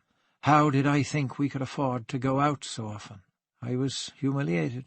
I should have walked out there and then, but I was a fool. Maybe it was just a wild phase, maybe it would go away. That's what I tried to convince myself. But it didn't go away. The trouble was, I still loved her. Colm rested his chin in his hand and stared at the floor. A couple of months later, we split up. She left. Just walked out one evening and never came back. Didn't even take her belongings with her, what little she had. He smiled sadly. Never much of a one for possessions, wasn't Caroline. Said they only tied her down. Had you been fighting all that time? No. There was only the one big row. Then everything was sort of cold. I was trying to accept what she was up to, but I couldn't. It just wasn't working with her coming in at all hours, or not at all, and me knowing what she'd been up to, imagining her in bed with fat, greasy punters and dancing naked in front of slobbering businessmen. Where did she go? Dunno. Never saw her or heard from her again. She was a great kid, and I loved her, but I couldn't stand it. I was heading for a breakdown. She was living life in the fast lane, heading for self-destruct. I tried to stop her, but she just laughed at me and told me not to be such a bore. Did she ever tell you anything about her past? Not a lot, no. Didn't get on with her mum and dad, so she ran off to the big city. Usual story. Ever mention her brother? No, didn't know she had one. Did she ever tell you about her dreams? Dreams? He frowned. No. Why? Oh, it doesn't matter. What about you? What did you do after she'd gone? Me? Well, I didn't exactly join the Foreign Legion, but I did run away and try to forget. I sublet the flat for a year and drifted around Europe, France mostly, grape-picking and all that. Came back, got a job as a bicycle courier, and now I'm doing the knowledge. Nearly there, too. With a bit of luck, I'll get out and have my bill and badge inside a year. Good luck. Banks had heard how difficult it was riding around on a moped day after day in the traffic fumes, memorizing over 18,000 street names and the numerous permutations of routes between them. But that was what one had to do to qualify as a London taxi driver. "Did you forget her?" he asked. "You never do you, really? What did she do after she left me? Do you know?" Banks gave him a potted history of Caroline's life up to her death, and again Grey sat still after he'd finished. "She always was funny about sex," he said. "Not that I'd have guessed, like, that she was a lessie. I've nothing against them, live and let live, I say. But sex always seemed like some kind of trial or test with her, you know, as if she was trying to find out whether she really liked it or not. I suppose not liking it made it easier for her to live on the game, in a way. It was just a job. She didn't have to like it." Banks nodded. It was common knowledge that a lot of prostitutes were lesbians. There was nothing more to say. He stood up and held out his hand. Grey leaned forward and shook it. "Were you working on the 22nd? Banks asked. Grey smiled. "My alibi? Yes, I was. You can check. And I've got to get started today, too. When you're doing the knowledge, you eat, breathe, and sleep it." "I know. Besides, I don't even know where Eastvale is." On his way out, Banks offered Grey another cigarette, but he declined. It didn't taste all that good, and I couldn't justify starting again. "Thanks for telling me, you know, about her life. At least someone seemed to make her happy. She deserved that." He shook his head. "She was just one fucked-up kid when I knew her. We never had a chance." Outside, Banks turned up his collar and walked through the squares and side streets towards Notting Hill Gate. This area had been his first home in London when he had come as a student. Back then the tall houses with their white facades had been in poor repair, and small flats were just about affordable. Banks had paid £7 a week for an L-shaped room with 3 mice in a house that included 1 out-of-work jazz trumpeter, an earnest social worker, a morose and anorexic-looking woman on the second floor who wore beads and a caftan and never spoke to anyone, and Jimmy, the cheerful and charming bus driver, who Banks suspected of selling marijuana on the side. He passed the house on Powys Terrace and felt a twinge of nostalgia. That small room, now with lace curtains in the window, was where he and Sandra had first made love, in those carefree days when he had been unhappy with his business studies courses, but still hadn't quite known what to do with his life. Back then the area had been very much a swinging 60s enclave, with its requisite mixture of musicians, poets, artists, dopers, revolutionaries, and general dropouts. It had suited Banks at the time. He enjoyed the music, the animated discussions, and the aura of spontaneity, but he could never wholeheartedly turn on, tune in, and drop out. He had wanted to get away from home, from the dull routine of Peterborough, and the Notting Hill flat had been both a cheap and exciting way of finding out what life was all about. Ah, to be 18 again. He walked up to the main intersection and took the Underground at Notting Hill Gate. He was on the Central line, and he still had some time to kill. So he got off at Tottenham Court Road, in the same general area he'd been in the previous evening. He was feeling vaguely depressed after his talk with Colm Gray, which had reduced a couple of his favourite theories to shreds, and thought a city walk in the bracing air might help blow away the blues. Soho was another world in the daytime. The clubs and love shops and peep shows were still there, but somehow the glitz and sleaze only managed to look anaemic in daylight. The gaudy lights held no allure. They were washed out, paled by even the grey winter light. In the daytime, the siren song of sex for hire was muted to a distant, nagging whine. There was no hiding the cheap, shabby reality of the product. But another kind of vital street life took the ascendant, the world of markets, of business. Banks wandered among the stalls on Berwick Street, which seemed to sell everything from pineapples and melons to cotton panties, cups and saucers, watches, mixed nuts, and egg-cutters. Under one stall, a big brown dog lay sheltered, watching the passers-by with mournful eyes. Feeling better, he found a phone booth on Great Marlborough Street and called Barney Merritt at Scotland Yard. As Banks had expected and hoped, Ruth Dunn's alibi checked out. The stabbing of Reggie Becker was also as clear-cut as could be. The killer, a 17-year-old prostitute called Brenda Mears, had stabbed Becker 5 times in broad daylight on Greek Street. At least 2 of the wounds had nicked major arteries, and he had bled to death before the ambulance got there. Eyewitnesses abounded, though fewer came forward later than were present at the time. When asked why she had done it, Brenda Mears said it was because Reggie was trying to make her go with a man who wanted her to drink his urine and eat his feces. She had been with him before, and didn't think she could stand it again. She had begged Reggie all morning not to make her go, but he wouldn't relent. So she walked into Woolworths, bought a cheap sheath knife, and stabbed him. As far as the police were concerned, Reggie Becker was no great loss, and Brenda would at least get the benefit of psychiatric counselling. So that was that. The London connection ruled out. But maybe he hadn't wasted his time entirely. He now had a much fuller picture of Caroline Hartley. Even if he did have to throw out that neat theory of a connection between the Vivaldi Laudate Pueri and the child she had given birth to, he still believed the music was important, but he could no longer tell how or where it fit. He looked at his watch. Just time to buy Sandra and Tracy presents in Liberties, and maybe something for Brian from Virgin Records on Oxford Street. Then it would be time to meet Veronica for lunch and set off. He wondered what, if any, developments would be waiting for him back in Eastvale. "You don't think he did it, do you?" Susan Gay asked Banks, over coffee and toasted tea-cakes in the Golden Grill. It was 2 largely frustrating days after his return from London. "Gary Hartley?" Banks shrugged. "I don't know. I don't suppose it makes much sense. Gary finds out Caroline was abused as a child, so he kills her, All I know is that she told him about it a couple of weeks before she was killed. But you're right, we've no real motive at all. On the other hand, she did make his life a misery. Then she ran off and left him stuck with the old man. A thing like that can fester into hatred. The timing is interesting, too. Does he know anything about classical music? We'll have to find out. He's certainly well read. Look at all those books around the place, and the way he speaks, his vocabulary. He's way beyond the range of most teenagers.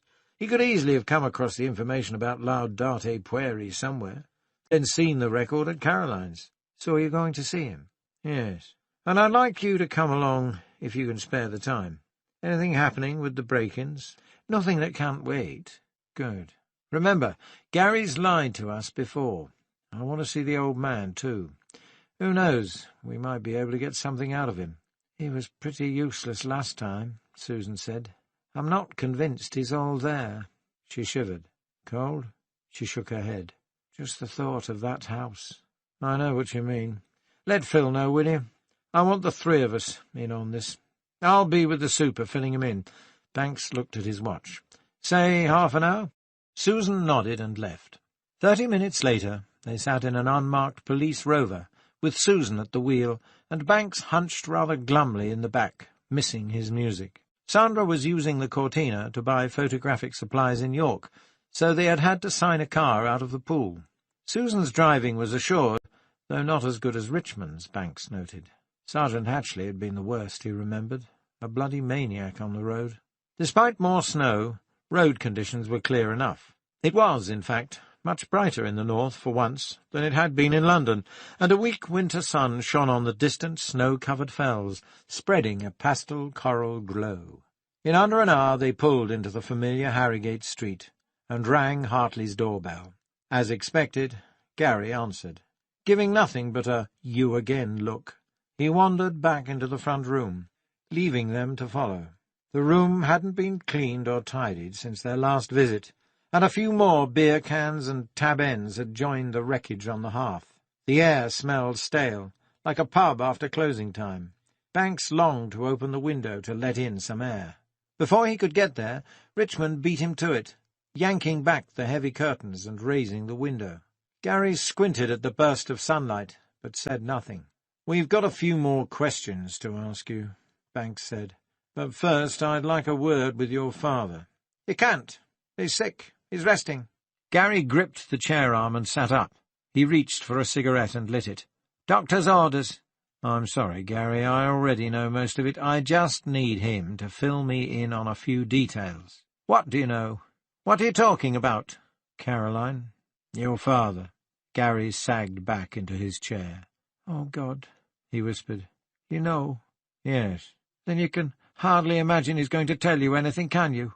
He's asleep, anyway, practically in a bloody coma." Banks stood up. "Stay with him, will you, Phil? Susan, come with me." Susan followed Banks upstairs. They both heard Gary cry, "No!" as they went. "This way, sir." Susan pointed to Mr. Hartley's door, and Banks pushed it open. If only Gary had turned off the electric fire, Banks thought later, the smell wouldn't have been so bad. As it was, Susan put her hand over nose and mouth and staggered back, while Banks reached for a handkerchief. Neither advanced any further into the room. The old man lay back on his pillows, emaciated almost beyond recognition. Judging by the reddish discoloration of the veins in his scrawny neck, Banks guessed he had been dead at least 2 days. It would take an expert to fix the time more exactly than that, though, as there were many factors to take into consideration, not least among them his age, the state of his health, and the warm temperature of the room. "Call the local CID, Banks told Susan, "and tell them to arrange for a police surgeon and a scene of crime team. You know the drill."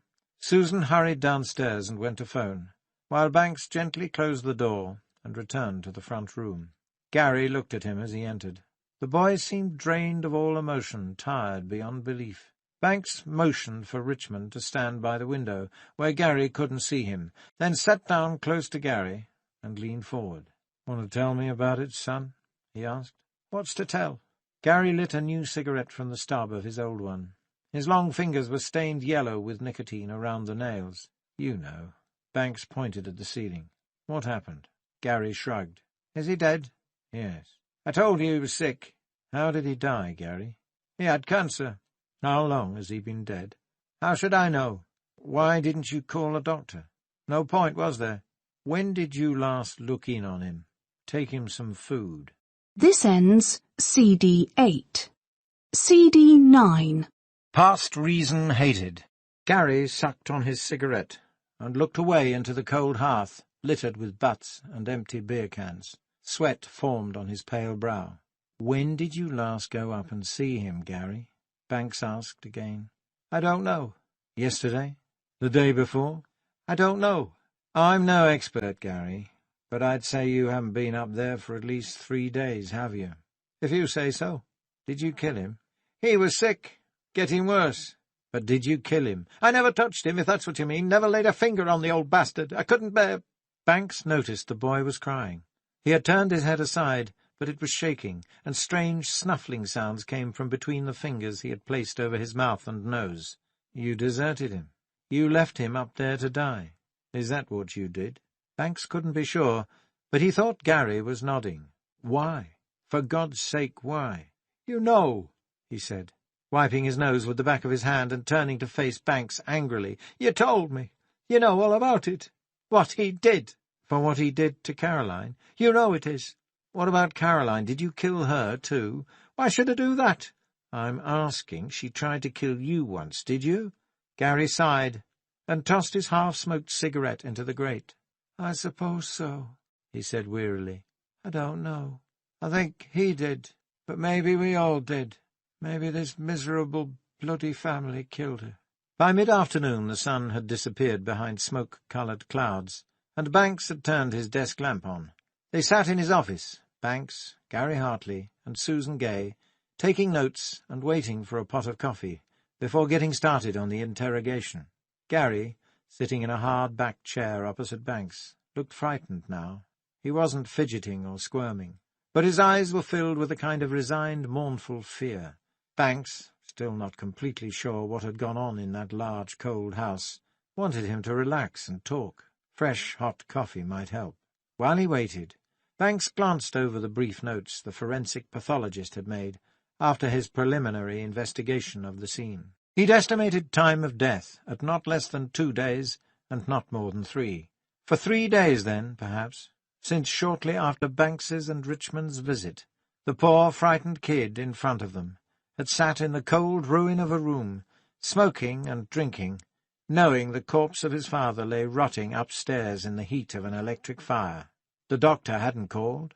He had no reason to, as long as Mr. Hartley had a full prescription of painkillers and someone to take care of his basic needs. Rigor mortis disappeared. Greenish discoloration of the abdomen, the report read. Reddish veins in neck, shoulders, and thighs.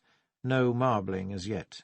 The temperature would have speeded the process of decomposition considerably, Banks realized. Also, the air was dry, and some degree of mummification might have occurred if the old man had lain there much longer. Banks suspected that cause of death was starvation. Gary had simply left him to die. But it would be a while before more exact information about cause and time could be known. Older persons decompose more slowly than younger ones, and thin ones more slowly than fat ones. Bodies of diseased persons break down quickly. Stomach contents would have to be examined, and inner organs checked for the degree of putrefaction. All very interesting, Banks thought, but none of it really mattered, if Gary Hartley confessed. Finally, P.C. Tolliver arrived with the coffee and styrofoam cups. Susan poured Gary a cup, and pushed the milk and sugar towards him. He didn't acknowledge her. Banks walked over to the window and glanced out at the grey market square, then sat down to begin. He spoke quietly, intimately almost, to put the boy at ease. "Earlier, Gary, you seemed confused. You said you supposed that you had killed Caroline. Then you told me you think your father killed her. Can you be a bit clearer about that?" "I'm not sure. Why not tell me about it? The night you killed her. Start at the beginning." "I don't remember." "Try. It's important." Gary screwed up his eyes in concentration, but when he opened them he shook his head. "It's all dark inside, and it hurts." "Where does it hurt, Gary?" "My head, my eyes, everywhere." He covered his face with his hands and shuddered. Banks let a few seconds pass, then asked, "How did you get to Eastvale?" "What? To Eastvale? Did you go by bus or train? Did you borrow a car?" Gary shook his head. "I didn't go to Eastvale. I wasn't in Eastvale." "Then how did you kill Caroline?" "I've told you I don't know." He hung his head in his hands. "I just don't know." "What happened to your father, Gary?" "He's dead." "How did he die? Did you kill him?" "No, I didn't go near him." "Did you stop going up to his room? Did you stop feeding him?" "I couldn't go. Not after Caroline, not after I knew.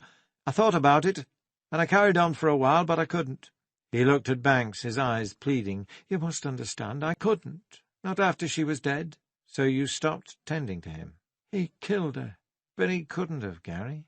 He was an invalid, bedridden. He couldn't have gone to Eastvale and killed her." Suddenly Gary banged the metal desk with his fist. Susan moved forward, but Banks motioned her back. "I've told you it wasn't in Eastvale!" Gary yelled. "How many times do I have to tell you Caroline didn't die in Eastvale?" "But she did, Gary. Come on, you know that." He shook his head. "He killed her, and I killed her too." Susan looked up from her notes and frowned. "Tell me how he killed her," Banks asked. "I don't know. I wasn't there. But he did it oh, Christ, she was just a child. Just a little child." And he put his head in his hands and sobbed, shaking all over. Banks stood up and put a comforting arm over his shoulder. At first Gary didn't react, but then he yielded and buried his head in Banks' chest. Banks held on to him tightly and stroked his hair. Then, when Gary's grasp loosened, he extricated himself and returned to his chair. Now he thought he understood why Gary was talking the way he was. Now he knew what had happened. Now he understood the Hartley family. But he still had no idea who had killed Caroline Hartley, and why. When Susan Gay got to the Crooked Billet at 6 o'clock, James Conran wasn't there, casting around for a suitable place to sit. She caught the eye of Marcia Cunningham, the costumes manager, who beckoned her over. Marcia seemed to be sitting with someone, but a group of drinkers blocked Susan's view. Susan elbowed her way through the after-work crowd, loosening her overcoat as she went. It was cold outside, and enough snow had fallen to speckle her shoulders, but in the pub it was warm. She took off her green woolly gloves and slipped them in her pocket. Then, when she reached Marcia, removed her coat and hung it on a peg by the bar. She noted that the buttons of the pink cardigan Marcia was wearing were incorrectly fastened, making the thing look askew. "They've not finished yet," Marcia said. "What with it being so close to first night, or should I say 12th night, James thought an extra half-hour might be in order, especially with the new Maria. They didn't need me, so he asked me to pass on his apologies if I saw you. He'll be in a little later." "Thank you." Susan smoothed her skirt and sat down. "How rude of me," Marcia said, indicating the woman beside her. "Susan Gay, this is Sandra Banks." Then she put her hand to her mouth. "Silly me, I'm forgetting you probably know each other already." Susan certainly recognized Sandra. With her looks she would be hard to miss. That determined mouth, lively blue eyes, long blonde hair, and dark eyebrows. She possessed a natural elegance. Susan had always envied her, and felt awkward and dowdy when she was around. "Yes," Susan said, "we've met once or twice. Good evening, Mrs. Banks. Please call me Sandra." "Sandra was just finishing up some work in the gallery, so I popped in and asked if she'd like a drink." Susan noticed that their glasses were empty, and offered to get around. When she came back, there was still no sign of James or the others. She didn't know how she was going to maintain small talk with Sandra Banks for the next 20 minutes or so, especially after the emotional scene she had just witnessed between Banks and Gary Hartley. She felt embarrassed. Strong emotion always made her feel that way, and when Banks had hugged the boy close, she had had to avert her gaze. But she had seen her boss's expression over the back of the boy's head. It hadn't given much away, but she had noticed compassion in his eyes, and she knew from the set of his lips that he shared the boy's pain. Luckily Marcia saved her. In appearance rather like one of those plump, ruddy-cheeked characters one sees in illustrations of Dickens novels, she had an ebullient manner to match. "Any closer to catching those vandals?" she asked. Conscious of Sandra watching her, Susan said, "Not yet, I'm afraid. A couple of kids did some damage to a youth club in the North End, and we think it's the same ones. We've got our eye on them." "Do you think you'll ever catch them?" Susan caught Sandra smiling at the question, and could hardly keep herself from doing the same. Her discomfort waned slightly. Instead of feeling resentful under scrutiny, she was beginning to feel more as if she had an ally. Sandra had been through it all, knew what it was like to be police in the public eye. But Susan knew she would still have to be cautious. Sandra was, after all, the detective chief inspector's wife, and if Susan made any blunders, they would certainly be passed on to Banks. "Hard to say," she replied. "We've got a couple of leads and several likely candidates, and that's about all."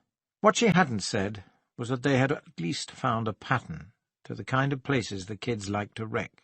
Most of them were community centres of some kind, never private establishments like cinemas or pubs. As there was a limited number of such social clubs in Eastvale, extra men had been posted on guard. Their instructions were to lie low, blend in, and catch the kids in the act, rather than stand as sentries and scare them off. Soon they might put a stop to the trail of vandalism that had cost the town a fortune over the past few months. "It was such a mess," Marcia said, shaking her head. "All those costumes ruined. I almost sat down and cried. Anyway, I took them home, and now I've a bit of time. I'm sorting through the remnants to see if I can't resurrect some. I've put a couple together already. I hate waste." "That sounds like a hell of a job," said Sandra. "I don't think I could face it." "Oh, I love sewing, fixing things, making things. It makes me feel useful. And I see what I've done at the end.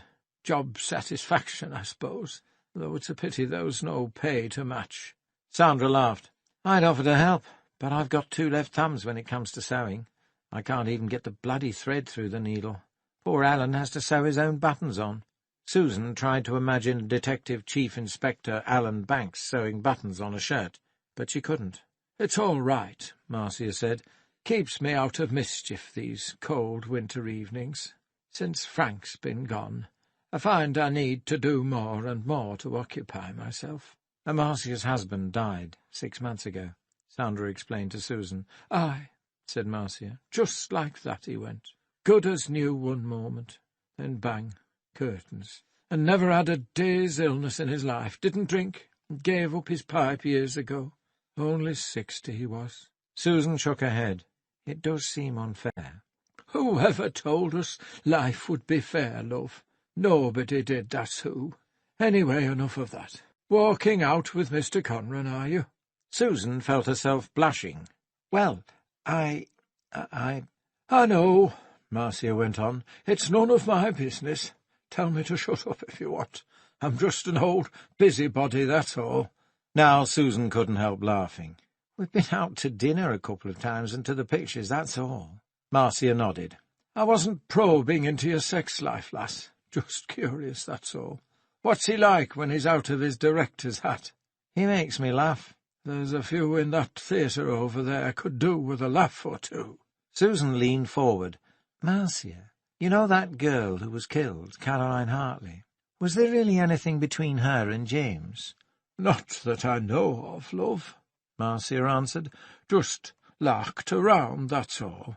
Besides, she was one of them, wasn't she? Not that well, you know what I mean." "Yes, but James didn't know that. None of you did." "Still," Marcia insisted, "nothing to it, as far as I could see. Oh, he had his eye on her, all right. What man wouldn't? Maybe not your playboy material, but dangerous as dynamite, none the less." "What makes you say that?" Sandra chipped in. "I don't really know. Maybe it's hindsight. I just get feelings about people sometimes, and I knew from the start that one was trouble. Still, it looks as if she meant trouble for herself mostly, doesn't it?" "Is James Conran a suspect?" Sandra asked. "Your husband seems to think so," Susan said. "But everyone who had anything to do with Caroline Hartley is a suspect." "Aren't you worried about getting involved with him?" Sandra asked. "A bit, I suppose. I mean, not that I think James is guilty of anything, just that—" Being involved might blur my objectivity. It's an awkward position to be in, that's all. Besides," she laughed, "he's my old teacher. It feels strange to be having dinner with him. I like him, but I'm keeping him at arm's length, at least until this business is over." "Good for you," Sandra said. "Anyway, I don't see as it should matter. The Chief Inspector went off to London with Veronica Shildon, and I'd say she's a prime suspect."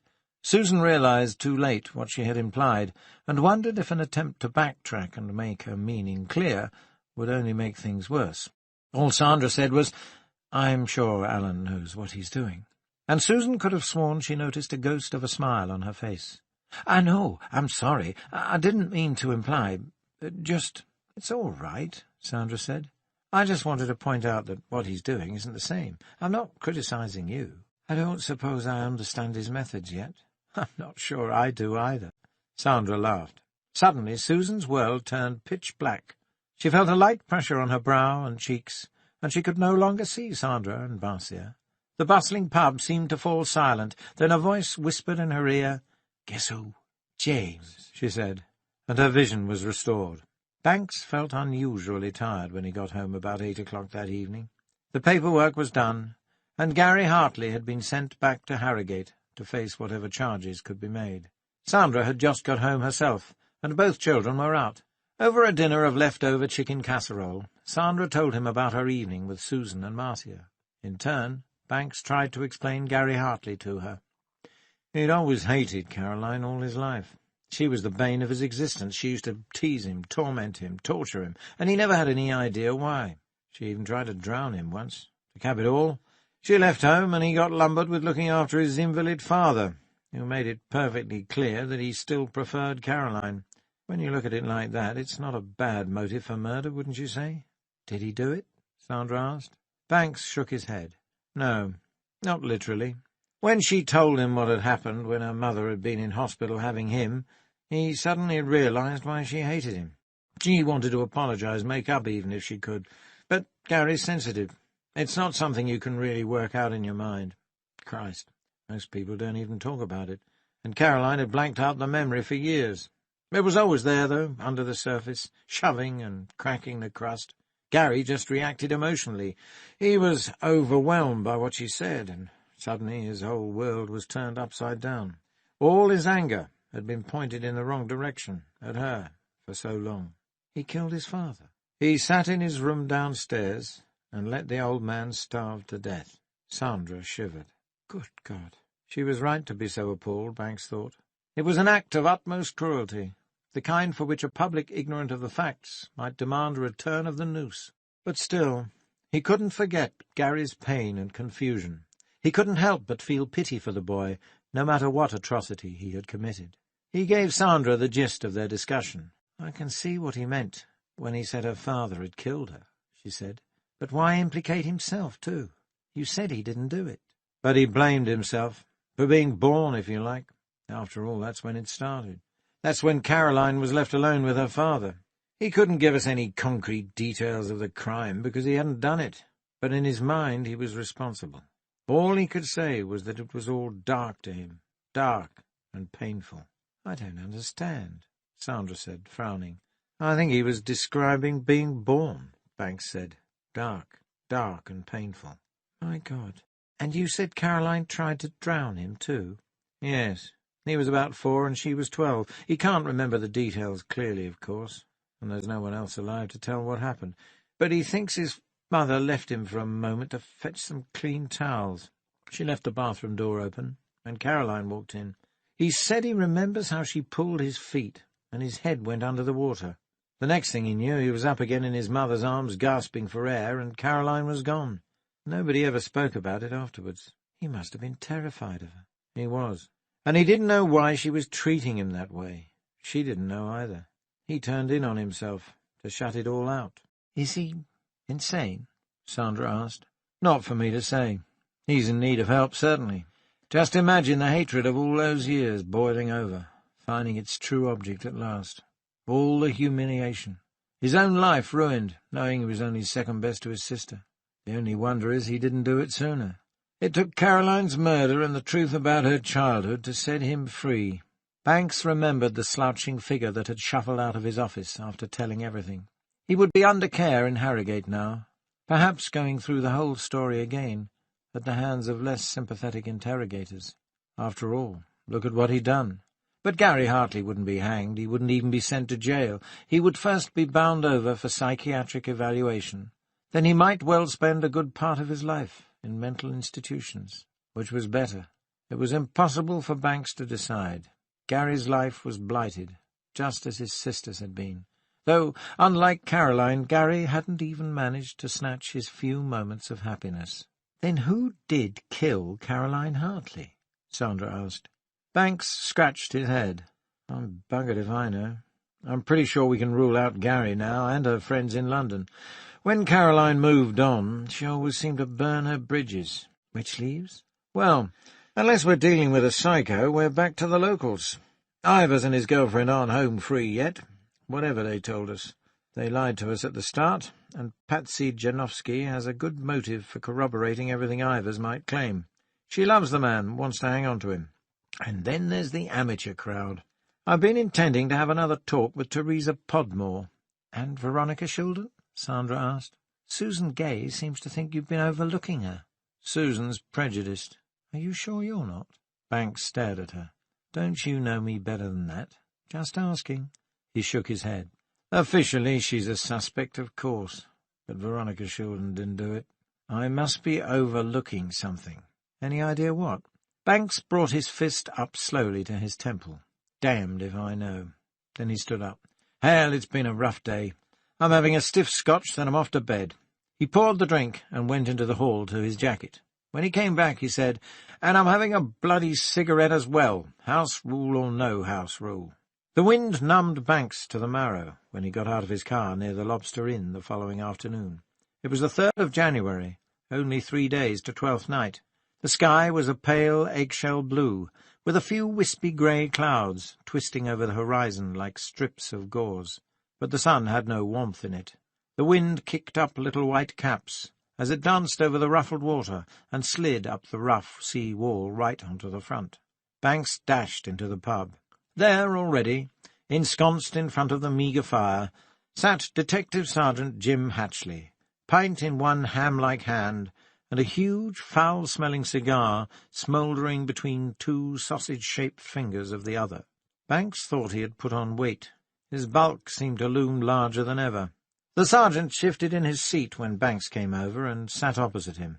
"Miserable old bugger saves all his coal till evening," he said, by way of greeting, gesturing over at the landlord, who sat on a high stool behind the bar, reading a tabloid.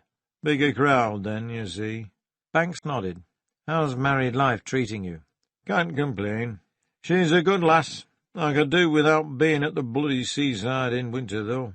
Plays havoc with my rheumatism." "Didn't know you had it." "Nor did I." "Never mind. Just wait till spring. You'll be the envy of us all then. Everyone will want to come and visit you on their weekends off." "Aye, maybe. We'll have to see about renting out the spare room for bed and breakfast. Carol's got some fancy ideas about starting a garden, too. Sounds like a lot of back-breaking work to me." And Banks knew what Hatchley felt about work, the dreaded 4-letter word, back-breaking or not. "I'm sorry to lumber you with this, Jim," he said, "especially on your honeymoon." "That's all right. Gets me out of the house. We're not spring chickens, you know. Can't expect to be at it all the time." He winked. "Besides, a man needs time alone, with his pint and his paper." Banks noticed a copy of The Sun folded in Hatchley's pocket. From the little he could see, it looked to be open at page 3. An attractive new wife, and he still ogled the naked page 3 girl. Old habits die hard. The landlord stirred. His newspaper began to rustle with impatience. Clearly it was all very well for him to be rude to customers, but customers were not expected to be rude to him by warming themselves in front of the sparse flames for too long without buying a drink. Banks walked over, and the paper rose up again, covering the man's beady eyes. "2 pints of bitter, please," Banks said, and slowly the paper came to rest on the bar. With a "why can't everyone leave me alone" sigh, The man pulled the pints and plonked them down in front of Banks, holding his other hand out for the money as soon as he had done so. Banks paid and walked back to Sergeant Hatchley. "Anything come up?" Banks asked, reaching for a cigarette. Hatchley pulled a cigar tube from his inside pocket. "Have one of these. Christmas present from the in-laws, Havana. Nice and mild." Banks remembered the last cigar he had smoked, one of Dirty Dick Burgess's Tom Thumbs, and declined. "Best stick with the devil, you know," he said, lighting the cigarette. "As you like. Well," Hatchley said, "there's nowt been happening around here. I've been up with Carol a couple of evenings for a drink like, and noticed that Ivers and his fancy woman in here once or twice. Tall chap in need of an haircut. Looks a bit like that Irish bloke from Camelot, Richard Harris, after a bad night. And that lass of his, young enough to be his granddaughter, I'd say. Still, it takes all sorts. Lovely pair of thighs under them tight jeans, and a bum like 2 peaches in a wet paper bag. Any road, they'd come in about 9ish, nod hello to a few locals, knock back a couple of drinks and leave about 10. Ever talk to them?" "No, they don't know who I am. They keep themselves to themselves, too. The local constable's a very obliging chap. I've had him keeping an eye open, and he says they've done nothing out of the ordinary. Hardly been out of the house. Are they still in the running?" Banks nodded. "There's a couple of problems with the timing, but nothing they couldn't have worked out between them." "Between them?" "Yes. If they killed Caroline Hartley, they must have been in it together. It's the only way they could have done it." "But you're not sure they did?" "No, I'm just not satisfied with their stories." "What about their motive?" "Well, that I don't know. The husband had one, clearly enough, but the girl didn't share it. It'd have to be something we don't know about." "Money?" "I don't think so. Caroline Hartley didn't have much. It would have to be something more obscure than that." "Perhaps she's the kind who'd do anything for him, just to hang on to him." "Maybe." "Or they didn't do it." "Could be that, too." "Or maybe you're overcomplicating things as usual." Banks grinned. "Maybe I am." "So what now?" Hatchley asked. "A quick visit, just to let them know we haven't forgotten them." "Me too?" "Yes." "But they'll recognize me. They'll know me in future." "It won't do them any harm to know we're keeping an eye on them. Come on, sup up." Grudgingly, Sergeant Hatchley drained his pint and stubbed out his cigar. "Still another 10 minutes left in that," he complained. "Take it with you." "Never mind." Hatchley followed Banks out into the sharp wind. Thin ice splintered as they made their way up the footpath to Ivers' cottage, from which a welcoming plume of smoke curled and drifted west. Hatchley groaned and panted as they walked. Banks knocked. This time Ivers himself answered the door. "Come in. Sit down, he said. Hatchley took the bulky armchair by the mullioned window, and Banks lowered himself into a wooden rocker by the fire. "Have you caught him?" Ivers asked. "The man who killed Caroline?" Banks shook his head. "Afraid not." Ivers frowned. "Oh, well. Patsy, some tea, if you've got a minute." Patsy Janowski came in from her study, glared at Banks's right shoelace, and went into the kitchen. "How do you think I can help you again?" Ivers asked. "I'm not sure," Banks said. "First, I'd just like to go over 1 or 2 details. Shall we wait for Patsy with the tea?" They waited. Banks passed the time talking music with Ivers, who was excited about the harmonic breakthroughs he had made over the past 2 days. Hatchley, hands folded in his lap, looked bored. Finally, Patsy emerged with a tray and put it down on the table in front of the fire. She wore jeans with a plain white shirt, the top 2 buttons undone. Banks noticed Hatchley take a discreet look down the front, as she bent to put the tray down. She didn't seem pleased to see Banks, and if either of them recognized Sergeant Hatchley, they didn't show it. This time, Patsy was surly and evasive, and Ivers seemed open and helpful. Luckily, Banks had learned never to take anything at face value. When tea was poured, he began with the questions. "It's the timing that's important, you see," he opened. "Can you be any clearer about what time you delivered the Christmas present, Mr. Ivers?" "I'm sorry, I can't. Sometime around 7, I'm sure of that." "And you stayed how long?" "No more than 5 minutes." "Well, that's rather a long time, isn't it?" "What do you mean?" People have funny ideas about time, about how short or long various periods are. I'd say 5 minutes was a bit long to spend with someone you didn't like on an errand like that. Why not just hand over the present and leave? Maybe it wasn't that long, Ivers said. I just went in, handed it over, exchanged a few insincere pleasantries and left. Maybe 2 minutes, I don't know. Banks sipped some tea, then lit a cigarette. Patsy, legs curled under her on the rug in front of the fire, passed him an ashtray from the hearth. "What pleasantries?" he asked. "What did you say to each other?" "As I said before, I asked how she was, how Veronica was, made a remark about the weather, and she answered me politely. I handed over the record, told her it was something special for Veronica for Christmas, then I left. We'd at least reached a stage where we could behave in a civilized manner towards one another." "You said it was something special?" "Something like that." "How did she react?" Ivers closed his eyes for a moment and frowned. "She didn't, really. I mean, she didn't say anything. She looked interested, though. Curious." "That may be why she opened it, if she did," Banks said, almost to himself. "Did she seem at all strange to you? Did she say anything odd?" Ivers shook his head. "No." "Did she seem to be expecting someone?" "How would I know? She certainly didn't say anything if she was." "Was she on edge? Did she keep glancing towards the door? Did she give the impression she wanted you out of the way as soon as possible?" "I'd say yes to the latter," Ivers answered, "but no to the others. She seemed perfectly all right to me." "What was she doing?" "Doing?" "Yes, when you called. You went into the front room, didn't you? Was she listening to music, polishing the silver, watching television, reading?" "I don't know. Nothing. Eating, perhaps. There was some cake on the table, I remember that." "What was she wearing?" "I can't remember." "Claude's hopeless about things like that," Patsy cut in. "Half the time he doesn't even notice what I'm wearing." Taking in the stooped, lanky figure of the composer in his usual baggy clothes, Banks was inclined to believe her. Here was the genius, so wrapped up in his music that he didn't notice such mundane things as what other people said, did, or wore. On the other hand, Ivers obviously had a taste for attractive women. In different ways, both Veronica and Patsy were evidence enough of that. And what red-blooded male would forget a woman as beautiful as Caroline Hartley answering the door in her bathrobe? Surely a man with a taste for so seductive a woman as Patsy Janowski couldn't fail to remember or to react. But then Ivers knew Caroline. He knew she was a lesbian. Perhaps it was all a matter of perspective.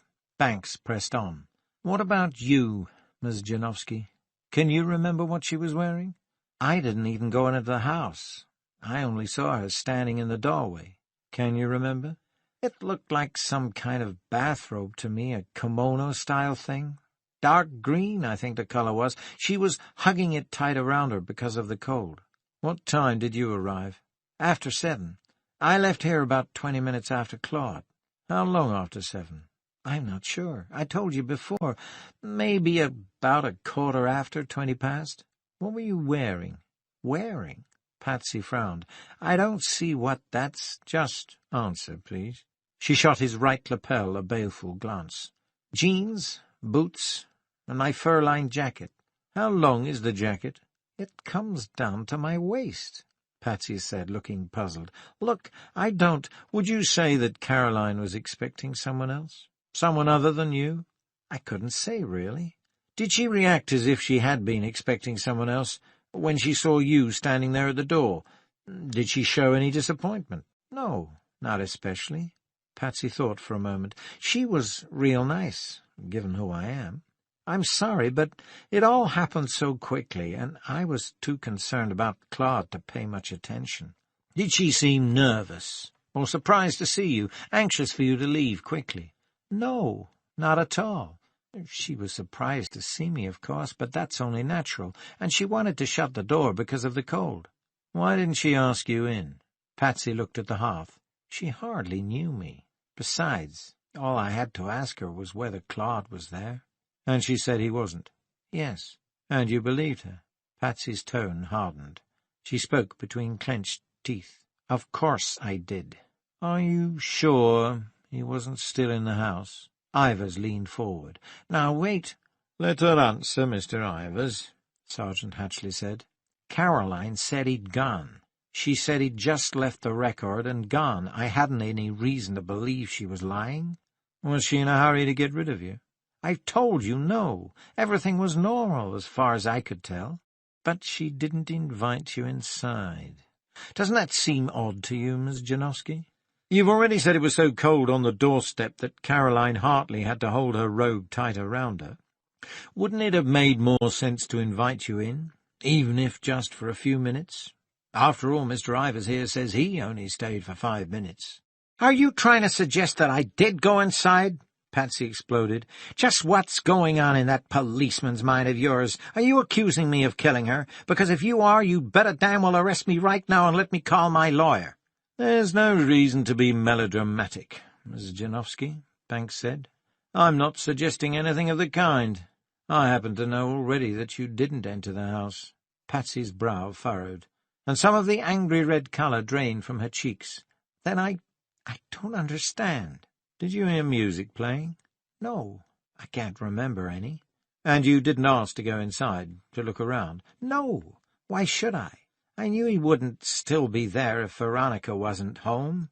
"The point is," Banks said, "that Mr. Ivers could have been in the house, couldn't he? You've just confirmed to me that you didn't go in and look." "I've told you he wouldn't—" "Could he have been inside?" She looked at Ivers, then back to Banks. "That's an unfair question. The goddamn Duke of Edinburgh could have been inside for all I know, but I don't think he was." "The thing is," Banks said, "that nobody saw Mr. Ivers leave. Caroline Hartley didn't invite you in, even though it was cold, and you didn't insist on seeing for yourself." "That doesn't mean anything," Ivers burst out, "and you know it. It was pure bloody luck on your part that anyone noticed me arrive or Patsy. You can't expect them to be watching for me to leave, too." "Maybe not, but it would have made everything a lot tidier." "And if you're suggesting that Caroline didn't let Patsy in because I was there, have you considered that she might have been hiding someone else? Have you thought about that?" "Yes, Mr. Ivers, I've thought about that. The problem is, no one else was seen near the house between your visit and Miss Janowski's." He turned to Patsy. "When you left, did you notice anyone hanging around the area?" "I don't think so." "Concentrate. It could be important. I've asked you before to try to visualize the scene. Did you see anyone behaving strangely, or anyone who looked furtive, suspicious, out of place?" Patsy closed her eyes. "No, I'm sure I didn't. Except—" "What?" "I'm not very clear. There was a woman." "Where?" "The end of the street. It was dark there, snowing, and she was some distance away from me, but I remember thinking there was something odd about her. I don't know what. I'm damned if I can think what it was." "Think," Banks encouraged her. The timing was certainly right. Patsy had called at about 7:20, and the killer, if indeed the last observed visitor was the killer, only 2 or 3 minutes later. There was a good chance that they had passed in the street. Patsy opened her eyes. "It's no good. It was ages ago now, and I hardly paid any attention at the time. It's just one of those odd little things, like a déjà vu." "Did you think you knew this woman? Recognized her?" "No, it wasn't anything like that. I'd remember that. It was when I got to King Street. She was crossing over, as if she was heading for the Mews. We were on opposite sides, and I didn't get a very close look. It was something else, just a little thing. I'm sorry, Chief Inspector, really I am. Especially," she added sharply, "as any information I might give could get us off the hook. I simply can't remember." "If you do remember anything at all about the woman," Banks said, "no matter how minor a detail it might seem to you, call me immediately. Is that clear?" Patsy nodded. "And you're not off the hook yet? Not by a long chalk." Banks gestured for Hatchley to get up, a lengthy task that involved quite a bit of heaving and puffing. Then they left. Banks almost slipped on the icy pathway, but Hatchley caught his arm and steadied him just in time. "Well," said the sergeant, stamping and rubbing his hands outside the Lobster Inn, "that's that, then. I don't mind doing a bit of extra work, you know," he said, glancing longingly at the pub, "even when I'm supposed to be on my honeymoon. I know it's not my case, but I wish you'd fill me in on a few more details." Banks caught his glance and interpreted the signals. "Fine," he said. "Over a pint?" Hatchley beamed. "Well, if you insist." "Susan, love, could I have a word?" Of course. Susan and Marcia were sitting in the crooked billet with the entire cast of Twelfth Night after rehearsal. It had gone badly, and those who weren't busy arguing were drowning their depression in drink. James didn't seem too concerned, Susan thought, watching him listen patiently to Malvolio's complaints about the final scene. But he was used to it. He'd directed plays before. She shifted along the bench to let Marcia Cunningham sit beside her. "What is it?" Marcia looked puzzled. "I'm not sure. It's nothing, really. At least, I don't think it is, but it's very odd." "Police business?" "Well, it might have something to do with the break-in. You did say to mention anything that came up." "Go on." "But that's just it, you see, love. It doesn't make sense."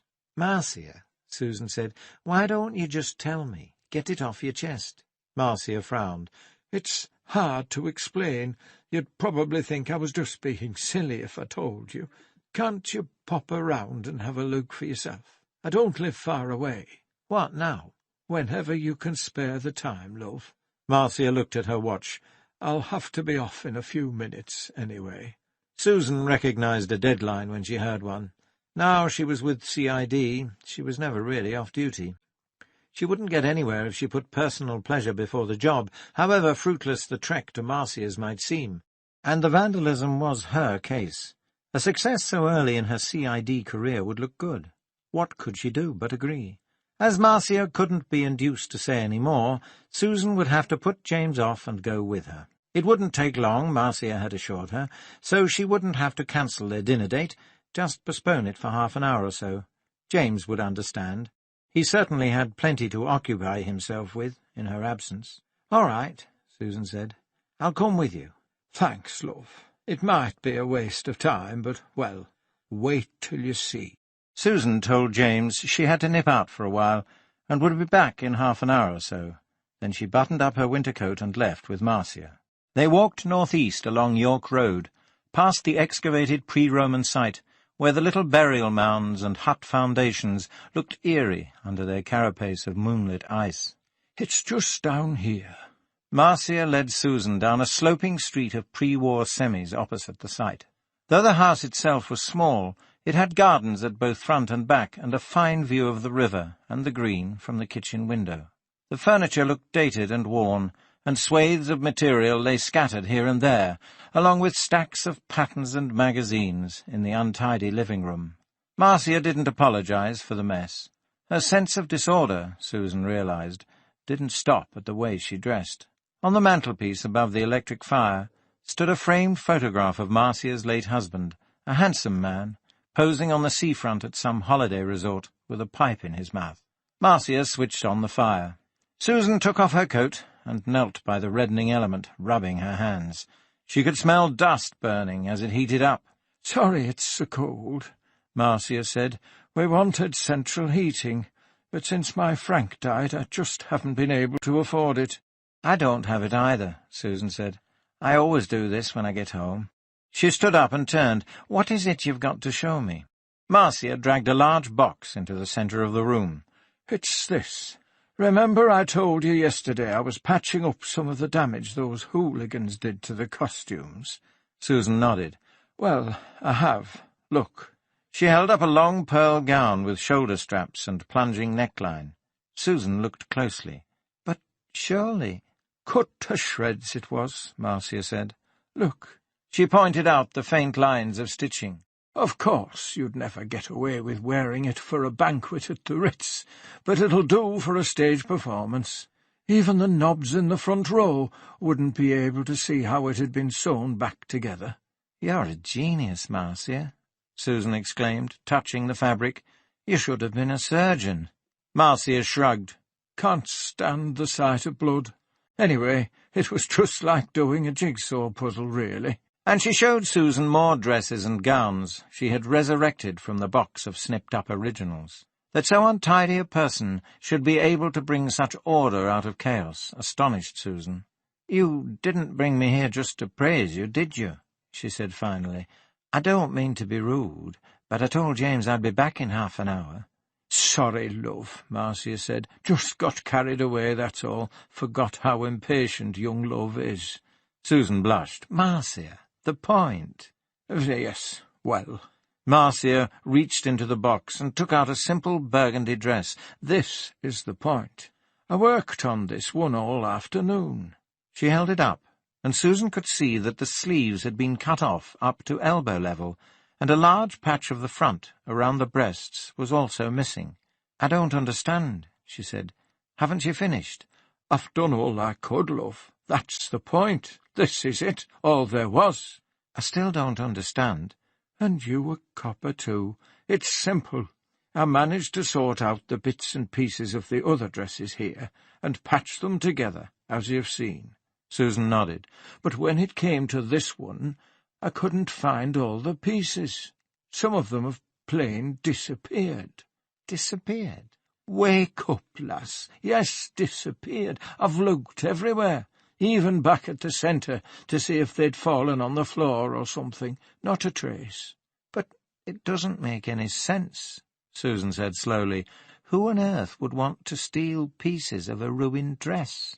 "My point exactly," Marcia said. "That's why I asked you to come here and see it for yourself. Who would do such a thing, and why?" "There has to be a simple explanation." Marcia nodded. "Yes, but what is it? Your lot didn't take any for analysis or whatever, did they?"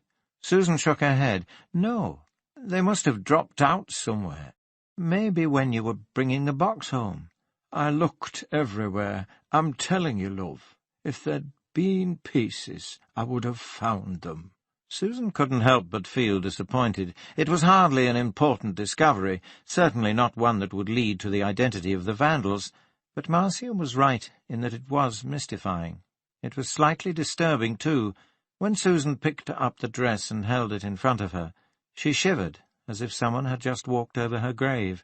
It looked as if the arms had been deliberately cut off, rather than torn, and 2 circles of fabric around the breasts had been snipped out in a similar way. Shaking her head, Susan folded the dress and handed it back to Marcia. "Chief Inspector Banks, have you any news?" "No news," Banks said. "Maybe a few questions." "Come in." Veronica Shildon led him into her front room. It looked larger and colder than it had before, as if even all the heat from the fiercely burning fire in the hearth couldn't penetrate every shadowy corner. 2 small, threadbare armchairs stood in front of the fire. "Christine Cooper let me have them, until I get around to buying a new suite," Veronica said, noticing Banks looking at them. "She was going to throw them out." Banks nodded. After Veronica had taken his coat, he sat in one of the armchairs and warmed himself by the flames. "It's certainly more comfortable than a hard-backed chair," he said. "Can I offer you a drink?" she asked. "Tea would do nicely." Veronica brewed the tea and came to sit in the other armchair, placed so they didn't face each other directly, but at an angle that required a slight turning of the head to make eye contact. The fire danced in the hollows of Veronica's cheeks and reflected like tiny orange candle flames in her eyes. "I don't feel I thanked you enough for letting me come to London with you," she said, crossing her legs and sitting back in the chair. "It can't have been an easy decision for you to make. Anyway, I'm grateful. Somehow, seeing Ruth Dunn gave me more of Caroline than I'd had, if you can understand that." Banks, who had more than once spent hours with colleagues, extolling the virtues and playfully noting the faults of deceased friends, knew exactly what Veronica meant. Somehow, sharing memories of the dead seemed to make them live larger in one's mind and heart, and Veronica had had nobody in Eastvale to talk to about Caroline, because nobody here had really known her. Banks nodded. "I don't really know why I am here, to tell the truth," he said finally. "Nothing I learned in London really helped. Now it's early evening on a cold January day, and I'm still no closer to the solution than I was last week. Maybe I'm just the cop who came in from the cold." Veronica raised an eyebrow. "Frustration?" "Certainly. More than that." "Tell me," she said slowly, do you still believe that I might have murdered Caroline?" Banks lit a cigarette and shifted his legs. The fire was burning his shins. "Miss Shildon," he said, "we've no evidence at all to link you to the crime. We never have had. Everything you told us checks out, and we found no traces of blood-stained clothing in the house. Nor did there appear to be any blood on your person.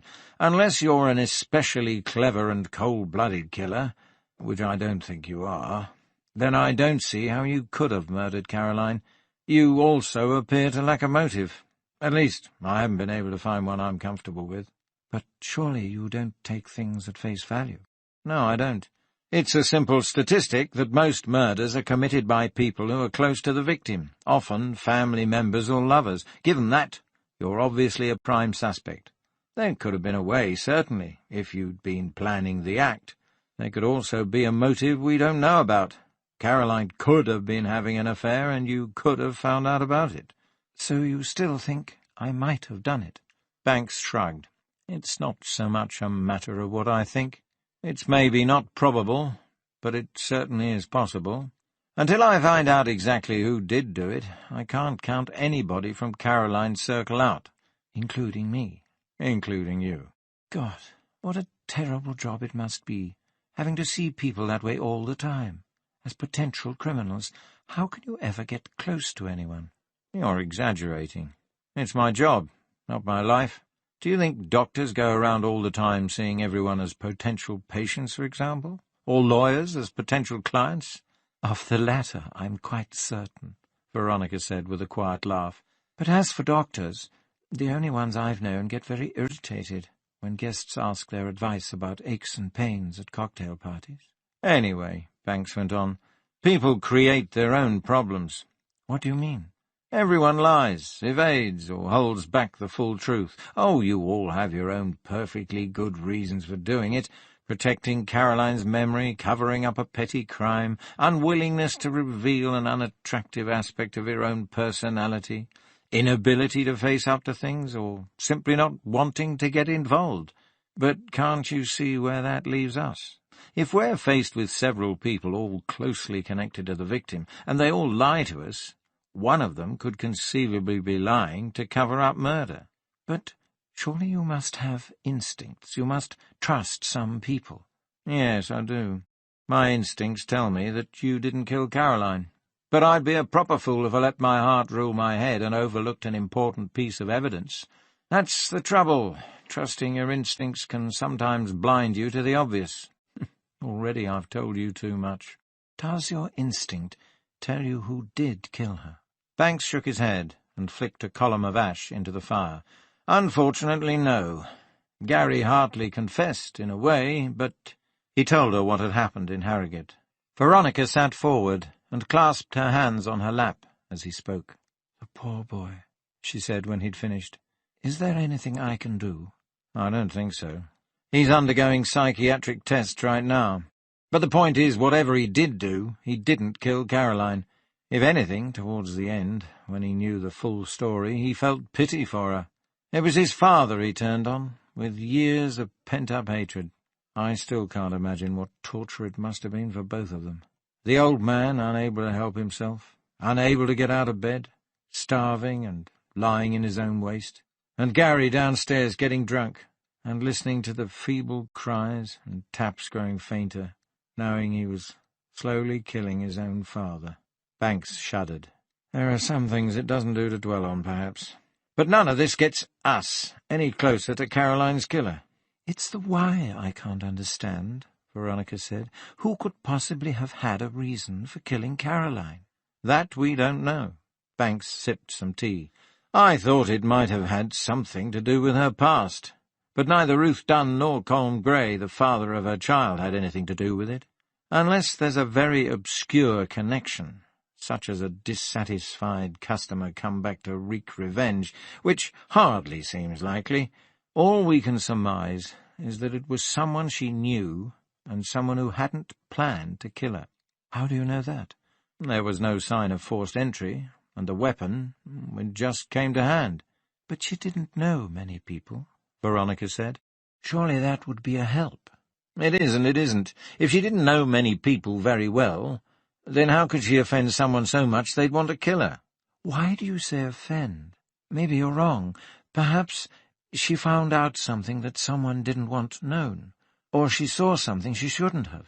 But according to what everyone tells me, yourself included, she wasn't acting at all strangely prior to her death. Surely if something along those lines was bothering her, she should have been. Veronica shook her head. I don't know. She could have been holding back, pretending, for my sake. But you didn't get that impression? Your instinct didn't tell you so? No. Then, I've never known whether to trust my instincts or not. I've made mistakes. We all have, Banks said.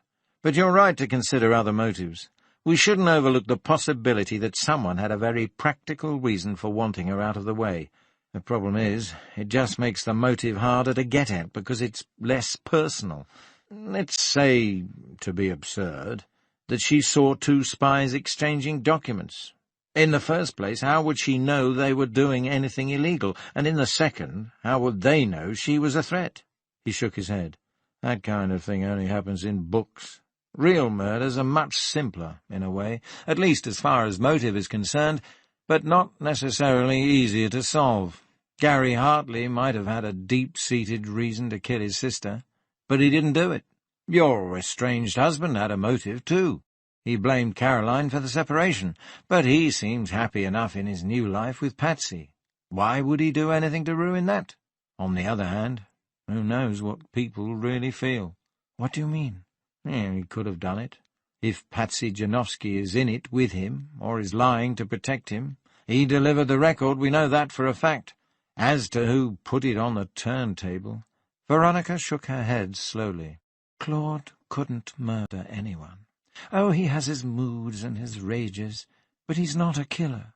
Anyway, do you really think the music is important? It's a clue of some kind, but it didn't mean what I thought it did. I believe Caroline opened it out of curiosity. She wanted to know what Claude thought was so special to you. Beyond that, your guess is as good as mine. Maybe she would even play a little of it, again to satisfy her curiosity, but I can't believe she'd leave the arm up so it would repeat forever. Veronica smiled. That's just like Caroline, she said quietly. Such curiosity. You know, she always wanted to shake all her Christmas presents. It was well-nigh impossible to stop her opening them on Christmas Eve. Banks laughed. Oh, no, my daughter's the same. Veronica shook her head. Such a child, in some ways. Banks leaned forward. What did you say? About Caroline. I said she was such a child in so many ways. Yes, Banks whispered. Yes, she was. He remembered something Ruth Dunn had said to him in London. He tossed his cigarette end into the fire and finished his tea. Does it mean something? Veronica asked. It might do. He stood up.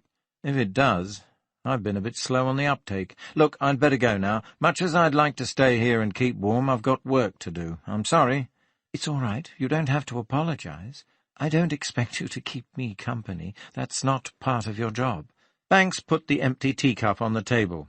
It's not a task I despise, he said, but there are a few points I have to review back at the station.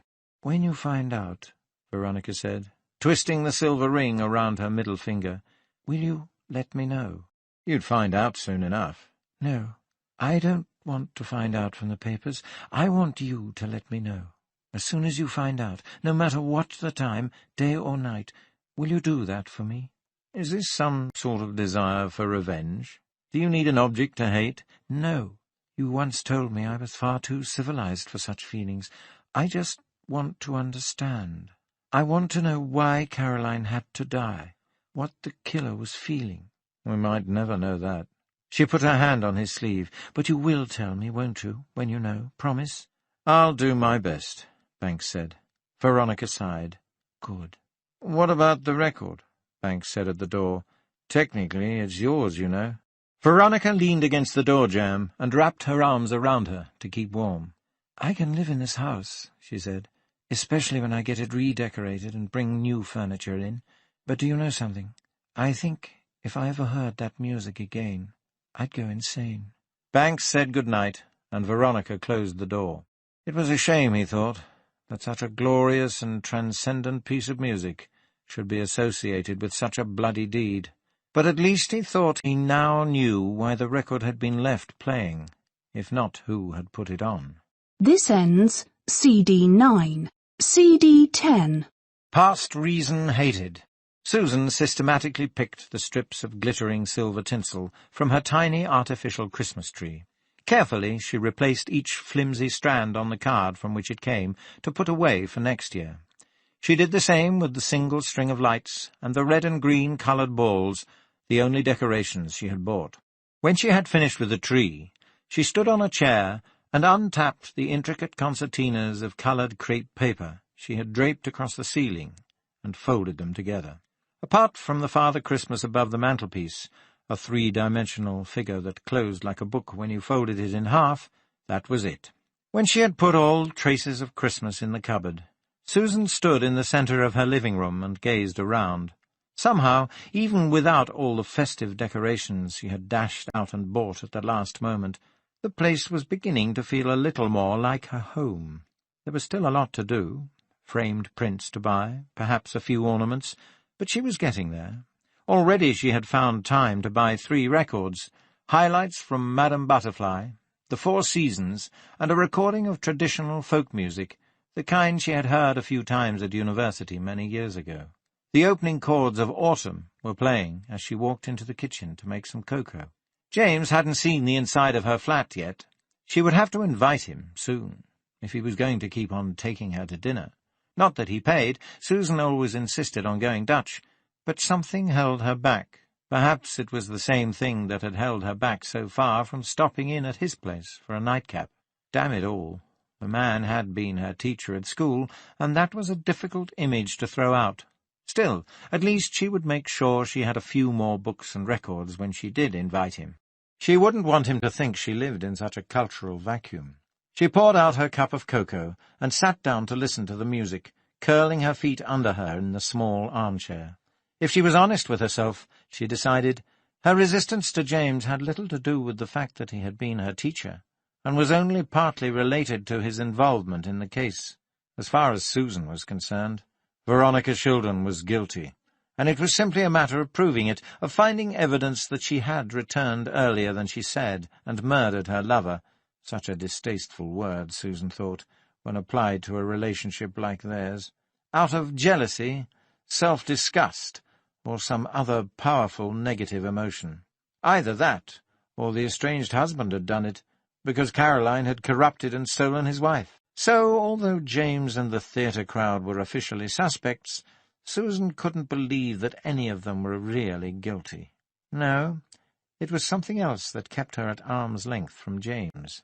She had for some reason stayed away from sexual relationships over the past few years. And again, if she was honest, it wasn't only because of her career. That was important to her, yes, but many women could manage both a lover and a career. Some of her colleagues, and, stranger still, a couple of the more charming villains she had nicked, had asked her out, but she had always said no. Somehow they had all been too close to home. She didn't want to be talked about around the station. She had dated occasionally, but had never been able to commit herself to anything. She supposed that, as far as the men were concerned, there always seemed to be a million things she would rather be doing than being with them, and they were right. Because of that, she had spent too many evenings alone in her soulless flat. But also because of that, she had passed all her examinations, and her career was flourishing. She certainly found James attractive, as well as charming and lively company. He was a great ham, had a fine sense of the dramatic. But there was more to him than that, an intensity, and a kind of masculine self-assurance. He would probably make a fine lover. So why was she avoiding the inevitable? Her excuse was the case, but her real reason was fear. Fear of what? She asked herself. He hadn't even tried to touch her yet, though she was sure she had seen the desire in his eyes. Was she afraid of enjoying herself? Of losing control? Of feeling nothing? She didn't know. But if she was to change her life in any way at all, she would have to find out, and that meant confronting it. So, when the case was over, a skin had formed on the top of her cocoa. She had never liked that, ever since childhood. That sweet and sticky skin made her shudder when, inadvertently, she had sipped without looking, and it had stuck like a warm spider's web to her lips. Carefully, using her spoon, she pushed it to the edge of the cup, dredged it out, and laid it in the saucer. For some reason, that photo of Marcia Cunningham's handsome husband, with his pipe at a rakish angle, came into her mind. He reminded her of James just a little. Not his looks, but his expression. She found herself looking at the mantelpiece. Now that the Father Christmas was gone, it seemed so empty. She would like to have a photo or two there, but of whom? Not her family, that was for certain. James? Much too early for that yet. Herself? The graduation picture from Police College? It would do, for a start. Then she remembered the dress Marcia had dragged her all that way to look at. There was a puzzle, to be sure. No doubt the vandals would have an explanation, when and if they were caught. Still, it was a strange thing for someone to do. Maybe they had taken strips of material to fasten around their foreheads, as Rambo headbands or something. There was no telling what weird fantasies went on in the adolescent mind these days. Susan put her cup down. The record had finished, and even though it wasn't late, she decided to go to bed and have an early night. There was still that American tome on homicide investigation for bedtime reading. Or should she do a little advance reading of Shakespeare from the cut-price complete works she had picked up at W.H. Smith's? In a couple of days it would be 12th night, the first night of the play. She just hoped that no police business came up to stop her from attending. James seemed so much to want her there, even though her knowledge of Shakespeare left a lot to be desired. And she was looking forward to the evening. She couldn't see how any of the present cases would get in her way. There wasn't much else they could do on the Caroline Hartley murder, until they got new evidence, or until Banks took his head out of the sand and gave Veronica Shildon a long, hard, objective interrogation. Besides, Susan was only a helper, a note-taker on that one. And as for the vandals, until they were caught red-handed, there wasn't much to be done about them either. Picking up the heavy, complete works from her bookshelf, she wandered off to bed. "A message for you, sir," Sergeant Rowe called out as Banks walked into the police station after his visit to Veronica Shildon. He handed over a piece of paper. It was a woman called Patty Jarutsky, I think. Sounded American. Anyway, she left her number. Said for you to call her as soon as you can." Banks thanked him and hurried upstairs to his office, grabbing a black coffee on the way. The CID offices were quiet, the tapping of a keyboard from Richmond's office the only sign of life. He picked up the phone and dialed the number Sergeant Rowe had given him. Patsy Janowski answered on the third ring. "You had a message for me?" Banks said. "Yes. Remember you asked me to try and recall if I'd noticed anything unusual in the area?" "Yes." "Well, it's not really— it's not clear at all, but you know I said there was a woman?" "The one crossing King Street?" "Yes." "What about her?" "I didn't get a good look or anything. I'm sure it wasn't anyone I knew, but I do remember she was walking funny." "In what way?" "Just funny." "Did she have a limp? A wooden leg?" No, it was nothing like that. At least, I don't think so." "A strange kind of walk. Some people have them. Bow-legged, knock-kneed?" "Not even that. She was just struggling a bit. There was snow on the ground." "Oh, I knew I shouldn't have called you. It's still not clear, and it's probably nothing. I feel stupid." Banks could imagine her eyes ranging about the room, resting on the tongs by the fire, the old snuff-box on the mantelpiece. "You did right," he assured her. "But I've told you nothing, really." "It might mean something. If you think of anything else, will you stop accusing yourself of idiocy and call me?" He could almost hear her smile at the other end of the line. "All right," she said. "But I don't think it'll get any clearer." Banks said good night and broke the connection. For a moment he just sat on the edge of his desk, coffee in hand, staring at the calendar. It showed a wintry scene in Aysgarth, Wensleydale. Finally he lit a cigarette and went over to the window. Outside, beyond the Venetian blinds, the market square was deserted. The Christmas tree lights still twinkled, but nobody passed to see them. It was that time of year when everyone had spent too much and drunk too much and seen too many people. Now most Eastvalers were holed up in their houses, keeping warm and watching repeats on television. The day's depression was still with him, and the mystery of Caroline Hartley's death was still shrouded in fog. There had to be some way of making sense of it all, Banks told himself. He must have overlooked something. The only solution to his bleak mood was mental activity. As he stood at the window, looking down on the forlorn Christmas lights, he tried to recreate the sequence of events in his mind.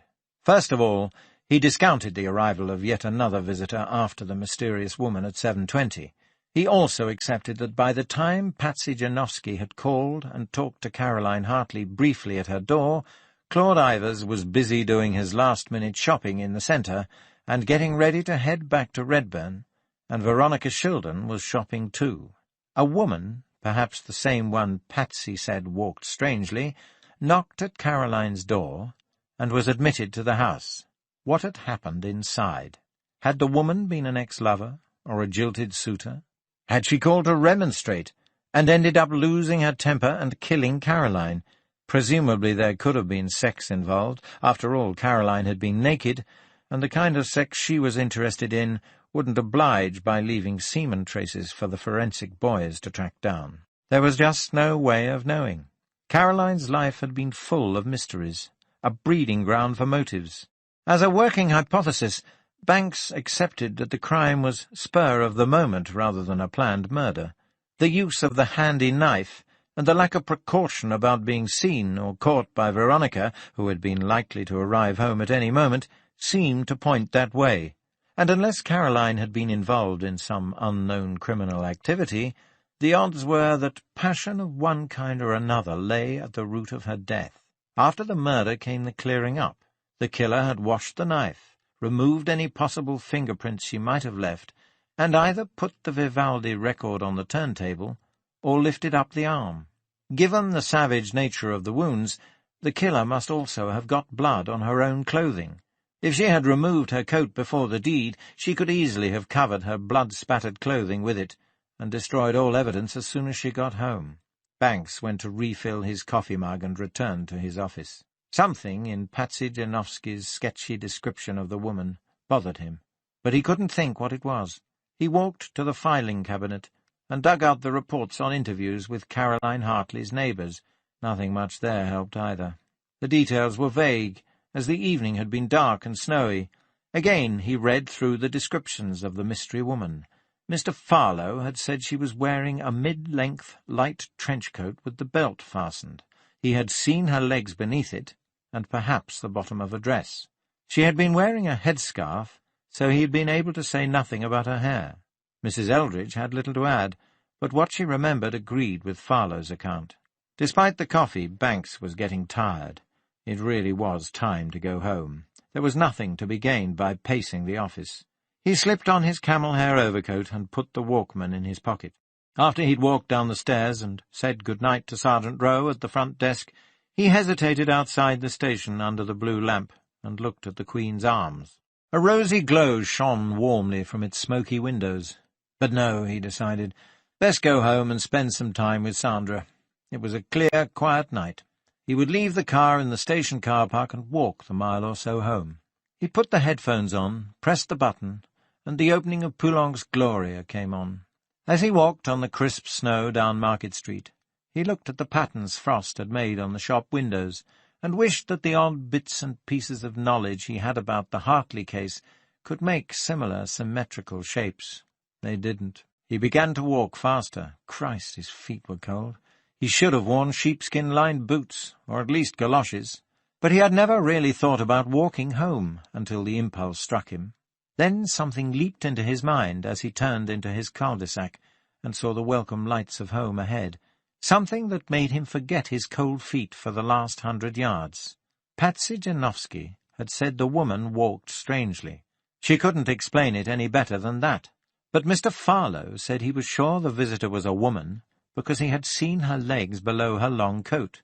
If that was the case, then her legs were bare. She either wasn't wearing boots at all, or she was wearing very short ones. It had been snowing quite heavily that evening since about 5 o'clock, and the snow had been forecast as early as the previous evening, so even a woman going to work that morning would have known to take her boots.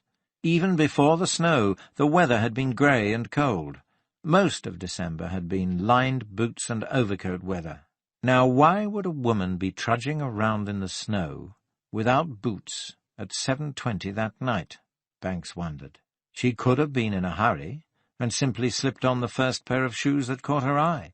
She could have come from somewhere she hadn't needed boots, but that didn't make sense. In such weather, most people wear boots to work, then change into more comfortable shoes when they get there. When it's time to leave, they slip back into their boots for the journey home. The woman might have arrived by car and parked close by. The nearest space, where Patsy said she and Ivers parked, was a fair distance to walk in the snow without boots. The woman might have driven to Caroline's, found she couldn't park any closer, and ended up having to walk farther than she'd bargained for, which meant it could have been someone who didn't know the area well.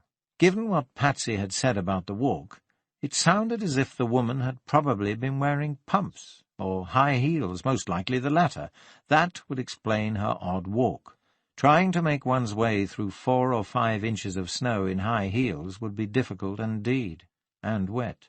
Was it, then, someone who had nipped out of a local function, committed the murder, and dashed back before she was missed? There had probably been a lot of parties going on that night, Hatchley's wedding reception among them. It couldn't have been anyone from there, of course, as Banks knew most of the guests, but it was an interesting avenue to explore. If he could find someone who had been at such a function that night, someone who had a connection with Caroline Hartley, then maybe he'd get somewhere. Feeling a little more positive about things, he turned off the tape and went into the house. Teresa Pedmore rented a 2-bedroom house on Nelson Grove, in a pleasant enough area of town, south of the castle, close to the river. The houses were old but in good repair, and their inhabitants, though only renting, took pride in adding individual touches to the outside trim. A low blue gate led to Teresa's house, where her matching door was edged in white. Lace curtains hung in the windows. Teresa professed to be surprised to see Banks, though he was never sure what to believe when dealing with actors. Faith could have told Teresa about the visit Banks had paid her earlier, though he thought it unlikely. That would have meant confessing what she had said about Teresa. The front door led straight into the living room. Cream and red striped wallpaper covered the walls, where a number of framed prints hung. Banks, who had learned what little he knew about art from Sandra, recognized a Constable landscape, a Stubbs horse, and a Lowry. Perhaps the most striking thing about the room, though, was that it was furnished with antiques. A Welsh dresser, a Queen Anne writing desk, Regency table and chairs. The only contemporary items were the tan 3-piece suite, arranged in a semicircle around the hearth, and a small television set. Remembering the importance of the music, Banks looked around for evidence of a stereo, but could find none. Teresa gestured towards one of the armchairs, and Banks sat down. He was surprised by her taste and impressed with her farm-girl looks, the blushes of red in her creamy cheeks. Her wavy chestnut hair framed a rather chubby, heart-shaped face with a wide, full mouth, an oddly delicate nose that didn't quite seem to belong, and thick brows over large almond eyes. She certainly wasn't good-looking in the overtly sexual way Faith Green was, but the fierce confidence and determination in her simplest movements and gestures more than compensated. She was as tall and well-shaped as Faith, and wore a white silky blouse and knee-length navy skirt. She picked up an engraved silver box from the low table and offered him a cigarette, lighting it with an old lighter as big as a paperweight. It was years since Banks had been offered a cigarette from a box, and he would certainly never have expected it in a small rented terraced house in Eastvale. The cigarette was too strong, but he persevered. His lungs soon remembered the old days of capstan full strength and rallied to the task. Almost before he had a chance to say yes or no, Teresa was pouring amber liquid from a cut glass decanter into a crystal snifter. As she handed Banks the glass, the edges of her wide mouth twitched up in a smile. "I suppose you're wondering where I get my money from," she said. "Policemen are always suspicious about people living above their means, aren't they?" She sat down and crossed her long legs. Banks swirled the glass in his hand and breathed in the fumes. "Cognac." "Are you living above your means?" he asked. She laughed, a low murmuring sound. "How clever of you." "Not at all. It only looks that way.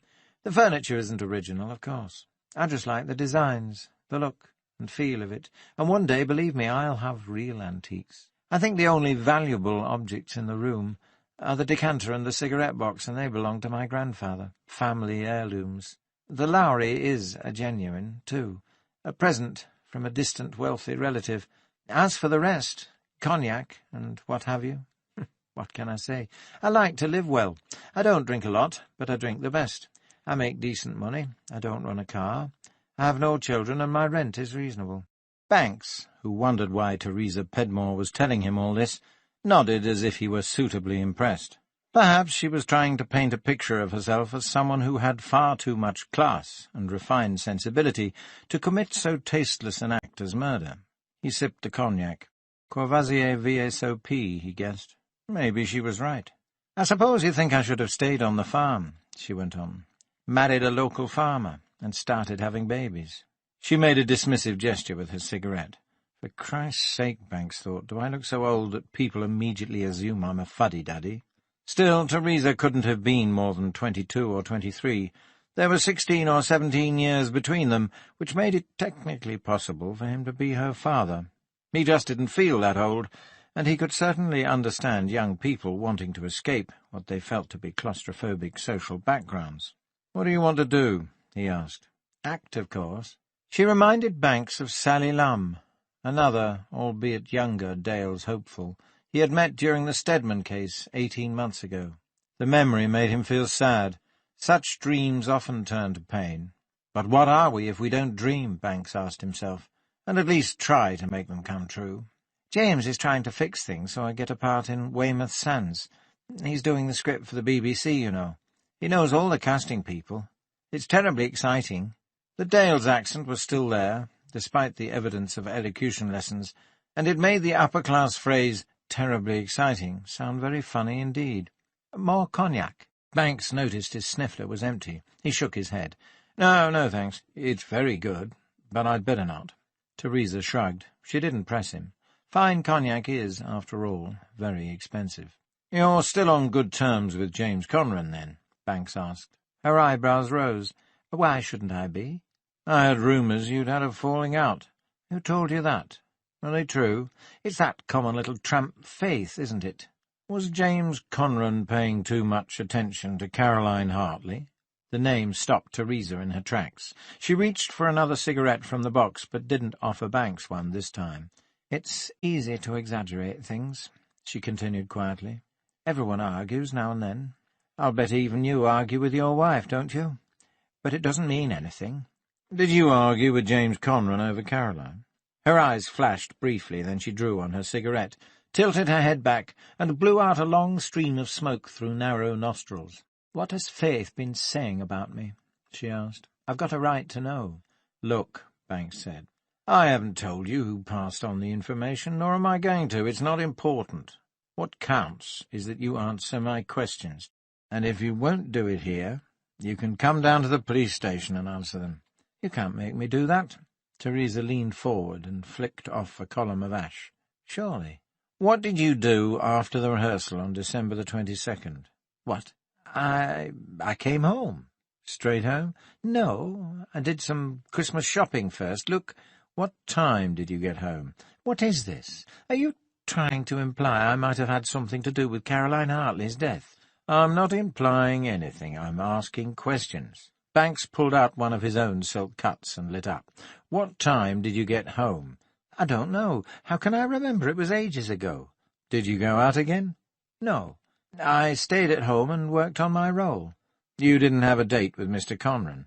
"No. Were you still seeing him at that time?" "Of course I was." "As a lover?" "That's none of your damn business." She mashed her cigarette out and clasped her hands in her lap. "When did you and Mr. Conran stop being lovers?" "I'm not answering that." "But you did stop." There was a pause. Then she hissed, "Yes." "Before Caroline Hartley's murder?" "Yes." "And did Caroline have anything to do with this parting?" "No. It was completely amicable on both sides. Things just didn't work out that way. We'd never been very deeply involved anyway, if you know what I mean." "A casual affair?" "You could call it that, though neither of us is married." "And Caroline Hartley came between you?" Teresa scratched her palm and looked down. "Am I right?" Banks persisted. "Look," Teresa answered. "What if I say you are? It doesn't mean anything, does it? It doesn't mean I'd kill her. I'm not a fanatically jealous woman, but every woman has her pride. Anyway, it wasn't Caroline I blamed." Was Conran having an affair with Caroline? She shook her head. I don't think so. We didn't know she was gay. But even so, there was something about her, something different, elusive. She could keep the men at bay while seeming to draw them to her. It's difficult to explain. No, I don't think he even saw her outside rehearsals and the pub. That seemed to square with what Veronica Shildon had said. But he was attracted to her. A bit smitten, you might say, said Teresa. That was what annoyed me. Him chatting her up in public like that when everyone could see. The way he looked at her. That kind of thing. But then James is like that. He goes after anything in a skirt. Am I to take it you don't care for him any longer? Not as a man, no. As a professional, I respect him a great deal. That's a very neat distinction. Surely you sometimes have to work with people you respect, but don't like? Did you argue over his attentions to Caroline? I told him to stop drooling over her in public. I found it embarrassing. But that was only a part of it. What I said before was true. It wasn't much of a relationship to begin with. It had run its course. Do you think you'll get this part in Weymouth Sands? James still appreciates me as an actress, she said, which is more than he does that gossipy bitch who told you all about my personal life. Who's that? Faith Bloody Green, obviously. There's no need to be coy. You know damn well it was her who told you, and I can guess why. Why? Why do you think? Because she couldn't get him herself. Did she try? Teresa gave Banks a disdainful look. You've met Faith, Chief Inspector. What do you think the answer is? But Conran wasn't interested. It appears not. Any reason? Not that I know of. Not his type, perhaps. Too much woman, too aggressive. I don't know. I'm just guessing. What did he think of her? Did they have any arguments? If she's been trying to imply I had a good reason for killing Caroline Hartley, it's probably because she had an even better one. Banks sat up. Why? Over her interest in Conran? Teresa sniffed. No, it wasn't that. I think she soon realized that her tastes run to a rougher trade than James. It was just that she had to try, like she does with every man. No, it was something else that happened. Tell me. Teresa leaned forward and lowered her voice dramatically. It was after rehearsal, that night, the night Caroline was killed. What happened? Most people left early because it was close to Christmas, but James wanted to spend half an hour or so with Faith and myself, just getting the blocking right. Our parts are large and very important, you see. Anyway, James wanted Faith to stay behind, so I left first. But I forgot my scarf, and it was cold outside, so I came back. I don't think they heard me. I was in the props room, you know, where they leave our coats and bags, and I heard voices out in the auditorium. I'm not a naturally nosy person, but I wondered what was going on. Anyway, to cut a long story short, I walked a little closer and listened, and guess what? What? Teresa smiled. They were arguing. I'll bet she didn't tell you about that, did she? What were they arguing about? Caroline Hartley. As far as I could gather, James was telling Faith that if she didn't do a better job of learning her lines, he'd give her part to Caroline. What was Faith's reaction? She walked out in a huff. I had to be quick to hide behind a door without being seen. Can you remember their exact words? I can remember what Faith said to James before she left. She said, "You'd do anything to get into that little slut's pants, wouldn't you?" I wish I'd been there to see his face. Of course, he can't have meant it about giving her part away. James would know quite well there wasn't enough time for Caroline to take over Faith's role. He was just trying to get her to try a bit harder. What happened after that? I don't know. As soon as Faith had left, I got out of there pretty quickly. I didn't want to be caught snooping. Where was Conran? Still in the auditorium, as far as I know. Could he have left by the front door? Teresa shook her head. No, we always use the back during rehearsals. The front's kept locked after the gallery closes, unless there's some sort of an event on. Who has the key to the back door? Only Marcia and James from the Dramatic Society, as far as I know. Usually one or the other would be last to leave. James, more often than not, as Marcia was always first to arrive, and she tended to disappear to the pub early if she knew she wasn't needed. What time did this argument occur? 6? Maybe a little after. What were you wearing? Teresa frowned and sat back in her chair. What do you mean? What clothes were you wearing? Me? Jeans, a leather coat, My wool scarf, same as usual for rehearsals. What about footwear? I had my boots on. It is winter, after all. I don't see what— And Faith? I can't remember. I doubt I paid much attention. What did she usually wear? Jeans? Skirt and blouse? Dress? She usually wore a skirt and blouse. She is a teacher, believe it or not. She came straight from school, but I don't know for sure what she was wearing that day. What about her overcoat? What she always wore, I suppose, which is a long coat, like a light raincoat with epaulets, but lined. Belted? Yes. And her footwear? How should I know? Was she wearing boots or shoes? Boots, I should think, because of the weather. But you can't be sure. No, I can't say I paid Faith's feet much attention. Why didn't you tell me all this earlier? Banks asked. Teresa sighed and shifted in her chair. I don't know. It didn't seem all that important. And I didn't want any trouble, anything spoiling the play. It was bad enough with Caroline getting murdered. When I heard about her being gay, I was sure her death must have had something to do with her private life, that it didn't involve any of us. I know I sound hard, but this play is important to me, believe it or not. If I do well, the TV people will hear about me. Banks stood up. I see.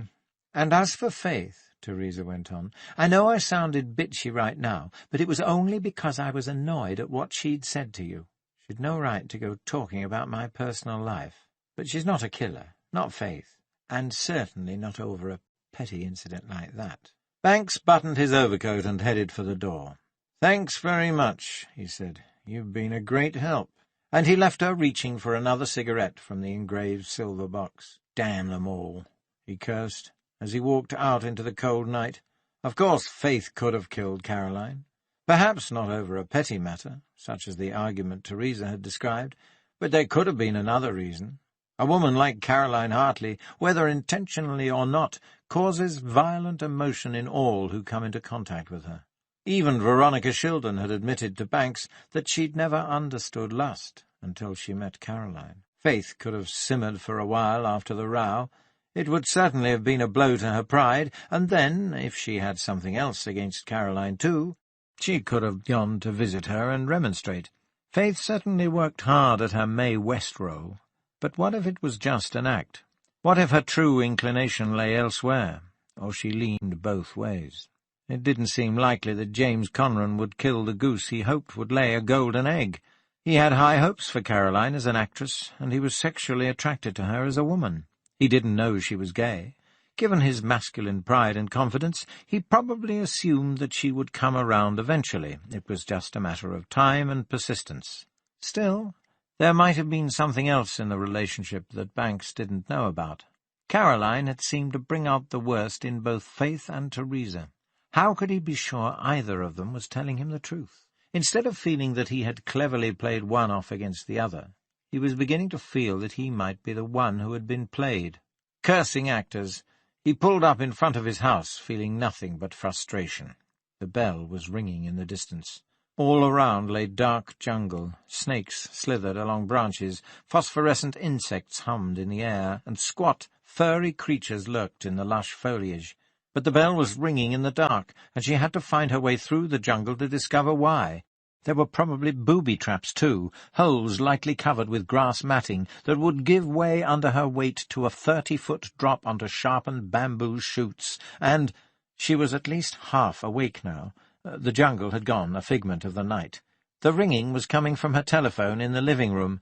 Hardly a dangerous journey, after all, though one she was loath to make, being so comfortably snuggled up under the warm blankets. She looked at the bedside clock. 2:23 in the morning, bloody hell, and she hadn't got to bed until midnight. Slowly, without turning on the light, she made her way through to the living room by touch. She fumbled the receiver and put it to her ear. "Susan? Sergeant Rowe here. Sorry to disturb you, lass, but it's important, at least it might be." "What's happened?" "We've caught the vandals." "How? No, wait, I'm coming in. Give me 15 minutes. "Right you are, lass. They'll still be here." Susan replaced the receiver and shook her head to clear the cobwebs. Luckily, she hadn't drunk too much at dinner. She put on the living-room light, squinting in the brightness. then went into the bathroom and splashed cold water on her face. There was no time for makeup and grooming, just a quick wash, a brush through the hair, and out into the cold, quiet night.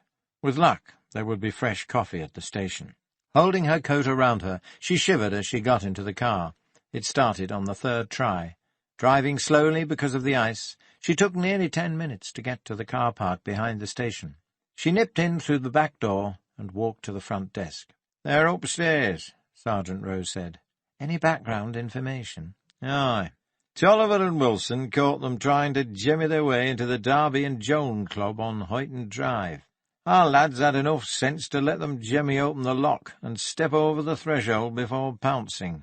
A slight altercation ensue—" Sergeant Rose stopped and smiled at his use of jargon, "in which said officers managed to apprehend the suspects. In other words, they put up a bit of a fight, but came off worst." "Do we know who they are?" "Rob Chalmers and Billy Morley. Both spent time in remand homes." "How old are they?" "We're in luck. One's 18, the other 17. Susan smiled. "Not a case for the juvenile court, then. Have they been cautioned?" "Charged and cautioned. We've got the jemmy and the gloves they were wearing bagged and ready for testing." "And?" "They're not saying out. Been watching American cop shows like the rest. Refuse to talk till they've seen their lawyer." "Lawyers, I ask you." "And I assume said lawyers are on their way?" Rose scratched his bulbous nose. "Bit of trouble tracking them down. I think we might manage it by morning." "Good. Where are they?" "Interview rooms upstairs. Tolliver's with one, Wilson's with the other." "Right." Susan poured herself a mug of coffee and went upstairs, still feeling the same thrill as she had on her first day in CID. She took a few sips of the strong black liquid, hung her coat up in the office, then took a quick glance in her compact mirror and applied a little makeup. At least now she didn't look as if she had got straight out of bed. Satisfied, she smoothed her skirt, ran her hand through her curls, took a deep breath, and walked into the first interview room. P.C. Tolliver stood by the door, a bruise by the side of his left eye, and a crust of blood under his right nostril. Sitting, or rather slouching, behind the table, legs stretched out, arms behind his head, was a youth with dark, oily, slicked-back hair, as if he had used half a jar of Brill-cream. He was wearing a green parka, open over a torn T-shirt, and faded, grubby jeans. Susan could smell beer on his breath even at the door. When he saw her walk in, he didn't move. She ignored him and looked over at Tolliver. "All right, Mike." "I'll mend." "Who've we got?" "Robert S. Chalmers, age 18, unemployed, previous form for assault, damage to property, theft, all as a juvenile, a real charmer." Susan winced in acknowledgment of his joke. Bad puns were a thing with P.C. Tolliver. Susan sat down. Tolliver went to the chair by the small window in the corner and took out his notebook. "Hello, Robert," she said, forcing a smile. "Fuck off." The animosity that came from him was almost overwhelming. Susan tensed up inside, determined not to react. On the outside she remained calm and cool. He had acted in this hostile way partly because she was a woman, she was sure. A thug like Chalmers would take it as an insult that they sent a small woman rather than a burly man to interrogate him. He would also expect to be able to deal with her easily. To him, women were probably creatures to be used and discarded. There wouldn't be any shortage of them in his life. He was good-looking in a surly James Dean, early Elvis Presley way, his upper lip permanently curved in a sneer. "I hear you've been attempting to gain unlawful entry to the Darby and Joan Club," she said. "What's the problem? Can't you wait till you're 65? "Very funny." "It's not funny, Robert. It's aggravated burglary. Do you know how much time you can get for that?" Chalmers glared at her. "I'm not saying anything till my lawyer gets here." "It might help if you did. Cooperation? We'd mention that in court." "I told you I ain't saying nothing. I know you bastards, you'd fit me up with a verbal." He moved in his chair, and Susan saw him wince slightly with pain. "What's wrong, Robert?" "Bastard over there beat me up." He grinned. "Don't worry, love. He only bruised a rib or two. He didn't damage me tackle." Susan bit her tongue. "Be sensible, Robert. Like your friend, William." Susan saw a flicker of apprehension in the boy's eyes, but they quickly regained their hard-bitten look, and he laughed. "I'm not stupid, you know, love," he said. Pull the other one." Susan stared at him long and hard, and made her assessment. Was it worth pushing at him? She decided not. He'd been through this kind of thing too many times before to fall for the usual tricks or to scare easily. Maybe his accomplice would be softer. She stood up. "Right, I'll just go and have another word with your mate, then. He'll be able to fill in all the details. That should give us enough." Though hardly anything perceptible changed in Chalmers' expression, Susan somehow knew that what she had said worried him. Not that the other had talked, he wouldn't fall for that, but that Billy Morley was less tough, more nervous, more likely to crack. Chalmers just shrugged and resumed his slouch, gritting his teeth for a second as he shifted. He put his hands in his pockets and pretended to whistle at the ceiling. Susan went to the next room, stopping to lean against the wall on the way to take a few deep breaths. No matter how often she came across them, people like Chalmers frightened her. They frightened her more than the people who committed crimes out of passion or greed. She could hear her father's voice going on about the younger generation. In his day, the story went, people were frightened of coppers. They respected the law. Now, though, they didn't give a damn. They'd as soon thump a policeman and run. She had to admit there was a lot of truth in what he said. There had always been gangs. Youngsters had always been full of mischief, and sometimes gone too far, but they certainly used to run when the police arrived. Now they didn't seem to care. Why had it happened? Was television to blame? Partly, perhaps. But it was more than that. Maybe they had become cynical about those in authority after reading about too many corrupt politicians, perverted judges, and bent coppers. Everyone was on the fiddle. Nothing really mattered anymore. But it wasn't Susan's job to analyze society, just to get the truth out of the bastards. Taking a final deep breath, she walked into the next office to confront Billy Morley. This lad, guarded by P.C. Wilson, who sported a small cut over his left eye, seemed a little more nervous than his friend. Skinny to the point of emaciation, he had a spotty, weaselly face and dark, beady eyes that darted all over the place. He was sitting straight up in his chair, rubbing his upper arm and licking his thin lips. "You the lawyer?" he said hopefully. "This bastard here nearly broke me arm. Hit me with his stick." "You were resisting arrest," P.C. Wilson said. "I wasn't doing nothing of the kind. I was minding my own business." "Aye," said Wilson. "You and your Jemmy." "It's not mine, it's—" "Well?" asked Wilson. He folded his arms. "I'm not saying anything." By this time Susan had sat down and arranged herself as comfortably as she could in the stiff, bolted-down chair. First she gave P.C. Wilson the signal to fade into the background and take notes. Then she took a good look at Morley. He didn't frighten her nearly as much as Chalmers. Basically, she thought, he was weak, especially alone. He was also the younger of the two. Chalmers, she suspected, was a true hard case, but Morley was just a follower and probably a coward at heart. Chalmers had known that, and the knowledge had flitted across his face for a moment. Being a woman would put Susan at an advantage with someone like Morley, who probably jumped each time his mother yelled. "I'm not your solicitor, William," Susan said. "I'm a detective constable. I've come to ask you a few questions. It's a serious charge you're facing. Do you understand that?" "What do you mean?" "Aggravated burglary. Under Section 10 of the Theft Act, you could do life. Add to that resisting arrest, assaulting a police officer, and I'm pretty sure any judge would come down hard on you." "Bollocks! That's crap. You can't get life." He shook his head. "Not just for— I don't believe you." "It's true, William. You're not a juvenile now. You're an adult. No more fun and games."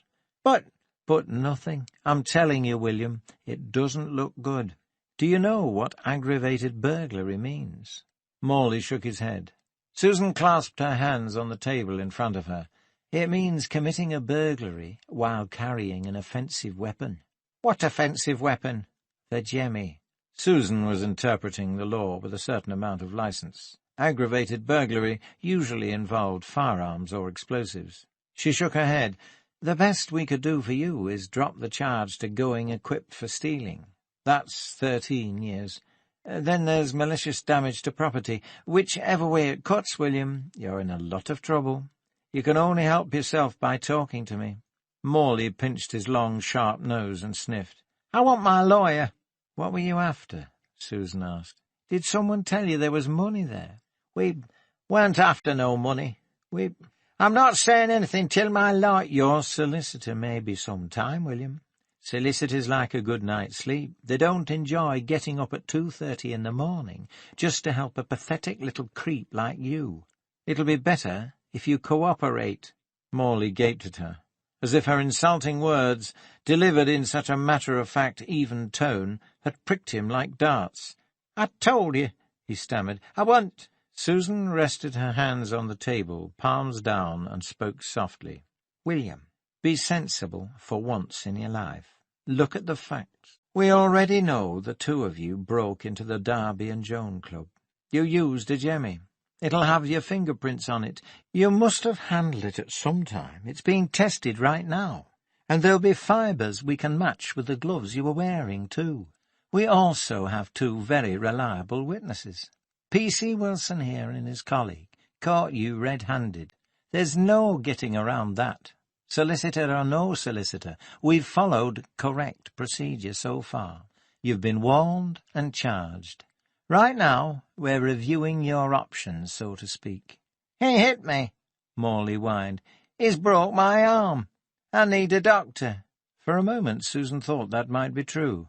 Morley was pale, and his sharp, narrow brow looked clammy. Then she realized it was fear. "Look at his eye, William," she said. "Nobody's going to believe he attacked you for no reason." Morley fell silent for a while. Susan could almost hear him thinking, trying to decide what to do. "It'll go easier for you if you tell us what you were up to," she said gently. "Perhaps you were only trespassing." That would never wash, she knew. Trespassing in itself wasn't an offence, except in certain special circumstances, such as poaching and espionage, and breaking the lock of a club with a jemmy was a long way from simple trespass. Still, it wouldn't do Morley any harm to let him look on the bright side. He remained silent, chewing at the edge of his thumb. "What's wrong, William? Are you frightened of Robert? Is that what it is?" She was about to tell him Chalmers had already tried to put the blame on him, but realized just in time that such a ploy could ruin any advantage she had. He might suspect a trick then, no doubt having seen such tactics used on television, and her carefully constructed house of cards would fall down. "There's nothing to be afraid of. You'll be helping him, too."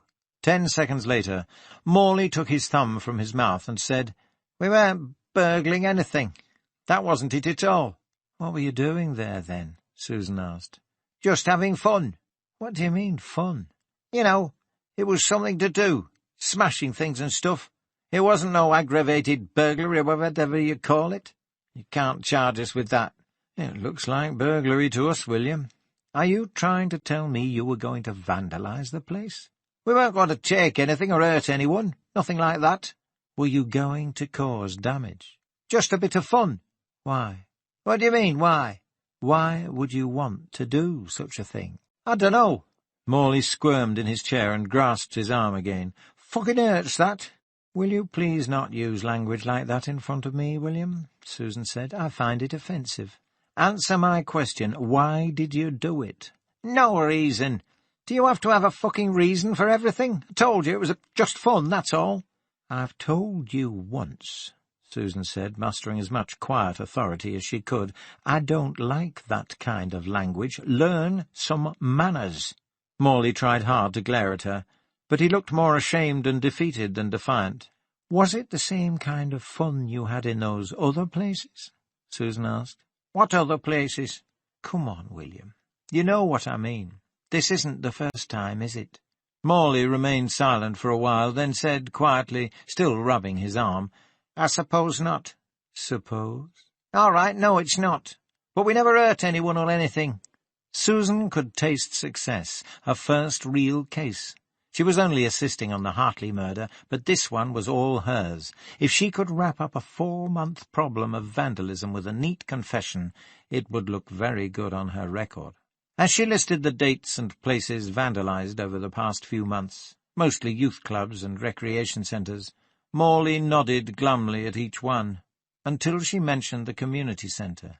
"Come again," he said. "Eastvale Community Centre, night of December the 22nd. Morley shook his head. "You can't do us for that one." "What are you saying?" "I'm saying we didn't do it, that's what." Come on, William, what's the point in denying it? It'll all be taken into account. You're doing yourself no good. He leaned forward. Spittle collected at the corners of his mouth. Because we didn't do it, that's why. I wasn't even in Eastvale that night. I spent Christmas with me mother down in Coventry. I can prove it. Call her. Go on. Susan took the number. What about Robert? How should I know? But I didn't do it. He wouldn't do it by himself, would he? Stands to reason. Now, wait a minute. He was out of town, too. He was down in Bristol with his brother over Christmas. We didn't do it, I'm telling you. Susan tapped her pen on the desk and sighed. True, it didn't make sense for the lad to lie at this point, when he had confessed to everything else. Damn, just when she thought she had got it all wrapped up. That meant there must be 2 sets of vandals. One down, one to go. She stood up. Take his statement, will you, John? I'll go and make out a report for the Chief Inspector. We'll check the alibis for the community centre job tomorrow morning. As she passed the room where Robert Chalmers was being held, she almost went in for another try. But there was nothing more to learn. Instead, she carried on down the corridor to her office. Of all the times to come pestering me. It's opening night tonight. Don't you know that? How did you even know I'd be here? Normally I'd be at school at this time. I know, Banks said. I phoned. They told me you'd taken the day off. You did what? Faith Green was really pacing now, arms folded under her breasts. She wore purple tights and a baggy hip-length sweater with red and blue hoops around it. Her silver hair and matching hoop earrings flashed in the morning sunlight that shone through her large picture window. How dare you? She went on. Do you realize what damage that could do to my career? It doesn't matter that I'm guilty of nothing. Just a hint of police around that place and the smell sticks. Why don't you sit down? Banks perched at the edge of his armchair, faintly amused by Faith's performance. It certainly differed from his last visit. His amusement, however, was overshadowed by irritation. She stopped and glared at him. Am I making you nervous? Good. Banks leaned back in the chair and crossed his legs. Remember last time I called? I asked if you'd noticed anything odd about the rehearsal on December the 22nd. Faith resumed pacing again, stopped in front of the Greta Garbo poster, as if seeking inspiration, and said, with her back to Banks, So? Were you telling me the truth? I'm not in the habit of lying. It'd be easier if you sat down, Banks said. Oh, all right, damn you. Faith flounced towards the sofa and flung herself onto it. There, she said with a pout. Does that suit you? Fine. I must say you're not quite as welcoming as you were last time. Faith looked at him for a moment, trying to gauge his meaning. That was different, she said finally. I didn't see why we had to have such a boring time just because you were asking silly questions. And this time?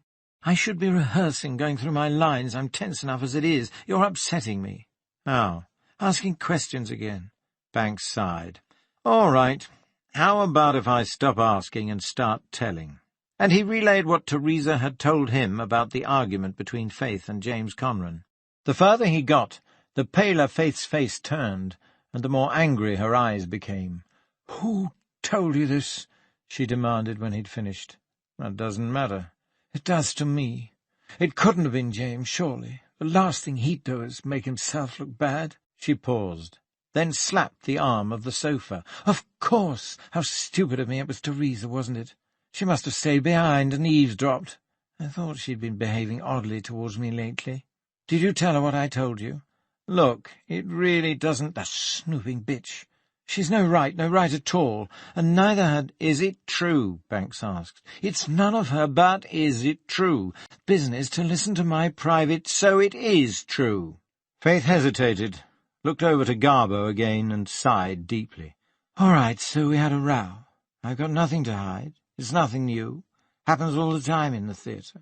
It's the timing that interests me most, Banks said. You could conceivably have been angry enough at Caroline Hartley to stew over it for a couple of drinks, then go pay her a visit. You didn't know she lived with anyone.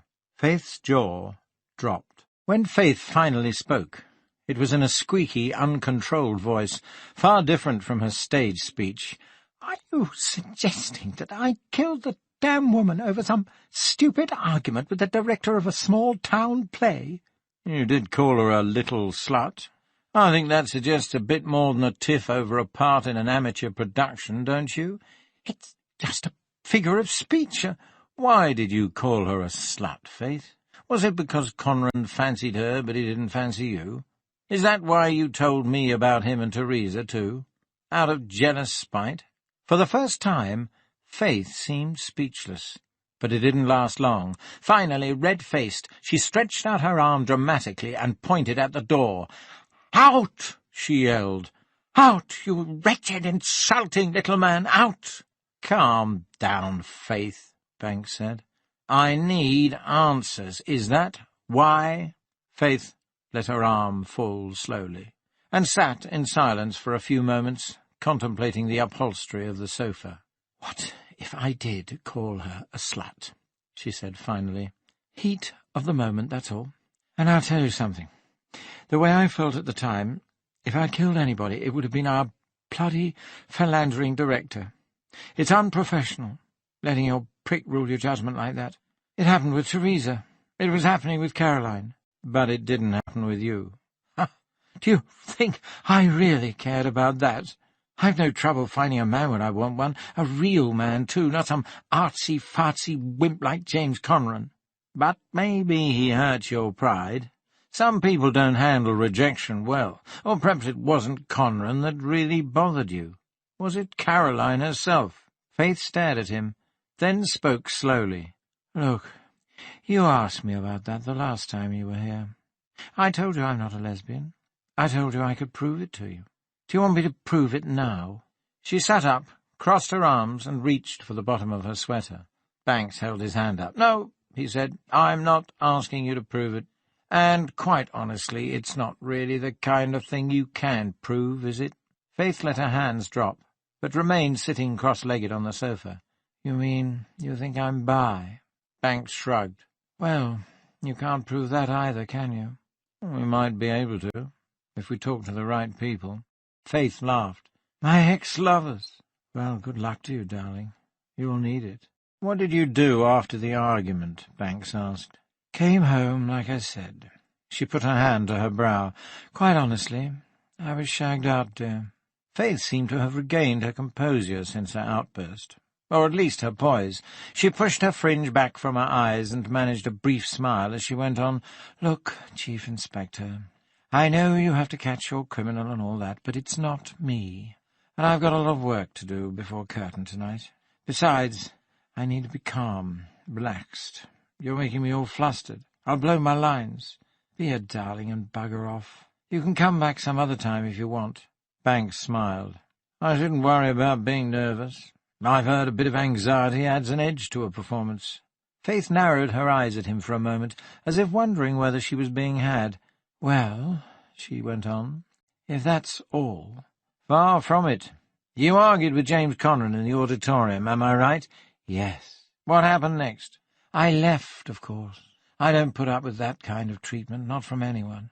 "And you went straight home?" "I did." "Was anyone else in the centre at the time?" "Well, obviously Teresa bloody Pedmore was, but I didn't see her." "Anyone else?" Faith shook her head. "Are you sure?" "I told you, I didn't see anyone. But then I didn't see them all leave, either. There are plenty of cubbyholes behind the stage, as you know quite well. The whole bloody cast could have been hiding there and listening, for all I know."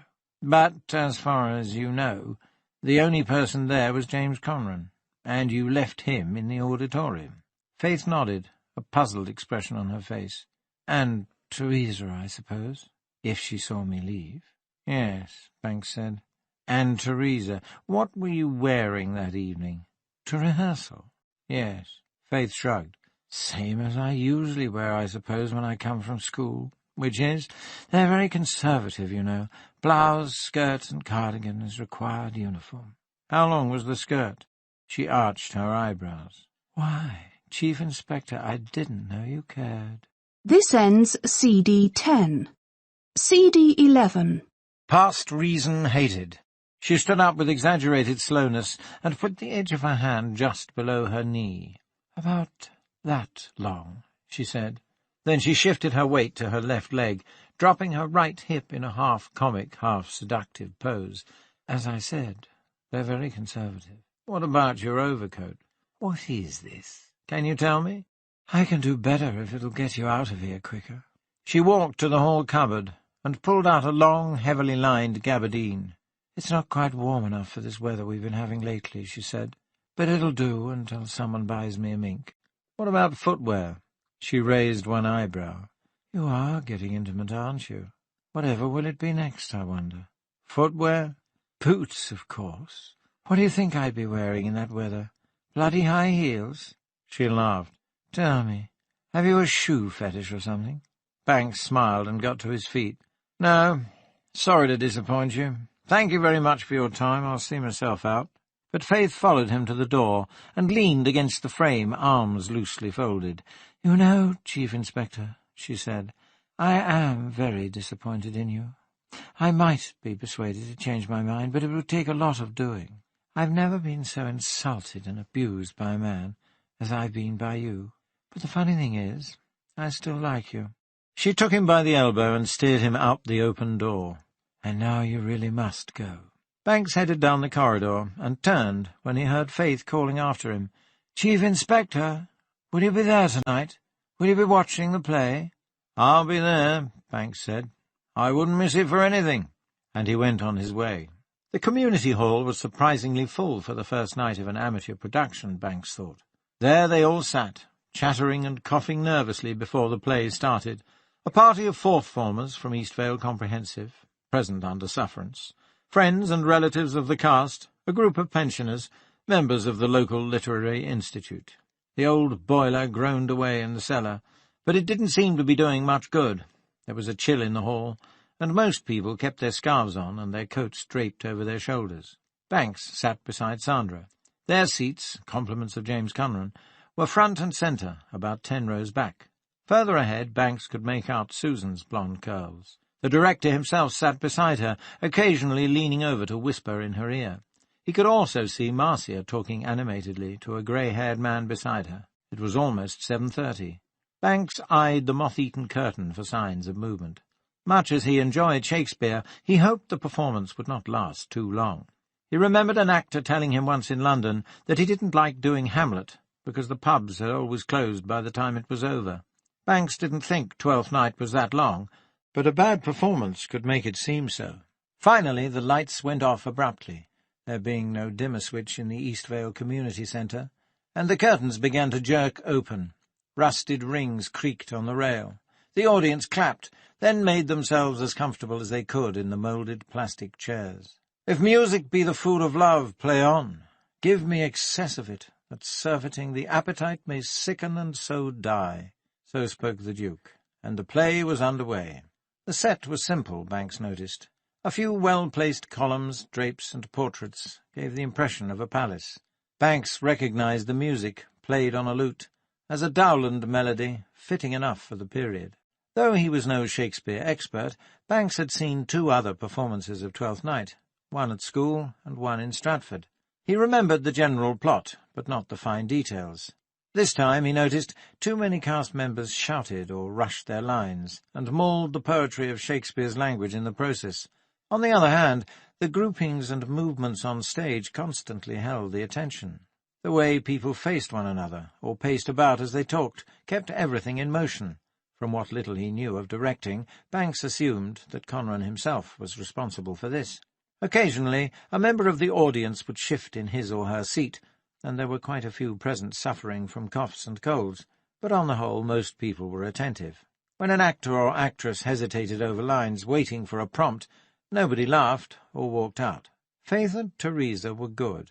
They had the poise and the skill to bring off their roles, even if it was difficult to believe in Faith's masquerade as a man. In their scenes together, though, there was an obvious tension, perhaps because Faith knew who had told Banks about her row with Conran, and Teresa knew who had told him about her jealousy over Caroline Hartley. Ironically, this seemed to give an edge to the performances, especially to Viola's initial rudeness on their first meeting. The ambiguity of their relationship, Viola dressed as a man, courting Olivia on her brother's behalf, soon absorbed Banks. To hear Faith complimenting Teresa's beauty was an odd thing indeed, but to watch their love blossom was even stranger. For Banks this had a dark side too. He couldn't help but think of Caroline and Veronica, knowing, as the characters themselves did not, that both Viola and Olivia were female. Maria, the role that Caroline would have played, was an added reminder of the recent tragedy. During the intermission, Banks felt distracted. He left Sandra chatting with some acquaintances and nipped out onto North Market Street for a cigarette in the icy cold. The dim gaslights glinted on the snow and ice, and even as he stood, a gentle snowfall began, flakes drifting down like feathers. He shuddered, flicked his half-smoked cigarette end into a grate, and went back inside. The vague connection between the play and reality was beginning to make Banks feel very uneasy. By the fourth act, his attention began to wander to thoughts of his recent interviews with Faith and Teresa and the pile of unread paperwork in his in-tray, including a report on the arrest of the vandals that Susan had stayed up half the night to prepare. Then his attention would return to the play, in time to hear the clown and Malvolio chatting about Pythagoras's opinion of wildfowl, or Sebastian in raptures about the pearl Olivia had given him. He couldn't maintain lasting concentration. There was something in his mind, a glimmer of an idea, disparate facts coming together, but he couldn't grasp it, couldn't see the complete picture yet. There was an element still missing. By the final act, Banks' back and buttocks hurt, and he found it difficult to keep still in the hard chair. Surreptitiously he glanced at his watch. Almost 10. Surely not long to go. Even before he expected it, true identities were revealed. Everybody was married off, except for Malvolio, and the clown began to sing, "When that I was and a little tiny boy, with hey-ho, the wind and the rain, a foolish thing was but a toy, for the rain it raineth every day." Then the music ended and the curtains closed. The audience applauded. The cast appeared to take bows. Soon the formalities were all over, and everyone shuffled out of the hall, relieved to be leaving the hard seats. "Time for a drink," Banks said to Sandra, as they fastened their coats on the front steps. Sandra took his arm. "Of course. Champagne. It's the only civilized thing to do after an evening at the theatre, except go for dinner." "There aren't any restaurants open this late. Maybe Gibson's Fish and—" Sandra pulled a face and tugged his arm. "I'll settle for a lager and lime and a packet of cheese and onion crisps." "A cheap date," Banks said. "Now I know why I married you." They set off down North Market Street to the Queen's Arms, which was much closer to the front exit of the community centre than was the usual cast watering hole out the back, the Crooked Billet.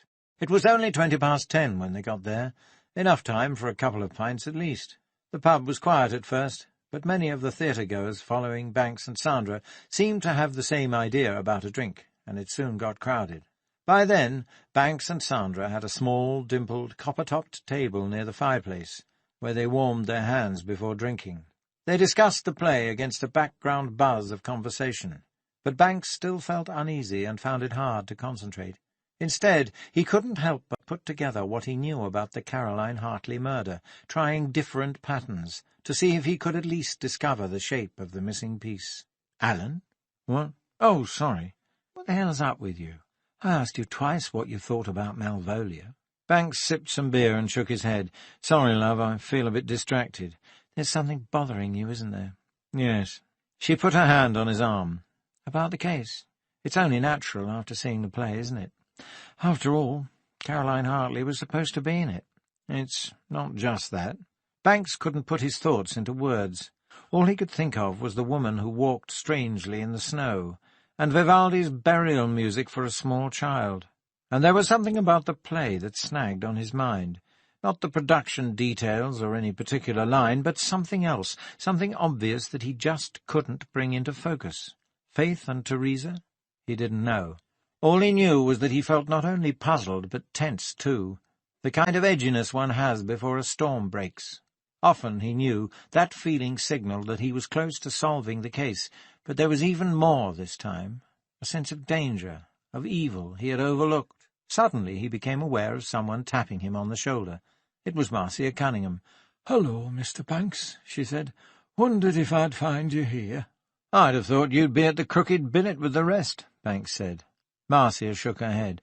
It was all right during rehearsals, but I don't know if I can handle the first night post-mortems. Besides, I'm with a friend." She introduced Banks to the trim, middle-aged man standing behind her, Albert. There was one more chair at the table, and Banks offered his as well to the two newcomers. They demurred at first, then sat. Banks leaned against the stone fireplace. "Last orders," called Cyril, the landlord. "Last orders, please." In the scramble for the bar, Banks managed to get in another round. When he got back to the table, Marcia Cunningham was chatting to Sandra. "I was just saying to Sandra," she repeated, "that I was wondering if you'd solved the little mystery of the dress." "Pardon?" "The dress. The one with the pieces missing." "I'm sorry, Marcia," Banks said. "I've no idea what you're talking about." Marcia frowned. "But surely young Susan must have told you?" "Whatever it is, I can assure you she didn't. It was her case, anyway. I've been far too preoccupied with the Caroline Hartley murder." Marcia shrugged and smiled at Albert. "Well, I don't suppose it's very important, really." "Why don't you tell me anyway?" Banks asked, realizing he might have been a little abrupt. He remembered what Veronica Shildon had said about people asking doctors for medical advice at cocktail parties. Sometimes being a policeman was much the same. You were never off duty. "We've caught the vandals, you know," he added. Marcia raised her eyebrows. "You have? Have they told you why they did it?" "I haven't had time to read Susan's report yet, but don't expect too much. People like that don't have reasons you and I can fathom." "Oh, I know that, Mr. Banks. I was just wondering what they did with the pieces, that's all." Banks frowned. "I'm sorry, I don't follow."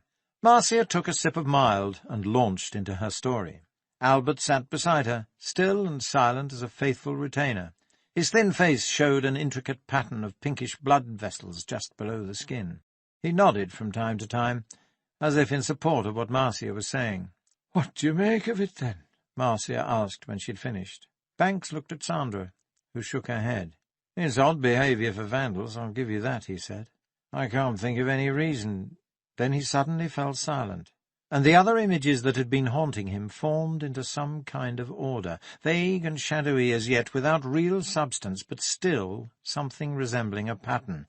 "That's if—" he went on after a pause. "Look, Marcia, do you still have it, the dress?" "Of course. It's at home." "Could I see it?" "Any time you want. There's nothing more I can do with it." "How about now?" "Now? Well, I don't know. She looked at Albert, who smiled.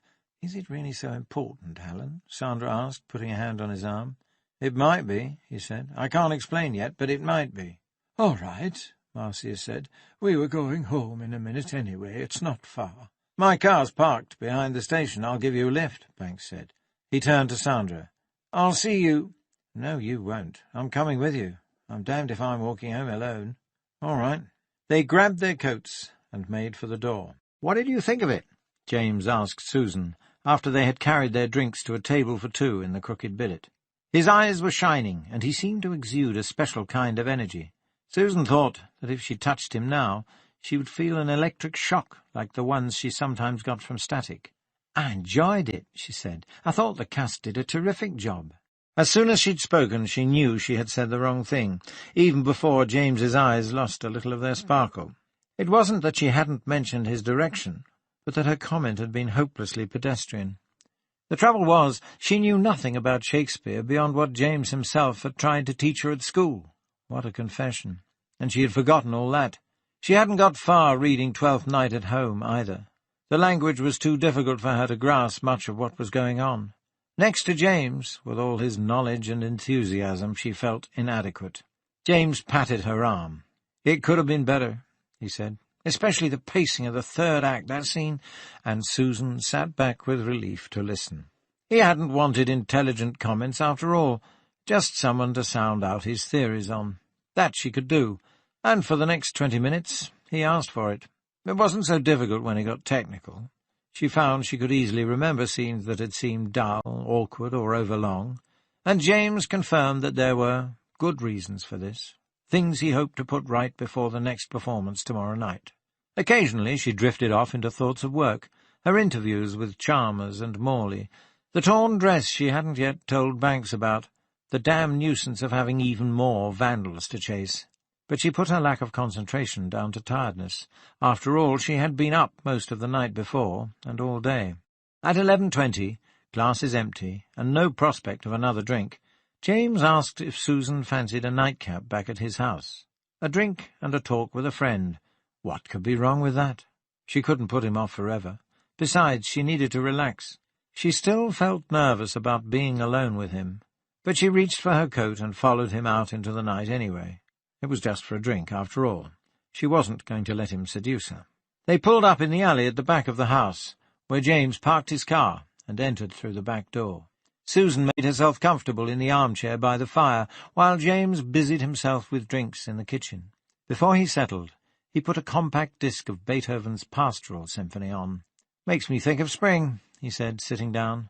"Somehow, if I close my curtains and relax, I can almost believe winter's over." "It soon will be," Susan said. She felt herself relaxing, becoming warm and heavy-limbed. "Perhaps, when the good weather comes, we could take a ride out into the dale now and then," James suggested. "Or even venture a little further afield. A short hike and a pub lunch." "Sounds marvellous," Susan murmured. "Believe it or not, I've hardly ever made time to take advantage of the countryside." "You know what they say, all work and no play." Susan laughed. James sat on the floor by her knees, his shoulder resting against the armchair, so he could look at her when they talked. It was closer than she would have liked just yet, but not uncomfortably so. "How's business, anyway?" he asked. "Caught any big criminals lately?" Susan shook her head. Then she told him about the previous evening. "So we're still hot on the trail of your vandals," she said, cupping the large glass of brandy in both hands. "They're a strange lot. Can you imagine why any young yob would snip up a dress and then run away with some of the pieces?" "What?" Susan explained what Marcia had told her, and what she had seen. "So Marcia still has the dress, then?" he said. "What's left of it? What's she going to do with it?" "I don't know," Susan answered. She was feeling drowsy and vulnerable from the heat and the brandy. "I suppose I should take it in for analysis. You never know." "Never know what?" "What you might find." She looked down at the top of his head. "Why are you so interested anyway, James?" "Just curiosity, that's all. I suppose they must have had some reason for doing it. Maybe one of them cut himself and used it as a bandage. Another drink?" Susan looked at her glass. "No, thanks. I'd better not." Already she felt that warmth, tiredness, and alcohol were making her let her guard down more than she cared to, and she certainly didn't want to lose control. "Busy day at the Nick tomorrow?" Susan laughed. "Who knows? Excuse me while I get one." "Of course." While he was gone, Susan listened to the music. She could have sworn she heard a cuckoo in one section, but doubted that anyone as serious as Beethoven would use such a frivolous gimmick. "Perhaps one of them was a fetishist," James suggested, after he had sat down at her feet again, "and liked to wear only little bits of women's clothes." "Don't be silly, James. I don't see why you have to keep harping on about it. It's nothing. You'd be surprised the things people like to dress up in. Like you, in that policeman's uniform that day." "That's different. That was just a joke." "I didn't mean to suggest you were kinky or anything," Susan said. "But didn't you tell me you were just a little bit shy of making a direct approach to a woman?" "Yes, well, acting's in my blood, I suppose. Hamming it up. Maybe there are deep-rooted psychological reasons. I don't really know." He shrugged. Susan laughed. "You're always doing melodramatic things like that. Dressing up, arranging for that singer in Mario's. A real practical joker, aren't you?" "I told you," James said, a little irritably. "I'm just a bit insecure. It helps. Especially with women." "Yes." As soon as Susan realized what she had said, a tiny shiver went up her spine. She could feel the chill, as palpable as the winter night outside, fall between them. James fell silent, and Susan sipped at her brandy, thinking, and not liking what she thought. James's penchant for play-acting and dressing up, the vandals' denial of breaking into the community centre, James's attraction to Caroline, the burgundy dress. No, it couldn't be. Not possibly. It was too absurd. But her thoughts suddenly spanned two cases. It was like hot wiring a car. The engine jumped to life. Now she could think of at least one good reason why the dress had been cut up the way it had. Before long she became aware of a slight tickle up the side of her leg. She looked down and saw that James was touching her, very gently. She shifted in her seat, not too abruptly, she hoped, and he stopped. The music ended, and Susan finished what little she had left in her glass. "I'd better be going," she said, sitting forward in her chair. "Don't go just yet," James said. "It's been such a wonderful evening. I don't want it to end." Susan laughed. Didn't he feel the same unease she did? Maybe not. Better for her that he didn't. She must act naturally, then investigate her vague fears later from a more secure position. Surely she would then discover how absurd they were. No doubt the beer and brandy had caused her imagination to run wild. It was most important now, though, that she make an early exit without letting James see that she entertained any suspicions at all. "Don't be such a romantic," she laughed. "There'll be plenty of other evenings." She tried to sit up, but he was on his knees, blocking her way. "James, what's the harm in it?" he said, leaning forward towards her. He put his hands on her shoulders, and she pushed them off. "If this is what a first night does to you," she said, trying for a light tone.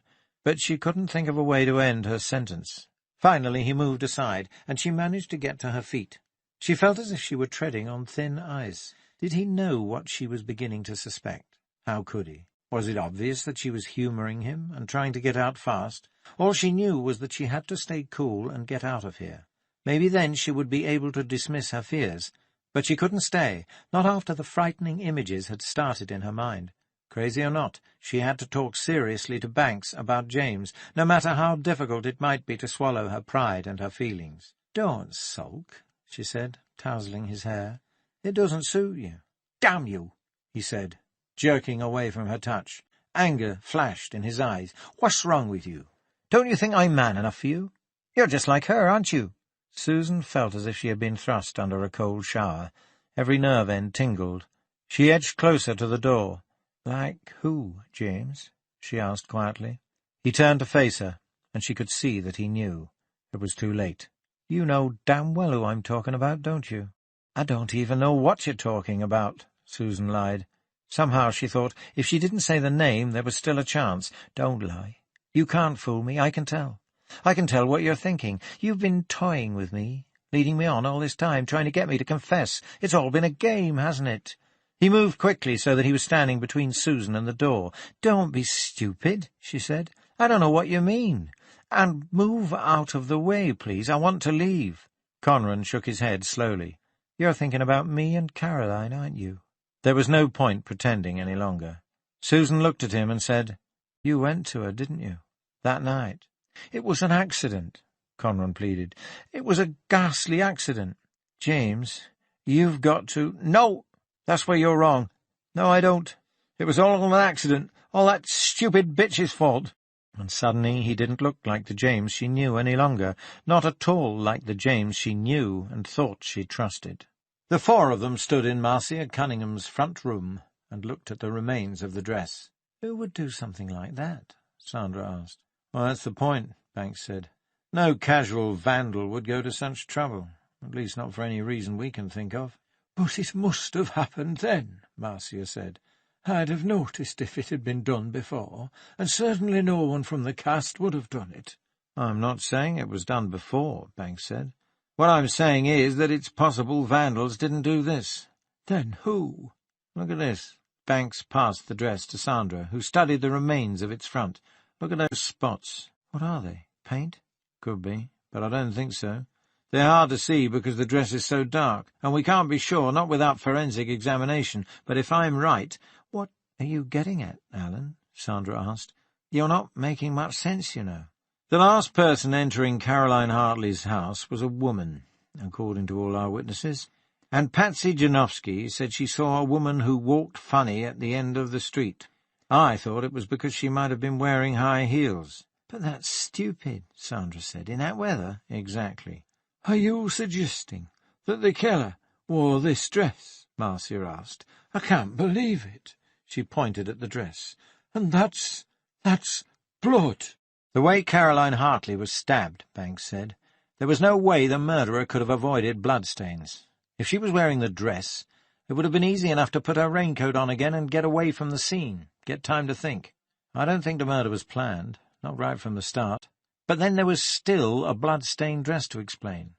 Why not simply cut off the sleeves and the stained front, then stage a break-in and cut up the other dresses. That would raise much less suspicion than just doing away with the dress altogether. If our killer had done that, Marcia would have missed it and started to wonder what might have happened. But how could the killer know that Marcia would be so diligent as to try and sew them back together again? "But that means," Marcia said slowly, "that the killer was someone who knew about our costumes, someone who had access to them. It means—" "Yes," said Banks. "And if she was wearing shoes, not boots, what does that suggest?" "We don't have any boots," Marcia said. "Not that I know of. Shoes, yes, but not boots." The killer couldn't find any suitable boots to complete the disguise, so had to make do with women's shoes. "I still don't understand," Marcia said. It was the play gave me the idea. That and what Patsy said. All that stuff about a woman walking funny and a play about confused identity. Couldn't it have been a man dressed as a woman? Would any of the shoes have been big enough? "Well, yes, of course," Marcia said. "We have all kinds of sizes, but why? Why would anybody dress up and do that?" "We don't know," Banks said. "A sick joke? Maybe someone knew Caroline was a lesbian. Someone who wanted her badly. Do you have a plastic bag?" "I think so, somewhere." Marcia gestured vaguely, her brows knit together. "There's one in the larder by the newspapers, love," said Albert, who had remained silent until now. "I'll go and get it." Albert brought the bag, and Banks put the dress in it. "What about the break-in?" Marcia asked. It could have been staged later, when the killer discovered what he'd done. Banks looked at his watch. "It's after 11:30, he said. "Let's try the crooked billet and see if they're still there." "Who?" asked Marcia. "Susan and Conran," Banks said. "I assume they are together." He turned to Marcia. "When did you tell Susan about this dress?" "The other day. She couldn't make anything of it." "That's hardly surprising. Does James Conran know?" "I haven't told him," Marcia said. "Has Susan?" "I don't know. I mean, she's seeing him. She might have mentioned it. Why?" Banks looked at Sandra. "I don't want to alarm anyone," he said. "But if I'm right, we'd better try to find Susan right away. Excuse us, Marcia, Albert." And he took Sandra by the arm and led her to the door. "But why?" Sandra asked. "Because I think James Conran's the killer," Banks said on their way down the path. "I think he wanted Caroline Hartley so badly he went over to the house to see her. I don't know why he dressed up or what happened in there, but he's the only one in the society, apart from Marcia, who had access to the prop room." They got in the car, and Banks cursed the ignition until it started on his fourth attempt. "Don't you see," he said as he skidded off. "According to Faith and Teresa, Conran was the last one to leave the centre. And even if he did go to the pub, he had a key. He could have easily gone back there and changed. Why do you think he was paying so much attention to Susan? He wanted to know how the investigation was going, how close we were." "My God," said Sandra. "Poor Susan." James blocked Susan's way. "She asked for it, you know," he said. "She was nothing but a prick-teaser. Then she what?" Susan felt real fear now, like ice in her spine. Her mind was racing in search of a way out. If only she had told Banks about the dress, then maybe he would have been able to put two and two together before she had. If only she could keep Conran talking. If only— "You know what?" he said. "It turned out she didn't like men. She was just playing, leading me on. Just like you were, playing me for a fool." "That's not true." "Stop lying. It's too late now." "What are you going to do?" James asked. "What do you think? Turn me in? Can't you let it go?" "Don't be an idiot. What is it with you, Susan? Just what makes you tick? Professional all the way?" "Something like that," Susan muttered. "But it doesn't really matter any more, does it?" "You could forget this ever happened," James said, moving forward and reaching for her hand. She noticed a sheen of sweat on his forehead and upper lip. She snatched her hand away. "No, I couldn't. Don't be a bloody fool, James. Let me go. Don't make things worse." He was still rational, she thought. James was no madman, just troubled. She could talk sense to him, and he might listen. The main problem was that he was highly strung, and at the moment in a state of near panic. She would have to be very careful how she handled him. "Where do you want to go?" he asked. "To the phone," she said calmly. Conran stood aside and let her pass, but no sooner had she picked up the receiver than he grabbed it from her and pulled her back into the front room. "No," he said. "I can't let you. I'm not going to jail. Not just because of that perverted slut. Don't you see? It wasn't my fault." "Don't be a fool, James. What's the alternative?" Conran licked his lips and looked around the room like a caged animal. "I could get out of here, go away. You'd never have to see me again. Just don't try to stop me." "I have to. You know that." "I mean it. I don't want to hurt you. Look, we could go together. I've got some money saved up. Wherever you want. We could go somewhere warm." "James," Susan said softly, "you've got a problem. You don't necessarily have to go to jail. Maybe you can get help. A doctor." "What do you mean, problems? I don't have any problems." Conran pointed at his chest. "Me? You tell me I've got problems? She was the one with a problem, not me. I'm not queer. I'm not homosexual. I'm normal." His face was flushed and sweaty now, and he was breathing fast. Susan wasn't sure if she could talk him down and persuade him to give himself up. Not if he didn't want to. "Nobody says you're not normal," she said cautiously. "But you're obviously upset. You need help. Let me help you, James. I'm not going with you," he said. "And if you phone, I won't be here when your friends arrive." "You're making it worse," Susan said. "At least if you come in with me, it'll look good. It's no use running. We'll get you in the end. You know we will." "I don't care. I'm not going to jail. You don't understand. I couldn't live in jail. The things they do in there, I've heard about them." He shuddered. "I told you, James, it might not mean prison. Perhaps you can get help in a hospital." "No, there's nothing wrong with me. I'm perfectly normal. I'll not have doctors poking about in my head." Susan got up and walked towards the front door. She held her breath as she turned her back on him. Before she even got to the hallway, she felt his hands around her neck. They were strong, and she couldn't pry them apart. Because he was standing behind her, all she could do was wriggle, and it didn't help. She flailed back with her hands, but met only empty air. She tried to swing her hips back into his groin, but she couldn't reach him. Her throat hurt, and she couldn't breathe. She lashed back with one foot, felt it connect, and heard him gasp. But his grip never slackened. She felt all the life and sensation going out of her body, like water down the drain. Her knees buckled, and he let her sink forward to the floor, his hands still locked tight around her throat. The blackness had seeped in everywhere now. She thought she could hear someone hammering on the door. Then she heard nothing at all. "I'll call an ambulance and stay with her," Sandra said, kneeling over Susan. Banks nodded and dashed back to the Cortina. He had heard Conran's car start up as they broke in. There was only one way his back lane led, and that was to the main Swainsdale road. Once there, he could turn back towards Eastvale or head out into the Dale. As Banks negotiated the turns, he radioed for help from Eastvale and from Helmthorpe, which had one patrol car. If Conran didn't turn off on one of the side roads, at least they could make sure the main road was blocked, and he could get no further than the Dale's largest village. At the junction, Conran turned left into Swainsdale. The Cortina skidded on a patch of ice. Banks steadied it. He knew the road like the back of his hand. Narrow for the most part, with dry stone walls on either side, it dipped and meandered, treacherous in the icy darkness. He kept Conran's taillights in view, about a couple of 100 yards ahead. When he got closer, he put his foot down. Conran did the same. It was almost like racing through a dark tunnel or doing a slalom run. Snow was piled almost as high as the walls at the roadside. Beyond, the fields stretched up the Dale side, an endless swathe of dull pearl in the moonlight. Conran screeched through Fortford, almost losing control as he took the bend by the pub. The car's side scraped against the jutting stones in the wall and sent a shower of sparks out into the night. Banks slowed, and the Cortina took the turn easily. He knew there was a long stretch of straight road before the next bend. Conran had gained 100 yards or so, but once around the corner, Banks put his foot down and set about catching up. The red taillights drew closer.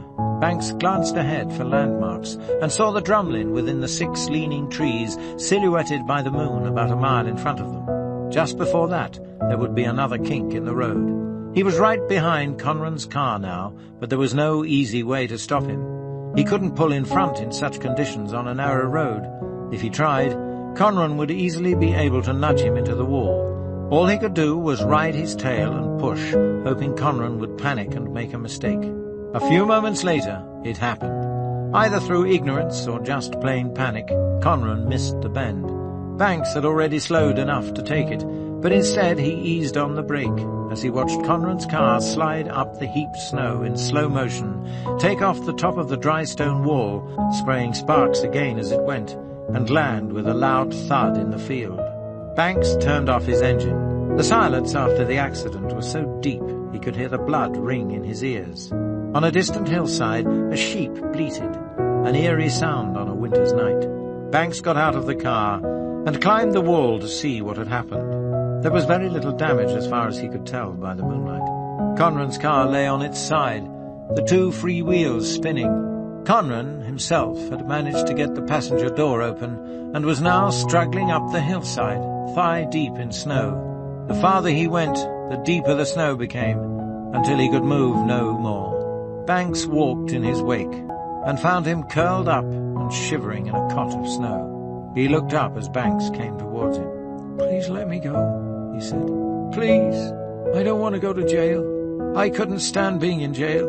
Banks thought of Caroline Hartley's body and of Susan Gay laid out on the floor, her face purple. "Think yourself bloody lucky we don't still have hanging," he said, and dragged Conran up out of the snow.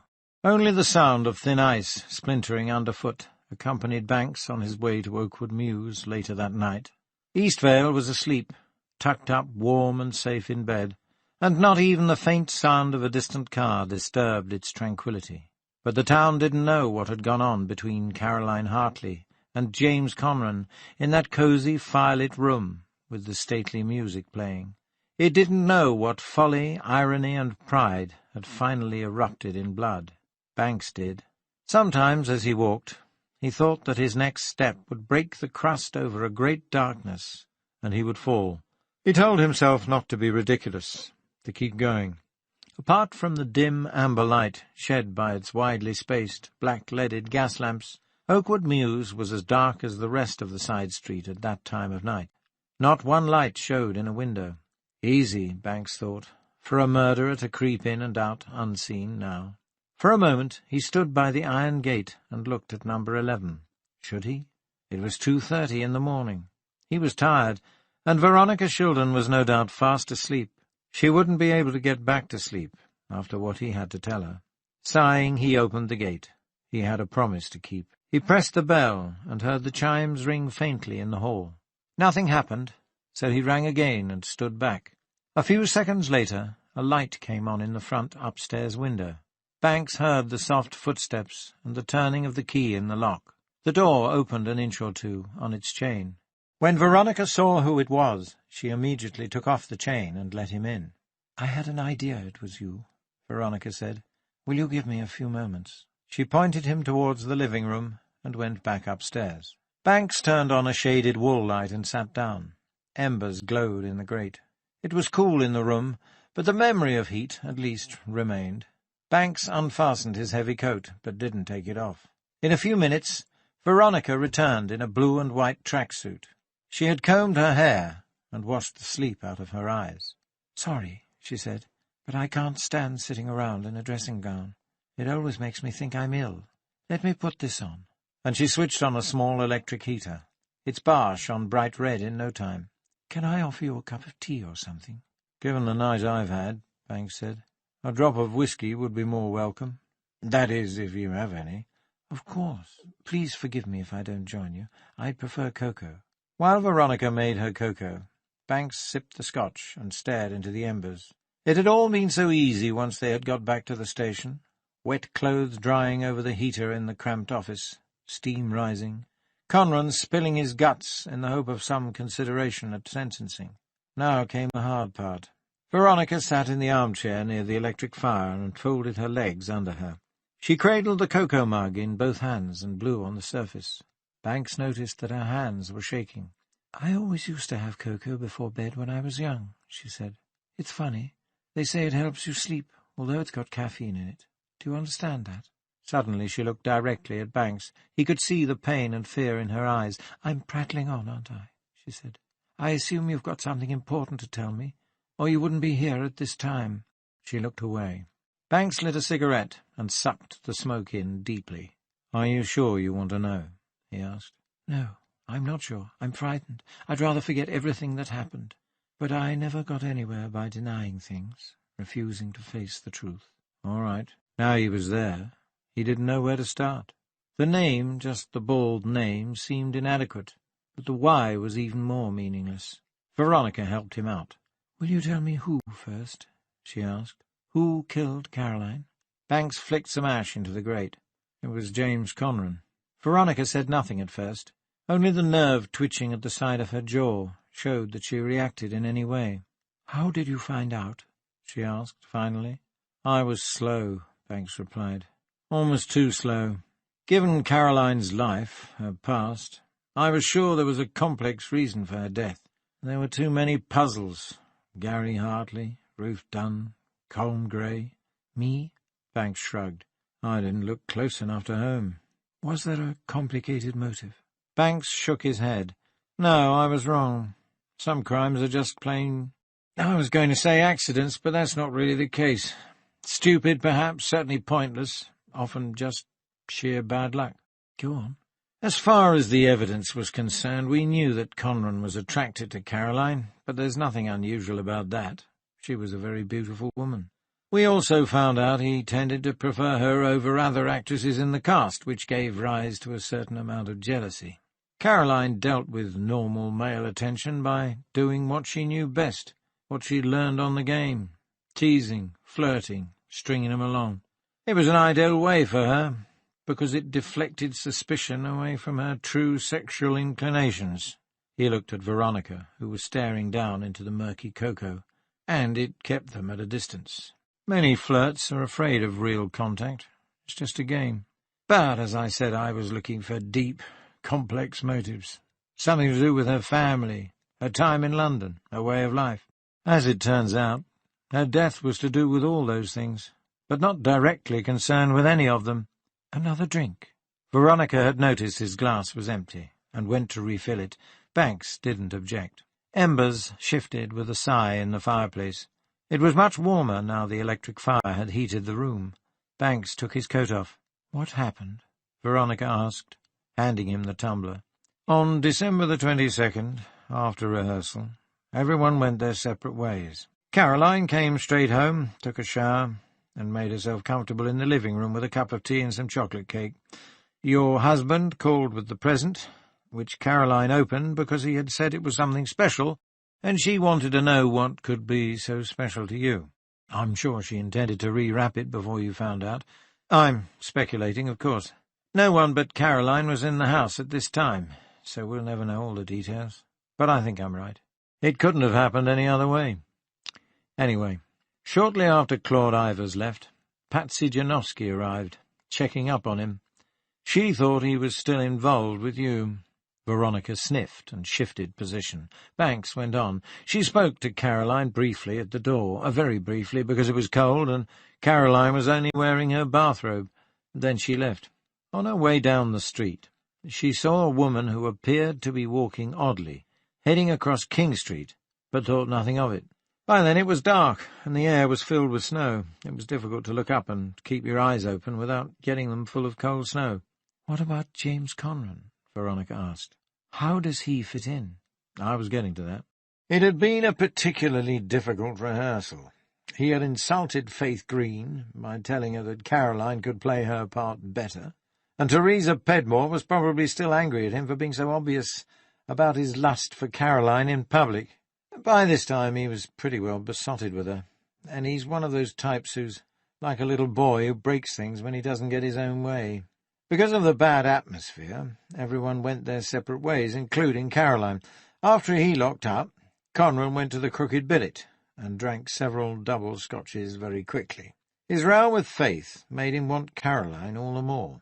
After all he thought he was doing for her, he was getting very impatient that she didn't seem to be keeping up her end of what he thought was the bargain. Then he had an idea. He was always a bit of a theatrical type, the kind who got dressed up and recited "The Boy Stood on the Burning Deck" at parties when he was a kid. So he thought that, as a joke, he'd dress up as a woman and go and see Caroline. Twelfth Night, as you know, is about a woman who passes herself off as a man, and that's where he got the idea. It would make her laugh, he thought, if he passed himself off as a woman, and when you make women laugh you soften them and break down their reserve. Also, he'd had enough drinks to make it seem a good idea and to make him feel brave enough.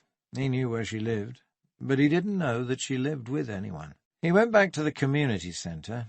Only he and Marcia Cunningham from the Dramatic Society had keys to the back door, chose a dress, a wig, and found some women's shoes that fit him. But it must have been an uncomfortable walk for him. The shoes were a little too tight and pinched his toes, and it's very hard to walk in high heels in the snow, I should imagine, especially if you're a man. That's what Patsy Janowski noticed, but she didn't realize what it meant. He said Caroline seemed to recognize him, laughed and let him in. She had no reason not to. Apparently he'd done things like that in rehearsal. Dressed up, played practical jokes, clowned around. So, as far as she was concerned, it wasn't out of character for him. She may have been puzzled by his visit, even worried that you would come back and wonder what was going on. But as far as she knew, she had no reason to fear him. Veronica grimaced and massaged her right calf. Banks took a sip of fiery scotch. "Are you sure you want me to go on?" he asked. "It isn't very pleasant." "I didn't expect it to be," Veronica said. "I've got a touch of cramp, that's all. It's not what you're saying that's making me grit my teeth. I want to know everything. But I think I've changed my mind about that drink." She limped to the cocktail cabinet, poured herself a glass of sherry, and sat down again carefully. "Please go on. I'll be fine." Conran was a little drunk and wanting his oats. Caroline must have seemed especially inviting, dressed only in her bathrobe. Eventually it happened. Conran made a pass, and Caroline ducked it. According to him, she made some reference to the way he was dressed, and told him she preferred real women. She accused him of playing some kind of sick joke. He was stunned. He had no idea. When he started to protest, she laughed at him, and told him the clothes suited him. Maybe he ought to consider going after some of the men in the cast. Then he hit her. She fell back on the sofa, stunned by the blow, and her robe fell open. He said he couldn't help himself. He wanted her. And if rape was the only way he could get what he wanted, then so be it. He had to have her right there. Veronica was gripping the sherry glass tightly, her face pale. Banks paused and asked if she was all right. "Yes," she whispered. "Go on." She closed her eyes. "He couldn't do it," Banks said. There she was, a beautiful naked woman, just what he'd dreamed about ever since he'd met her, and he couldn't function. He says he doesn't remember the next part very well. Everything was red inside his eyes, he said, and then it was done. He saw what had happened. He'd picked up the knife from the table and stabbed Caroline. When the rage passed and the realization dawned, he didn't panic. He started thinking clearly again. He knew he had to find some way of covering his tracks. First he washed the knife and rinsed the blood off his hands. When he went back into the room, he was horrified by what he'd done. He said he sat down and just stared at Caroline, crying like a baby. That's when he saw the record she'd opened. He knew the piece because he'd had a lot to do with church choral music ever since he was young. He knew that the Laudate Pueri was played at the burial services of small children. That's another reason I should have thought of him sooner. But then almost anyone could have known the significance of the music, or someone might simply have thought it sounded right. "But I don't understand," Veronica said. "Why did he play it?" He said he put it on as a genuine gesture, that Caroline had always seemed childlike in her ways and in her enthusiasms, and she seemed to him especially like a child now as she lay there. "So the music was for Caroline?" Veronica asked. "Yes, a kind of requiem. It was right there in front of him." Well, he was hardly going to search through the whole collection for something else, especially as it seemed so fitting. Veronica looked down into her sherry glass and said quietly, "Then maybe I can listen to it again. Go on." "You have to remember, too, Veronica, that Conran's a theatre director. He has a sense of the dramatic, a feel for arrangement. He told me that when he had stopped crying for what he'd done, he began to see the whole thing as a scene or a tableau of some kind, and the music seemed right. What he'd done wasn't real to him anymore. It was a part of a drama, and it needed the appropriate soundtrack." Next he made sure he tidied everything up, then he left. He noticed the stains on the dress, but could do nothing about them. At least his coat would cover him up until he got home and formed a clear plan. He was just about to burn the dress when he had a better idea. He knew it would be missed, if he simply destroyed it. Marcia was in charge of costumes, and he knew she was careful and diligent. That was when he came up with the idea of a break-in. There's been a lot of vandalism in the area lately, and he saw it would make a perfect cover for getting rid of the evidence. Remember, he had no idea he would end up killing anyone and ruining the dress when you first put it on and went out. But now he had a serious problem. He went back later that night, careful not to be seen this time, broke in, scrawled a little of the usual graffiti, and snipped up the dresses. He also replaced the wig and the shoes, which he'd cleaned carefully. When he got home, he snipped his coat into small pieces and burned them in a metal waste bin, a bit at a time. After that, he cut the sleeves and part of the front off the dress he'd worn, and burned them too. He missed a few tiny spots, but the dress was a dark burgundy colour, so they were very difficult to see, and that was it. All he had to do was try to stay cool when the questions started. Well, that was easy enough for someone with actor's training, especially as he seemed so able, most of the time, to divorce himself from the reality of what he'd done. It had been an act, a role, like any other, and there was no reason why we should connect the break-in with the murder. "How did you catch him?" Veronica asked. Well, it was partly the play. At least that started me thinking about the possibility of someone dressing up, and there were a few other clues. That report about the woman visitor wearing high heels on such a snowy night. The vandals denying that they had wrecked the community centre. Marcia being unable to find the missing pieces of that particular dress. Not to mention that I was running out of other suspects. But he didn't tell Victoria that Susan Gay had known about the cut-up dress for 2 days, and hadn't thought it important enough to mention, nor that he hadn't read her report on the vandals until Conran had already been caught. He had been too concerned about Susan to stop in at the station and check, and as it turned out, his instinct had been right. "How is she?" Veronica asked, when Banks had told her about the scene at Conran's house. "She'll be all right. Sandra acted quickly and got her breathing. She won't be talking or eating real food for a while." "How does she feel?" "I don't know. Sandra's still with her at the hospital, along with Superintendent Gristhorpe. She's sedated right now, but when she comes round she'll probably be very hard on herself." He shrugged. "I don't know how she'll deal with it." And he didn't. Susan had made mistakes, yes, but mistakes that could be easily understood. Everyone new to the job made them. After all, why on earth should she link a partially destroyed dress to a murder? But no matter what anyone said, she would go on believing that she should have linked them, should have known. But she should at least have passed on the information, and verbally too, not only in a routine report that might get stuck at the bottom of the chief inspector's in-tray for days, especially when he was busy on a murder investigation. And Banks should have read the report. In a perfect world he would have done. But police, perhaps more than anyone else, get notoriously behind in their paperwork, and so mistakes are made. Susan's career hung in the balance, and Banks couldn't guess which way it would go. Certainly he would support her as far as he could, but it would be her own decisions and actions that counted in the long run, her own strength. "It all seems so pointless," Veronica said. "So absolutely bloody senseless." "It was," Banks agreed. "Murder often is." He put down his glass and reached for his coat.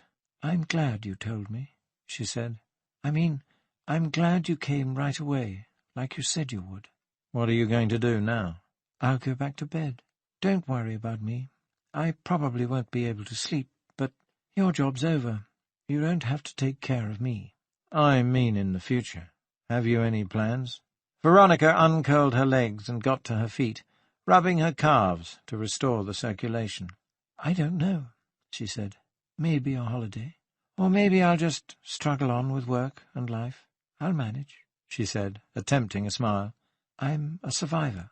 Banks fastened his coat and headed for the door. Veronica held it open for him. "Once again," she said, "thank you for coming." On impulse, Banks leaned forward and kissed her cool forehead. She gave him a puzzled look, then smiled. He hesitated on the path and looked back at her. He could think of nothing else to say. If Conran were mad, his actions might have been easier to explain or to dismiss. Madmen did strange and evil things, and nobody knew why. It just happened that way. But he wasn't mad. He was highly strung, egotistical, with a deep-rooted fear of his own latent homosexuality, but he wasn't mad. He had sat at that desk in Banks's office and spilled his heart out for over an hour before Banks, disgusted with the man's whining self-pity, had left the task for Phil Richmond to finish. Veronica's face, shadowed by the hall's soft light, looked drawn but determined. She held herself stiffly, arms crossed, yet there seemed a supple strength in her limbs to match the strength in her spirit. Perhaps that was why he liked her. She tried. She wasn't afraid to face things. She made an effort at life. At the end of Oakwood Mews, Banks remembered the Walkman in his pocket. He needed music, not so much as the food of love, but as something to soothe the savage breast. The tape he had in was at the last movement of Messiaen's Quartet for the End of Time. That eerie, fractured and haunting music would do just fine for the walk home. In his other pocket he felt the catapult he had confiscated from the kid on the river-bank and forgotten about. He walked up to the market square, listening to the music. Piano chords sounded like icicles falling, and the violin notes stretched so tight they felt as if they would snap any second. As he walked, he thought about Veronica Shildon, who had tried to face some difficult truths and start a new life. He thought about how that life had been shattered, just like the ice under his feet, by a stupid, drunken, pointless act, lust beyond reason, and about how she would go about putting it together again. Veronica was right. She was a survivor, and Shakespeare was right too. Lust often is murderous, bloody, full of blame, savage, extreme, cruel, not to trust. Banks passed the police station with hardly a glance. Sometimes the formality of the job and its cold, calculated procedures just didn't reflect what really happened, the pain people felt, the pain Banks felt. Perhaps the rites and rituals of the job, the forms to be filled in, the legal procedures to be followed, were intended to keep the pain at a distance. If so, they didn't always succeed. About 20 yards beyond the station, on Market Street, he stopped and turned. That damn blue light was still shining above the door, like a beacon proclaiming benign, paternal innocence and simplicity. Almost without thinking, he took the catapult from his pocket, scraped up a couple of fair-sized stones from the icy gutter, put one in the sling, and took aim. The stone clattered on the pavement somewhere along North Market Street. He took a deep breath, sighed out a plume of air, then aimed again, carefully, trying to recreate his childhood accuracy. This time, the lamp disintegrated in a burst of powder-blue glass, and Banks took off down a side street, the back way home, feeling afraid and guilty and oddly elated, like a naughty schoolboy. You have been listening to Past Reason Hated, by Peter Robinson, read by Tim Goodman. This ends CD 11.